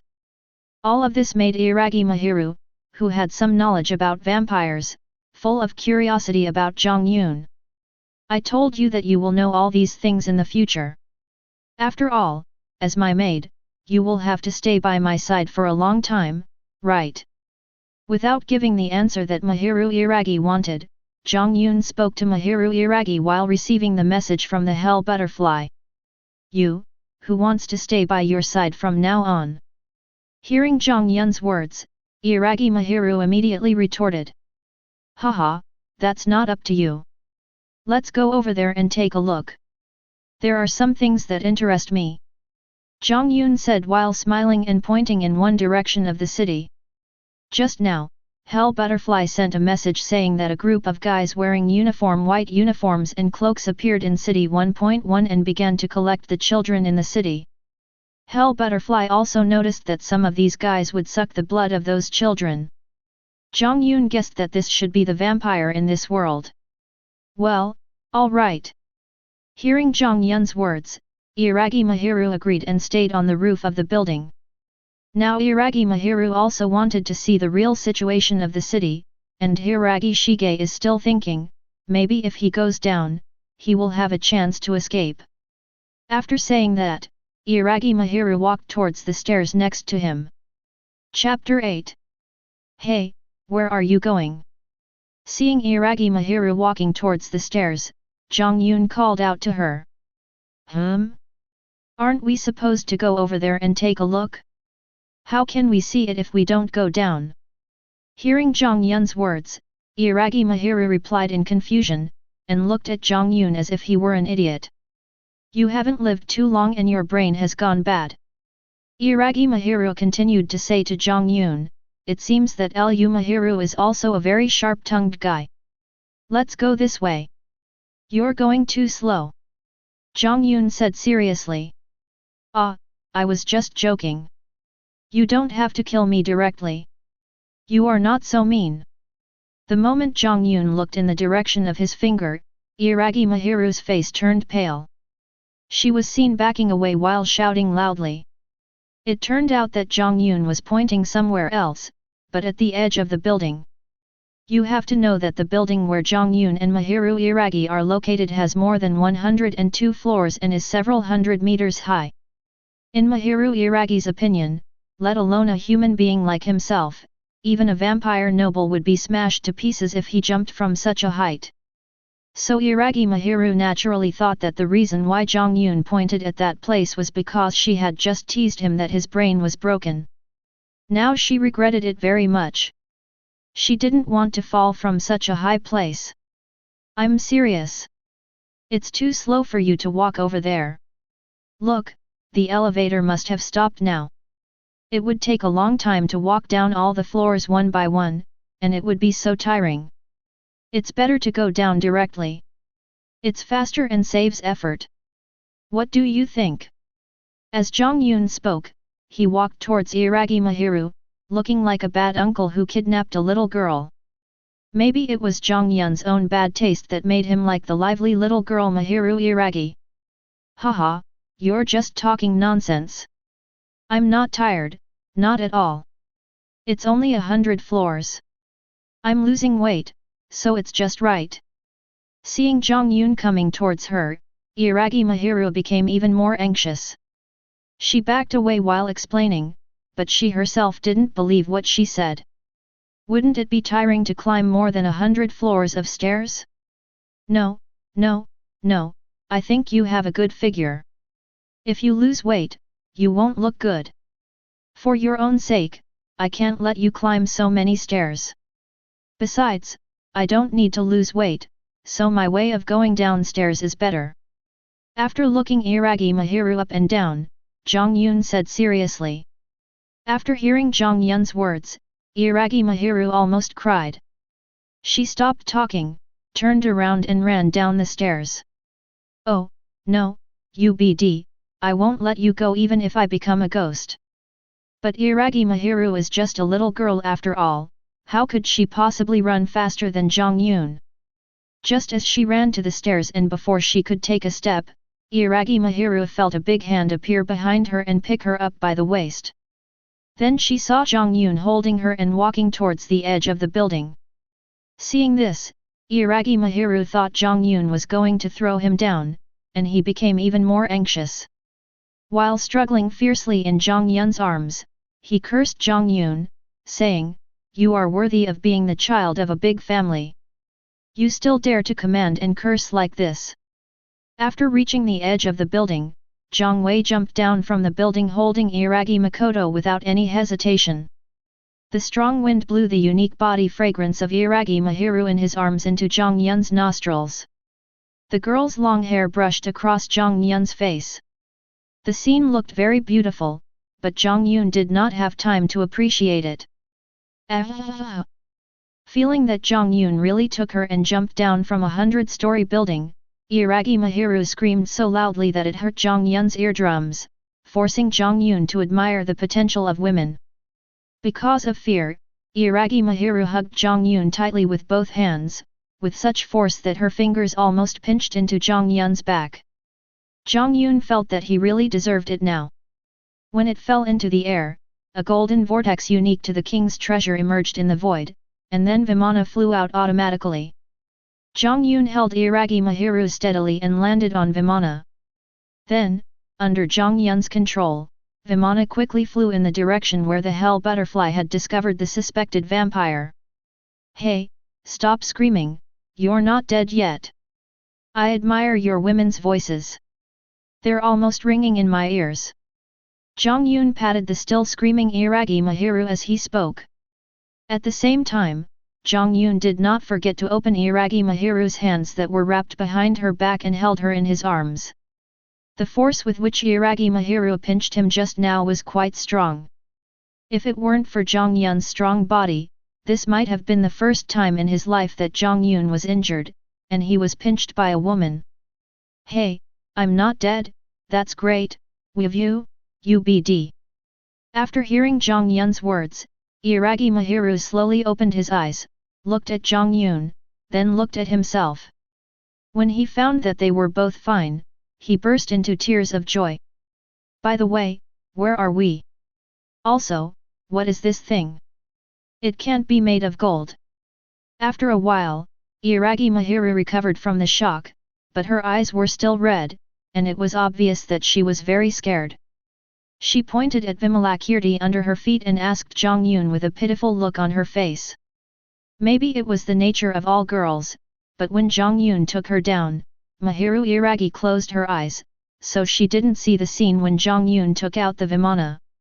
Now seeing the Vimana, she couldn't help but ask curiously.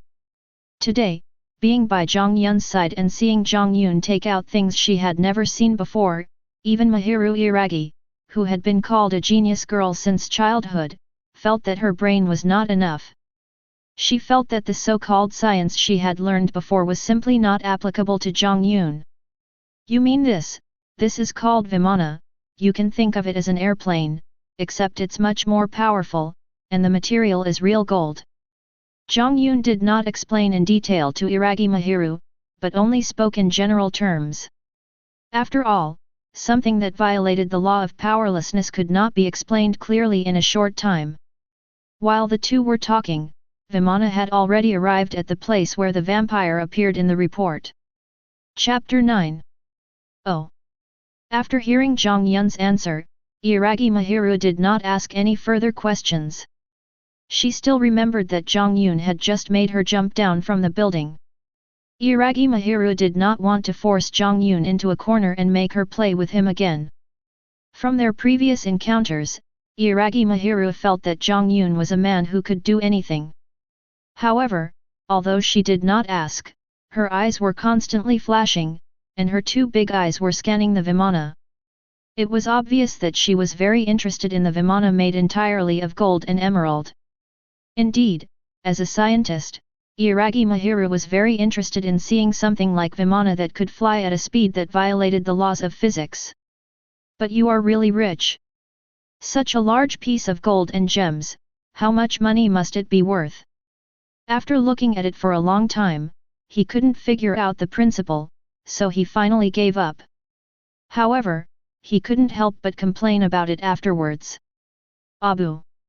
As soon as Mahiru Iragi finished speaking, the Vimana controlled by Jiang Yun suddenly stopped, causing Mahiru Iragi, who had just felt relieved, to become nervous again.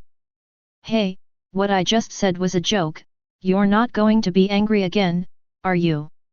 Seeing Jiang Yun's situation, Iragi Mahiru immediately put her arms around Jiang Yun's back, hugged Jiang Yun tightly, fearing that Jiang Yun would throw her down, and spoke to Jiang Yun. Mahiru Iragi thought that it was his complaints that made Jiang Yun angry again. What do you mean by again? I've never been angry before. I'm not that petty. Seeing Mahiru Iragi's performance, Jiang Yun didn't know whether to laugh or cry, and could only say to her. Then why did you stop again? Are you going to throw me down again? Now the Vimana was flying at an altitude of hundreds of meters. Iragi Mahiru looked at the clouds floating beside him, his body shuddered instantly, and he hugged Jiang Yun tighter. At the same time, he spoke to Jiang Yun, with a cry in his voice. Hey, little girl, I stopped only because we have reached our destination. You are my maid, how could I throw you down? Who will serve me in the future? Just relax, right? After knowing about Iragi Mahiru's worries, Jiang Yun comforted her, saying that it seemed that the scene of him and her jumping down from the building just now had left her with a big shadow. What was rare was that after hearing Jiang Yun's words, Iragi Mahiru did not refute. Controlling the Vimana to descend rapidly, in the blink of an eye Jiang Yun and Iragi Mahiru were only a few dozen meters away from the ground and could clearly see the situation on the ground. It can be seen that there are dozens of people wearing grey cloaks and whose faces cannot be seen on the ground. Some of them are standing still, while others are driving some children on the ground, as if they are driving away a group of livestock. In addition to these people in cloaks, there were many children on the ground, being driven towards several cars parked on the side of the road, obviously intending to be taken somewhere. These are what you call vampires. Looking at the situation on the ground, Jiang Yun asked Iragi Mahiru beside him.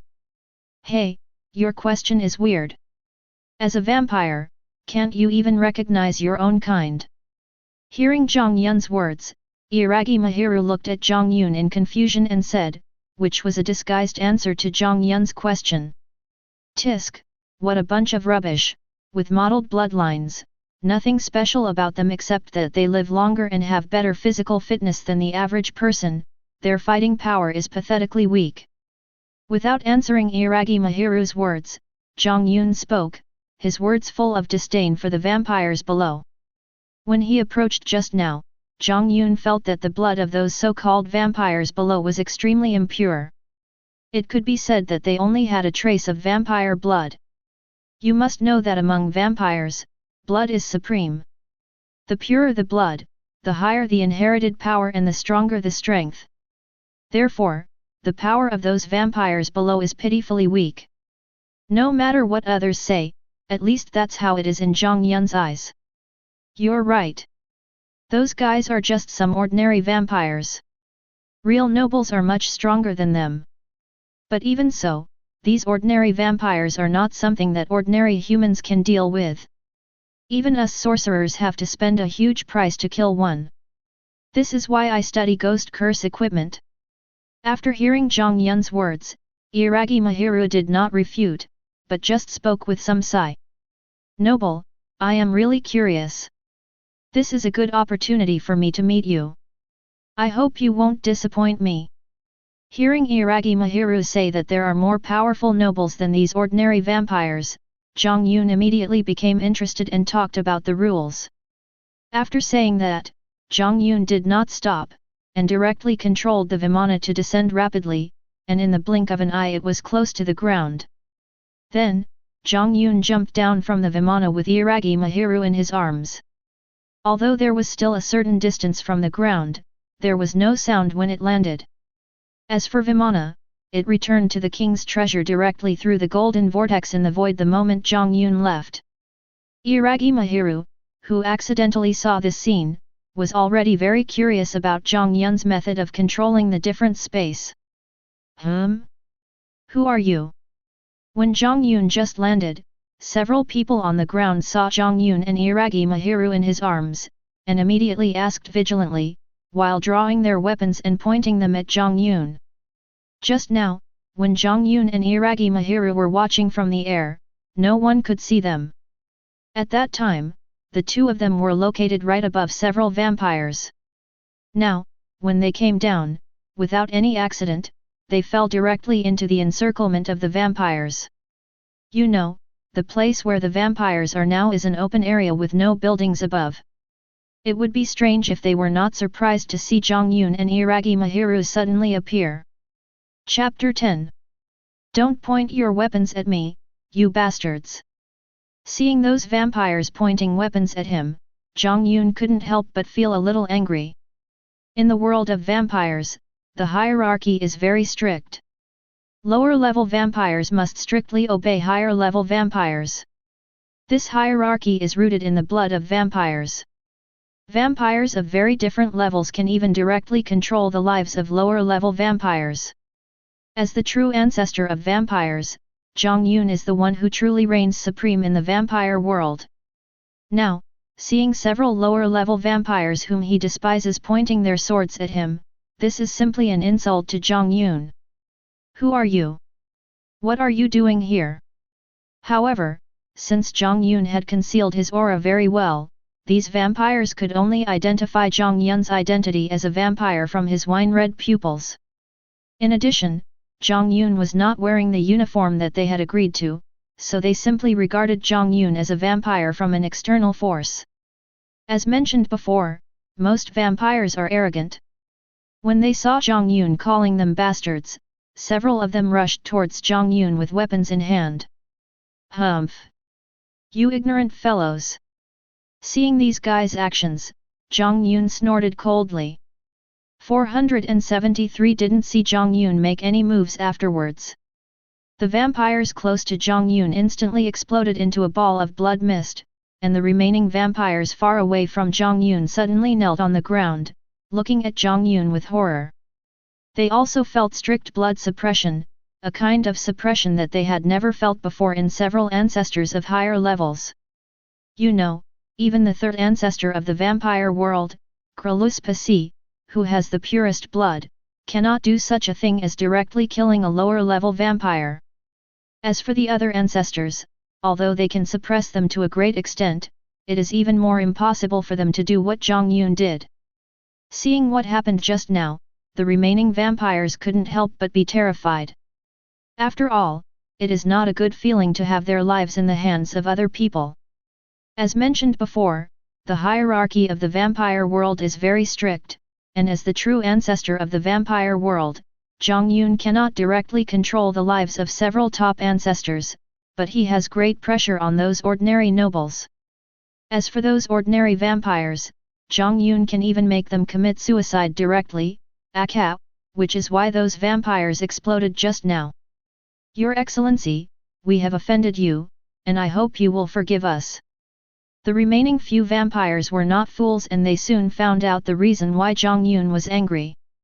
You have to know that in the vampire society, even ordinary nobles would not allow themselves to be offended by ordinary vampires, let alone Jiang Yun, who was definitely not simple at first glance and even seemed to be a high-level ancestor in the eyes of several vampires. Where are you taking these children? Jiang Yun asked as if giving an order. There was no need for Jiang Yun to bother with these ordinary vampires of lower rank. Your Excellency, these children will be taken to the vampire city of Sanguinum and will be kept as livestock. They will provide blood for the nobles on a regular basis in the future. After understanding Jiang Yun's identity as a superior vampire, the remaining vampires seemed very obedient to Jiang Yun. They did not hide anything from Jiang Yun and answered his questions directly. What? How can you treat these children like this?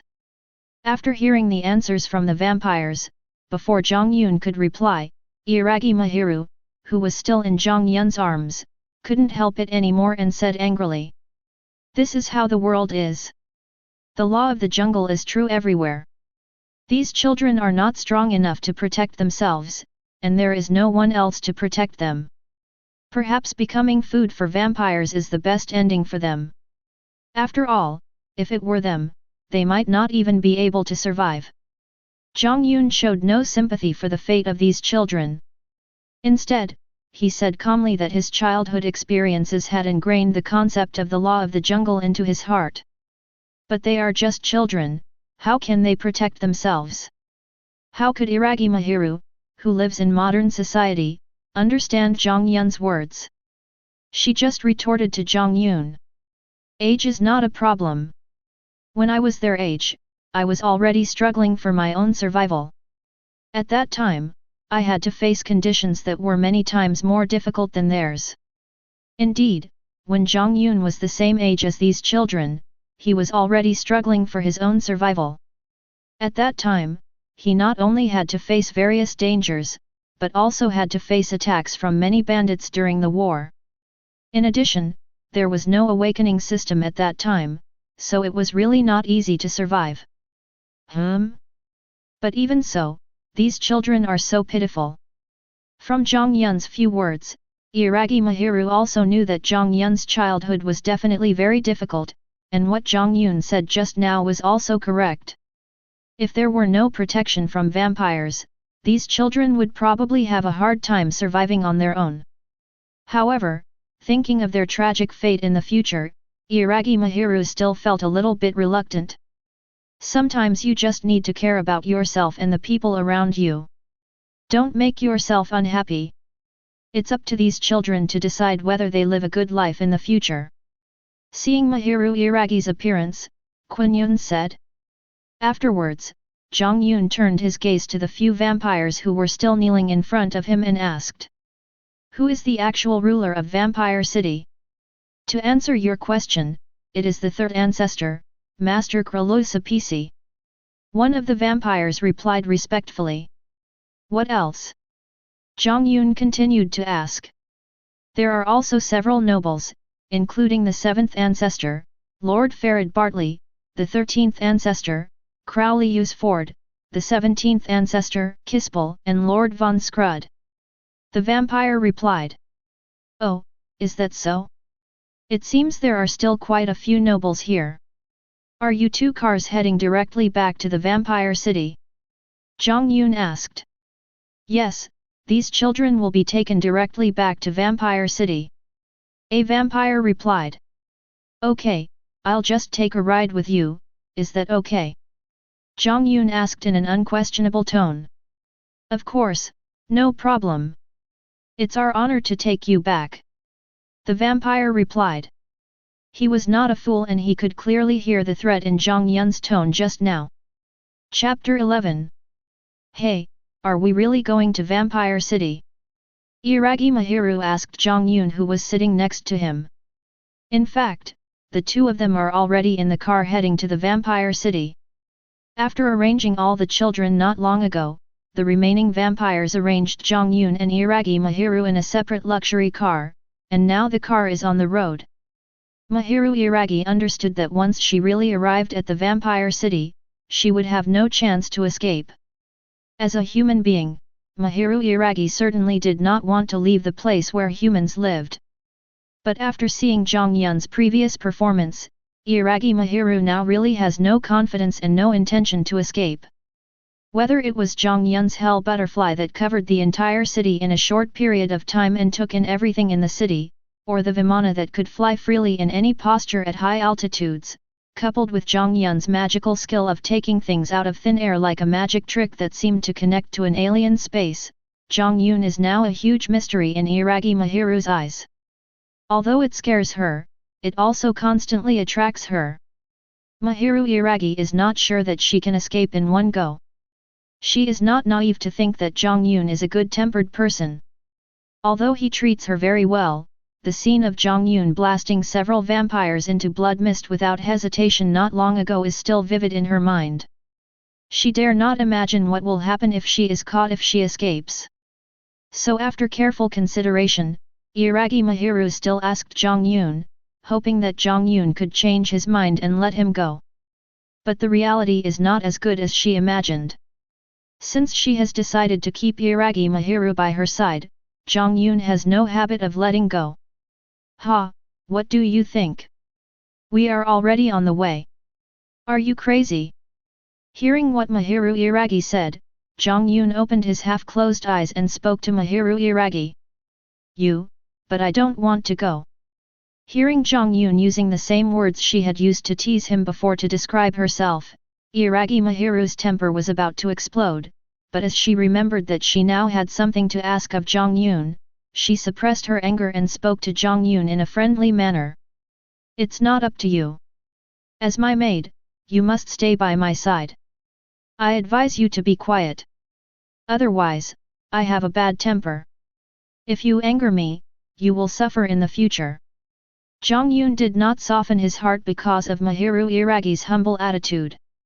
He simply rejected Mahiru Iragi's request and said some threatening words to her. "But I want to see my family, I miss my sister, woohoo." Hearing Jiang Yun's words, Iragi Mahiru also felt that her chance to escape was gone, so she whispered and cried softly. After all, she was a 16-year-old girl, and now she was taken to a place far away from her family and she didn't know whether she would come back in the future. It would be strange if she didn't care. "Hey, stop crying. There's no need. It's not a farewell. As long as you behave well in the future, I will still take you out. It's not like you won't be able to see your sister then." Seeing Mahiru Iragi crying quietly, Jiang Yun couldn't help but feel soft-hearted. He hated to see women cry the most. Looking at Mahiru Iragi, who looked exactly like Mickey, crying there, Jiang Yun comforted her with words. While Jiang Yun was talking to Iragi Mahiru, several vampires were also talking in another car. "Do we really want to bring that guy back to the vampire city? What if the queen blames us?" A vampire whispered to his companions. "I don't want to either, but what can I do? You just felt it. The way that gentleman looked at me was even more arrogant than the queen. I don't know if he is some high-ranking ancestor from another place. We can't afford to offend him." Another vampire whispered in a very low voice, obviously afraid of being heard by Jiang Yun in the other car. "You know, the hearing of vampires is much stronger than that of ordinary people." 0*. "Yeah, I don't know where this monster came from. I feel like if he wants me dead, he only needs to look at me." Another vampire said this, and after hearing his words, all the other vampires present nodded in agreement. Thinking of how Jiang Yun had just exploded several of his companions into blood mist without even moving a muscle, several vampires couldn't help but tremble all over. "Do you think that Master Wei is the legendary true ancestor?" At this time a vampire suddenly said. There is no evidence of the existence of true ancestors in the vampire society now. According to legend, all vampires inherited the blood of true ancestors, and the more they inherited, the stronger the vampire's abilities became. Several upper ancestors all had relatively pure bloodlines, but even so, no ancestor could achieve the same effect as Jiang Yun. 00. That's impossible. Whether the true ancestor actually exists is still a mystery, but at least he should be a higher-ranking ancestor. Another vampire said that since they had never seen the original vampire, some ordinary vampires had begun to doubt whether the original vampire actually existed. Forget it, these things are not something we should care about. We just need to bring these children to the vampire city safely. When the time comes, we can leave these matters to the people in charge. Finally, another vampire spoke. Although it sounded a bit irresponsible, it won the unanimous agreement of the other vampires. After all, they were just ordinary vampires. It was enough for them to take care of their own affairs. The power issues among the upper nobles had nothing to do with them. Just like that, when Jiang Yun and the vampires were discussing their own topics, time passed quickly. As the cars continued to move forward, they soon reached their destination, the vampire city, Sanguinum. Chapter 12. Oh, this is the vampire city, it's really nice. After getting off the car and seeing the vampire city in front of him, Jiang Yun couldn't help but sigh to Iragi Mahiru beside him. This is a huge complex of ancient castles. Overall, it is a typical European 19th century architectural style, but if you look closely, you will find that there are also some modern elements. For example, the flickering lights in many of the castles are obviously emitted by electric lights. It seems that vampires are not static and they still hold a positive attitude towards some things. The so-called vampire city, just as the name suggests, is simply a small city. In the center of the vampire city, there are castles of different heights. It can be clearly seen that the one in the middle is much taller than the other castles. Surrounding these tall and luxurious castles are some relatively short buildings. But it is worth noting that among these castles and luxurious buildings, there are also some buildings with relatively unique shapes. If Jiang Yun's estimation was correct, the so-called nobles should be living in the castles in the center, and the ordinary vampires responsible for protecting the city should be living in the surrounding buildings. As for those strangely shaped buildings that looked a bit like large dormitories, they should be the places where the children who were brought here in the future would live. According to the strict hierarchy in the vampire society, it is obvious that the tallest castle located in the center of the city is the residence of the queen mentioned by the vampires. Hearing Jiang Yun's sigh about the vampire city, Iragi Mahiru responded in a low voice. After getting off the car, Iragi Mahiru has been hiding behind Jiang Yun. He looks like a child who has just arrived in an unfamiliar environment. Although he feels everything is new and interesting, what he feels most is fear. After all, he is a human being. He was suddenly brought to the base camp of vampires, whom he has always regarded as his biggest enemy. It is impossible for him not to be afraid. Even though Jiang Yun seems to have a high status among vampires, Iragi Mahiru still can't help being afraid. Hey, don't worry, no one in this world can hurt the people around me, they are just some vampires. Seeing Iragi Mahiru's worried look, Jiang Yun comforted her. Haha, from what you said it sounds like you're not a vampire.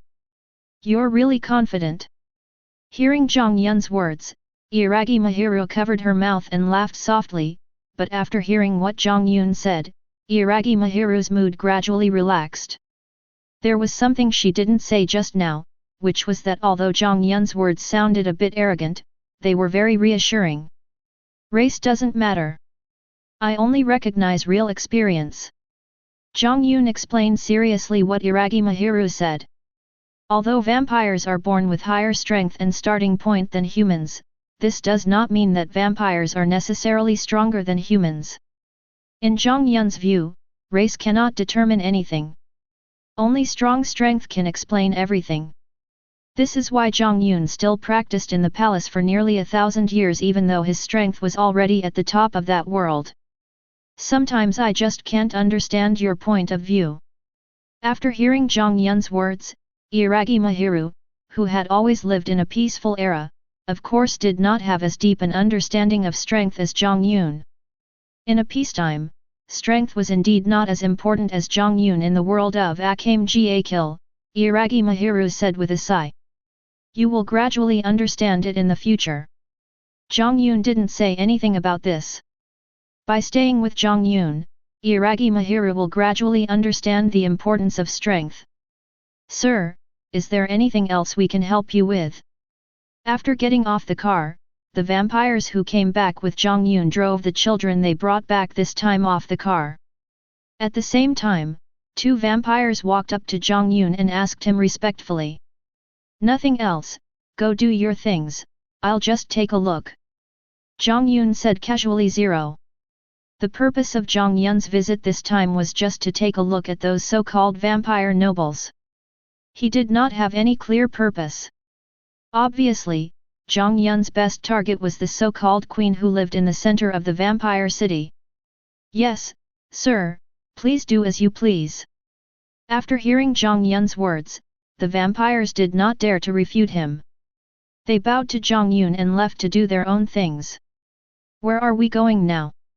Seeing that Jiang Yun had asked all the vampires to leave, Iragi Mahiru asked Jiang with some confusion. Of course it is there. Jiang Yun did not hide anything and directly pointed to his destination and spoke to Iragi Mahiru. Hey, what on earth do you want to do? Going there without permission is like seeking death. It's obviously not a good place. Following the direction of Jiang Yun's finger, Iragi Mahiru's gaze finally fell on the tallest building. After a moment of hesitation, Iragi Mahiru immediately shouted loudly, with a hint of panic in his voice. I'm not kidding. I told you to have some faith in your master. But Jiang Yun ignored Iragi Mahiru's fear. He just picked up Iragi Mahiru's petite body and rushed directly to the castle in the center.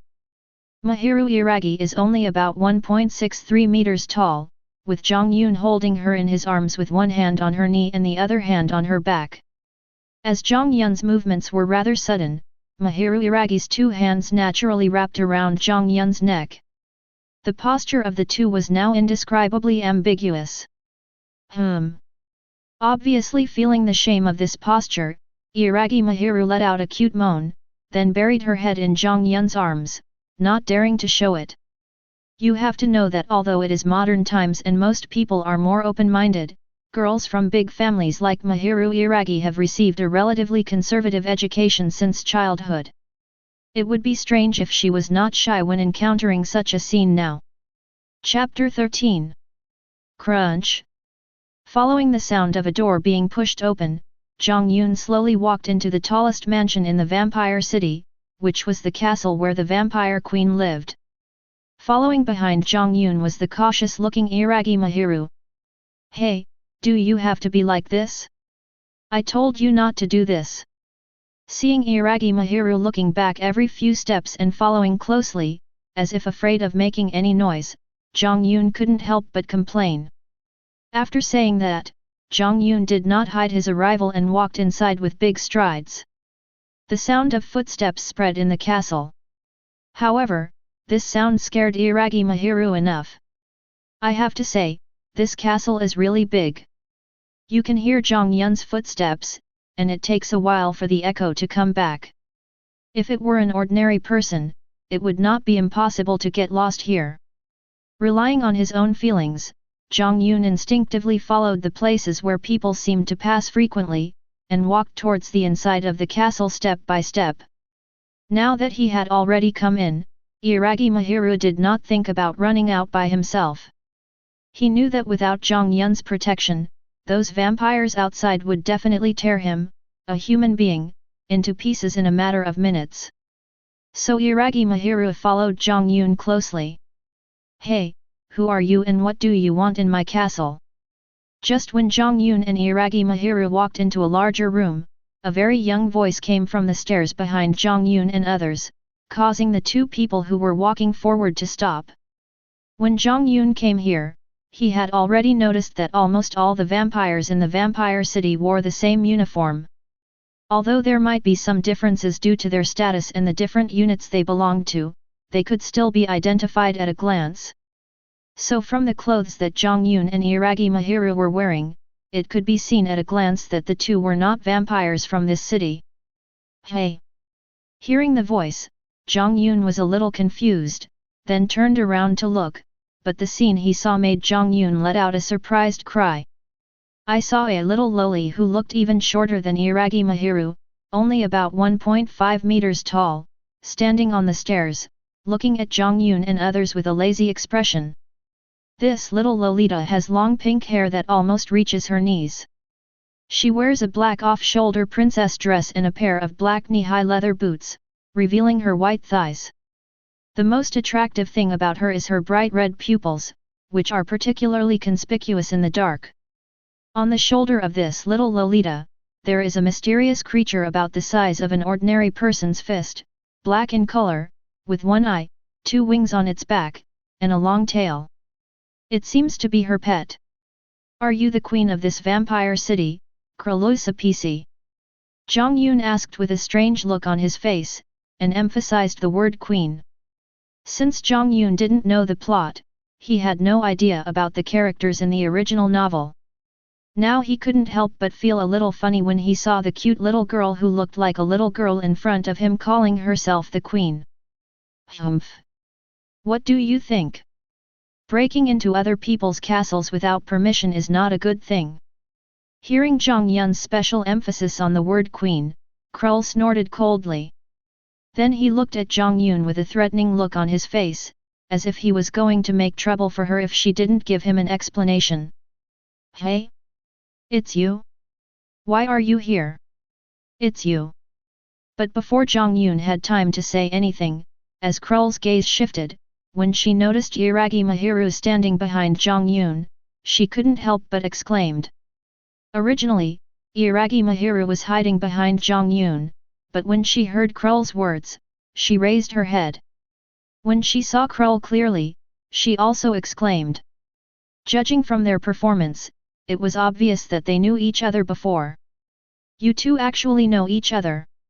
I didn't expect you to be so capable. You even know the Queen of Vampires. Seeing the performance of the two, Jiang Yun said to Mahiru Iragi beside him. Jiang Yun did not feel angry about this. Judging from the performance of the two just now, although they knew each other, Mahiru Iragi obviously did not know the true identity of Crowley before. I know her. We have had some transactions regarding experiments before, but I didn't know she had such an identity before. Hearing Jiang Yun's question, Iragi Mahiru immediately explained. After spending some time with Jiang Yun, Iragi Mahiru also realized that Jiang Yun was a very good person, and he would probably have to live with Jiang Yun for a long time in the future, so Iragi Mahiru thought it would be better not to hide some things from CMO. In fact, even Iragi Mahiru herself did not realize that after repeated close contact with Jiang Yun during this period of time, Iragi Mahiru had unknowingly developed a slight affection for Jiang Yun. Instinctively, she did not want to hide some things from Jiang Yun. Oh, I didn't expect the queen to be interested in experiments like this. After listening to what Mahiru Iragi said, Jiang Yun sighed casually. You'd better forget what you said today, otherwise the consequences will be very serious. Also, this woman will stay with me from now on. As for you, you can leave now. I can forgive you for trespassing into my mansion today. But to Jiang Yun's surprise, Krolo seemed to be very taboo about the experiment. When Jiang Yun mentioned the word experiment, Krolo immediately threatened Jiang Mo. Also, should we say that she is worthy of being the self-proclaimed queen? She is indeed full of domineering attitude when doing things.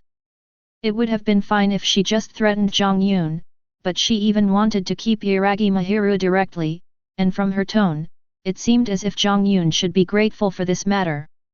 Fortunately, the person in front of him was a cute little loli, otherwise if a man dared to speak to Jiang Yun like this, Jiang Yun would have fed him to the hell butterflies long ago. As expected, little Lolas have privileges. Chapter 14. Hey, little guy, please consider my feelings. Why should I hand over my maid to you? Jiang Yun said to Krull in front of him. What, you called me little guy? You idiot, I'm hundreds of years old. Hearing Jiang Yun calling him little guy, Krull pointed at himself and spoke loudly. As a high-ranking ancestor of vampires and an immortal being, Krull's age is seriously inconsistent with her appearance. Although she looks like a little girl, she actually said that she is already hundreds of years old. So what? I'm over 1,000 years old.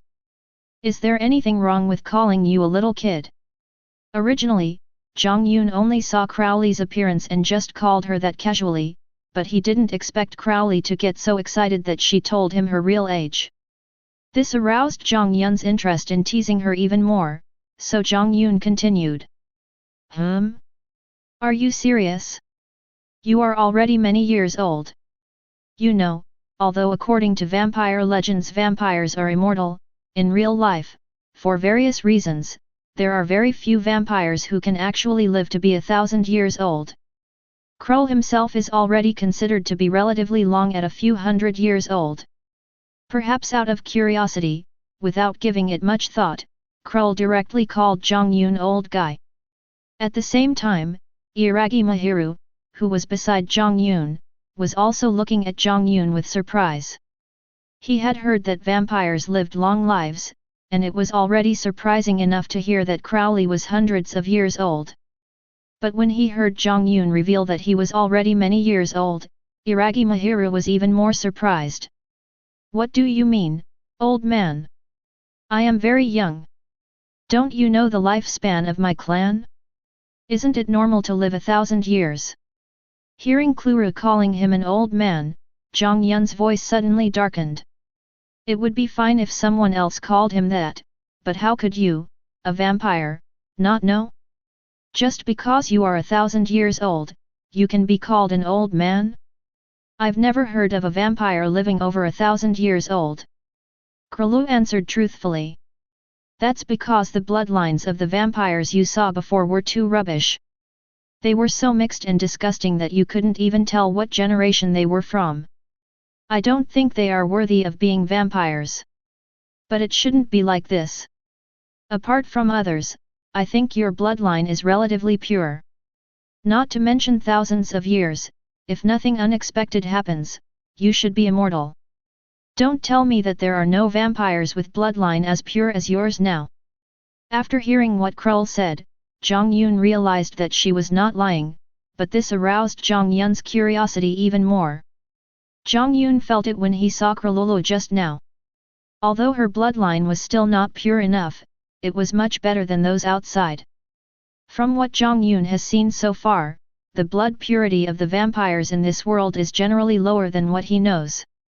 For example, those so-called ancestors, in Jiang Yun's opinion, are generally the first level lower than the ancestors who are Jiang Yun's direct blood relatives, such as Tsukushi and Bonnie.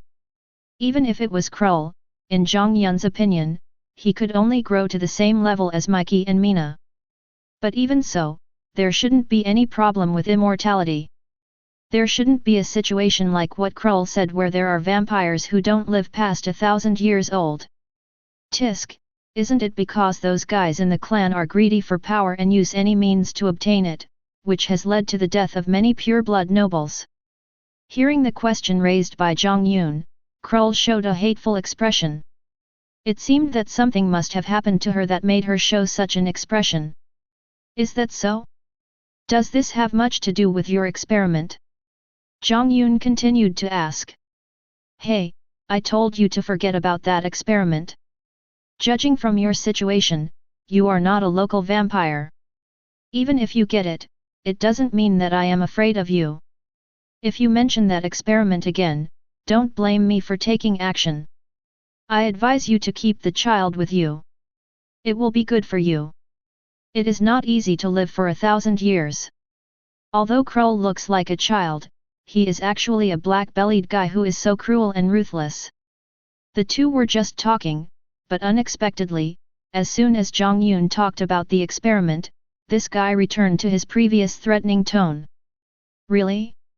This little guy has quite a temper. Just try it out. Seeing Krull's aggressive look, Jiang Yun also wanted to know the specific combat power of the vampires in this world, so he spoke to Krull. Humph. Don't blame me then. Krull snorted coldly, then took action. Because Jiang Yun's vampire aura is now completely restrained, Krull cannot sense what level Jiang Yun is at. Krull just jumped on the spot, and his body turned into a shadow, and instantly appeared next to Jiang Yun from the second floor. Without using any weapons, Krull put his fingers together to form a knife, and stabbed straight at Jiang Yun with his right hand like a sharp sword. Jiang Yun had no doubt that this palm of flesh and blood could easily cut a hard stone in an instant. Jiang Yun didn't make any movement. He just turned his body slightly, and Krull's hand knife slashed across Jiang Yun's body. But the attack was not over. After missing the target, Krull's right arm, which he had just stretched out, bent instantly and smashed directly towards Jiang Yun's body. Very good combat awareness. Seeing Krull's moves, Jiang Yun exclaimed in admiration, but did not stop. He just stepped back with his back foot seemingly casually, and happened to avoid Krull's attack range. Snort. Seeing that Jiang Yun actually had time to comment on his movements, Krull hummed softly, stepped on the ground with his left foot, and instantly moved his body forward, while raising his right leg and kicking Jiang Yun. Bang! This time Jiang Yun did not dodge, but just stood there and stretched out a hand. With a loud bang, the result was beyond the expectations of Iragi Mahiru, who was watching the fight on the side. Zhao did not expect that Jiang Yun's seemingly slender hand directly blocked Krull's thigh that was raised with all his strength, and no matter how hard Krull tried, it was of no avail. That's enough. Seeing that Krull was going to continue attacking, Jiang Yun simply stopped concealing his aura as a true vampire. Regardless of the demonic aura, the blood suppression alone instantly made Krull fall down in front of him, and Jiang Yun reached out his hand to catch her, avoiding the embarrassment of Krull falling directly to the ground. Jiang Yun also saw from Krull's attack just now that the vampires in this world do not have any special moves. They just rely on their physical fitness, which is much stronger than that of ordinary humans to fight. In addition, there is no systematic training method. It is precisely because of this that vampires will be killed by the so-called sorcerers. In Jiang Yun's eyes, those spells were actually nothing more than garbage. Chapter 15. Damn it, who the hell are you and why do you suppress me so much? Being held in Jiang Yun's arms, Krull asked Jiang Yun with a look of shame and anger on his face. In her entire life, today was the first time that Krull was held in a man's arms like this. However, after Jiang Yun released the aura of his true vampire, Krull felt powerless all over. Although she wanted to struggle, she looked so weak that she looked like she was just flirting. But Jiang Yun did not answer Krull's question, because just at the moment when Jiang Yun hugged Krull in his arms, the system, which had not assigned tasks to Jiang Yun for a long time, actually responded and issued a task. System mission: help the vampire queen Krull Sapisi fulfill her long-cherished wish and protect her safety. Mission rewards: the host will get a chance to travel to the next world according to the host's wishes, and the system will randomly reward a certain number of exchange points. Jiang Yun was stunned for a moment when he saw the task released by the system, and then he showed a rare look of joy. After all, the exchange points were not bad. Although he was now a poor 697 egg, it was still relatively easy to obtain. However, the opportunity to travel through time was something that could only be encountered once, and it was also an opportunity that could only be chosen once. Looking at Krull, who was in his arms, Jiang Yun really wanted to hug him and give him a kiss. He was truly his lucky star. Little guy, don't struggle. It's useless. According to seniority, I am the true ancestor. You can't resist me based on bloodline. In a good mood, Jiang Yun took the rare patience to explain to Cornelia why she couldn't resist him. True ancestor? Impossible, there is no true ancestor in this world. If there really is one, there wouldn't be those several ancestors fighting for power down there. After hearing Jiang Yun's words, Cornelia stopped struggling, but from her words, it was obvious that she was still unwilling to believe that Jiang Yun was the true ancestor. Really? How do you explain this now? Jiang Yun touched Cornelia's long hair and explained calmly. After hearing Jiang Yun's words, Cornelia didn't care about Jiang Yun touching her hair. Now all her attention was on what Jiang Yun said about the true ancestor. Although she wanted to refute, the facts made her unable to find any reason to refute. After all, she had met other superior ancestors before, but there was really no one of her own race who could suppress her with blood. Are you telling the truth? After thinking about it, Cornelia asked with some uncertainty. What do you think? Instead of directly answering Cornelia's question, Jiang Yun asked Cornelia in return. Okay, I'll trust you for now. Tell me, why did you come here? If it's just for the right to rule this vampire city, then you can take it. I'm no match for you anyway. In fact, she had already believed Jiang Yun's words in her heart. After all, the facts were there. But Cornelia couldn't figure out the purpose of Jiang Yun coming here, so she asked tentatively. In Cornelia's eyes, Jiang Yun, as a true ancestor, should be above all the current vampires. If he really just wants power, there is no need to be like this. As long as he shows his identity, he can directly become the recognized king of all vampires. Haha, you are really open-minded, but this is how the world is, the strong prey on the weak. But don't worry, I have no interest in so-called power. I just happen to be here, and I will probably live here for a while in the future. Do you think it's okay? Seeing Cornelia's confusion, Jiang Yun explained. In Akame ga Kill, Jiang Yun, as the imperial teacher of the empire, has a very high status. It is not an exaggeration to say that Jiang Yun is the actual ruler of the empire. However, Jiang Yun does not cling to this power and almost never participates in any political affairs of the empire. You know, the population of the empire is many times more than that of vampires. So when facing the sparsely populated vampire city, Jiang Yun has no interest in ruling it. Okay, whatever you want. I'll arrange for someone to prepare the castle for you. After hearing Jiang Yun's words, although Cornelia didn't understand what Jiang Yun's purpose was, he still said so. No need. I think your place is great. Mahiru and I will live here from now on. Besides, I don't want those vampires outside to know my true identity. Nonsense, Jiang Yun's mission this time is closely related to Cornelia. In view of this point, it is better for him to live next to Cornelia. This is not appropriate. Hearing Jiang Yun's words, Cornelia was about to refute, but thinking of Jiang Yun's identity, he suppressed his anger and spoke to Jiang Yun. It is well known among all vampires that Cornelia has been living alone in this castle for so many years. But if a man suddenly moved in now, although no one would say anything on the surface, who knows what the vampires would talk about behind their backs? Even vampires are afraid of rumors. There's nothing inappropriate. Remember not to let other vampires know my identity. I'm going to take my little maid to choose a room first. Jiang Yun directly rejected Cornelia's words. After completely interrupting Cornelia's retreat, Jiang Yun took Iragi Mahiru with him to choose a room.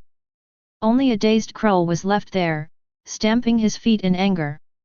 After all, Jiang Yun was too overbearing just now, and made such a request to him directly without considering his feelings at all. As for Mahiru Iragi, she was following behind Jiang Yun and didn't dare to say a word. The conversation between Jiang Yun and Crowley just now completely shocked her. She knew that Jiang Yun had a high status among vampires, but she didn't expect it to be so high. Now it seems that the man in front of Yan is completely the uncrowned king among vampires. Chapter 16. Mahiru Iragi felt like she was living in a dream these past few days. Everything seemed so unreal, and she didn't know whether to say that she was unlucky or lucky. First, he almost died while researching on ghost-cursed equipment, and then he was rescued inexplicably and brought out of the laboratory by Jiang Yun. After that, he not only saw things like hell butterflies and Vimana from Jiang Yun, but now he was inexplicably brought to the vampire base. However, he didn't expect that this was not the end yet. Just now, from the conversation between Jiang Yun and Ghoul, Iragi Mahiru learned that Jiang Yun was actually a true ancestor who had almost never appeared in the history of vampires. Now Mahiru Iragi feels that her brain is not enough. What she has experienced in the past few days is more than what she has experienced in the past 10 years. I say, from now on you should live in the room next to mine, so it will be convenient for me to come to you when I need you. Jiang Yun didn't care what Mahiru Iragi was thinking. After taking a general tour of Ghoul's villa, Jiang Yun pointed to one of the rooms and spoke to Mahiru Iragi. There was an unquestionable tone in his words, and it seemed that he was just informing her and not discussing. Without any objection, Iragi Mahiru directly and carefully agreed. Hey, what's wrong with you? I'm not going to eat you, so don't be so scared. Jiang Yun suddenly felt a little uncomfortable when he saw Mahiru Iragi becoming so submissive. After all, Jiang Yun still liked girls with their own personalities. It would be meaningless if Mahiru Iragi was always so obedient. Are you ABCH? You feel uncomfortable when I'm a little obedient. Do you like me to go against you? Hearing Jiang Yun's words, Iragi Mahiru instantly returned to her previous personality and shouted at Jiang Yun. After all, she was a spoiled young lady. She was just a little afraid of Jiang Yun's identity just now. Now seeing Jiang Yun's appearance, she directly sent the fear away. Yes, that's how it should be. Seeing Mahiru Iragi's performance, Jiang Yun clapped his hands and spoke loudly. After seeing Jiang Yun's performance, Iragi Mahiru couldn't help but want to complain to Jiang Yun again, but before he could open his mouth, Jiang Yun spoke again. How dare you talk to your master like that? As a punishment, you will be responsible for cleaning my room and the one you live in tonight. You are not allowed to eat until you finish cleaning it. What, you? Hearing Jiang Yun's words, Iragi Mahiru felt like she was about to collapse. She pointed at Jiang Yun, trembling and unable to speak for a long time. In her opinion, this man did not have the dignity of a true vampire. Now in Iragi Mahiru's eyes, Jiang Yun was simply a rogue. There's no point pointing at me. Go clean it up. It will be done soon. Jiang Yun was a guy with a great sense of evil. Seeing the resentful expression of Mahiru Iragi, he actually felt a rare pleasure. While talking, he stuffed some cleaning tools into Mahiru Iragi's mouth and pushed her into his room by her back. Hey, I've finished cleaning your room, come in and take a look. After a while, Iragi Mahiru came out of Jiang Yun's room with a dusty face, pointed at the room behind her and said to Jiang Yun, her words full of fatigue. As the eldest daughter of the Iragi family, Iragi Mahiru had never done such a thing before. Well, it's not bad. Now go clean your room. Also, seeing how dusty you are, I have some clothes here for you to change into. After observing the room, Jiang Yun felt that it was clean so solely, so he did not make things difficult for her. After all, Jiang Yun could not ask a young lady who had never done any heavy work to clean the room very well. After saying that, seeing the dusty Mahiru Iragi, Jiang Yun casually took out a few pieces of clothing from his storage ring and threw them to Mahiru Iragi. Since there are many girls around him, and his clothes were often torn when he did that kind of things with them, Shan often carries some girls' clothes with him. After getting the clothes thrown by Jiang Yun, Iragi Mahiru looked at Jiang Yun with a strange expression. This time it was not because Jiang Yun suddenly took out something from somewhere. After seeing Jiang Yun's magic tricks many times, Iragi Mahiru gradually got used to it. The reason why Iragi Mahiru showed this expression was because he really couldn't expect that Jiang Yun, a grown man, would carry girls' clothes with him. 0. Request flowers. Don't get me wrong, this is what I prepared for my wives before, but don't worry, these are all new. Seeing the perverted look that Iragi Mahiru gave him, Jiang Yun hurriedly explained that he didn't want to be blamed for being a pervert for no reason. Wives. But unexpectedly, after hearing Jiang Yun's words, Iragi Mahiru's eyes changed again, from looking at a pervert to looking at a scum. Iragi Mahiru just repeated Jiang Yun's words, and deliberately emphasized the tone when reading them. In fact, it is normal for Mahiru Iragi to have such a reaction. After all, he is a person living in modern times. Even if he has seen men keeping mistresses, he has never seen anyone openly admitting that he has several wives. Why do you care so much, little girl? Isn't it normal for a strong man to have some women around him? Go and do your own thing. Noticing the change in the way Iragi Mahiru looked at him, Jiang Yun felt a little impatient, so he simply waved his hand and spoke to Iragi Mahiru. By the way, please come to my room tonight, you must come. After hearing Jiang Yun's request to leave, Iragi Mahiru was about to leave immediately, but unexpectedly, just as she reached the door of the room, Jiang Yun suddenly interrupted and said something. Hearing this, Iragi Mahiru trembled all over, but after pausing for a moment, he hugged the clothes in his arms and ran out quickly. Besides, little girl, I can't cure you anymore. Jiang Yun felt very satisfied after observing Iragi Mahiru's reaction after hearing Jiang Yun's words when she was leaving, and said to himself as if talking to himself. Chapter 17. Thump, thump, thump. Jiang Yun had just prepared dinner when there was a knock on the door. Come in. Hearing the knock on the door, Jiang Yun didn't pay much attention and spoke casually. Crunch. Haha. Do you really need to? Isn't it hot for Tai Zhongtian to dress like this? With the sound of the door opening, Iragi Mahiru slowly walked in. Everything seemed normal at first, but when Jiang Yun saw what Iragi Mahiru was wearing, even with Jiang Yun's great concentration he couldn't help but burst into laughter. Now, Iragi Mahiru put on almost all the clothes that Jiang Yun had thrown to her. She looked round and seemed to have gained weight. She walked in while looking at Jiang Yun warily. It seems that Jiang Yun's previous statement that he had many women around him and his suggestion at the end that he let Iragi Mahiru come to his room 410 at night caused her to misunderstand. It's not hot. I have a cold, so I'm wearing more clothes today. Hearing Jiang Yun's words, Iragi Mahiru chuckled twice and replied, but at the same time he still looked at Jiang Yun vigilantly. Really? Do you want me to help you? I'm good at this. Also, it's not good for your health to wear so many clothes in such a hot day. Let me help you take them off. Seeing Mahiru Iragi's performance, Jiang Yun also became interested and teased Mahiru Iragi.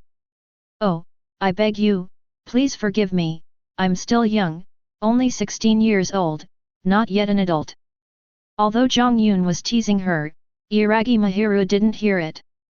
After hearing Jiang Yun's words, Iragi Mahiru was about to cry. She backed away and begged Jiang Yun. That look made Jiang Lu feel a little soft-hearted. Ha, you are too fragile, little girl. I was just joking with you. I, Jiang Yun, would never force a woman. I just asked you to come here for dinner and I need to ask you a few questions. Seeing her look, Jiang Yun no longer had the mood to tease her, and directly told her the reason why he asked Iragi Mahiru to come to his room at night.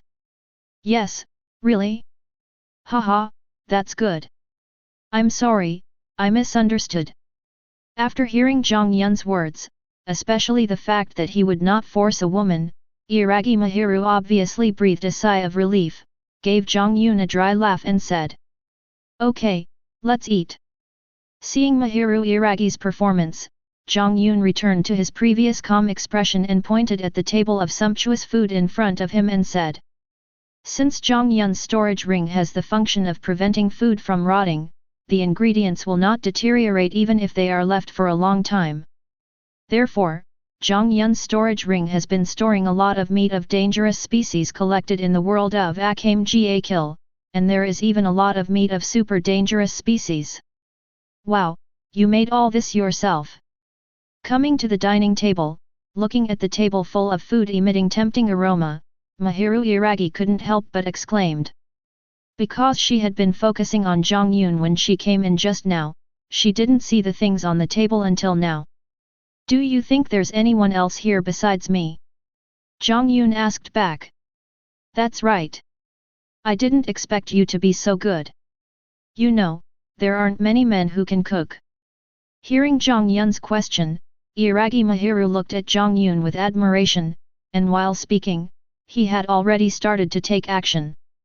He hadn't had a proper meal for a few days, and he had just done a lot of work.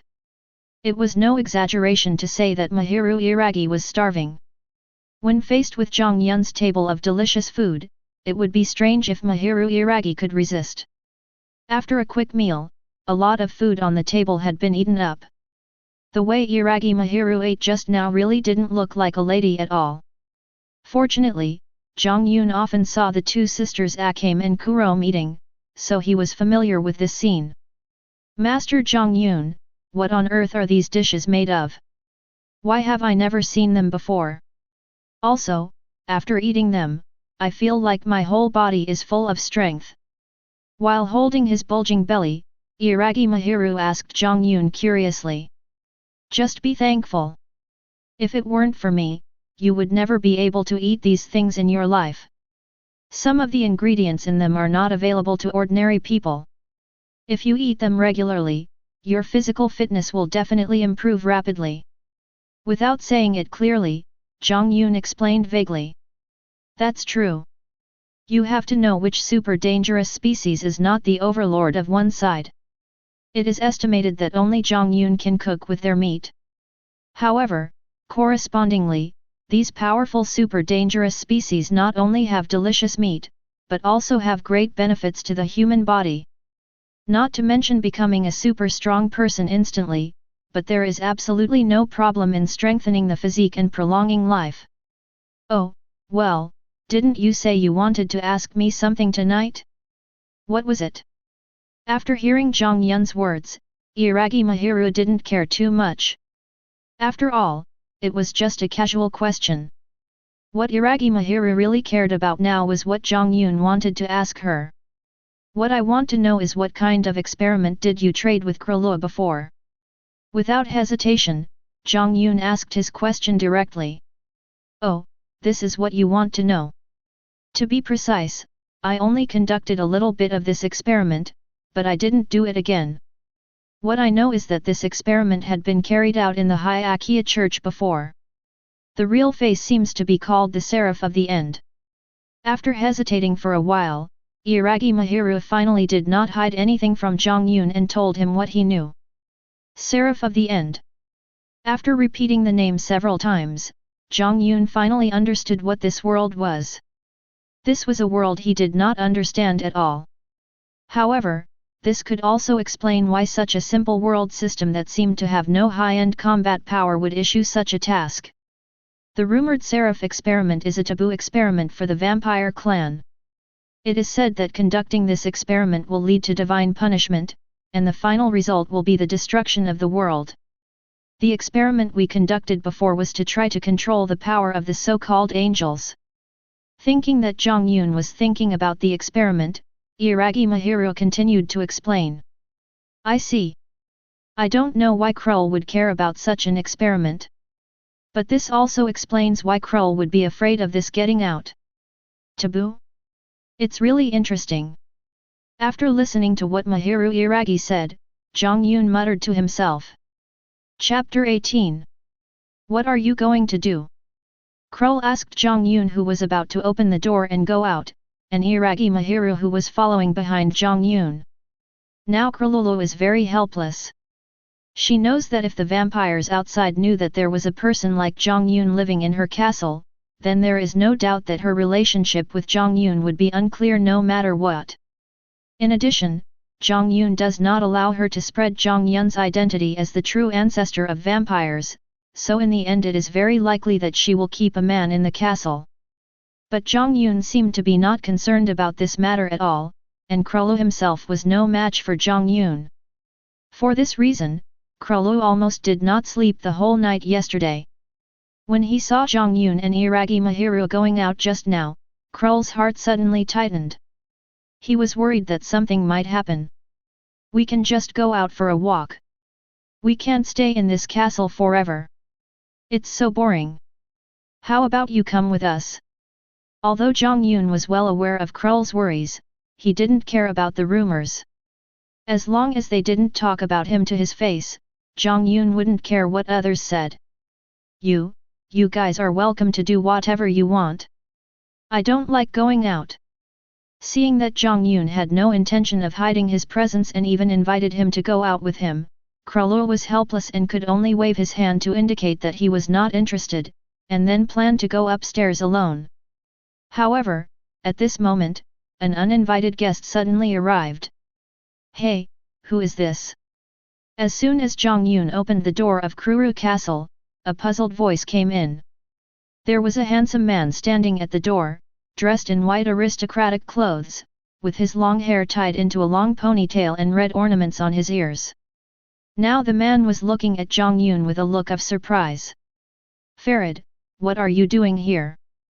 Before Jiang Yun could say anything, Krulu's voice came from behind him. What he feared was bound to happen. He didn't expect that just when he was afraid that someone would know that Jiang Yun was living in his house, this matter was discovered by an uninvited guest. Hey, Kluru, I came here specially to see you, and your attitude really makes me sad. After hearing what Krul said, the guy named Farid outside the door looked at Krul with a sad face and said to Jiang Yun behind him. You are just greedy for my power, so don't bother yourself with it. You'd better not come to my castle again in the future, or I will make you pay. Get out of here. But when it came to Farid, Krulu in the castle roared in a somewhat inappropriate manner. Originally, Krul was feeling a little unhappy because of Jiang Yun's matter, but he couldn't get angry in front of Jiang Yun. Now that he met someone he could vent his anger on, Krul directly vented all his unhappiness on him. What happened to Krulu today? Hearing Krul's angry voice, Farid felt a little strange, so he decided to go inside and take a look. Hey, it seems that Krul didn't ask you to come in. But just as Farid took a step forward, Jiang Yun stood in front of him and said. Oh, who is this? I am Farid Bartley, the 7th ancestor of Vampire City. May I know your name? Judging from your attire, you should not be a resident of Vampire City. Because all his attention was attracted by Krululu's strange behavior just now, he didn't pay much attention to Jiang Yun for a while. Now that Jiang Yun was blocking him, Farid finally noticed Jiang Yun. He introduced himself and asked about Jiang Yun's background. Jiang Yun, you can stay in this castle temporarily. Farid had been very polite just now. As the saying goes, one should not hit a smiling person, so Jiang Yun couldn't help but answer, so he simply said his name. What? You said you lived in Kruru's castle. Are you kidding? How could I not know that? But Jiang Yun's words surprised Farid very much. Song saw him pointing at Jiang Yun and asked in surprise. Nothing is impossible, that's the truth. Without any disguise, Jiang Yun answered directly. From what Krul said just now, Jiang Yun knew that Farid was a power-hungry guy, and was trying to obtain this power by pursuing Krul. Coupled with his disgusting reaction when he heard Krul's rejection just now, Jiang Yun did not have the slightest good impression of Farid who was standing in front of him. From Farid's every move until now, Jiang Yun knew that this guy was not a simple vampire and his scheming was extremely deep. Okay, I was wondering why Krulu was so cold to me today. It turns out it's because of Lord Jiang Yun. Oh, I'm so sad. Hearing Jiang Yun's confirmation, Farid sighed. The strange thing is that Krul did not refute Farid's words. It seems that Krull dislikes Farid very much and even tries to completely cut off his idea through Jiang Yun.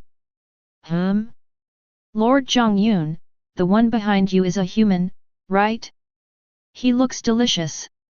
After saying this, Farid suddenly noticed Mahiru Iragi behind Jiang Yun. He licked his lips with his tongue and spoke to Jiang Yun while looking at Mahiru Iragi. After hearing what Farid said and seeing his performance, Iragi Mahiru hurriedly grabbed the back of Jiang Yun's clothes, looking very scared. Shua! I advise you not to go after the people around me, or you will die miserably. DB. But just as Farid finished his words, Jiang Yun stretched out a hand and grabbed Farid's neck. Seeing Jiang Yun take action, Farid immediately wanted to dodge, but at this moment something shocking happened. It turned out that Farid clearly felt that the hand that was grabbing him was not moving very fast, but no matter which direction he dodged, it seemed as if all his escape routes were blocked. Farid could feel the hand grabbing his neck. Everything seemed slow, but in fact it happened in a flash. Without any suspense, Farid was directly lifted up from the ground by Jiang Yun by grabbing his neck. Ahem, Master Jiang Yun, I am a joke. Don't worry, I will stay away from the people around you from now on, and I will never hurt her. Being held by Jiang Yun's neck, Farid knew that it would be very easy for Jiang Yun to kill him, judging from the strength he had just shown.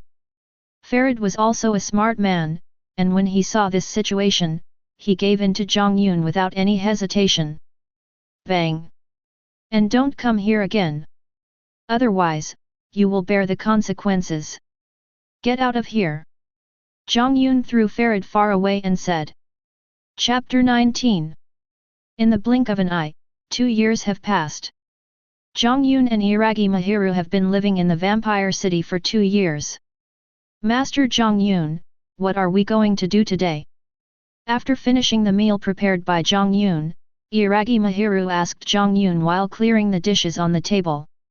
After 2 years of getting along, the relationship between Jiang Yun and Iragi Mahiru has become very close, so their relationship has become more casual, and Iragi Mahiru is no longer as reserved as when she first knew Jiang Yun's identity. During the 2 years, Iragi Mahiru also developed a great affection for Jiang Yun. After all, a man like Jiang Yun is not only handsome, but also powerful, and very kind to the people around him. In addition, Jiang Yun's amazing cooking skills make him a perfect prince in the eyes of girls no matter where he is.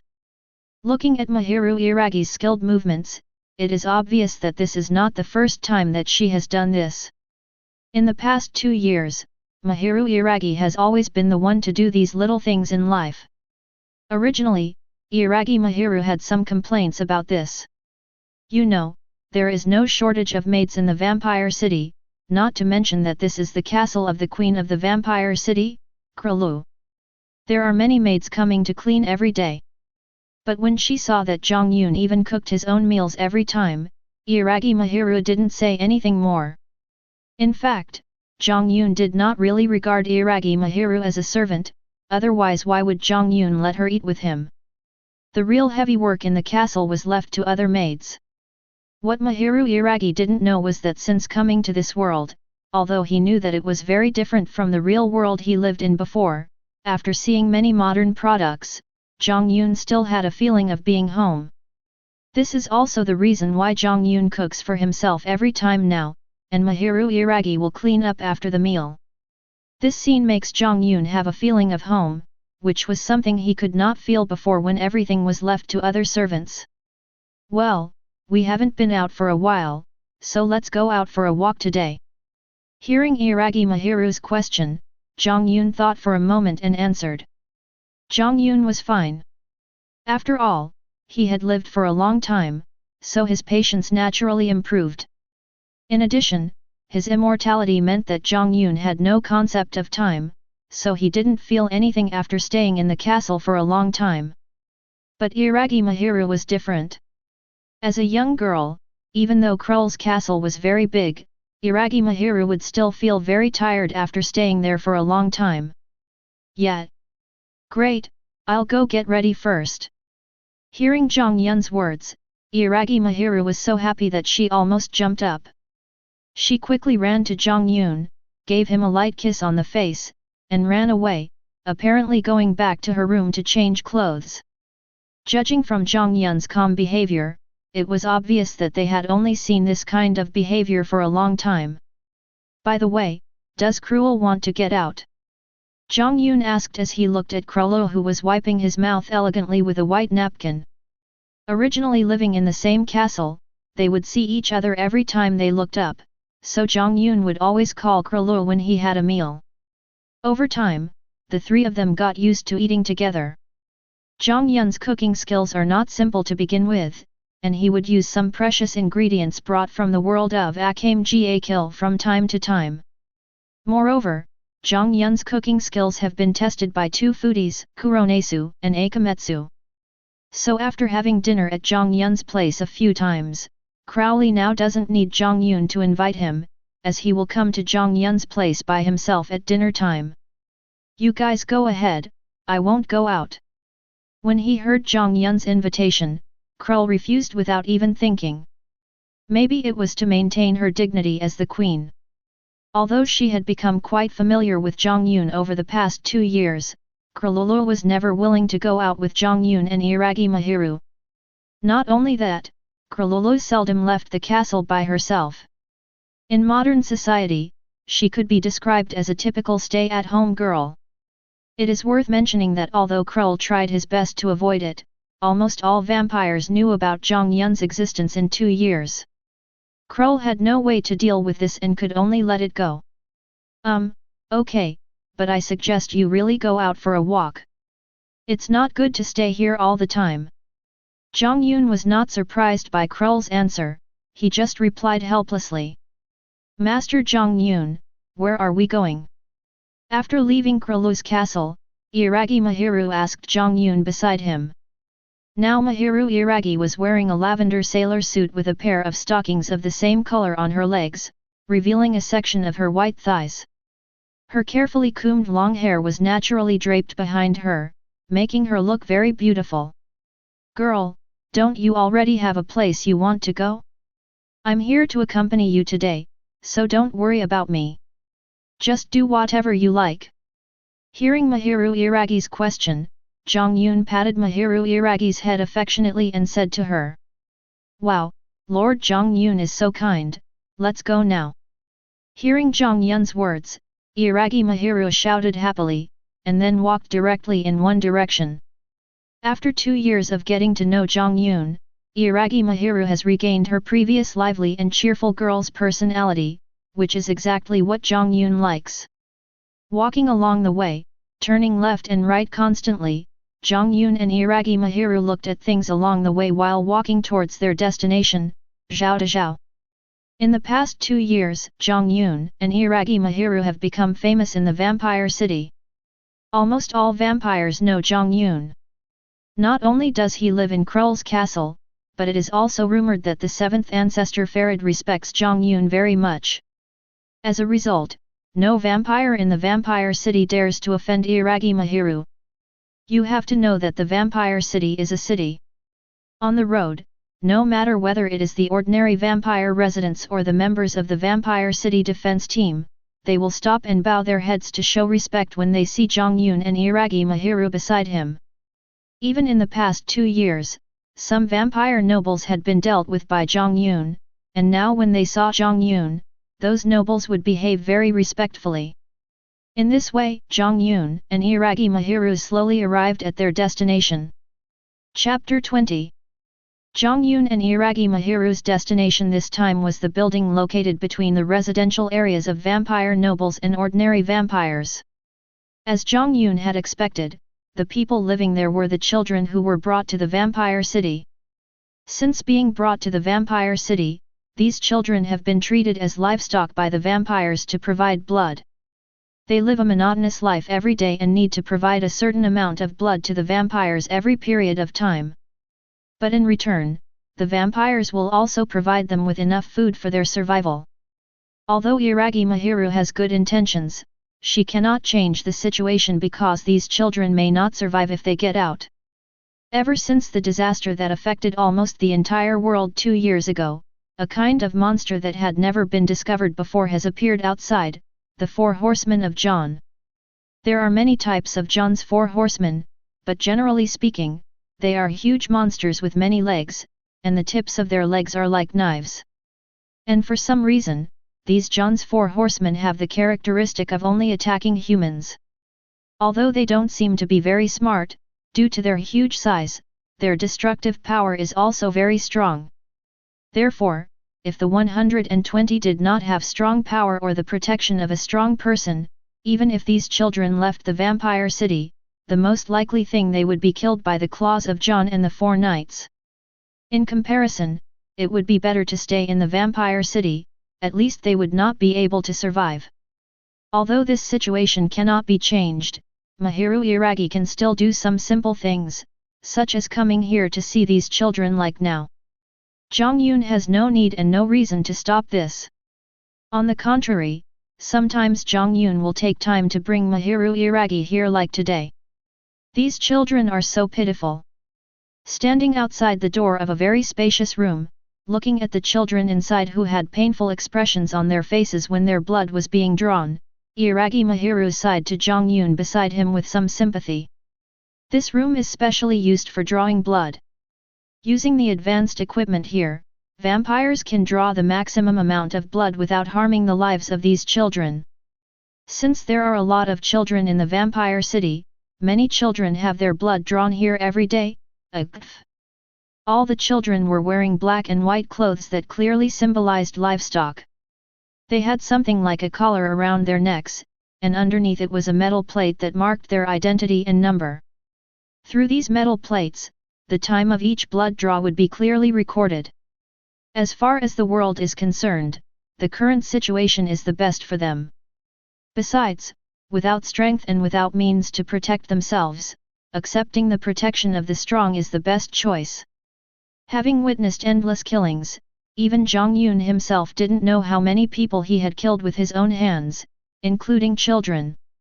Jiang Yun didn't have much sympathy for these children. In Jiang Yun's eyes, compared with the children of civilians in the world of Akame Kill who were facing hunger and death all the time, these children were already very lucky to be alive. Iragi Mahiru agreed. After living with Jiang Yun for 2 years, Iragi Mahiru was gradually influenced by Jiang Yun's idea of the survival of the fittest. Song is just that she herself has not noticed it yet. Major Jiang Yun, Major Iragi Mayu. Since Jiang Yun was still wearing the same tight black clothes as before, and Iragi Mahiru was wearing a lavender sailor suit, which was very different from the uniform white uniforms of everyone else, the two of them attracted everyone's attention as soon as they entered the room. Seeing the arrival of Jiang Yun and Mahiru Iragi, the vampires who were working back and forth at the scene stopped their work and greeted Jiang Yun and Mahiru Iragi. Although Mahiru Iragi was only a human, all the vampires knew that she had a good relationship with Jiang Yun and they were almost inseparable when they went out, so these vampires also respectfully called Mahiru Iragi adult. You guys continue, don't worry about us, we're just here to take a look. Seeing that everyone stopped what they were doing, Jiang Yun waved his hand and spoke to all the vampires present. Yes. After hearing Jiang Yun's words, all the vampires hurriedly bowed to Jiang Yun and then continued with their work. Soon, this blood draw was over. Oh, damn it, how long will this kind of life last? At this moment, a little boy with black hair who looked about 10 years old walked towards the gate with his head lowered and shouting. Probably because he didn't notice, the little boy bumped into Jiang Yun directly. Of course, it wasn't that Jiang Yun couldn't avoid him, but facing such a little boy, there was really no need for Jiang Yun to avoid him. Bang! Ouch! After bumping into Jiang Yun, the little boy screamed in pain and fell to the ground. The bottle of nutrient solution in his hand, which was used to help recovery after blood drawing, also fell to the ground beside him. Ah, Xiaowu, are you okay? Xiaowu, are you okay? Seeing this, several children nearby made concerned voices and approached the little boy named Xiaowu. However, most of the other children immediately stayed away from here when they saw this situation. After all, Jiang Yun was obviously a noble. You know, let alone nobles, even ordinary vampires would have no problem killing children like them whose status was like livestock. Little boy, are you okay? Seeing this, Iragi Mahiru also exclaimed, hurriedly picked up the nutrient solution he dropped aside, ran to the child, helped him up, and asked with concern. But the child's subsequent behavior was somewhat beyond the expectations of Jiang Yun and Iragi Mahiru. Get out of the way! Who wants something this disgusting? Aren't you a human? Why are you standing on the side of the vampires? Chapter 21. Get out of the way! Who wants something this disgusting? Aren't you a human? Why are you standing on the side of the vampires? The kid named Xiaowu actually knocked away the nutrient solution handed to him by Mahiru Iragi and yelled at him. It seems that this guy hates vampires very much. UBD, don't you want to live? Why don't you apologize to Master Iragi Mahiru? Encountering this situation, Iragi Mahiru also seemed very embarrassed. Just as she was standing there at a loss, a vampire who happened to be not far from here saw the situation, hurried over, picked up the girl named Xiaowu, and said to him. As for Jiang Yun, he didn't say anything. Although Jiang Yun had the strength and status to not bother with a child, he was not a good-tempered person. Seeing the child's ungrateful behavior towards Iragi Mahiru just now, Jiang Yun couldn't help feeling uncomfortable. Sir, it's Xiaowu, it's not good or bad, just let him go, he's not very smart. Yes, sir, brother Xiaowu was just a little impulsive. He didn't mean to offend you, sir. Please forgive him. Seeing that the child was picked up by a vampire, the children who had just run over hurriedly begged for mercy to the vampire who was holding Xiaowu. As the situation was urgent, they said everything at once. Because he was using more force, the child named Xiaowu kept struggling, but it was useless. In a short period of time, his face turned red. But this guy is also very stubborn. Even at this point, he has not made any move to apologize to Iragi Mahiru. Master Jiang Yun, this. After a few minutes, Iragi Mahiru finally recovered from the situation. She looked towards Jiang Yun with tears in her eyes and sounded very aggrieved. I just meant well, but why did that child make me feel like a traitor to all humanity? Mahiru, it's okay. There's no need to care about what others think. As long as you live happily, why should you care about what others think? Don't worry, I'll always be by your side. Seeing Mahiru Iragi's performance, Jiang Yun felt a little distressed, so he quickly walked to her side, took Mahiru Iragi into his arms, patted her back gently and comforted her softly. Hearing Jiang Yun's comfort, Iragi Mahiru seemed to understand something. She nodded gently and buried her head deeply in Jiang Yun's arms, looking as if she had made some important decision. My lord, please, Xiao really didn't mean it. He is just impulsive. Please let him go. He is really dying. Just when Jiang Yun comforted Mahiru Iragi, suddenly a voice that sounded very warm reached the ears of Jiang Yun and Mahiru Iragi. Jiang Yun turned around and saw a little girl who also looked about 10 years old, with a long brown braid that hung from her right shoulder to her chest, and big eyes kneeling in front of him, begging him. Ah! Lord Jiang Yun, please have someone release that child quickly, before anything really happens. After hearing what the little girl said, Iragi Mahiru reacted immediately. Iragi Mahiru was not a petty person and certainly would not take the child's life for such a small matter, so he quickly spoke to Jiang Yun. Okay, you over there, let go of that kid. Hearing what Mahiru Iragi said, Jiang Yun answered casually.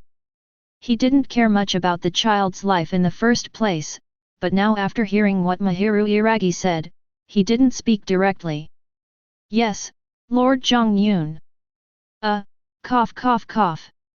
Xiaowu, are you okay? Brother Xiaowu, are you okay? After hearing Jiang Yun's words, the vampire did not hesitate at all. Since Jiang Yun had already spoken, he would of course execute it immediately. The orders of the nobles were absolute for ordinary vampires like them. After his hands were released, the child named Xiaohu fell directly to the ground. You have to know that the average height of vampires is much taller than these children. The child who fell to the ground under the vampire's hands let out a groan of pain, but then he coughed violently. Judging from his face that had turned a little purple, if he had not been released in time, this child might have been suffocated to death. After the child was put down, the children who had been begging for mercy just now hurried forward to ask questions. It seems that the relationship between these guys is not ordinary. Let's talk about Jiang Yun. May I have your name? Looking at the girl in front of him, she seemed to be a very gentle girl from the outside. And with Jiang Yun's vision, he could tell at a glance that this girl would definitely be a beauty who was no less beautiful than Iragi Mahiru when she grew up. Jiang Yun asked casually. 0. Request flowers.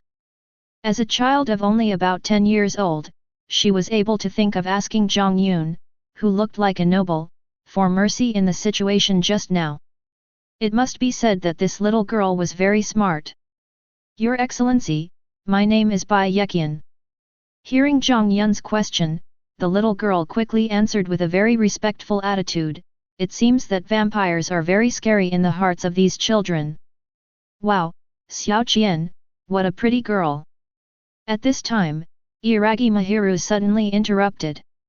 She stepped forward and hugged the little girl named Hyakuya Akane in her arms, looking at her affectionately. 0. Iragi Mahiru was very happy when Momoya Akane called her sister just now. After all, he had been living in a vampire society for 2 years and hadn't seen his family for a long time. The word sister from Bai Yeqian just now reminded Mahiru Iragi of his own sister. If you calculate the age, she should be about the same age as the one in front of him. Well, Mahiru, if you like, you can bring her to the castle in the future. I have no objection. Jiang Yun also roughly knew what Iragi Mahiru was thinking, so he said. Is it really possible? Lord Jiang Yun, you are so kind. Hearing Jiang Yun's words, Iragi Mahiru seemed very happy, and the slight gloom in his heart was swept away. Okay, let's stop here for today. Let's go back and don't come out again. Jiang Yun said to Iragi Mahiru, who had a happy look on his face. But just as Jiang Yun was about to leave with Iragi Mahiru, Jiang Yun suddenly turned around, looked at the child named Xiaohu who was still sitting on the ground coughing, and said. Even if you are a child, sometimes you have to pay the price for saying the wrong thing. You are lucky today, but if it happens again in the future, it may not be the same. When the kid named Xiaohu saw Jiang Yun's wine-red eyes that seemed to have no warmth at all, he shuddered all over. This look became one of the things he would never forget in his life. Chapter 22. Mahiru, what do you want to eat tonight? I'll make it. After returning to Krulu's castle, Jiang Yun asked Iragi Mahiru who was beside him. Master Jiang Yun, it's up to you. I like everything you cook. Hearing Jiang Yun's words, Iragi Mahiru was stunned for a moment, then said. Well, you take a rest first, I'll go get ready. After hearing Iragi Mahiru's answer, Jiang Yun agreed and then got up to get busy. Seeing Jiang Yun busy there, Iragi Mahiru's eyes revealed deep emotion. Jiang Yun's words today also made Iragi Mahiru understand many things. Yes, as long as you are happy, why should you care about other people's opinions? Although he knew that he liked Jiang Yun before, because he was a human and Jiang Yun was a vampire, although he would have some intimate actions with Jiang Yun, he never dared to go beyond the line in that regard. In the final analysis, he was afraid of what others would think of him. Originally, he thought that his life would be difficult after being brought to the vampire city, but in fact, Jiang Yun had no intention of treating him as a servant at all. The life he had led in the vampire city in the past 2 years was no different from that of a noble. Coupled with the care that Jiang Yun showed from time to time just now, Iragi Mahiru gradually made up his mind. Even if he left Jiang Yun 863, what would happen? If he returned to the Iragi family where there was almost no humanity, what else could he do except fight for power with a bunch of brothers? When had he ever been happy? It would be better for him to stay with Jiang Yun. At least he had lived a happy life with Jiang Yun in the past 2 years. She could see that Jiang Yun really cared about her, and in her opinion, that was enough. Besides, after Jiang Yun left, what about those kids? After Jiang Yun left, a group of children also helped the child named Xiaohu back to their residence, which was 10 small tukang houses that looked extremely dilapidated. Xiaohu, don't be so reckless in the future. If it weren't for Xiao Qian, you don't know what would have happened to you today. A little boy who was about the same age as Xiaohu, about 10 years old, spoke to Xiaohu, his tone showing great concern. This little boy had short blonde hair and sky blue eyes. Although he was only 10 years old, he could be seen to be a handsome boy in the future. But Micah, what I said is clearly the truth, and the woman is clearly a human being. I don't understand why she would stay with the vampire nobles. It seems that the little boy did not admit his mistake. Instead, he spoke to the little boy with blonde hair with a very strong look on his face. Vampires all have obvious characteristics, such as red pupils, so it is easy to identify Iragi Mahiru as a human.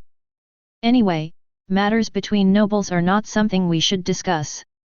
Fortunately, the nobleman was not too irritable today, otherwise you would be doomed. Xiaohu, you must stay calm in the future. It can be seen that the little boy named Micah is much calmer and more mature than Xiaohu. He persuades Xiaohu seriously. In fact, Xiaohu has suffered several times because of his reckless character, but he has never directly provoked a noble like this time. Damn it! Are we going to live like livestock forever? One day, I will defeat all those vampires. Seeing Micah's fear of the vampire nobles, Xiaohu clenched his fists and said angrily. Okay, I knew Xiaohu was the best, but you should rest early today. Seeing Xiaohu's performance, although Micah didn't believe what Xiaohu said, he still comforted her. From Micah's performance, it seemed that this was not the first time Xiaohu had said such words. By the way, Xiao Qian, today I am really grateful to you. If it weren't for you, Xiao you would really be in danger. After speaking to Xiaohu, Micah turned his gaze to Bai Yeqian, who had been silent since a while ago, and said with a look of gratitude on his face. Haha, what happened today is nothing. Aren't we a family?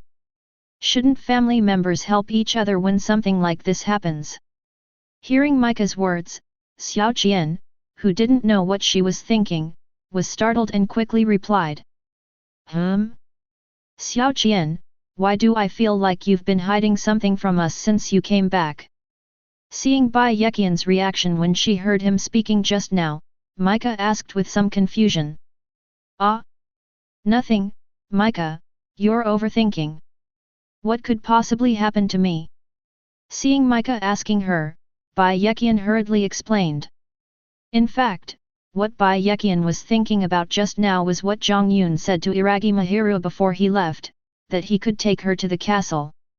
Although other people did not hear Jiang Yun's words at that time, Jiang Yun did not deliberately cover up his voice, so Ku Bai Yeqian who was waiting there could hear it clearly. Although Jiang Yun and Iragi Mahiru did not take Bai Yeqian away directly at that time, since Jiang Yun said it, Bai Yeqian believed that this matter would not end so easily.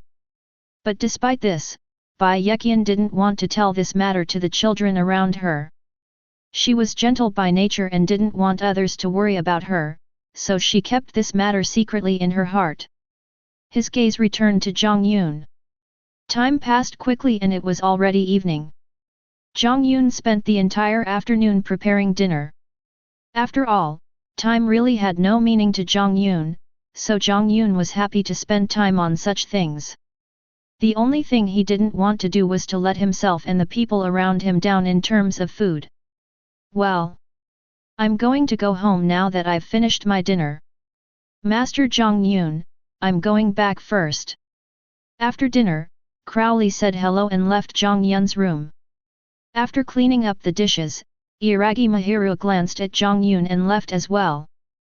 But what Jiang Yun didn't notice was that when Iragi Mahiru left, she gave Jiang Yun a special look. Crunch! After some time had passed since everyone left, to Jiang Yun's surprise, his door was pushed open again. Who is it? Jiang Yun asked in confusion when he heard the sound of the door opening. Jiang Yun had already lain down, but the sound of the door opening forced him to stand up again. Logically, no one except Iragi Mahiru would come here. As for Crowley, Jiang Yun rarely saw her leave her room except when it was time for dinner, let alone come to Jiang Yun's place. Chapter 23. Who is it? While getting up from the bed, Jiang Yun asked towards the door. It's me, Mahiru. At this time, a voice that was beyond Jiang Yun's expectation came over. It turned out to be Iragi Mahiru, who had already returned to her room. Moreover, Jiang Yun actually heard a strong sense of shame in her voice. Mahiru, what's wrong? Are you looking at something? Jiang Yun did not expect that Mahiru Iragi, who had already gone back, would return to his room again. In addition, Jiang Yun felt a little strange about the tone of voice that Mahiru Iragi used when speaking to him just now, so he asked Mahiru Iragi. Well, Lord Jiang Yun, let Genri sleep with you tonight. Hearing Jiang Yun's question, Iragi Mahiru was obviously a little hesitant, but in the end, he seemed to have made up his mind and spoke boldly to Jiang Yun. What? Did I hear it right? As soon as Iragi Mahiru said this, Jiang Yun was shocked. Jiang Yun, who was still a little sleepy, woke up immediately and said while turning his head to look at Iragi Masaki. Mahiru, you. It would have been fine if he hadn't looked at it, but this look really shocked Jiang Yun. Now Jiang Yun finally understood that Iragi Mahiru definitely did not go back to the room to sleep just now, but actually went to change clothes. Not long ago, when Mahiru Iragi left, she was still wearing the sailor suit she wore when she went out with Jiang Yun in the morning, but the Mahiru Iragi who appeared in Jiang Yun's eyes now had changed into a completely different set of clothes. I'm not the kind of person who will regret. I'm determined to follow you now. As long as you don't abandon me in the future, I'll be homeless. Standing almost naked in front of Jiang Yun, although Mahiru Iragi's face was already red with shame, after hearing what Jiang Yun said, she still spoke to Jiang Yun with a firm face. Don't worry, Jiang Yun, don't have the habit of abandoning my women, so you should be prepared to stay by my side for the rest of your life. Jiang Yun could no longer bear it, so he carried Iragi Mahiru, who was standing beside the bed, to the bed and said in a domineering tone. Chapter 24. Hey, lazy BD, get up and eat. The next morning, Jiang Yun got up early and prepared a table full of sumptuous meals for Iragi Mahiru. Jiang Yun waited until the sun was high in the sky, but seeing that Iragi Mahiru showed no intention of getting up, he had to go and call her in person. Jiang Yun lifted up the quilt of Iragi Mahiru and said, Lord Jiang Yun, please let me sleep a little longer. I'm almost dying of exhaustion. When the quilt was suddenly lifted, Mahiru Iragi couldn't help but scream, and hurriedly snatched the quilt from Jiang Yun's hand and covered herself with it. You know, Mahiru Iragi was so tired that she fell asleep last night, so now she was naked under the quilt. Iragi Mahiru grabbed the quilt with a red face and complained to Jiang Yun. Her shy look looked very cute. Although she had a very intimate relationship with Jiang Yun yesterday, she was still a young married girl after all. She instinctively resisted exposing herself naked in front of others, even if that person was her husband. Oh, you're still shy. I looked everywhere yesterday. Seeing Mahiru Iragi's shy behavior, Jiang Yun couldn't help but tease her. Ming, I'm tired of it. Stop talking. After hearing what Jiang Yun said, Iragi Mahiru was so embarrassed that she almost hid under the quilt. She covered her face and spoke to Jiang Yun. Haha, okay, I'm not going to joke with you anymore. Hurry up and get up to eat. I'll give you a surprise later. Seeing that Iragi Mahiru was shy, Jiang Yun didn't continue teasing her. He said something and went out. Really? But what kind of surprise is this? It's so mysterious. After Jiang Yun left, Iragi Mahiru hurriedly got up and wanted to put on her clothes, but then she realized that except for a pair of stockings thrown on the ground, the only thing she wore when she came to Jiang Yun's room yesterday was the almost transparent gauze skirt. Obviously, this dress could not be passed out. By the way, I've put new clothes next to your bed, but if you are willing to wear the clothes you wore yesterday, I'd be happy to do so. Just when Iragi Mahiru was getting anxious, Jiang Yun's voice came in again. Humph. You wish for it. Hearing Jiang Yun's words, Iragi Mahiru let out a soft moan, but even though she said that, there was an obvious smile on her face. As a young girl who had just lost her virginity, Iragi Mahiru really enjoyed Jiang Yun's attentive care. During the meal, as usual, Krul was there. But now Krululu's mind is obviously not on eating. She just looks at Jiang Yun and Iragi Mahiru from time to time, and her eyes look weird. Hey, Kluru, what on earth do you want to do? Just say what you want to say. Seeing Krulu's look, Jiang Yun couldn't stand it anymore, so he asked Krulu. When you do that kind of thing next time, keep your voice down. You're disturbing my rest. After hesitating for a while, Krululu said to Jiang Yun, and Jiang Yun noticed that Krululu blushed when he said this, which was rare. In fact, Krul's behavior is normal. Even though she is hundreds of years old now, she has never experienced sexual relationships, let alone love. Haven't you seen that Krul has been living alone in a huge castle? Krul can actually be said to be a real pure girl. Although he had no experience in this kind of thing, he had lived for hundreds of years after all. He could still judge what the sound coming from Jiang Yun's room last night was. Originally, Krul's castle was very large. Normally, no matter how loud Jiang Yun and Iragi Mahiru made noises, they should not have been heard by Krul. However, the hearing of vampires was much stronger than that of ordinary people, not to mention the vampire queen Krul. The noise in Jiang Yun's room last night could be said to be no different from happening directly next to her. Ah! Well, we will pay attention to this kind of thing in the future. Hearing what Crowley said, Iragi Mahiru lowered her head in shame. Even Jiang Yun felt a little embarrassed after hearing what Krul said, so he could only explain it this way. In fact, it was because Jiang Yun was used to the life in the imperial capital in the world of Akame ga Kill. You know, at that time, the people living in the villa were either his women or the maids in the mansion, but no one would remind Jiang Yun specifically about such things, so Jiang Yun would do whatever he wanted when doing such things, and he didn't realize the existence of Krul in the castle last night. So breakfast was spent in this awkward atmosphere. Master Jiang Yun, didn't you say you were going to give me a surprise? Stop hiding it, what is it? It was not until Krululu left that Mahiru Iragi gradually recovered from her shy state. She asked Jiang Yun expectantly. It seemed that the girl was still thinking about the surprise that Jiang Yun mentioned. It's already this late, and you're still calling me Lord Jiang Yun. From now on, you can just call me husband, or Jiang Yun. Of course, if you want, I have no objection to calling me brother. Hearing Iragi Mahiru calling him sir, Jiang Yun corrected him. Hey? Brother? Do you still have such a perverted hobby? Hearing Jiang Yun calling her brother, Iragi Mahiru looked at Jiang Yun with a strange expression, obviously she was thinking of something strange. Hey, don't get me wrong, I'm not a pervert. If you don't want to, forget it.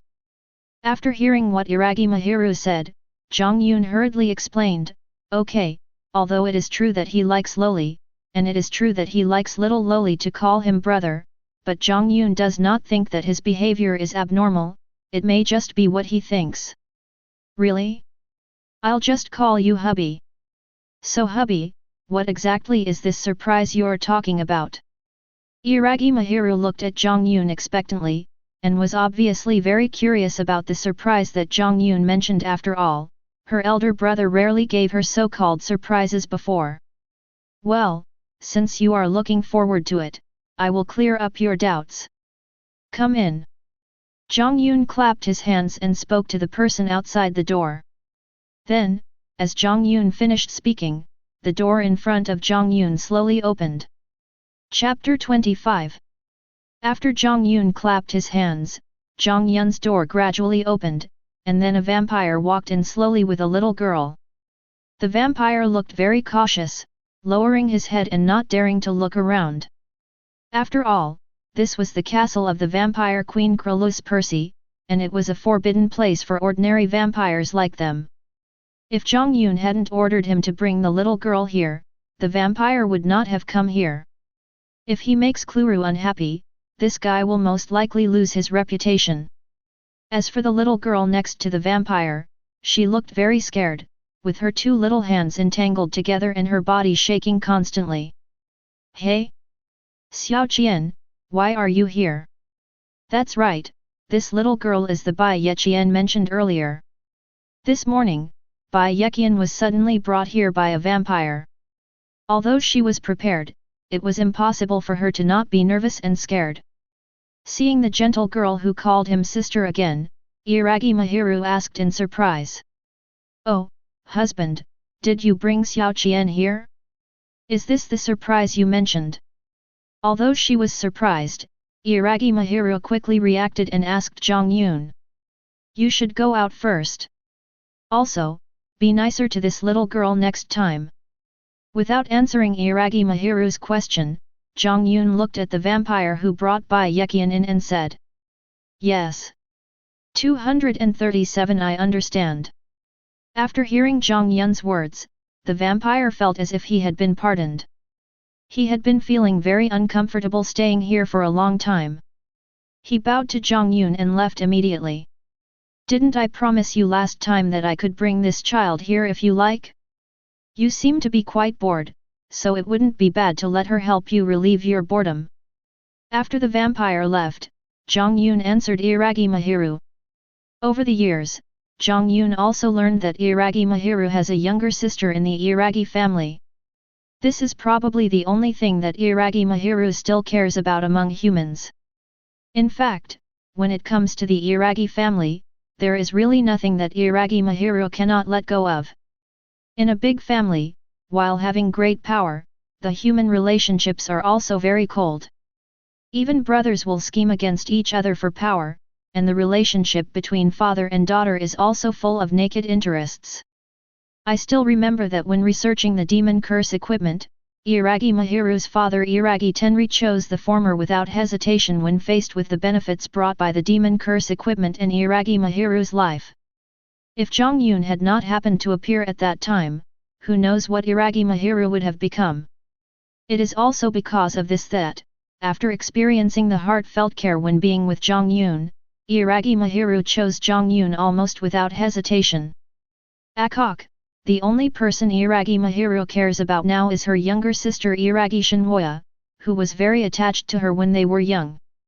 In the past 2 years, Jiang Yun could sometimes feel that Iragi Mahiru missed her sister. After all, living among a group of vampires, it was inevitable that she would feel a little lonely in her heart. According to Mahiru Iragi, Shinjuku Iragi should be about 10 years old, the same age as Akane Hyakuya. Since Jiang Yun has no plans to go to human society recently, it seems to Jiang Yun that it is a good idea to let Akane Hyakuya stay with Mahiru Iragi. Wow, you are so good to me, husband. Here is a reward for you. Hearing the purpose of Jiang Yun bringing Bai Yeqian, Iragi Mahiru was very moved. While speaking, she ran to Jiang Yun and gently kissed Jiang Yun on the face. Haha, is it really okay to do this in front of a child? I won't bother you guys chat first, I'll go talk to Klilu. After Mahiru Iragi kissed Jiang Yun, Jiang Yun suddenly saw that Akane Hyakuya's face next to him turned a little red, and she laughed and said to Mahiru Iragi. But at the same time, Jiang Yun couldn't help but sigh that children in today's society mature so early. They know all these adult things when they are only 10 years old. After saying that, Jiang Yun stood up and walked towards Kralulu's room. On the one hand, Jiang Yun had to leave some space for the two girls. On the other hand, although there was no time limit and therefore no need to rush, Jiang Yun had not forgotten the system's task. Those 10 exchange points that could allow one to decide independently to travel to a world were still very coveted by Jiang Yun. After Jiang Yun left, Bai Yeqian was still a little nervous, but she was not that scared anymore. After all, the experience of the past 2 years has made Bai Yeqian have a genuine fear of vampires. Even though Jiang Yun has always been very gentle, he cannot change Bai Yeqian's opinion in a short period of time. But it's different for Mahiru Iragi. Akane Hyakuya can tell at a glance that Mahiru Iragi is a human being. Plus, Mahiru Iragi was very friendly to her when they met before, so Akane Hyakuya is not that afraid of Mahiru Iragi. Xiao Qian, don't be afraid, come here. Seeing that Akane Hyakuya was still standing there motionless, Iragi Mahiru greeted her kindly. Mahiru Iragi liked this gentle-looking girl from the first moment she saw her. After hearing what Mahiru Iragi said, Akane Hyakuya seemed a little hesitant. After all, she just heard Mahiru Iragi call Jiang Yun husband. Even though she was not as afraid of Mahiru Iragi as she was of Jiang Yun, she also knew that Mahiru Iragi's status was definitely different from hers, so she couldn't help but seem a little restrained. Come, be obedient, don't be afraid, come to me, I am also a human being. From Hyakuya Akane's performance, Iragi Mahiru quickly realized the reason for her behavior, so he stretched out his hand and spoke to Hyakuya Akane, his voice sounding very gentle, and he specifically mentioned that he was also a human being when he spoke. Sure enough, Iragi Mahiru's words played a big role. After hearing what Iragi Mahiru said, Hyakuya Akane gradually walked in front of Iragi Mahiru, and at Iragi Mahiru's gesture, she sat next to him. After a conversation, the two gradually became familiar with each other. After all, Bai Yeqian is only a 10-year-old child. She has been an orphan since childhood and has never received any care from her relatives. With Iragi Zhen's concern and care for her, she quickly developed a great liking for Iragi Zhen. Xiao Qian, do you have anything you want to ask? If you have any questions, just ask directly. There is no need to keep them in your heart. Just treat me as your real sister. Seeing that Akane Hyakuya seemed to be hesitant to speak, Iragi Mahiru asked. Well, Sister Mahiru, aren't you a human? Why are you staying with a noble? Aren't you afraid? Momoya Akane asked carefully. Unconsciously, Momoya Akane had started addressing Iragi Mahiru as sister. Why do I feel scared when I'm around nobles? Jiang Yun is very good to me. I feel happier around him than around my relatives. Not all vampires are bad people, and not all humans are good people. Sometimes humans are scarier than vampires. Hearing Hyakuya Akane's question, Iragi Mahiru thought for a while and said, but when talking about humans, Iragi Mahiru was particularly powerful. At this time, Iragi Mahiru thought that aren't all the people who caused all this in front of him humans? Xiao Qian, it's okay, don't worry, you will understand these things in the future, and I will protect you in the future. Seeing the puzzled expression on Hyakuya Akane's face, Iragi Mahiru said. After all, she is just a 10-year-old child, and these things are still difficult for Bai Yeqian to understand. While Mahiru Iragi and Akane Hyakuya were talking to each other, Jiang Yun had already arrived outside Krul's room. Chapter 26. Arriving outside Krul's room, Jiang Yun knocked on the door slowly. Who is it? Krul's slightly lazy voice came from inside. It seems that the voices of Jiang Yun and Iragi Mahiru yesterday had a great impact on Krululu. Kralulu is still catching up on yesterday's sleep. Jiang Yun, Kralu, can I come in? Jiang Yun asked. Come in, crunch. With the sound of a door opening, the door slowly opened, and then Krul said to Jiang Yun. I have to say that Krul's room is really big, so the door of the room is also extraordinarily large, but Krul's height is smaller than Mahiru Iragi, only about 1.5 meters. Just now Jiang Yun noticed that when Krul opened the door, he stood on tiptoe when grabbing the door handle, which made Jiang Yun want to laugh. Hey, what's that expression on your face?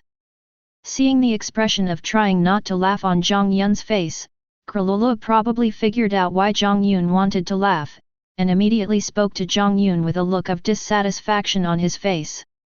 Crowley had no way to deal with this body that was hundreds of years old but still looked like a loli. It's nothing, don't worry about it. I'm not laughing at you. To be honest, your figure is still very attractive. Hearing Crowley's complaint, Jiang Yun spoke seriously, but Jiang Yun did not lie. Jiang Yun really liked Crowley's little lowly figure. You can see that Tsukushi, Bonnie, Mikimina, and even Alia around Jiang Yun are all such little lolas. Don't say that it was because of the emergency situation that Jiang Yun had no choice, although Jiang Yun also convinced himself that but for Jiang Walai who had enough exchange points at the time, was this the only way to save the serious one? Humph. Tell me, what is the matter with you coming to me? Hearing Jiang Yun's words, Kralu snorted coldly, but the dissatisfaction on her face gradually disappeared, and then she asked Jiang Yun. It's nothing serious. I just came to inform you that I might ask a human child to come over often in the future. Mahiru likes her very much. I'll let her accompany Mahiru. Jiang Yun said. You just came to inform me?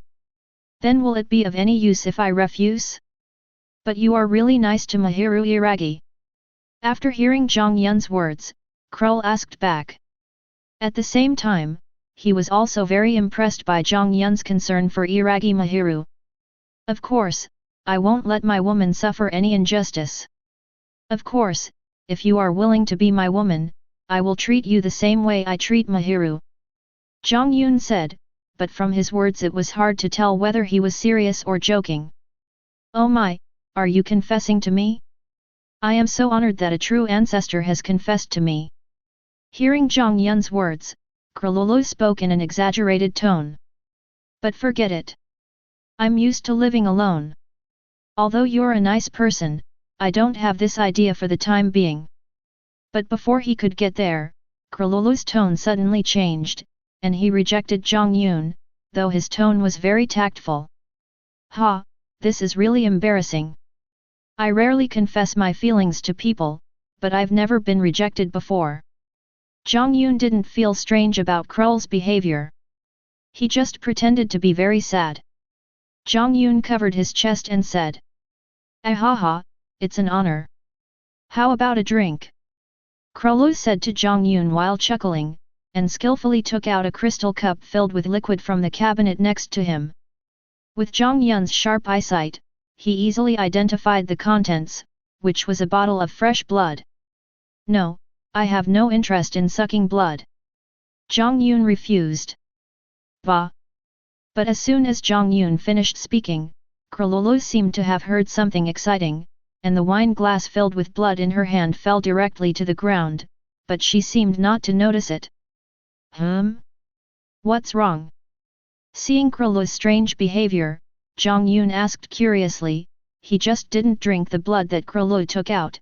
Logically she shouldn't have such a big reaction. 0 asterisk. You mean you don't need to suck blood? Even if you don't suck blood for a long time, it won't cause much harm to your body. Krul asked with some trembling.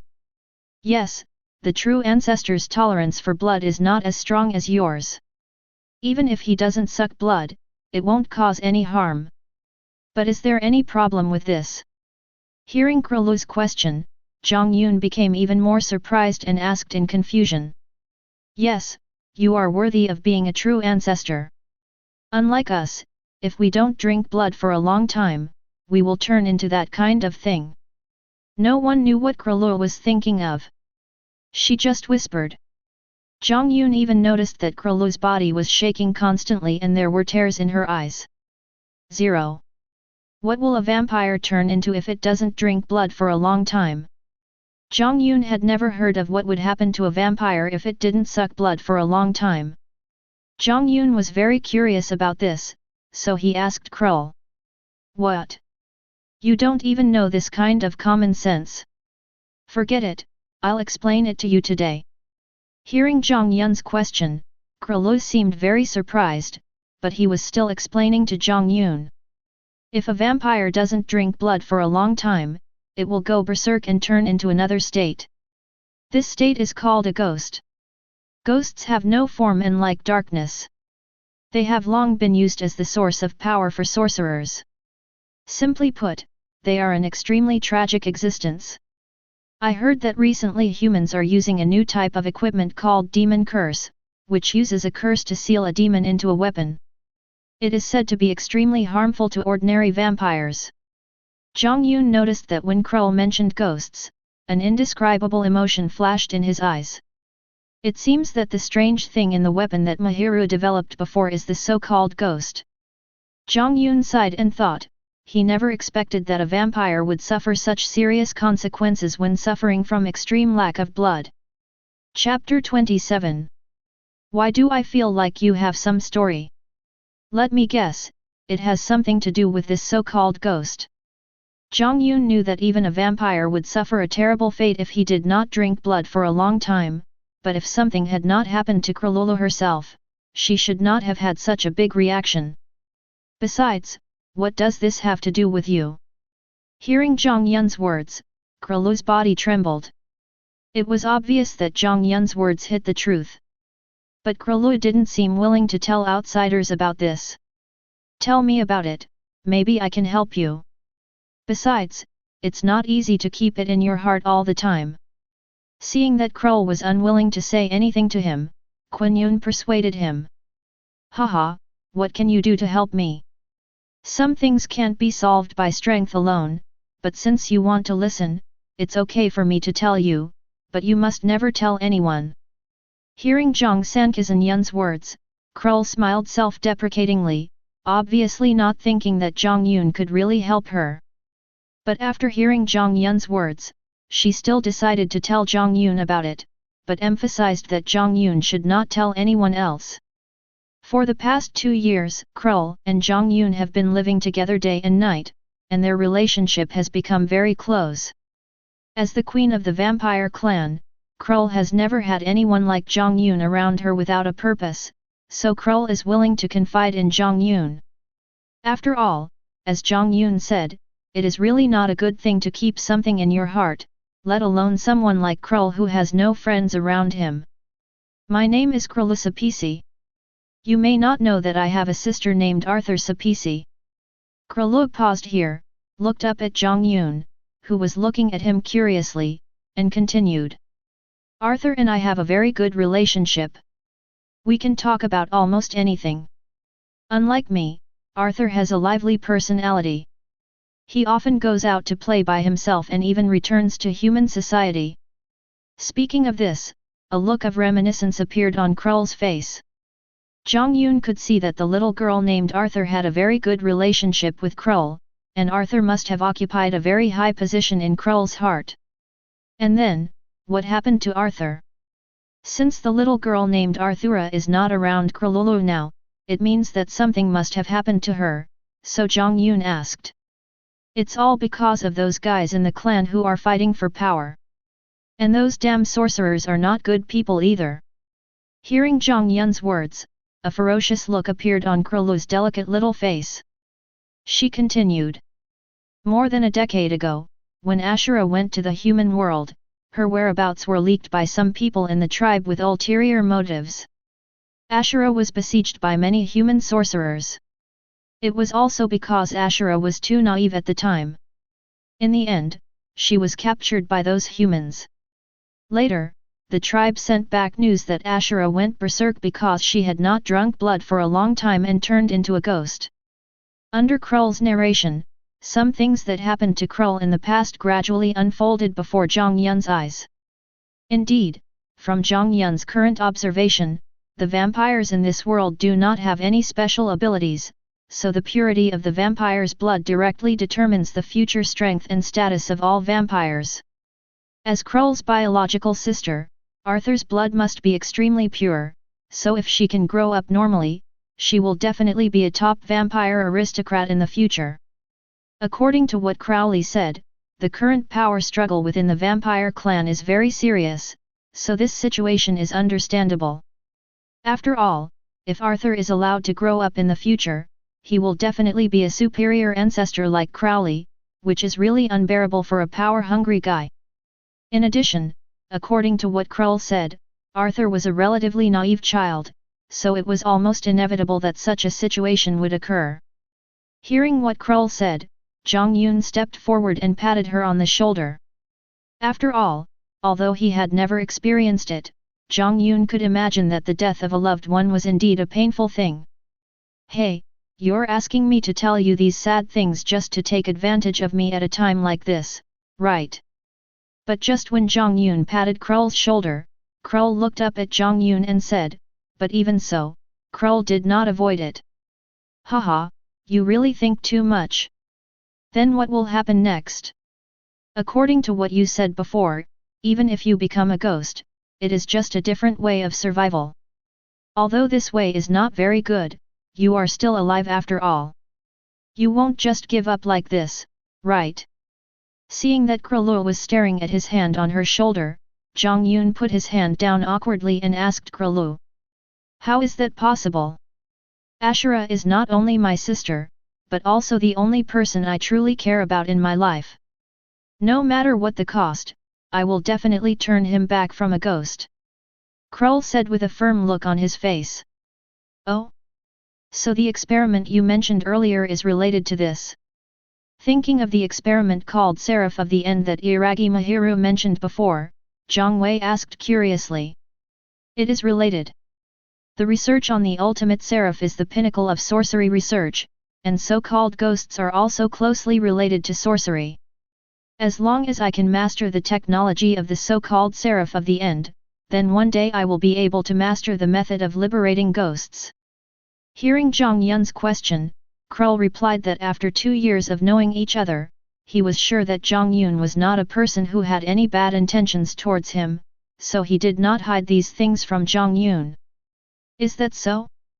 Well, I support you and I believe you will succeed. After listening to Krull's words, Jiang Yun replied. Aren't you afraid that this matter will be known by the upper ancestors? You should know that the Seraph experiment of the End is clearly prohibited. This is equivalent to the law of vampires. Once it is known that any vampire violates it, he will be surrounded and suppressed by other nobles. Hearing Jiang Yun say that he supported him, Krull was moved, but he still asked. Law? Haha, I am the law, no one can restrain me. Hearing Krull mention the law, Jiang Yun said with disdain. Okay, I won't disturb your rest for now. I'll go back first. Don't worry, I will support your actions. With me here, you don't have to worry about anything. Afterwards, Yun spoke to Krull again. Through today's conversation, Jiang Yun also roughly knew what Krull's wish was as obtained by the system, and he needed to consider what he should do in the future. Haha, that's really domineering, but being your woman sounds like a good choice too. What Jiang Yun didn't know was that after he left, Krull spoke to himself. Chapter 28. Mahiru, you seem to be having a great time chatting. Jiang Yun came out of Krull's room and went straight back to his own room. After the two had S**x yesterday, Jiang Yun asked Iragi Mahiru to move to his room. Although Mahiru Iragi was shy, she did not refuse. After all, their relationship had just reached that level, and Mahiru Iragi herself wanted to stick to Jiang Yun every day. Seeing that Mahiru Iragi was still chatting with Hyakuya Akane, and from their smiling lips, Jiang Yun could tell that the two got along very well. Jiang Yun really admired Mahiru Iragi's communication skills.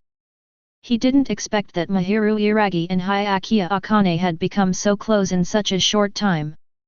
Ah, honey, you're back. Yes, I like Xiao Qian very much. Xiao Qian is really a very gentle girl. When hearing Jiang Yun's voice, Iragi Mahiru was startled. She was so happily chatting with Hyakuya Akane that she didn't notice Jiang Yun coming in. It was only when Jiang Yun spoke that they realized what was happening. Iragi Mahiru hurriedly spoke to Jiang Yun. Hello, Lord Jiang, Jiang Yun. When 02 saw Jiang Yun coming back, Bai Yeqian was even more surprised. She quickly stood up and greeted Jiang Yun. Although she knew about Jiang Yun's character from Iragi Mahiru, her fear of vampires over the years was obviously not something that could be eliminated by Iragi Mahiru's words. Jiang Yun could still hear her fear of him from her words. As long as you are happy, Mahiru. I'll call you Akane from now on. Sit down. There's no need to be so scared of me. I won't eat you. Just think of me as Mahiru's husband. Jiang Yun first answered Iragi Mahiru, then turned to Hyakuya Akane and said. Since Iragi Mahiru likes this girl named Momoya Akane very much, he will see her often in the future. Jiang Yun doesn't want her to look scared every time she sees him, so he explained to Momoya Akane in a very gentle tone. Yes, Xiao Qian, my husband is a very good person, don't be afraid. Hearing Jiang Yun's words, Iragi Mahiru also looked at Bai Yeqian beside him, and while pulling her to sit down, he spoke to her. Ah, yes, Lord Jiang Yun, Sister Mahiru. Hearing what Jiang Yun and Iragi Mahiru said, Momoya Akane was very flattered. After all, her experiences since childhood made her feel that ordinary vampires were someone she could not afford to offend, let alone the noble vampire aristocrats. Now seeing that Jiang Yun and the Mahiru couple were so kind to her, Momoya Akane didn't know what to do for a moment. By the way, Mahiru, will Akane live here or go back to her previous place? I've already talked to Clelu about it, and she won't mind. At this moment, Jiang Yun asked Iragi Mahiru. Jiang Yun also noticed that when he mentioned this question, Bai Yeqian also pricked up her ears and seemed very nervous. Honey, I've already discussed it with Xiao Qian. Xiao Qian has a lot of friends over there. It's not good to just leave her here. Anyway, it's not a big deal. I can just bring her here when I want to see her in the future. Is that okay? Apparently, the two had discussed this matter before, and Iragi Mahiru answered Jiang Yun's question without even thinking about it. However, out of respect for Jiang Yun, Iragi Mahiru still asked Jiang Yun carefully. Girl, you can do whatever you like about this kind of thing, there's no need to ask for my opinion. Jiang Yun touched Iragi Mahiru's head and said in a doting tone. Yeah, I knew my husband is the best, Xiao Qian, why don't you thank your husband quickly? Seeing Jiang Yun touching his head, Iragi Mahiru did not dodge, but squinted his eyes and enjoyed it very much, just like a kitten being stroked by its owner. After hearing what Jiang Yun said, he said happily. Ah, thank you, husband. Oh, no, thank you, Master Jiang Yun. Hearing Iragi Mahiru's words, hurry up and thank your husband, Bai Akane was also very excited and blurted out, but she soon realized her mistake and quickly corrected herself. Puff. Haha. After hearing Momoya Akane's slip of the tongue, Jiang Yun and Iragi Mahiru were both amused. They didn't expect this little girl to be so interesting. Yes, I'm sorry. Hearing the laughter of Jiang Yun and Iragi Mahiru, Bai Akane's face turned red and she hurriedly apologized to Jiang Yun and Iragi Mahiru. Haha, Xiao Qian, there's no need to apologize. You didn't do anything wrong, but you're really interesting. Hearing Momoya Akane's apology, Iragi Mahiru said to Momoya Akane while smiling. Okay, honey, it's almost time for today. I'm very happy. How about I send Xiao Qian back myself? After saying that, Iragi Mahiru turned to Jiang Yun and said that he still loved his little sister, Hyakuya Akane, so he planned to send her back personally. Okay, I'll take you there. It's not convenient for you today. But just when Iragi Mahiru was about to stand up, Jiang Yun pressed her shoulders back and said. Indeed, Mahiru Iragi had just lost her virginity, and she only had an ordinary human body. She had been tossing and turning for half the night yesterday, so it was indeed difficult for her to walk for a long time now. Just stay at home and wait for me to come back. Don't run around. After saying this to Iragi Mahiru with concern, Jiang Yun took Hyakuya Akane out directly. On the way to Bai Yekian's residence, there was some silence between the two. Bai Yekian still seemed a little reserved and followed Jiang Wei closely. Jiang Yun didn't say anything, and the two of them soon arrived at their destination. Okay, you go in. I won't go in. Maybe other people won't welcome me either. When they arrived at the room where Bai Yekian and others lived, Jiang Yun said that he knew those children were afraid of him, and Jiang Yun was not interested in meeting some children. 990. Oh, by the way, Xiao Qian, these things are for you. But just when Bai Yekian was about to go in, Jiang Yun called her. In front of Bai Yekian, Jiang Yun suddenly took out a bunch of snacks in various packages from his hand as if performing magic and stuffed them into Shang Yebo's arms. Jiang Yun knew that the food these children usually ate was just enough to keep them healthy, and they really didn't eat much, so Jiang Yun gave Bai Yekian a lot of snacks. You have to know that Jiang Yun used to have two foodies, Hei Tong and Qi Tong, so he always stored a lot of snacks in his storage ring. Thank you, Lord Jiang Yun. Seeing Jiang Yun handing her so many snacks, Bai Yekian's eyes lit up. After all, they were children and had no resistance to these things.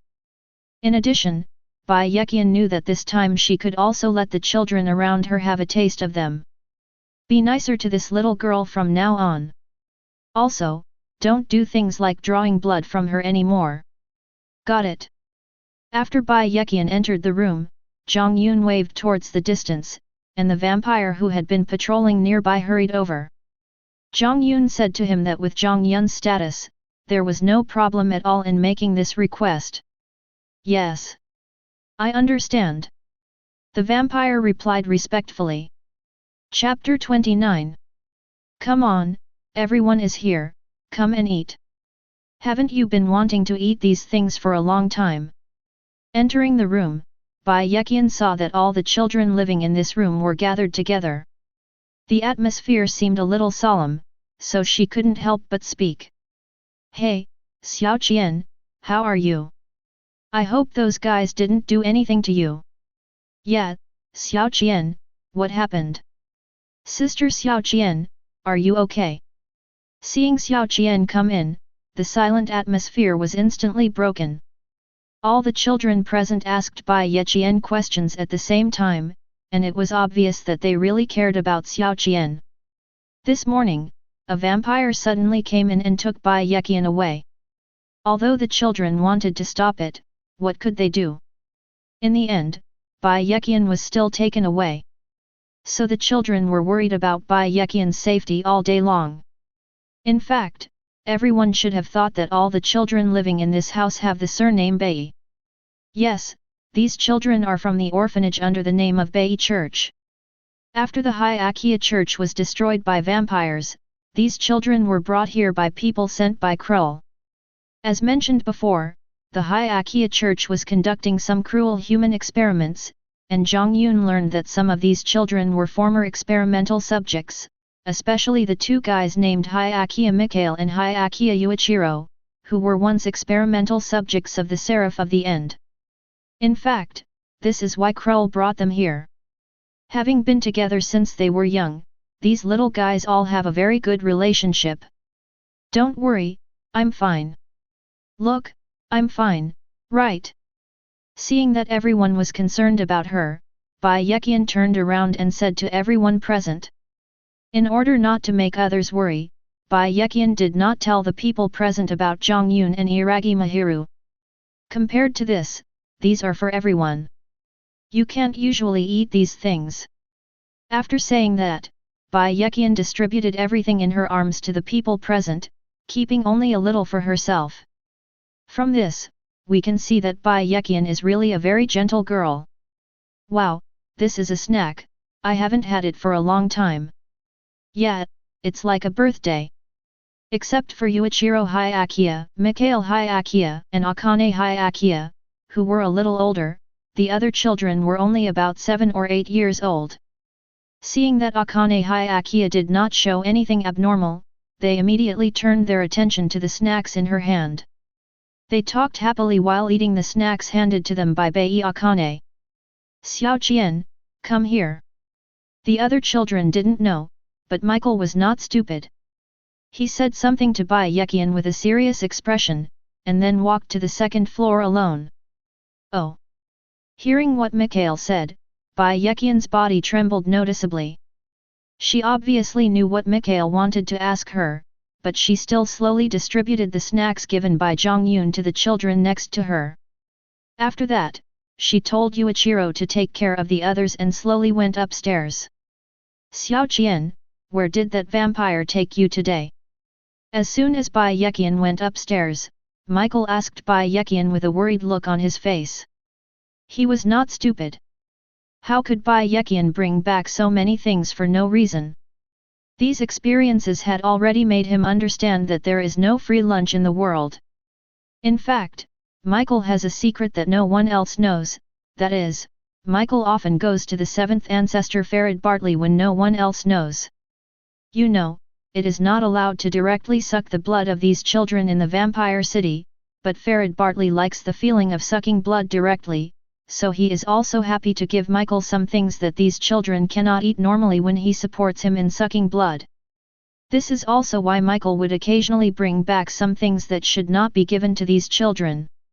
Seeing this situation now, Mikhail couldn't help but suspect that Bai Yeqian was also taken away to suck blood, so he was so worried. Michael is a person who cares very much about his companions, especially the children in Bai orphanage. Michael has always regarded them as his own family. He doesn't care what happens to him, but he doesn't want his family to encounter the same thing as himself. Okay, Michael, don't worry. Today I was taken to the home of the older sister I met yesterday. She was very nice to me. We just chatted for a while today. Seeing Michael's worried look, Bai Yeqian couldn't hide it anymore, so she spoke. But wasn't that woman staying with the nobles? After hearing Bai Yeqian's words, Michael was not relieved, but became even more worried. He asked urgently, as he thought Bai Yeqian was just comforting him. Are you talking about Lord Jiang Yun? That big sister is Lord Jiang Yun's wife. Don't worry, Michael. Lord Jiang Yun treats me very well. Those snacks were given to me by Lord Jiang Yun, and Lord Jiang Yun personally sent me back just now. After hearing what Michael said, Bai Yeqian had no idea what Michael was worried about, so Bai Yeqian said to Michael, although Jiang Yun had not spoken a few words to Bai Yeqian still instinctively felt that Jiang Yun was different from other vampires, so relatively speaking, Bai Yeqian's impression of Jiang Yun, Jian Zhao Zhao, was much better than that of other vampires. Then did that nobleman do anything to you, Xiao Qian? For example, didn't he suck your blood? Michael didn't give up yet, and continued to ask Bai Yeqian. Nothing really happened. Lord Jiang Yun and Sister Mahiru are really good to me. Mikhail, what do you want to say? Seeing that Michael was still asking himself, Bai Yeqian couldn't help but feel a little strange. Tian asked. Oh, nothing, I'm glad you're okay. Hearing that nothing really happened to Bai Yeqian, Michael felt relieved, but at the same time he couldn't help but feel a little confused. He didn't understand why Jiang Yun cared about a human girl like Bai Yeqian, but he didn't say these words to Bai Yeqian. Chapter 30. Vampires living in the vampire city really have no concept of time. Just like that, in the blink of an eye, 2 years have passed. During these 2 years, many big and small things happened around Jiang Yun.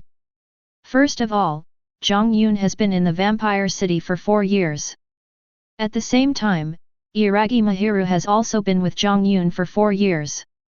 When Jiang Yun met her before, Iragi Mahiru was already 16 years old, so now, Iragi Mahiru is already 20 years old. Although 20 years old is the best time for girls, it must be said that for humans, after the best years, they will start to age gradually.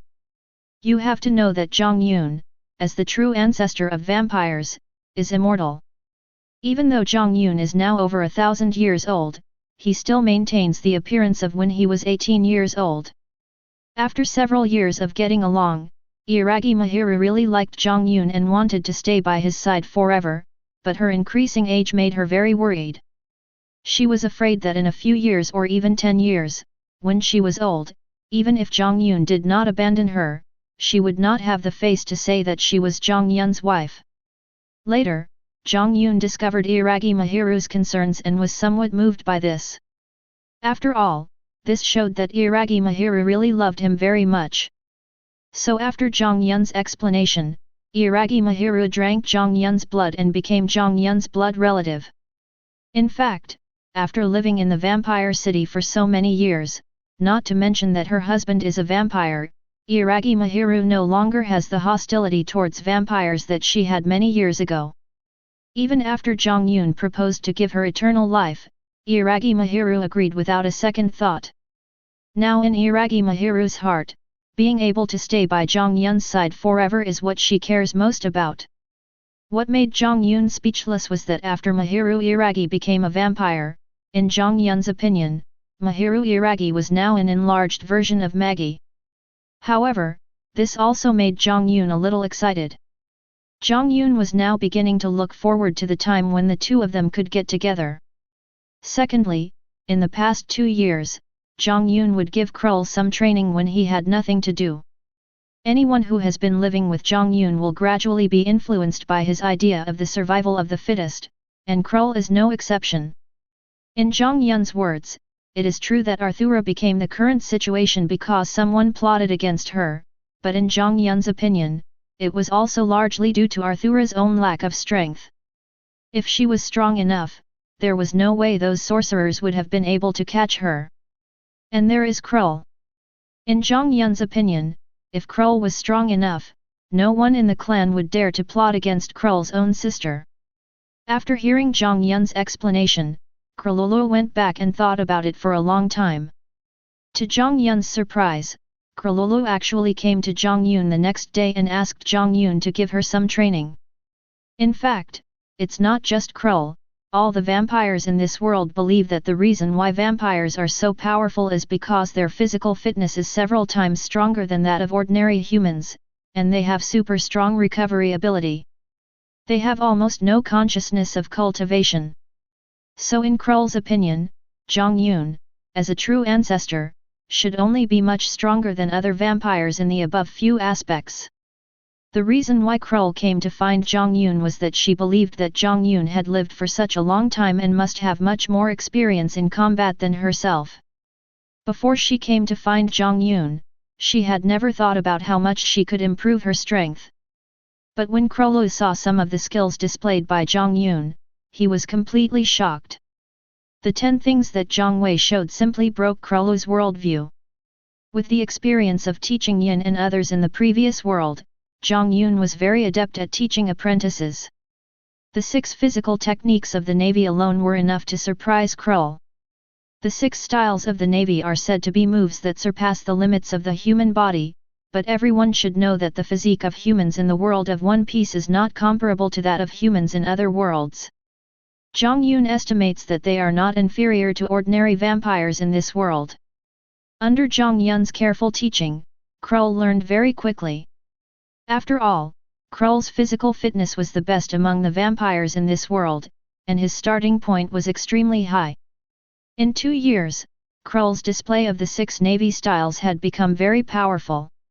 In Jiang Yun's opinion, it was not even worse than those guys in the original book. However, in Jiang Yun's opinion, since his starting point was very high, Krull still had a lot of room for improvement. 0. Request flowers. In addition to the 6 Navy styles, Jiang Yun also focused on teaching Krull how to use demonic energy.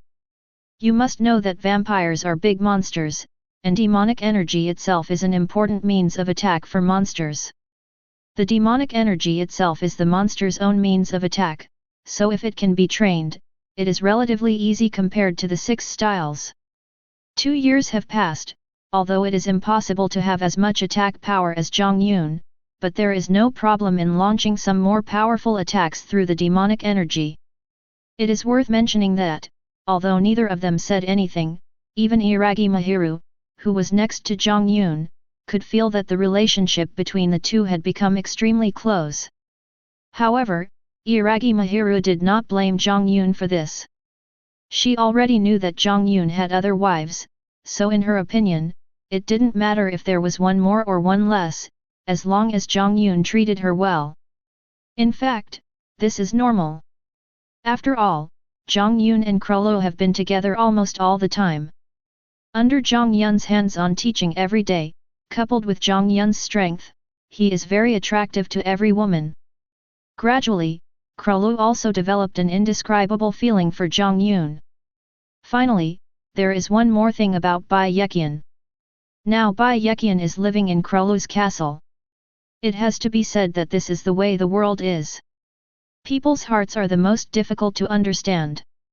Jiang Yun previously ordered that Bai Yeqian should be exempted from blood draws in the future.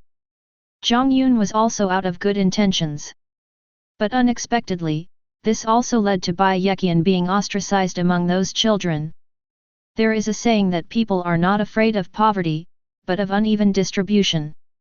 Originally everyone was treated the same before, but now Bai Yeqian suddenly doesn't have to have her blood drawn anymore, and the younger guys suddenly felt uncomfortable. Although Mikhail and Yuichiro have been persuading them, the little guys still treat Xiaoqian coldly every day, causing Xiaoqian's eyes to be red every time she comes to Jiang Yun. After learning about this situation, Jiang Yun, at the suggestion of Iragi Mahiru, simply took Hyakuya Akane to the castle to save future trouble. Chapter 31. After Bai Yeqian left, the children of Bai Ye orphanage continued to lead the same monotonous life every day. Every once in a while, they would be taken away by vampires to have their blood drawn. The only difference was that there were no longer the large amounts of snacks that Bai Yeqian used to bring back almost every day. Oh, damn it! When will this kind of life end? Are we just going to have to live like livestock? Today, while having dinner, Hyakuya Yuichiro started complaining again as usual. Today it happened to be the turn of several people to have their blood drawn, so all the children present looked rather tired. When they heard Yuichiro's complaints, the others did not say anything. It seemed that they were already used to Yuichiro's occasional complaints. In the eyes of these children, talking about running away is just a daydream for 440. Not to mention the virus and the rampant John and the 4 nights outside, even in this huge vampire city and with the strict security of the vampires, it is absolutely impossible for these children to escape. Xiao, if we really escape, what do you want to do? Although the other children didn't care about Yuichiro's words, Michael asked unexpectedly. Ah? I don't know about this. Although he kept complaining, it seemed that Yuichiro had never thought about this matter before. When he heard Michael's question, Yuichiro was stunned for a moment, and then said, "If we can escape, we will definitely find a paradise without vampires and live happily forever, with only our family together." Micah said excitedly. "Ha, how is this possible? There are viruses everywhere outside. We won't be able to survive if we go out." Although he has been complaining about the various unpleasant things in his current life, Yuichiro has never thought about escaping. Under the propaganda of vampires, he believes that it is impossible to survive in the outside world. Aren't only people over 13 years old who can be infected by the virus? Children under 13 will not be affected. "How old are you, Xiao?" Mikhail asked Yuichiro. "I'm just busy turning 12. Yuichiro said stupidly. Michael's words today made him unable to react for a while. "Yes, if we leave here, we still have a year to think about it. Xiao, don't you think we will be very happy if our family lives together?" Mikhail continued speaking to Yuichiro. It's definitely going to be very happy if the family is together. After hearing what Michael said, Yalang thought for a moment and said. Yuichiro's life is indeed quite tragic. First, when he was a child, his parents sold him to the Hyakuya church for human experiments for money. Later, his parents called him a monster. His mother committed suicide while calling him a monster, and his father also wanted to kill him. It can be said that Yuichiro had never been loved since he was a child, so his personality was very withdrawn before. But after arriving at Bai orphanage, the children here, especially Michael, took great care of him, which made him feel the rare warmth of home, so he truly regarded the people in Bai orphanage as his family. Of course, Yuichiro had no objection to Michael's suggestion that the family live together in the future. But, Michael, what happened to you today? Why did you say such unrealistic things? But then Yuichiro suddenly realized that Michael would never talk to him about vampires normally, so Michael's behavior today seemed very strange to him. What do you think this is? Hearing Yuichiro's doubts, Mikhail smiled mysteriously, and then he took out two things from behind him. One was a piece of yellowed paper rolled into a tube, and the other was a pistol that looked very historical. Hey, Michael, where did you get this from? The moment Michael took out the two things, Yuichiro fixed his eyes on the pistol. After all, that pistol looked more eye-catching no matter what. Hehe, don't underestimate me, Lord Michael. How could I let him suck my blood for nothing? I stole this from Farad's castle. Farad's castle is very big, and it took me a lot of effort to find it. Don't just stare at that, this is the most important thing. Michael said proudly. It was impossible for Mikhail to keep the fact that he provided blood to Farad a secret for such a long time. Yuichiro discovered Mikhail's secret when he saw that Mikhail took some things back from time to time. After saying that, Michael opened the paper tube in his hand, revealing its true appearance, which turned out to be a map. Dang dang dang, look! This is a complete map of this vampire city. With it, we can escape from here. Michael said happily. Oh, Michael, you are really amazing. So what are we waiting for? Let's act quickly. Hearing Michael's words, Yuichiro also spoke excitedly. Yeah. Brother Michael is awesome. That's great, let's go. The children from Hyakuya orphanage nearby also heard clearly what Mikhail and Yuichiro said just now. They realized that they might be able to escape and cheered immediately. But Xiao Qian is still with the nobles. We can't just abandon her like this. Just as everyone was cheering, Michael slapped his head and suddenly said that he was so happy that he forgot about Bai Yeqian who was still living with Jiang Yun. Yeah, what can we do about it? After hearing what Michael said, Yuichiro reacted quickly and said anxiously. Brother Mika 3.5, Brother Yuichiro, let's go quickly. Sister Xiao Qian is living well with the nobles. But at this moment, a voice came from a boy who was slightly younger than Mikhail and Yuichiro. He spoke with a sour look on his face, and after hearing his words, the other children next to him actually looked as if they agreed.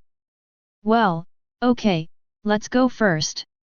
Although he was a little hesitant, Michael decided to take the children and leave first after thinking for a while. The reason why he was so anxious was that he was afraid that Farad would find out that something was lost and come looking for him. Then no one would be able to leave. In fact, Michael was just thinking too well. Could a vampire noble really not notice Michael's little childish actions? Chapter 32. At night, in the remote alleys of the vampire city, several children dressed in clothes that symbolized their identity were sneaking around. They avoided the main roads patrolled by vampires and deliberately moved forward through the less traveled paths. The leader was a little kid with golden hair holding a map. In his hand was a slightly yellowed map. Under his leadership, several kids were rapidly approaching the edge of the vampire city. That's right, these children are the orphans from Bai orphanage. Now, under the leadership of Michael, they are trying to escape from the vampire city. Yes, you can get out by just passing through here. Next to a huge passage, Michael looked at the map in his hand and spoke to the other orphans from Bai orphanage around him. But are things really that simple? The answer is of course no. Led by Michael, the group just passed through the passage, and what appeared before them was a palace that looked very magnificent. Ahaha, little lambs waiting to be slaughtered, I have been waiting for you for a long time. But at this moment, a voice that sounded lighter was heard, and then a vampire dressed in white aristocratic clothes appeared in front of all the children. It was the seventh ancestor, Farid Bartley. Haha, yes, that's the expression of hope gradually disappearing from the face. It's so pleasant, this is the most addictive part of this game. Looking at the surprised eyes of the children opposite, Farid Bartley said happily. Game. When Michael heard Farid talking about the game, his expression changed instantly and he quickly looked down at the map in his hand. But Farid didn't give him time. He moved as fast as the wind and instantly appeared behind the little girl walking at the end, and bit his teeth into her neck. Bang! Really, he died so quickly, humans are really fragile. In just a few breaths, before all the children could react, Farid threw the unresponsive little girl to the ground and said. Ah, UBD, go to hell! Bang! The sound also woke up Yuichiro, who was still in a daze. Seeing that the person he regarded as the most important family member was killed by Farid, Yuichiro simply raised the gun in his hand and fired a shot in the direction of Farid. But if vampires could be killed with guns, then humans wouldn't have to be ruled by vampires. The speed of vampire nobles is sometimes no slower than bullets. As soon as Yuichiro raised his gun, Farid moved behind everyone again. Ahaha, very good. I didn't expect that not only the map but also my gun was stolen. But let me tell you, Mika-kun, the map is actually real. You can leave this city as long as you follow this road. How about you guys work hard? I like to see you struggling between hope and despair the most. Farid said with a perverted look on his face. Run, everybody, run! Bang! Indeed, after hearing what Farid said, Michael and Yuichiro felt a glimmer of hope. Yuichiro shouted at the children who had not yet recovered from the shock, and when he saw that they did not do as he said, he quickly fired a shot into the sky. Ah! Hearing Yuichiro's shouting and the sound of gunfire, the children came to their senses and ran towards the exit screaming. Song left Yujiro and Mikhail standing there. Run, I'll stop him! Seeing the other children running towards the exit, Yuichiro shouted and tried to stop Farid, but it must be said that he was a little too whimsical, he was just a child now. Before Yuichiro and Mikhail could react, Farid passed them and appeared in the fleeing crowd. The movements were very graceful, and there was no weapon used, just his palms, but the power was no less than any weapon. Every time Farid waved his hands, a stream of blood would spurt out. Before Yuichiro and Mikhail could get close, all the orphans of Akame orphanage except for the two of them had been killed by Farid. Xiao, we may not be able to live together as a family in the future, so you must be happy. I'll hold him back, you run quickly. After seeing this scene, both of them were about to collapse, especially Michael. He stubbornly believed that everything was caused by himself, so he snatched the gun from Yuichiro's hand and ran towards Farid, trying to cover Yuichiro's escape. The result is of course obvious. Cough cough, Xiao, run. This time, Farid did not kill Michael directly, but just cut off his arm with one move and directly pierced his body with his arm. Michael, knowing that he would not survive, grabbed Farid's arm and shouted. Bang! But at this moment an accident happened, a bullet actually went straight through Farid's head.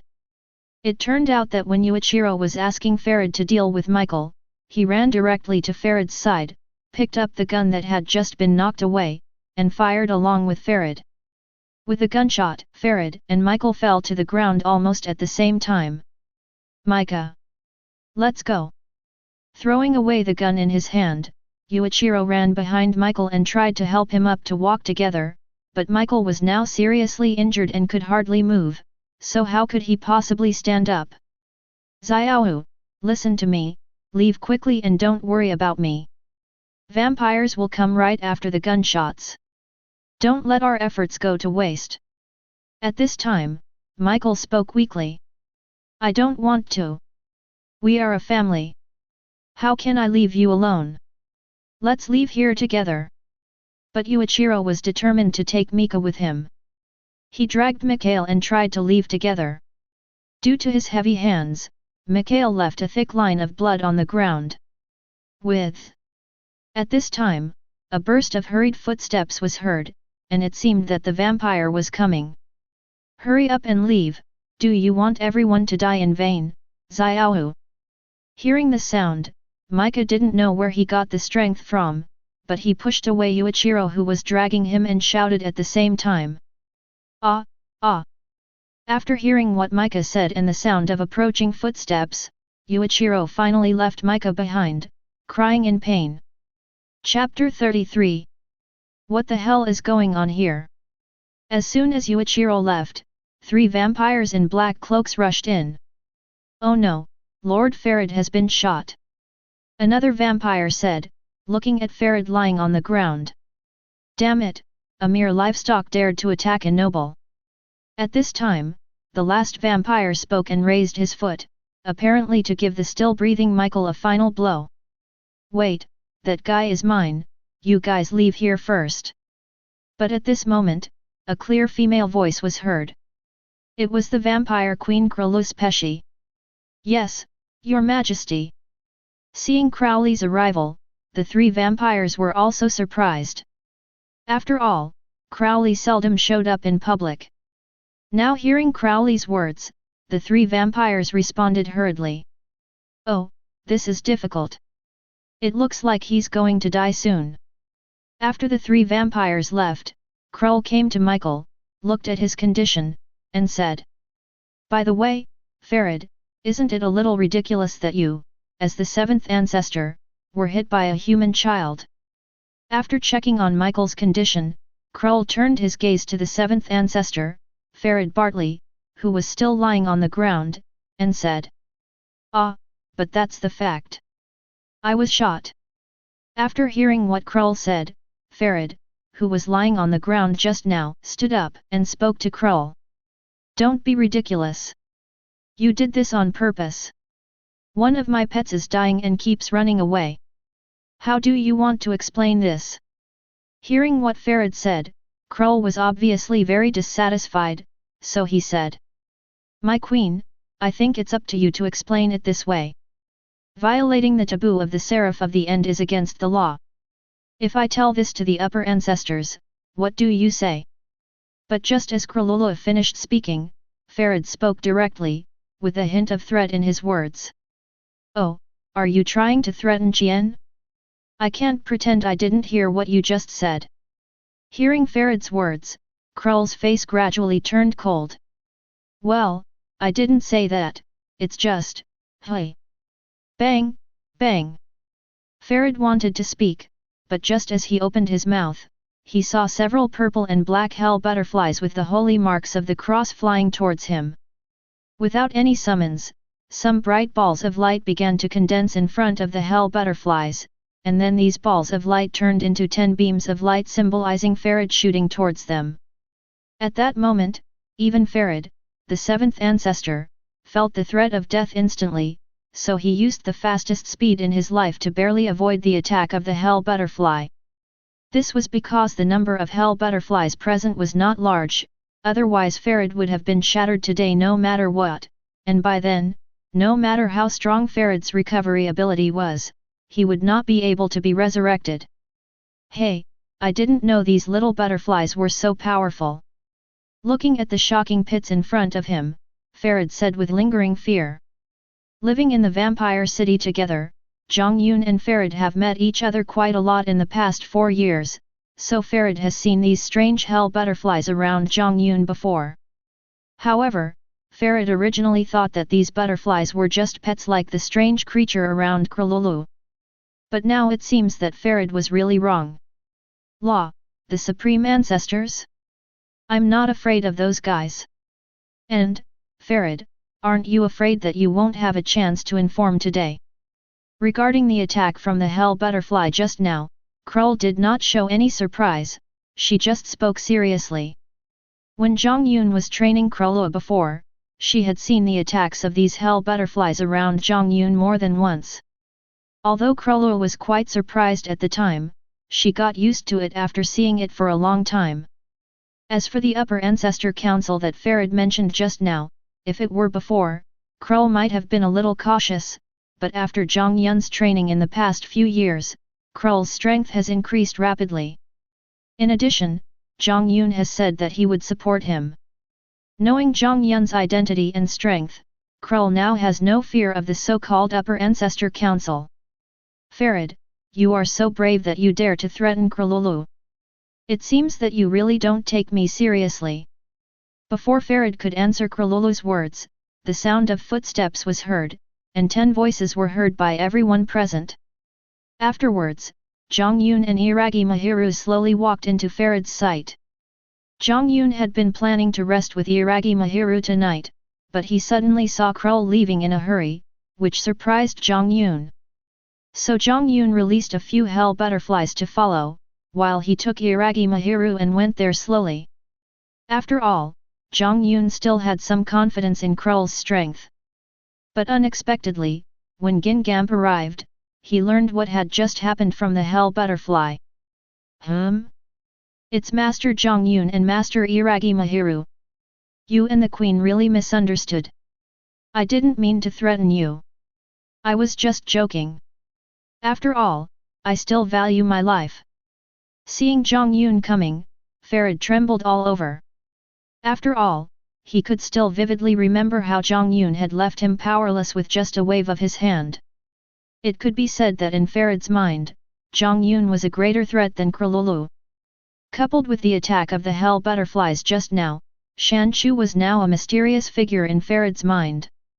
In order to save his life, Farid quickly surrendered to Jiang Yun and Krull. Forget it, I'll spare your life for today, but if this happens again, you won't be so lucky. Seeing Farid's performance, Jiang Yun did not kill him directly, but just warned him. This certainly doesn't mean that Jiang Yun is soft-hearted, but Jiang Yun roughly understood from Farid's performance just now and Krull's previous words that Farid seemed to be very familiar with the Seraph plan of the end, so Jiang Yun thought that it would be useful to keep this person. Yes, Lord Jiang Yun, don't worry. I still cherish my life very much. Hearing that Jiang Yun had no intention of killing him, Farid quickly spoke. Okay, you are the one who caused this, so you should handle it yourself. I hope to see this little guy alive and kicking tomorrow. Did you hear that, Li Hao? Jiang Yun said, pointing at Bai Mikhail who was still lying on the ground. Michael was the only Seraph experiment subject left in Krull's hands. Jiang Yun certainly couldn't let him die, but Jiang Yun also had no intention of making him his blood relative or Krull's blood relative, so the matter was naturally handed over to Farid in front of him. In this world, all nobles have the right and ability to develop their own blood relatives. Yes, Lord Jiang Yun, rest assured, I will take care of it. Hearing that Jiang Yun had no intention of pursuing him, Farid certainly would not refuse such a small request, so he quickly agreed. Seeing that Farid agreed, Jiang Yun did not stay here any longer, and directly called Iragi Mahiru and Crowley to go back. After all, the night is long, and Jiang Yun and Iragi Mahiru have more interesting things to do, and they don't have time to waste here. Chapter 34. Oh my, it was a close call. I almost died. Lady Jiang Yun is really amazing. I didn't have the courage to resist her at all. After Jiang Yun left, Farid patted his chest and walked to Michael who was still lying on the ground and said. Ahem, it's such a pity that I didn't kill you. After hearing what Farid said, Michael, who was already somewhat unconscious, perked up and spoke. What he saw just now really stimulated Michael. He originally thought that as a noble, Farid was already invincible, but he didn't expect that Jiang Yun was even more powerful. Even a butterfly next to him had such great attack power. Farid didn't even dare to fight back in front of Jiang Yun. But what Mikhail remembers most is Jiang Yun himself. Mikhail knows very well that Bai Yeqian is now by Jiang Yun's side. Mikhail's only hope now is that it is true as Bai Yeqian said, that Jiang Yun and Iragi Mahiru are really good to her. Micah is really cruel, but you are lucky. I can let you live, and you can also gain eternal life. How about thanking me? Hearing Michael's words, Farid acted sad at first, but soon returned to normal and spoke to Michael. Ahem, no need. I'd rather die than live as a vampire. From Farid's words, Michael understood what he meant by living on and having eternal life, so Michael refused without even thinking about it. You are still wondering, eternal life is the lifelong pursuit of many people, isn't it good to live forever? Why refuse it? Farid was a little surprised to hear that Michael refused without even thinking about it. Humph! We have been oppressed by you vampires since we were young. My family members all died at the hands of you vampires. I wish all of you vampires would die. How could I want to become a vampire? When mentioning the death of the children in Bai orphanage just now, Michael said with a look of resentment, and his originally handsome face became hideous. Ha ha, ha ha ha, vampires are not good things, but do humans have to be good things? Sometimes humans are even more greedy and terrifying than vampires. You should have heard it just now. The little guy named Yuichiro who escaped just now is not a simple orphan. He is a test subject in some experiments of you humans. And not only that guy named Yuichiro, but many children are also real bodies. Unexpectedly, after hearing what Michael said, Farid burst into laughter and said to Michael. Damn it, neither vampires nor humans are good people, cough cough cough. It was true that Michael had just heard the conversation between Farid and Kralulu. He had not taken it too seriously at first, but now, after hearing what Farid had said, Michael suddenly understood the meaning of the conversation between the two. Afterwards, Michael became very emotional, and he yelled at Farid. However, he was already seriously injured, and after this yell, Michael suddenly started coughing loudly. Large mouthfuls of blood flowed out of his wounds and mouth, and his eyes dimmed instantly. If this situation continued, Michael would die soon. Oh my, this is bad. If you die, Micah-kun, I won't be able to explain to Lord Jiang Yun. I barely managed to save my life. So, Micah-kun, even for my own sake, I can't let you die. Seeing Michael's performance, Farid knew that he couldn't delay any longer. It was already remarkable that Michael could talk to him so much just now. Farid still remembered what Jiang Yun asked of him before he left. After what happened just now, Farid didn't dare to provoke Jiang Yun again. As he said, Farid was a guy who cherished his life very much. Farid said this as he slowly walked to Michael's side. Then, Farid reached out and cut his arm, and bright red blood gushed out immediately.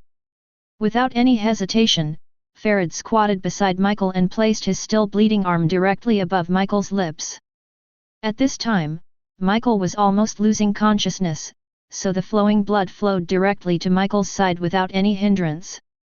And the moment he drank Farid's blood, Michael, who was almost unconscious, suddenly opened his eyes wide and let out a huge scream. It could be seen that his body instantly tensed up. Turning from a human to a vampire is a kind of transformation. Even the blood that Jiang Yun gave to his women to drink had been specially processed by Jiang Yun, so the pain would be reduced when drinking it. However, when Iragi Mahiru drank it, she still felt excruciating pain. Not to mention drinking Farid's blood directly like Michael did. The pain can be imagined. Michael had been severely injured by Farid and had been enduring the pain. However, under the erosion of this pain that penetrated deep into his bones, Michael luckily fainted after just a while. Well, really, I really asked for trouble this time, but I didn't expect Jiang Yun to be so strong. What is his identity? I'm really curious.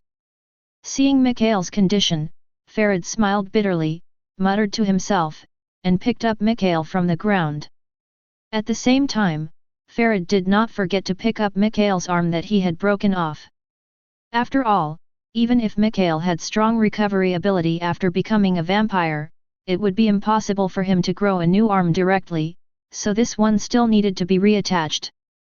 Farid did not forget that what Jiang Yun wanted was a lively and energetic Michael, and Farid did not want Jiang Yun to see a one-armed hero. After instructing the vampires outside to clean up the scene quickly, Farid took Michael directly back to his castle. He believed that when Michael woke up, he would find that he had completely lost his human identity. Chapter 35. Time flies. 4 years have passed since the last time the orphans from Bai orphanage escaped. Jiang Yun and Iragi Mahiru have been staying in this vampire city for a full 8 years. The last 4 years have been more uneventful than the first 4 years, with basically nothing major happening. Counting the time, plus the 8 years she has been with Jiang Yun, Iragi Mahiru is now exactly 24 years old. Fortunately, Iragi Mahiru drank Jiang Yun's blood 4 years ago. Now time has no meaning to her. Iragi Mahiru still looks the same as she did 10 years ago when she was 20 years old, but the accumulation of time has made Iragi Mahiru look more mature and more charming than before. During these 4 years, some things, big or small, happened to Jiang Yun. Let's talk about Krull first. As mentioned before, Krull's physical fitness is much stronger than that of humans, and he is considered a leader even among vampires. Therefore, Krull can definitely make the Navy exert a power that exceeds the power of this move itself. Now as expected, after another 4 years of training, Krull has not only mastered the 6 naval styles in the original work, but with the help of Jiang Yun, Krull can also combine his own advantages, such as demonic energy, to perform moves that he did not have before, and his power has increased by an unknown amount compared to before. Not counting the 6 styles of the Navy, Krull has now reached the level of perfection in the practice of demonic energy. Demonic energy itself is something that a demon is born with, so he can use it with ease. The current Krullu is countless times stronger than when Jiang Yun first met her. If people in this world underestimate her, they will definitely suffer a great loss. With Jiang Yun's strength, he can clearly feel that Krullu's small body contains a power that ordinary people cannot imagine. With Krull's current strength, Jiang Yun believed that there was absolutely no human or vampire in this world who could hurt her. Of course, in addition to their strength, the relationship between the two is also developing very rapidly. Krull developed feelings for Jiang Yun 4 years ago, and now, after another 4 years of development, although they have not broken through that level of relationship, they have reached the point where they can talk about anything and are very close. Now Krull is very dependent on Jiang Yun. It can be said that everything is just a matter of opportunity. The relationship between Jiang Yun and Krullu developed so quickly. In addition to Jiang Yun's strong strength and handsome appearance, Jiang Yun's amazing cooking skills also played a big role. Now Krullu can't do without Jiang Yun. Maybe in addition to Jiang Yun's ability as a person, Jiang Yun's cooking skills are also an important reason why he can't do without Jiang Yun. Secondly, let's talk about Iragi Mahiru. Since becoming a vampire 4 years ago, he has been living with Jiang Yun day and night. Now, Mahiru Iragi agrees with Jiang Yun's theory of the survival of the fittest, so since 4 years ago, Mahiru Iragi has been practicing with Jiang Yun. You have to know that there are no vases among the girls around Jiang Yun, and almost no weak ones. As Jiang Yun's direct first-generation blood relative, the purity of Iragi Mahiru's blood can be said to be purer than Krull's, so the corresponding potential is also greater. After 4 years of training, Iragi Mahiru's strength is not much different from Krull's. However, since Mahiru Iragi is gentle by nature and not very aggressive, most of the vampires in the vampire city think that Mahiru Iragi is just a blood relative of Jiang Yun. However, they don't know that Shigeki Iragi's strength is far beyond all of them. In addition to Mahiru Iragi and Krull, Akane Hyakuya is also worth mentioning. 4 years ago, on the second day after the incident, Iragi Mahiru told Hyakuya Akane about it. Although she felt very sad about everyone in Hyakuya orphanage, she fell silent when she learned that everyone in Hyakuya orphanage left without notifying her. Byakuyan is now 16 years old.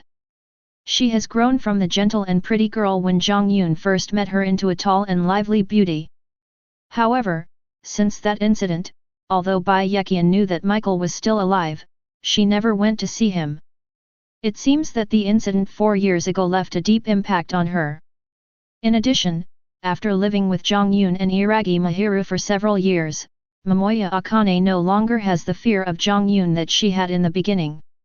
She has now completely integrated into this family and sometimes even has envy in her eyes when she looks at the loving Jiang Yun and Iragi Mahiru. Although Jiang Yun did not notice this, Iragi Mahiru, who is also a woman, noticed it but has not said anything yet. Finally, let's talk about Michael. Although he has not had any contact with Jiang Yun in the past 4 years, as an experimental subject favored by Ghoul, Jiang Mo still pays attention to him from time to time. Since becoming a vampire 4 years ago, Michael has become very withdrawn, staying in his room almost all the time. He won't even drink human blood, but will drink Farid's blood when he can't bear it anymore. Intimidated by Jiang Yun's power, Farid didn't dare to let anything happen to Michael, and could only provide blood for Michael every time. Now Farid regretted what he did 4 years ago. Now at the dinner table in Ghoul's castle, Jiang Yun, Iragi Mahiru, Ghoul, and Hyakuya Akane were all sitting there. Judging from the leftovers on the table, it was obvious that they had just finished their meal. 0. Request flowers. Mahiru, Ghoul, you have both been quite strong recently, so this is a little reward from me. Looking at the 2 women next to him, Zhang Yongkong took out 2 identical long rectangular boxes with exquisite decorations from his storage ring and pushed them in front of the 2 women while speaking. What is this? Seeing the gift Zhang Yun gave them, the 2 girls seemed very curious. Iragi Mahiru asked while opening the box that Zhang Yun pushed over. Wow, it's so beautiful. Well, it's very beautiful. After opening the box and seeing what was inside, both women couldn't help but exclaim in amazement. What was inside the box was not some decoration, but 2 long swords of the same style but slightly different colors. Iragi Mahiru's had a purple handle and purple patterns on the blade, which looked very noble. Ghoul's sword, on the other hand, has a long sword with a pink handle and exquisite pink patterns on the blade. Although the colors are slightly different, they both look very beautiful, no wonder the 2 women were amazed. They are not just beautiful, I made these 2 swords especially for you. Recently, you have almost mastered the use of demonic power, and these 2 swords can perfectly withstand your demonic power without breaking, and can also maximize your attack power. How do you like it? Jiang Yun briefly introduced the advantages of the 2 knives to the 2 girls and asked. Yeah, I like it. Hearing Jiang Yun's question, Iragi Mahiru said with a happy face, and although Cornelia did not answer, it can be seen from the fact that she kept holding the knife that she liked this gift from Jiang Yun very much. Okay, then you guys try it out first to see if it's suitable. I'll go back to my room first. Seeing the reactions of the 2 women, Jiang Yun was very satisfied. They had finished their meal, so Jiang Yun said. I'll go back first too. After Jiang Yun left, Cornelia did not hesitate. He took the knife given by Chuan Yun and said something before going back. The only ones left at the scene were Akane Hyakuya and Mahiru Iragi, who were both looking envious. Chapter 36. Xiao Qian, what are you daydreaming about? While putting the knife that Jiang Yun gave her into the box, Iragi Mahiru asked Byakuyan. Iragi Mahiru noticed that ever since Jiang Yun took out the gifts for himself and Crowley, Byakuyan's eyes had never left the things in her hands. Based on what Iragi Mahiru knows about Hyakuya Akane, it is definitely not because she likes these 2 swords. She is a very gentle girl and has never had much interest in things like swords. Ah, it's nothing, Mahiru sister, you've seen it wrong, I'm not in a daze. After hearing what Mahiru Iragi said, Akane Momoya hurriedly explained herself, but she looked a little flustered, and it seemed that she was trying to cover up something that made it even more obvious. Hey, little guy, don't I know you? I know what you were thinking just now from your expression. Seeing the look on Baika Bailing Yechien's face, Iragi Mahiru looked at her with a look of dismay and said. No, no. Bai Yekian suddenly became nervous, as if her secrets had been exposed. Although she was still trying to defend herself, her entangled hands and stuttering tone showed that she was clearly lacking in confidence. Hey, you still don't admit it, let me guess what you were thinking just now. Xiao Qian, you like your husband, right?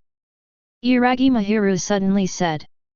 Although Iragi Mahiru's tone was very normal when she spoke, the atmosphere between the two of them quickly became awkward when she said this. Oh, no, no. After hearing what Mahiru Iragi said, Akane Hyakuya suddenly became nervous, lowered her head and stammered.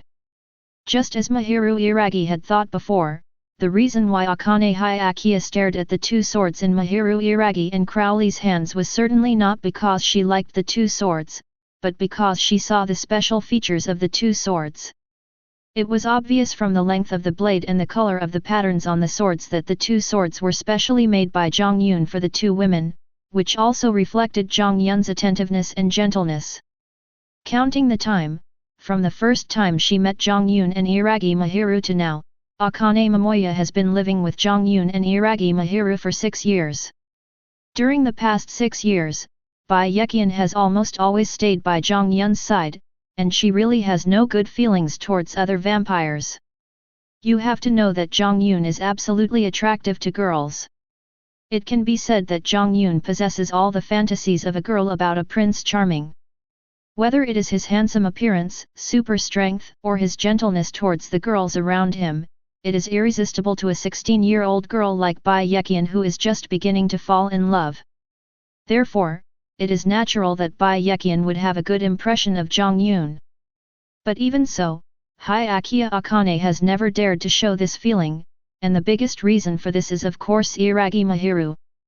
During these 6 years, Hyakuya Akane could feel that Iragi Mahiru really treated her as a sister. If it weren't for Iragi Mahiru, she would have turned into a corpse like the children in the Hyakuya orphanage before, or would still be living a dark life like an animal. However, due to Iragi Mahiru's protection, her life now is just like that of the aristocrats in the vampire city. This is not the most important thing. Akane Hyakuya is an orphan and has been without a father or a mother since childhood, but with Mahiru Iragi, she feels the warmth of home. So in Bai Yekian's opinion, she should not have any thoughts about Jiang Yun regardless of emotion or reason. She didn't know that Jiang Yun had other women. Girl, you think I'm a fool, but can't I see your little tricks? Seeing how Bai Yekian was nervously defending herself, Iragi Mahiru smiled and said to Bai Yekian, but there was no blame in his tone. Mahiru sister, what are you doing? Seeing Mahiru Iragi's reaction, Akane Hyakuya was unable to react for a moment. This reaction of Mahiru Iragi was not right. This was not like the reaction when facing a love rival. During the few years that Bai Yekian lived with Jiang Yun, she led a very leisurely life. She even read a lot of romance novels in her spare time, so her imagination was very rich in this regard. Xiao Qian, I told you to read less novels. You don't think I should beat you up and throw you out, do you?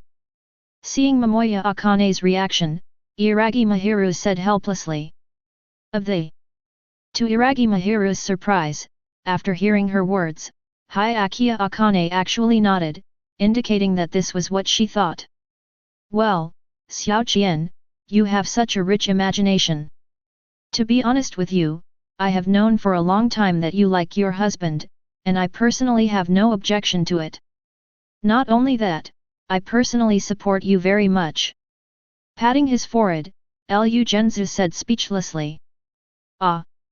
After understanding what Mahiru Iragi said, Akane Hyakuya cried out in surprise. She really couldn't understand what Mahiru Iragi said. In Akane Hyakuya's opinion, Mahiru Iragi must have gone mad.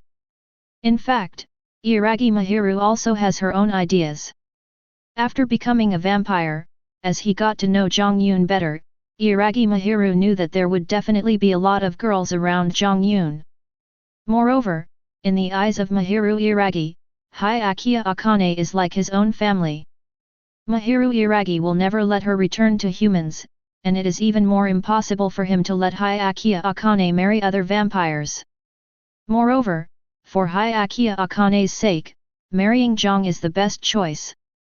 Of course, another point is that Iragi Mahiru also felt that Jiang Yun was very capable in that aspect, and sometimes she alone could not satisfy him. Naturally, Iragi Mahiru turned his attention to Hyakuya Akane, who was like a younger sister to him. You know, Akane is also a beautiful woman now, and Iragi Mahiru believed that Jiang Yun would not refuse. So after noticing that Hyakuya Akane was interested in Jiang Yun, Iragi Mahiru was not angry at all. Instead, she was very happy.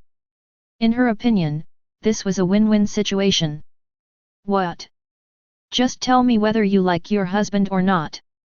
Seeing by 4.9 Yechien's surprised reaction, Iragi Mahiru found it a little funny, but still spoke. Like. Since Iragi Mahiru had said this, Bai Yekien could no longer hide it. She stammered and lowered her head in shame. That's good. Just work hard in the future and I'll help you. Don't worry, Xiao Qian is so beautiful, your husband will definitely like her. After hearing Momoya Akane's answer, Iragi Mahiru said, but that person looks like a PP. Of course, Jiang Yun had no idea about this matter, but even if she knew, she would probably just give Iragi Mahiru a thumbs up. After all, it is rare for someone to find a woman for her husband. Chapter 37. Everyone, the city of Shinjuku, which was under our rule, was taken back by humans some time ago. I think everyone knows about this. What do the nobles and members of the city defense team think about this? In a palace-like room that looked like a conference room in the vampire city, Krull sat on a high platform and preached to the vampires below. This is the pre-war mobilization. In other words, the vampires are about to go to war again. Krululu had already explained this matter very clearly to Jiang Yun a few days ago, so this time Jiang Yun just came to join in the fun. This is roughly what happened. Shinjuku should be considered the second largest human city in Japan, but before this city was ruled by vampires. But not long ago, under the leadership of a human named Honglian, humans actually took the city back, which led to this incident. Vampires are all proud, so how could they allow humans, whom they have always regarded as livestock, to do anything to them? So Krull planned to start a war to take Shinjuku back. It is worth mentioning here that when Mahiru Iragi heard that it was a guy named Honglian who took Shinjuku away, he was shocked.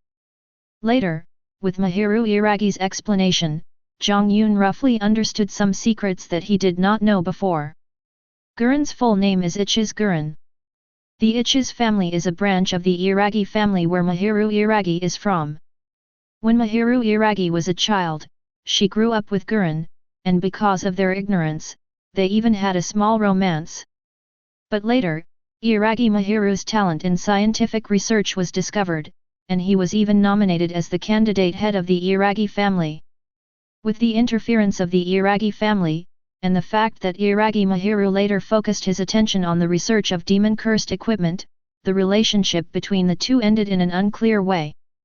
Although he didn't know the situation of Honglian, Jiang Yun was sure that now Mahiru Iragi only had him in his heart.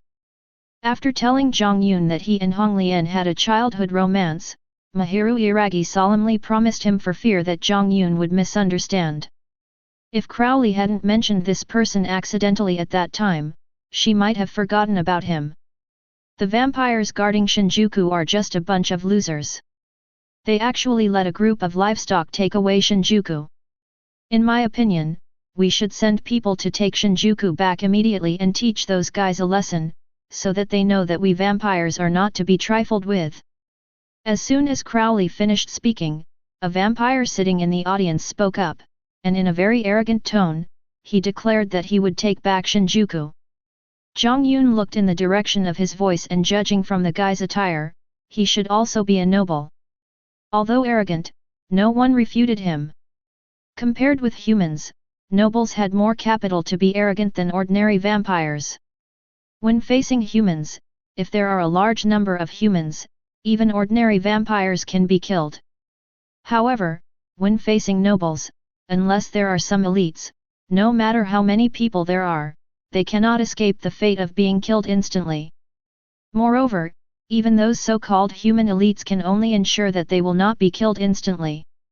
A first-level armed vampire noble can maintain absolute suppression when facing the combat power of human elites. That's right, Your Majesty, you are right. We should take back Shinjuku and teach those ignorant humans a lesson, so that they know how powerful we are. Yes, teach that damned animal a profound lesson. In addition to the nobles, the vampires of the City Defense Corps also expressed their opinions one after another that Shinjuku should be recaptured. The so-called City Defense Force refers to a force composed of some powerful vampires used to protect the vampire city. Although the members of the City Defense Force are all composed of ordinary vampires, their combat effectiveness is far stronger than those members of ordinary vampire troops.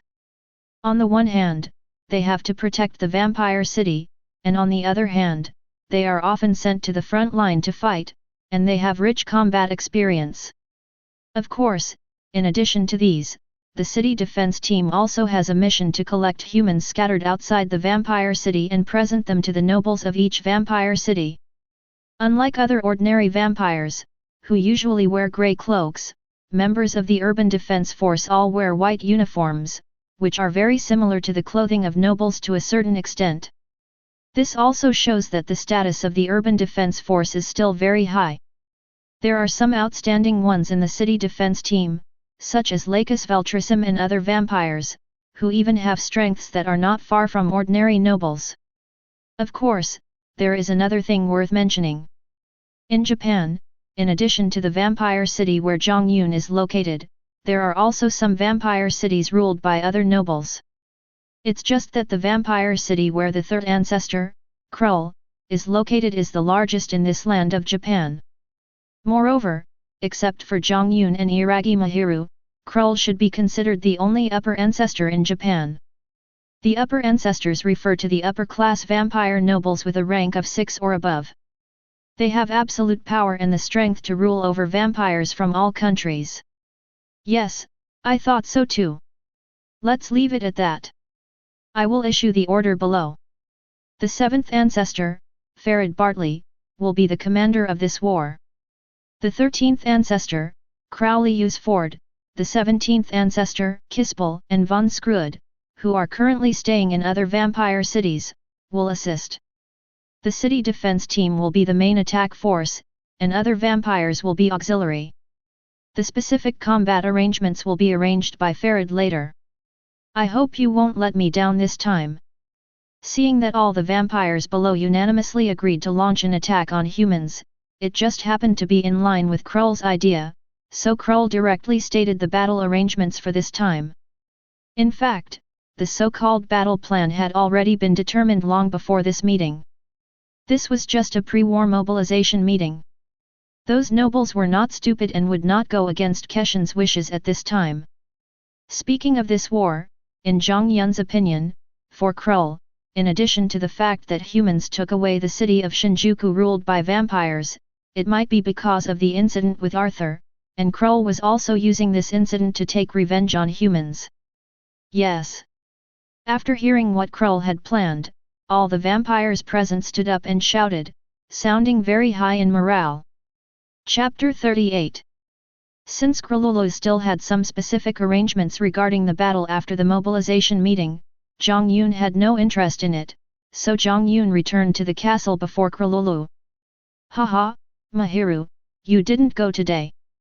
Although Krull is small, she really acted like a queen when she gave a speech. Jiang Yun handed his coat to Mahiru, who came out to greet her and said to her. He did not wear the tight robe he had worn before.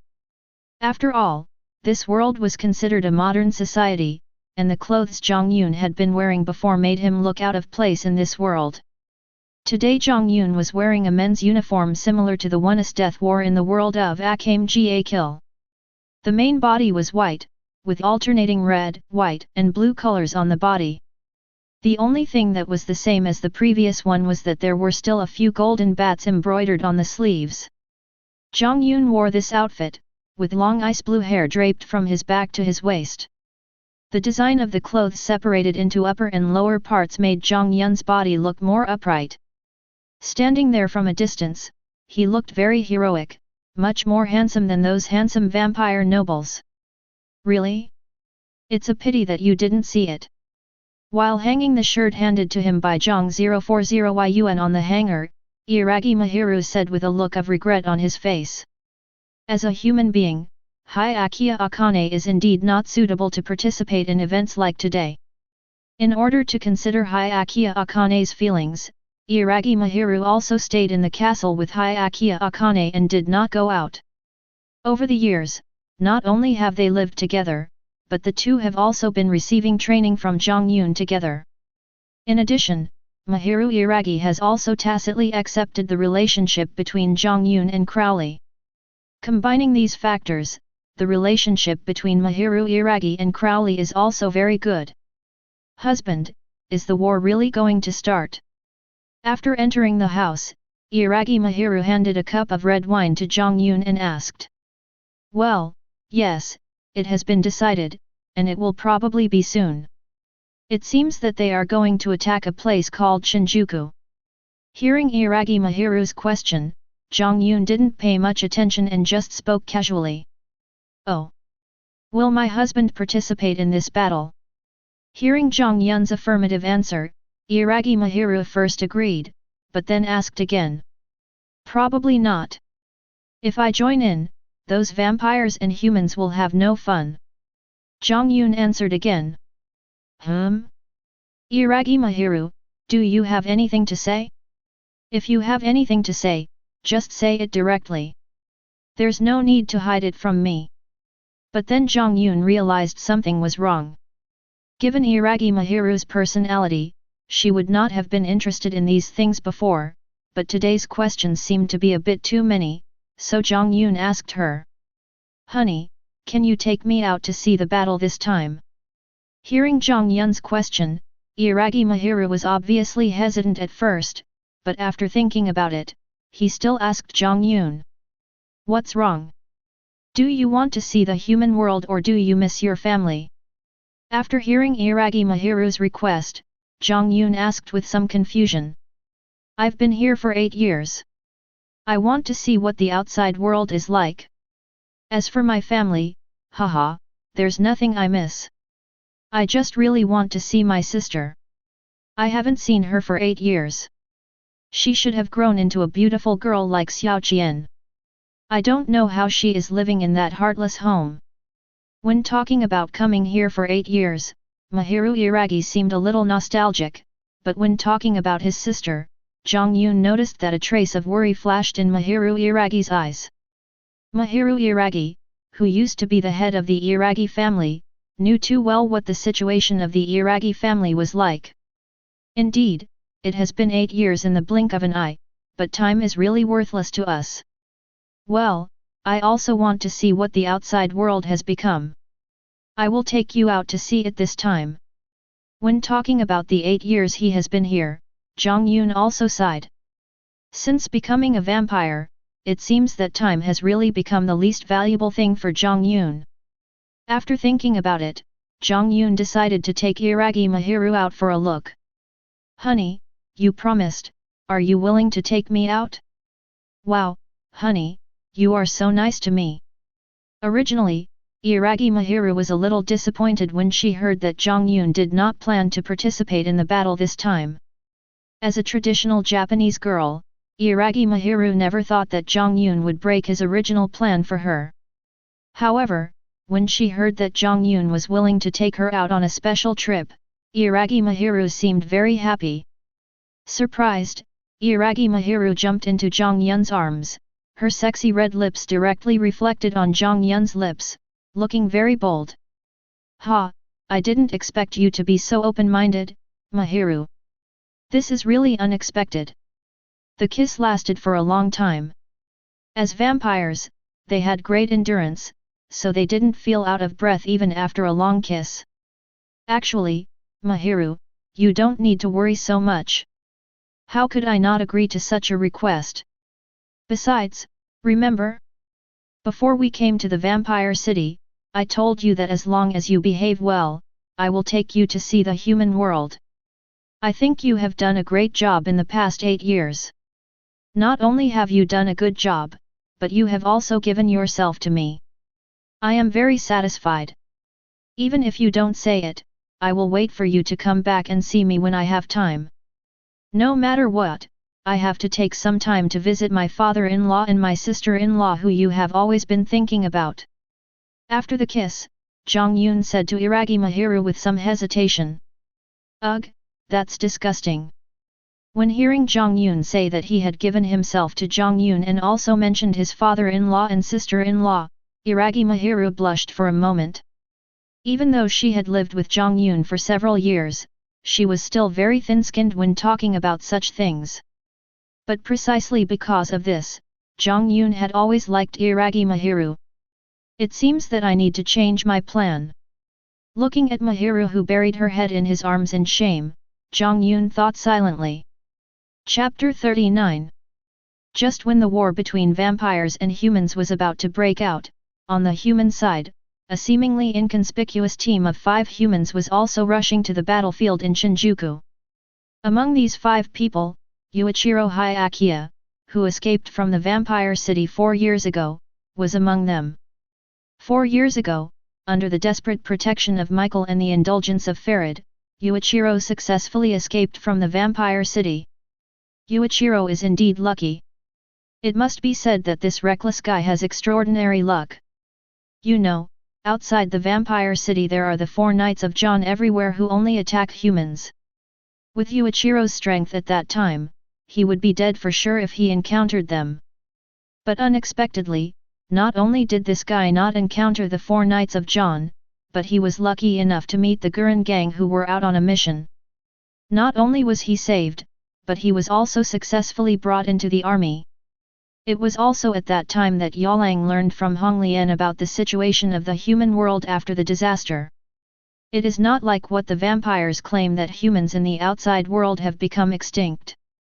After the last attack by the virus called Apocalypse, the human population was reduced to 1/10 of the population before the outbreak in a short period of time. Coupled with the constant attacks on humans by the 4 horsemen of John who appeared after the virus outbreak and only attack humans, it can be said that the number of humans is still declining. Perhaps, just as Honglian described, the 4 Knights of John were sent by God to reduce the number of humans because God saw that there were too many of them. But Ichizguren was able to lead the army to conquer Shinjuku from the rule of vampires. He was definitely not an ordinary person. He was never disappointed with humans. Honglian told Yuichiro that humans have begun to fight back, and the Japanese Imperial Demon Army where he was the strongest among these resistances, and told Yuichiro that if we join them, we will have a chance to kill the vampires. It was this point that deeply attracted Yuichiro, so Yuichiro followed Honglian without hesitation back to the city of Shibuya controlled by the Imperial Demon Army. He had just escaped from the vampire city, and experienced the children of the Hyakuya orphanage, whom he regarded as his family, being killed in front of him. His good friend Mikhail died in front of him to protect him. Yuichiro didn't know that Mikhail was not dead. In addition, he had lived like a livestock in the vampire city for 8 years. With new and old grudges, Yuichiro's hatred for vampires almost drove him crazy. At that time, Yuichiro's only purpose in life was to kill vampires, and he didn't care about anything else. After being brought back by Honglian, Yuichiro successfully joined the military, but he was too reckless. Out of hatred for vampires, he kept clamoring to go to the battlefield, and when the rest of the army went out of the wall to perform a mission, he disobeyed orders and acted on his own. Although he succeeded in killing the 4 Knights of John, he was still put in solitary confinement by Hong Lian. Yuichiro was ordered to study at Shibuya No. 2 for investigation. But it was also here that Yuichiro's life encountered a turning point. Here, Yuichiro met Iragi Shinwoya, who was sent by Hong Lian to monitor him, and was one of the reasons why Jiang Yun brought Mahiru out this time, Mahiru's sister, as well as his 2 future teammates Saito Myoichi and Kimizuki Shikata. Although they were not harmonious at the beginning, they gradually became familiar with each other after getting along for a while. Under their influence, Yuichiro was no longer as withdrawn as before. He gradually accepted his friends Kimikata, Iragi Shinwoya, and Saito Myoichi. After that, after a period of training, all of them successfully obtained their own equipment. Except for Iragi Shinwoya, who, as the daughter of the Iragi family, obtained the Demon Curse equipment for Kama Boy in advance, the others also obtained the highest level Black Demon level Demon Curse equipment. I have to say that these people have quite good talents. Yuichiro Hyakuya obtained the Japanese katana type Demon Cursed equipment Aju Urameru, while Shikata Kimizuki obtained the double sword type Demon Cursed equipment Onahako. As for Saito Myoichi, who seemed a little weak in character, he obtained the Bao type Demon Cursed equipment Gekao Yun. When several people work together, they can handle both long range and close combat. 0. Request flowers. And not long ago, under the arrangement of Ichizuguren, Iragi Shinaga's old friend, a girl named Sanomiya Mitsuha, joined Yuichiro and his companions, and then the 5 of them officially formed a 5-man team. As for Sanomiya Mitsuha, her equipment was a huge axe called Tianzilong, which was also a Black Ghost level equipment. There are actually some rules for how Yuichiro and the other 5 form a team. After a long battle with vampires, the Imperial Demon Army discovered that a team with no one is the easiest configuration for survival in battle, and this is the most suitable formation for all hands are suitable. As for why several people are on the battlefield now, the story begins a few days ago. 0. Just after the 5 people formed a team, Ichizuguren gave them tasks. Through unknown means, the Imperial Demon Army where Hong Lian was also informed that the vampires were about to attack Shinjuku, but at the same time, Hong Lian also learned that in Harajuku, not far from Shinjuku, there is also a vampire stronghold, where many children are imprisoned as livestock to provide blood. Hong Lian ordered their 5-member team led by Iragi Shinwoya to go to Harajuku first to rescue these children and bring them under the protection of the Imperial Demon Army. If they had time to join the team later, they should try to go to Shinjuku Station to support the garrison there. After all, facing the attack of vampires, the defenders there are definitely under great pressure. As mentioned before, in a direct battle, only the Devil Curse equipment can completely kill vampires. If it is other methods, unless the vampires are instantly injured beyond their recovery ability, otherwise the vampires will recover in a short time. However, it is obviously difficult for ordinary troops to cause such damage alone, and not everyone in the army can be equipped with Devil Curse equipment, so anyone like Yuichiro is extremely important. And now, Yuichiro and others have arrived in Harajuku. Chapter 40. Wow, it's been a while since I came out. I really miss it. Jiang Yun and Iragi Mahiru left the vampire city only after the large group of vampires set off. They just came out to take a look and were not in a hurry to travel, so Jiang Yun did not take out the Vimana. He just picked up a car in the vampire city, and the 2 of them slowly headed to where humans gathered. As soon as they left, Iragi Mahiru said excitedly that although she was a vampire now, she still missed the place where she lived before. This time, Jiang Yun came out with only himself and Iragi Mahiru, and did not bring Kralulu and Hyakuya Akane. As the queen of the vampire city, she needs to stay in the rear during battles. As for Bai Yekian, since she is now just a weak human with almost no self-protection ability, it may be inconvenient for Jiang Yun to keep her by his side during the war. This time Jiang Yun plans to go to the human base camp, so he did not take her with him, but just left her in the vampire city and asked Kluru to take care of her. Really? As long as you're happy. Seeing that Mahiru Iragi looked very happy, Jiang Yun turned around and looked at Mahiru Iragi sitting in the passenger seat while driving and said, "Thank you, husband. I am very happy. But I never thought that the last disaster would have such a big consequence on mankind.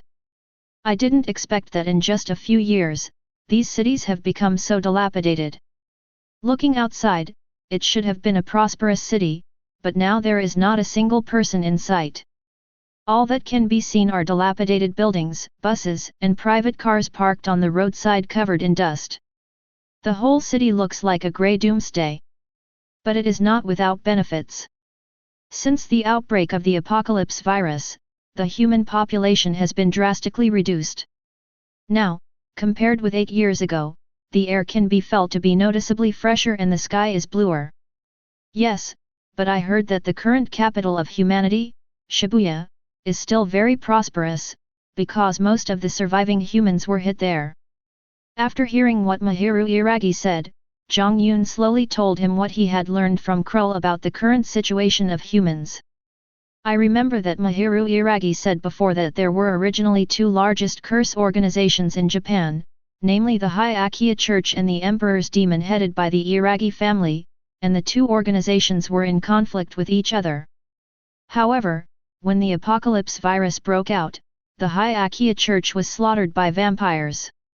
In addition, it seemed that people who practiced spells were resistant to the apocalypse virus, so when the virus broke out, the main force of the Emperor's demons was almost completely preserved.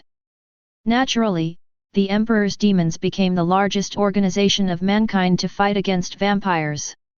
The so-called Emperor's demon is what is now called the human elite, the predecessor of the Japanese Emperor's demon army, the main force of mankind. Under the leadership of the Japanese Imperial Demon Army, humans occupied Shibuya, the former largest city in Japan, and recently recaptured Shinjuku. Under the influence of these 2 events, some humans even regard the Japanese Imperial Demon Army as the hope for human revival. Is the Iragi family so powerful now? After hearing Jiang Yun's story, Iragi Mahiru asked in surprise. You little girl, the so-called Imperial Ghost Army can achieve its current level largely due to the ghost curse equipment you researched. Hearing Iragi Mahiru's sigh, Jiang Yun smiled and said nonchalantly. Indeed, if it weren't for the demon curse equipment researched by Mahiru Iragi, Joe would never have been able to achieve his current level. After Mahiru Iragi developed the first batch of demon curse equipment, the Iragi family used the experimental data left by Mahiru Iragi and with the support of samples, they quickly developed another batch of demon curse equipment. In addition, they also developed some relatively low-end demon curse equipment based on the demon curse equipment through some means, and gave the equipment to some soldiers in the Imperial Demon Army, which could also exert considerable power when facing vampires.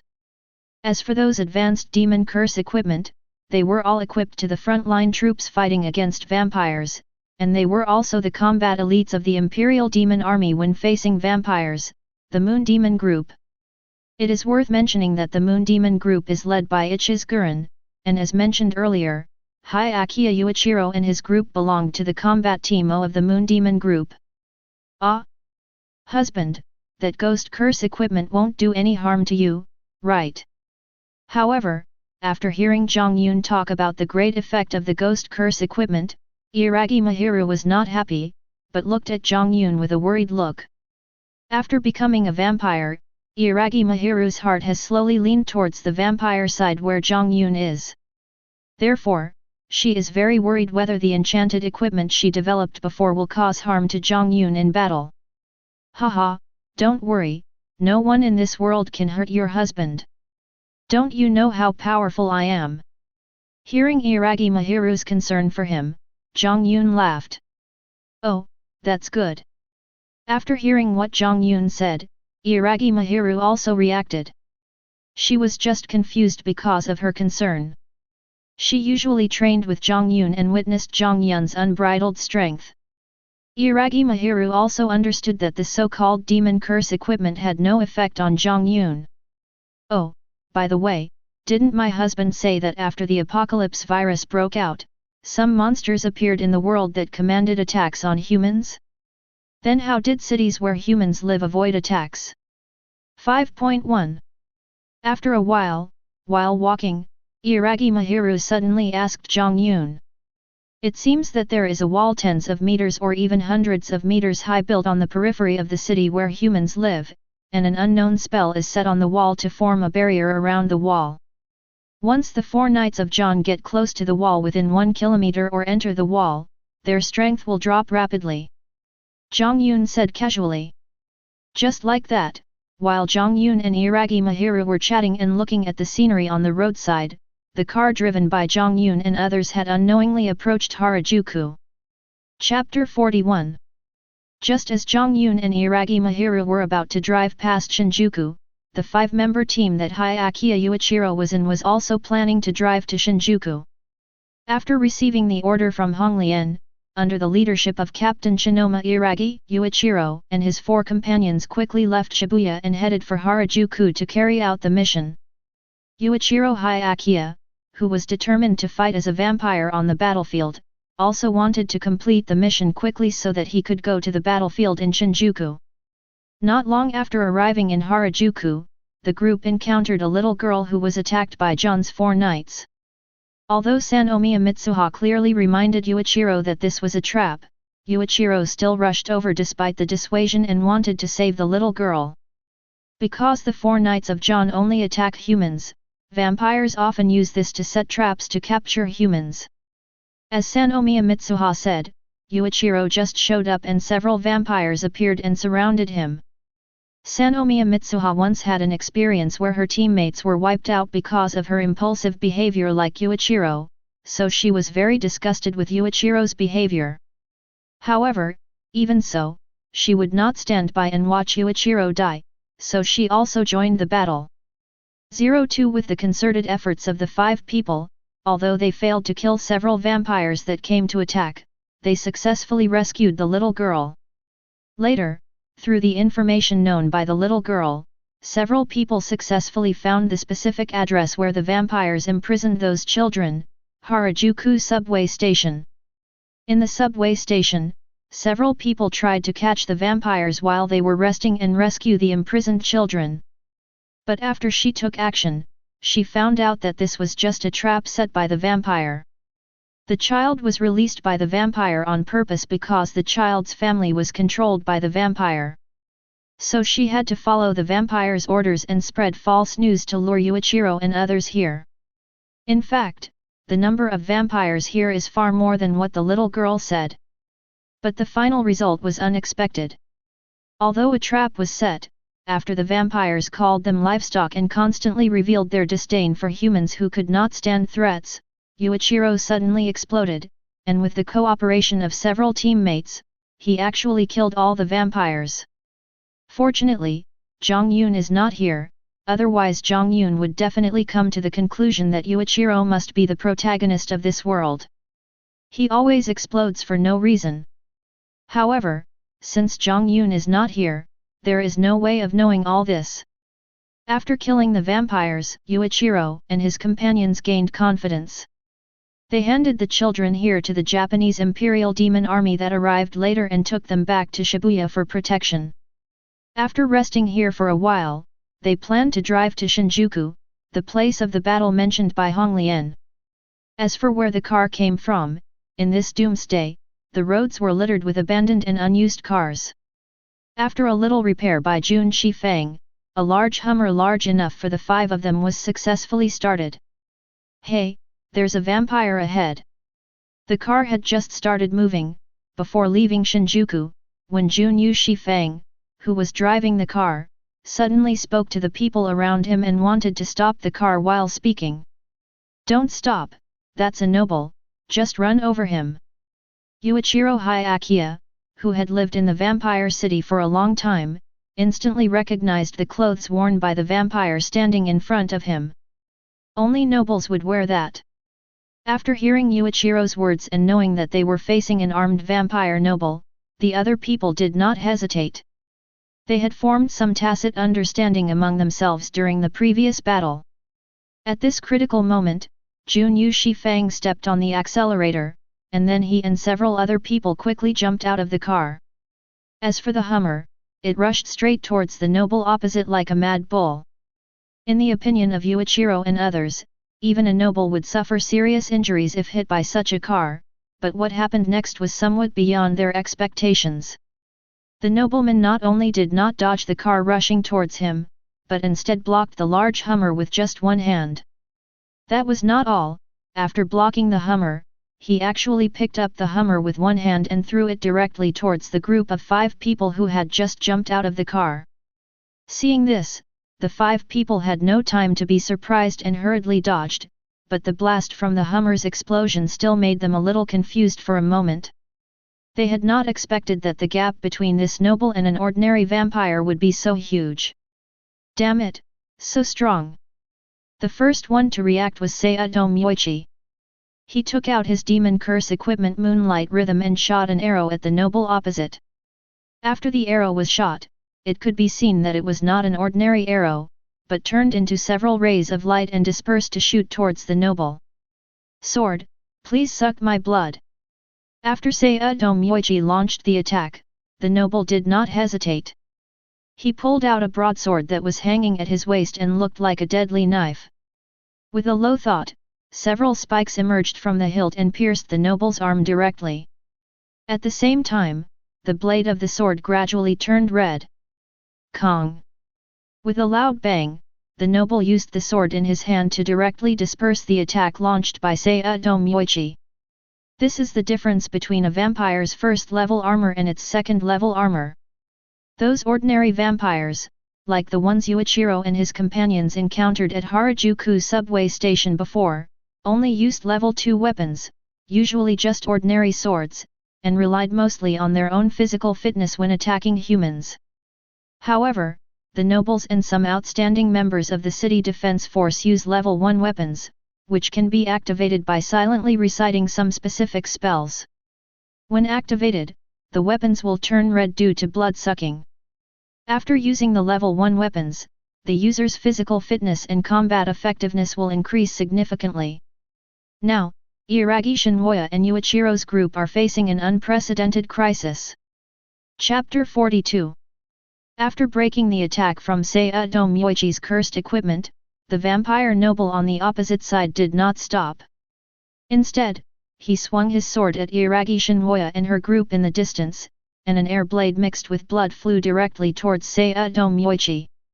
If Jiang Yun saw this, he would definitely be amazed that this noble could easily control his own demonic energy. Jiang Yun had never encountered this before. Although his control was not very good, and could even be said to be somewhat inferior, the fact that he could control the demonic energy was enough to make him stand out among the vampire nobles. With this skill, his strength was definitely considered strong among the nobles. But this is not a good thing for Shinwoya Iragi's team. To put it bluntly, they are just rookies who have just entered the battlefield. It can be said that they have never seen a real war, so they are inevitably insufficient in experience. If no miracle happens when facing such a powerful opponent, it can be said that they are in great danger. No matter how lucky Yuichiro is and how he is the protagonist of this world, it will be useless when facing an enemy who is much stronger than him. Clang clang clang! Just when several air blades were about to hit Saito Myoichi, Iragi Shinwoya appeared beside him at the critical moment and used her own demon curse equipment for Kamatuji, which looked like a giant sickle-like weapon, to block Saito Myoichi in front of him and successfully deflected the air blades to the side. The air blade was thrown onto the building next to it, causing huge damage. With a series of loud noises, several huge holes could be seen on the building that was already filled with dust, which showed the powerful attack power of the noble on the opposite side. It's not good. Although she successfully rescued Saito Myoichi, Iragi Shinoma did not feel happy. Instead, she stared at the opposite side with a serious face. She had just deflected a few air blades, but the huge force made Iragi Shinoma's hands tremble constantly. Coupled with the huge destructive power caused by the previous attacks, she had no confidence in this battle. Retreat? Seeing this situation, even Yuichiro, who has always been impulsive, did not rush forward foolishly, but asked Iragi Shinhoya. It's not that easy to retreat, we can't run as fast as the guy on the other side. Everyone, please pay attention, don't disrupt the formation, the opponent is a first-level armed vampire, similar to the one we encountered before.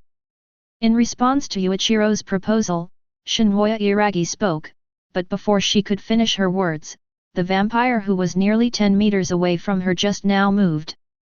He was very different from the vampires they had encountered before.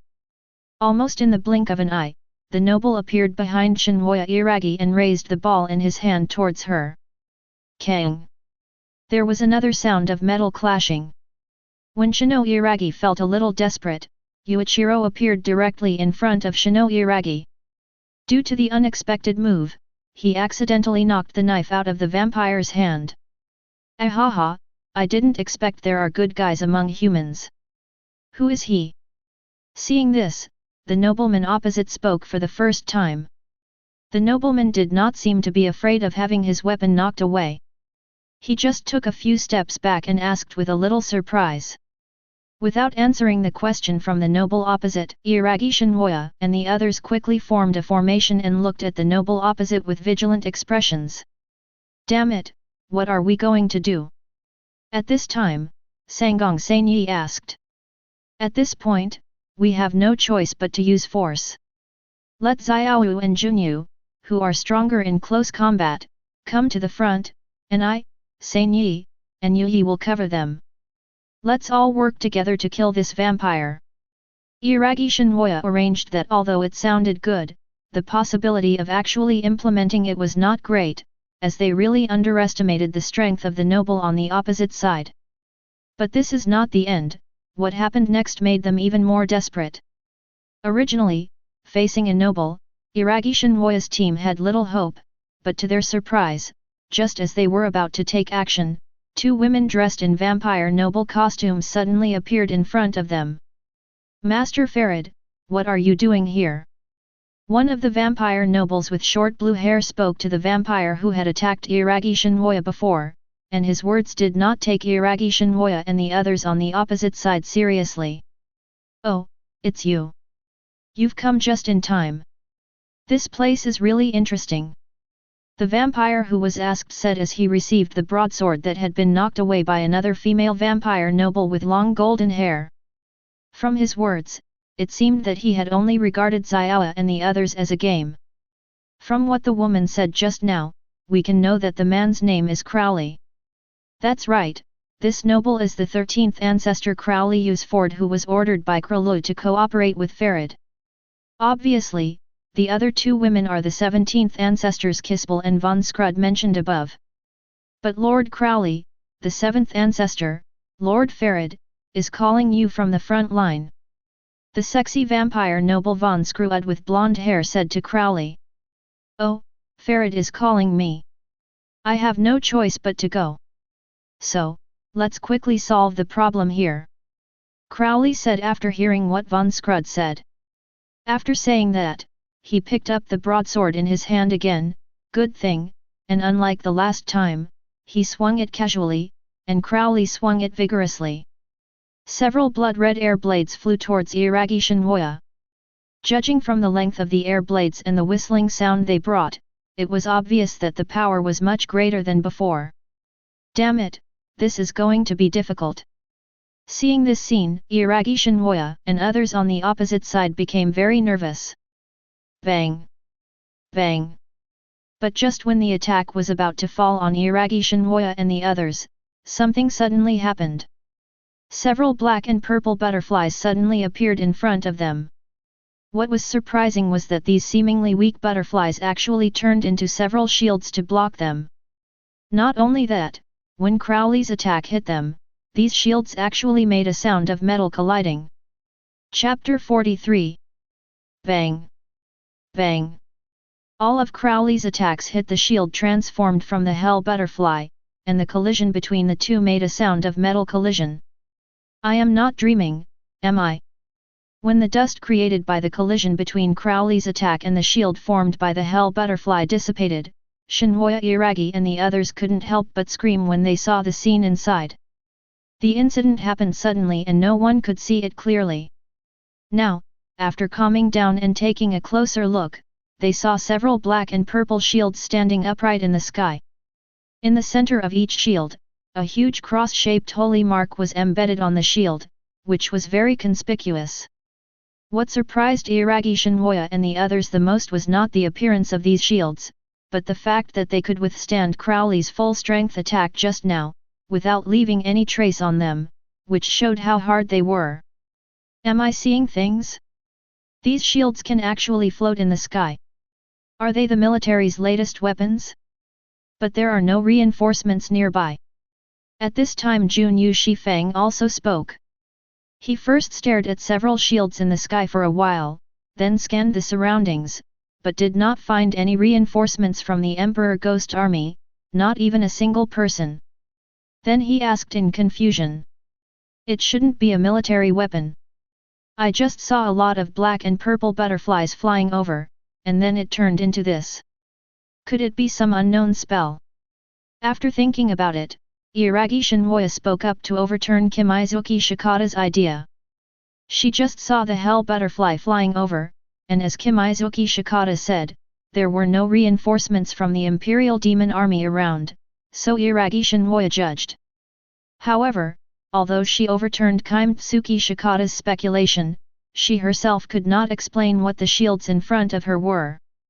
Born into the famous Iragi family, Iragi Shinjuku knew that sorcery could do many magical things, so she speculated that this should be an unknown sorcery. In fact, from the beginning, Iragi Shinjuku and others were wrong in their guess. They thought that since the shield formed by these butterflies protected them, they should be on their side. But is this really the case? Look, those shields have changed. Just as they were discussing what the things in front of them were, the more attentive Sayado Myoichi suddenly interrupted and pointed at the shields hanging in the air.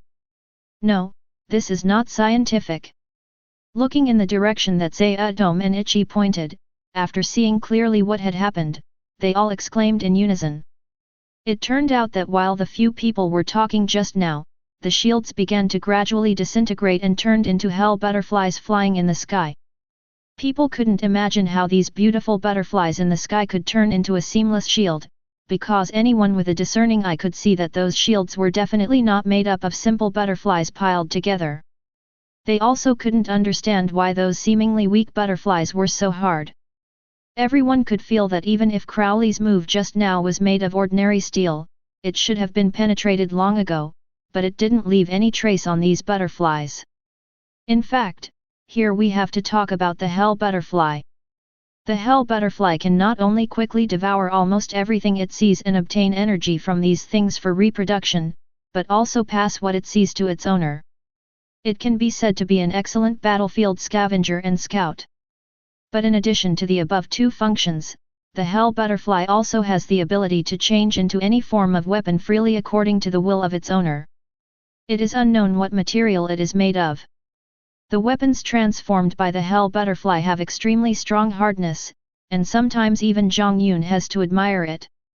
And because Jiang Yun has very few opportunities to use weapons, generally speaking even an ordinary sword can exert superpower in Jiang Yun's hands, so no one has seen these moves of the hell butterflies around Jiang Yun before.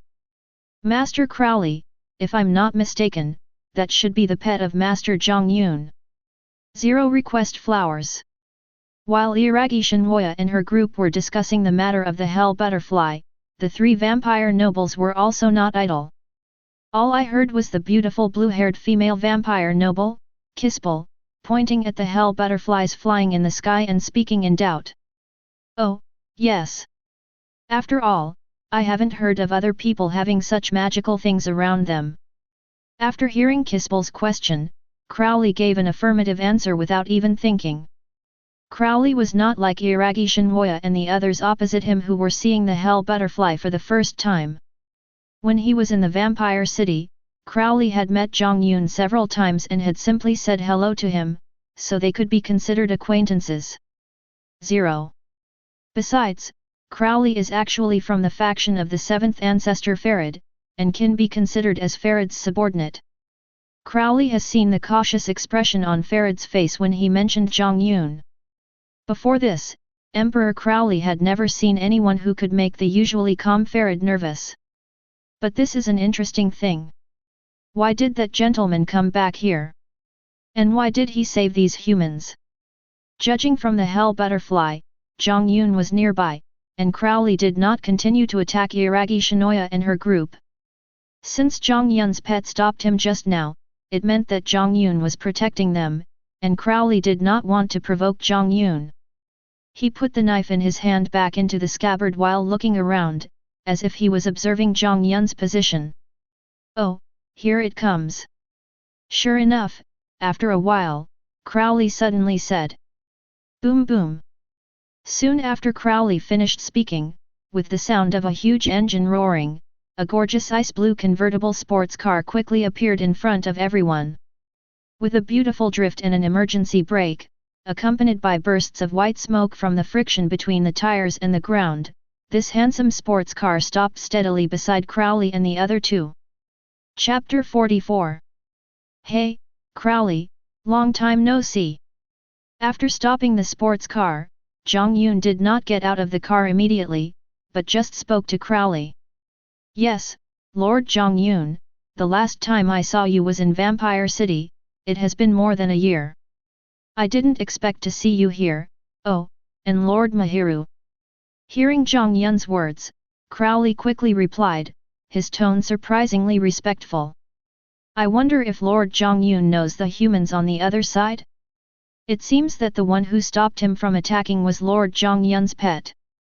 After greeting Jiang Yun, Crowley asked. I just happened to pass by here with Mahiru, and I heard the sound of fighting from a distance. In order to prevent the battle from ending before I get here, I asked my pet to come over first to see it, so that there would be nothing exciting to watch.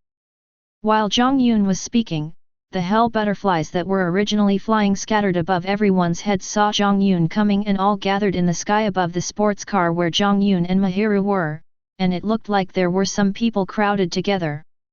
Well, Lord Jiang Yun, you are quite interesting. Hearing Jiang Yun say that he stopped him just to watch the fun, Crowley was speechless, but he didn't want to get angry at Jiang Yun, and his expression looked a little strange for a moment.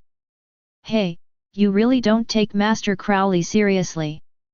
But Crowley's silence did not mean that the people around him had no opinions. The 17th ancestor, Kispel, who had always been following Crowley, could no longer bear it after hearing the reason given by Jiang Yun and yelled at Jiang Yun. Although Kispel is a noble, she has a free and unrestrained personality and is unrestrained in her actions and words.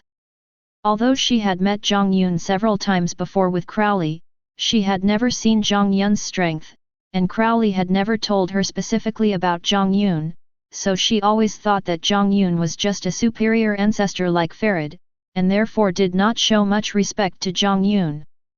Kiss, Tsukushi, Master Crowley hasn't said anything yet, so don't interrupt. But before Jiang Yun had the chance to speak, another vampire, the 17th ancestor of the vampire von Scrud, who was beside Kispel, spoke. Song heard her scolding cheese. If Kisi is a more impulsive guy, then von Scrud is relatively calm.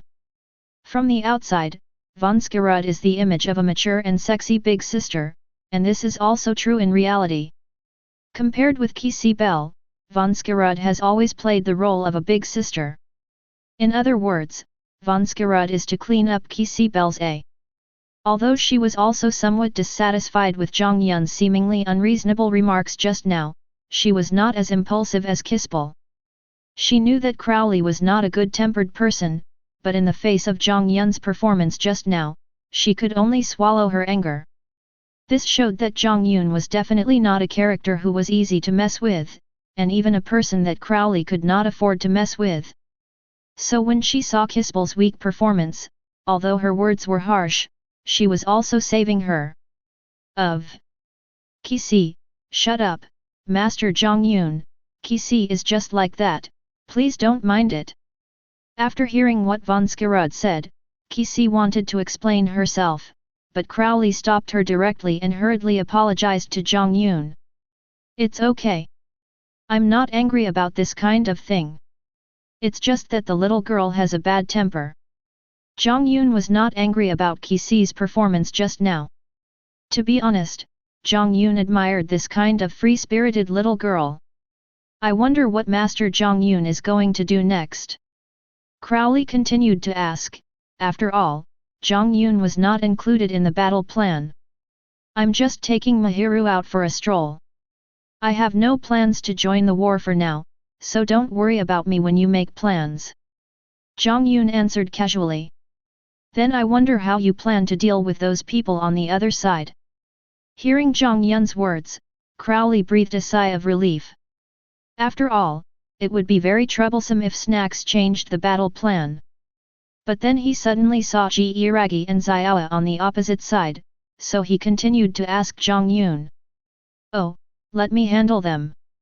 After all, I just discovered that there is an acquaintance among them."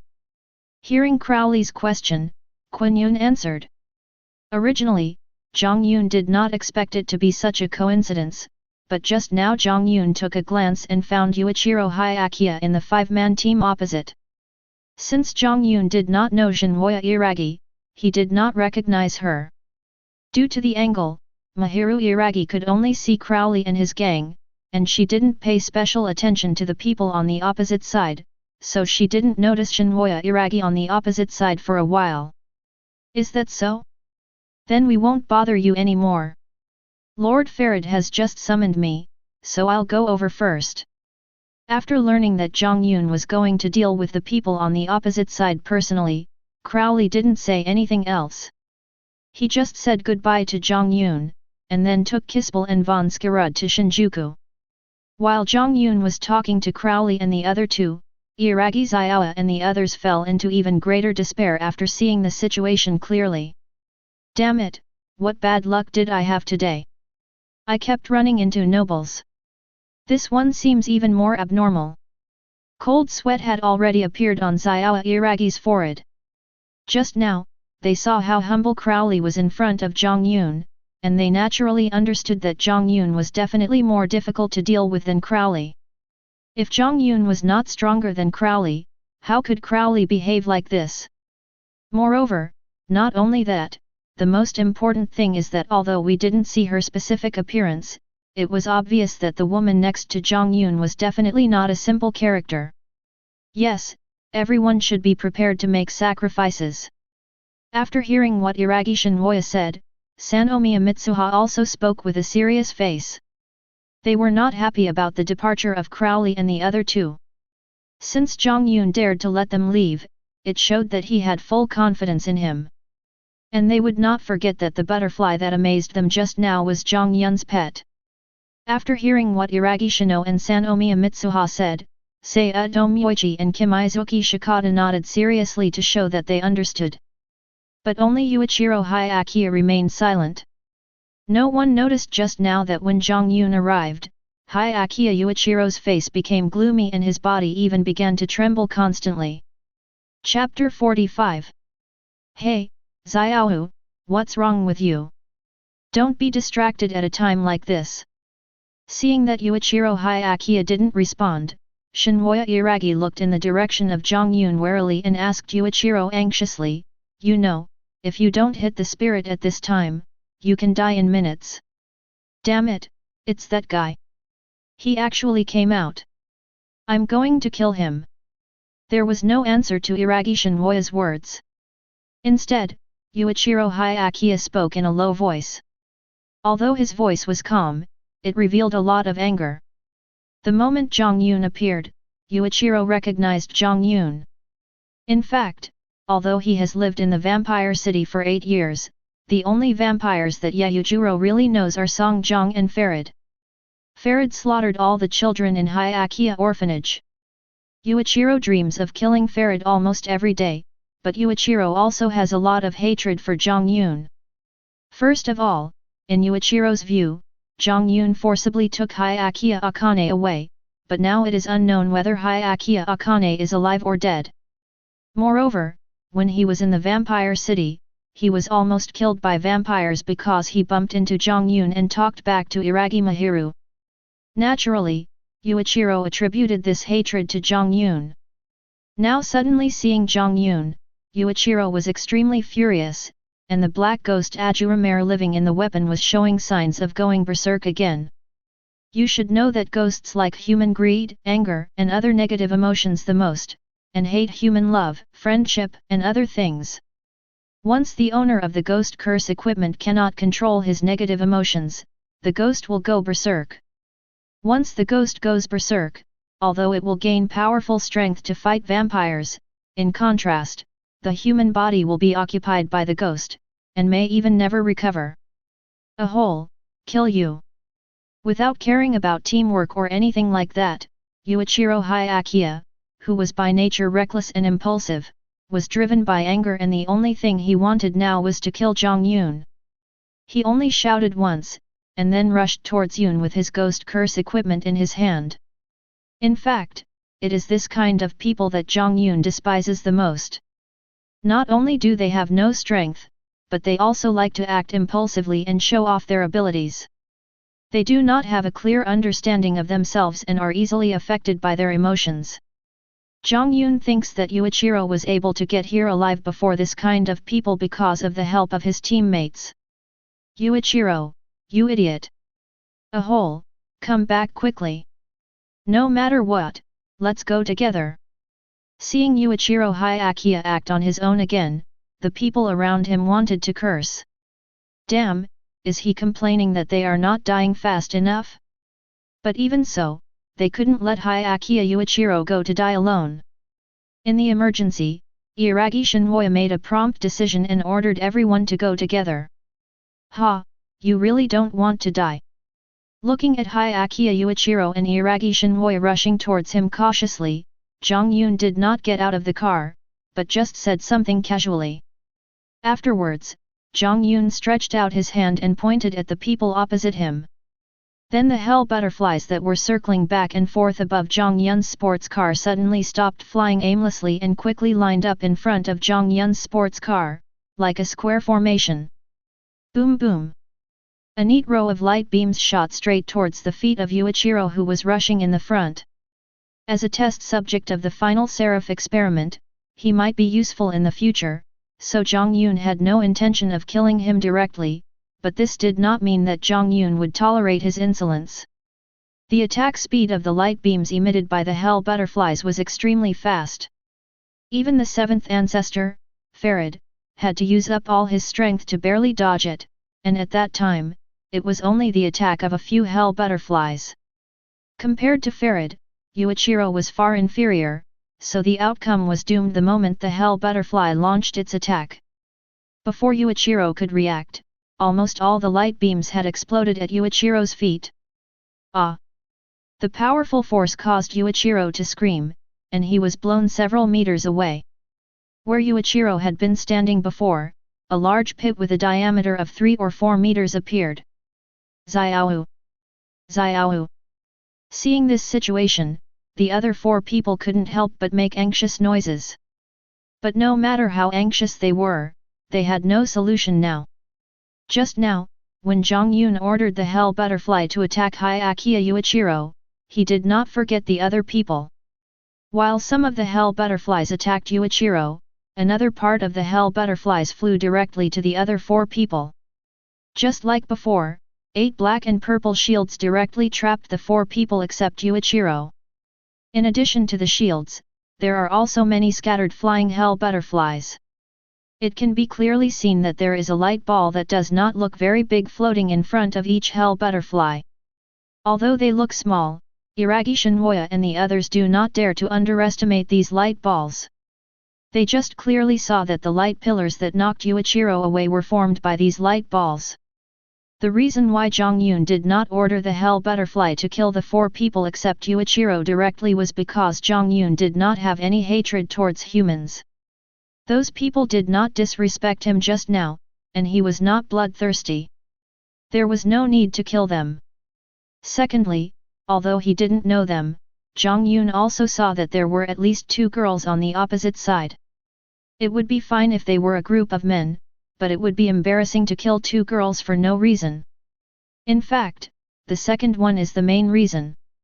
Hey, don't scream so miserably, the guy is not dead yet, he just suffered some minor injuries. I deliberately avoided the vital parts. Hearing the anxious shouts of the other party, Jiang Yun said this inexplicably. Hey, Xiaoa, what should we do? The other party seems to be a pervert. Sanomiya Mitsuha said to Iragi Shinwoyo with a little concern. After hearing Jiang Yun's words, everyone on the other side was stunned. Why did this sentence sound so awkward? Is this something an enemy should say? But no one noticed that when Sanomiya Mitsuha said this, or rather when she said the word Xiaoa, not only Jiang Yun, but even Iragi Mahiru, who had not paid much attention in the car, was shocked.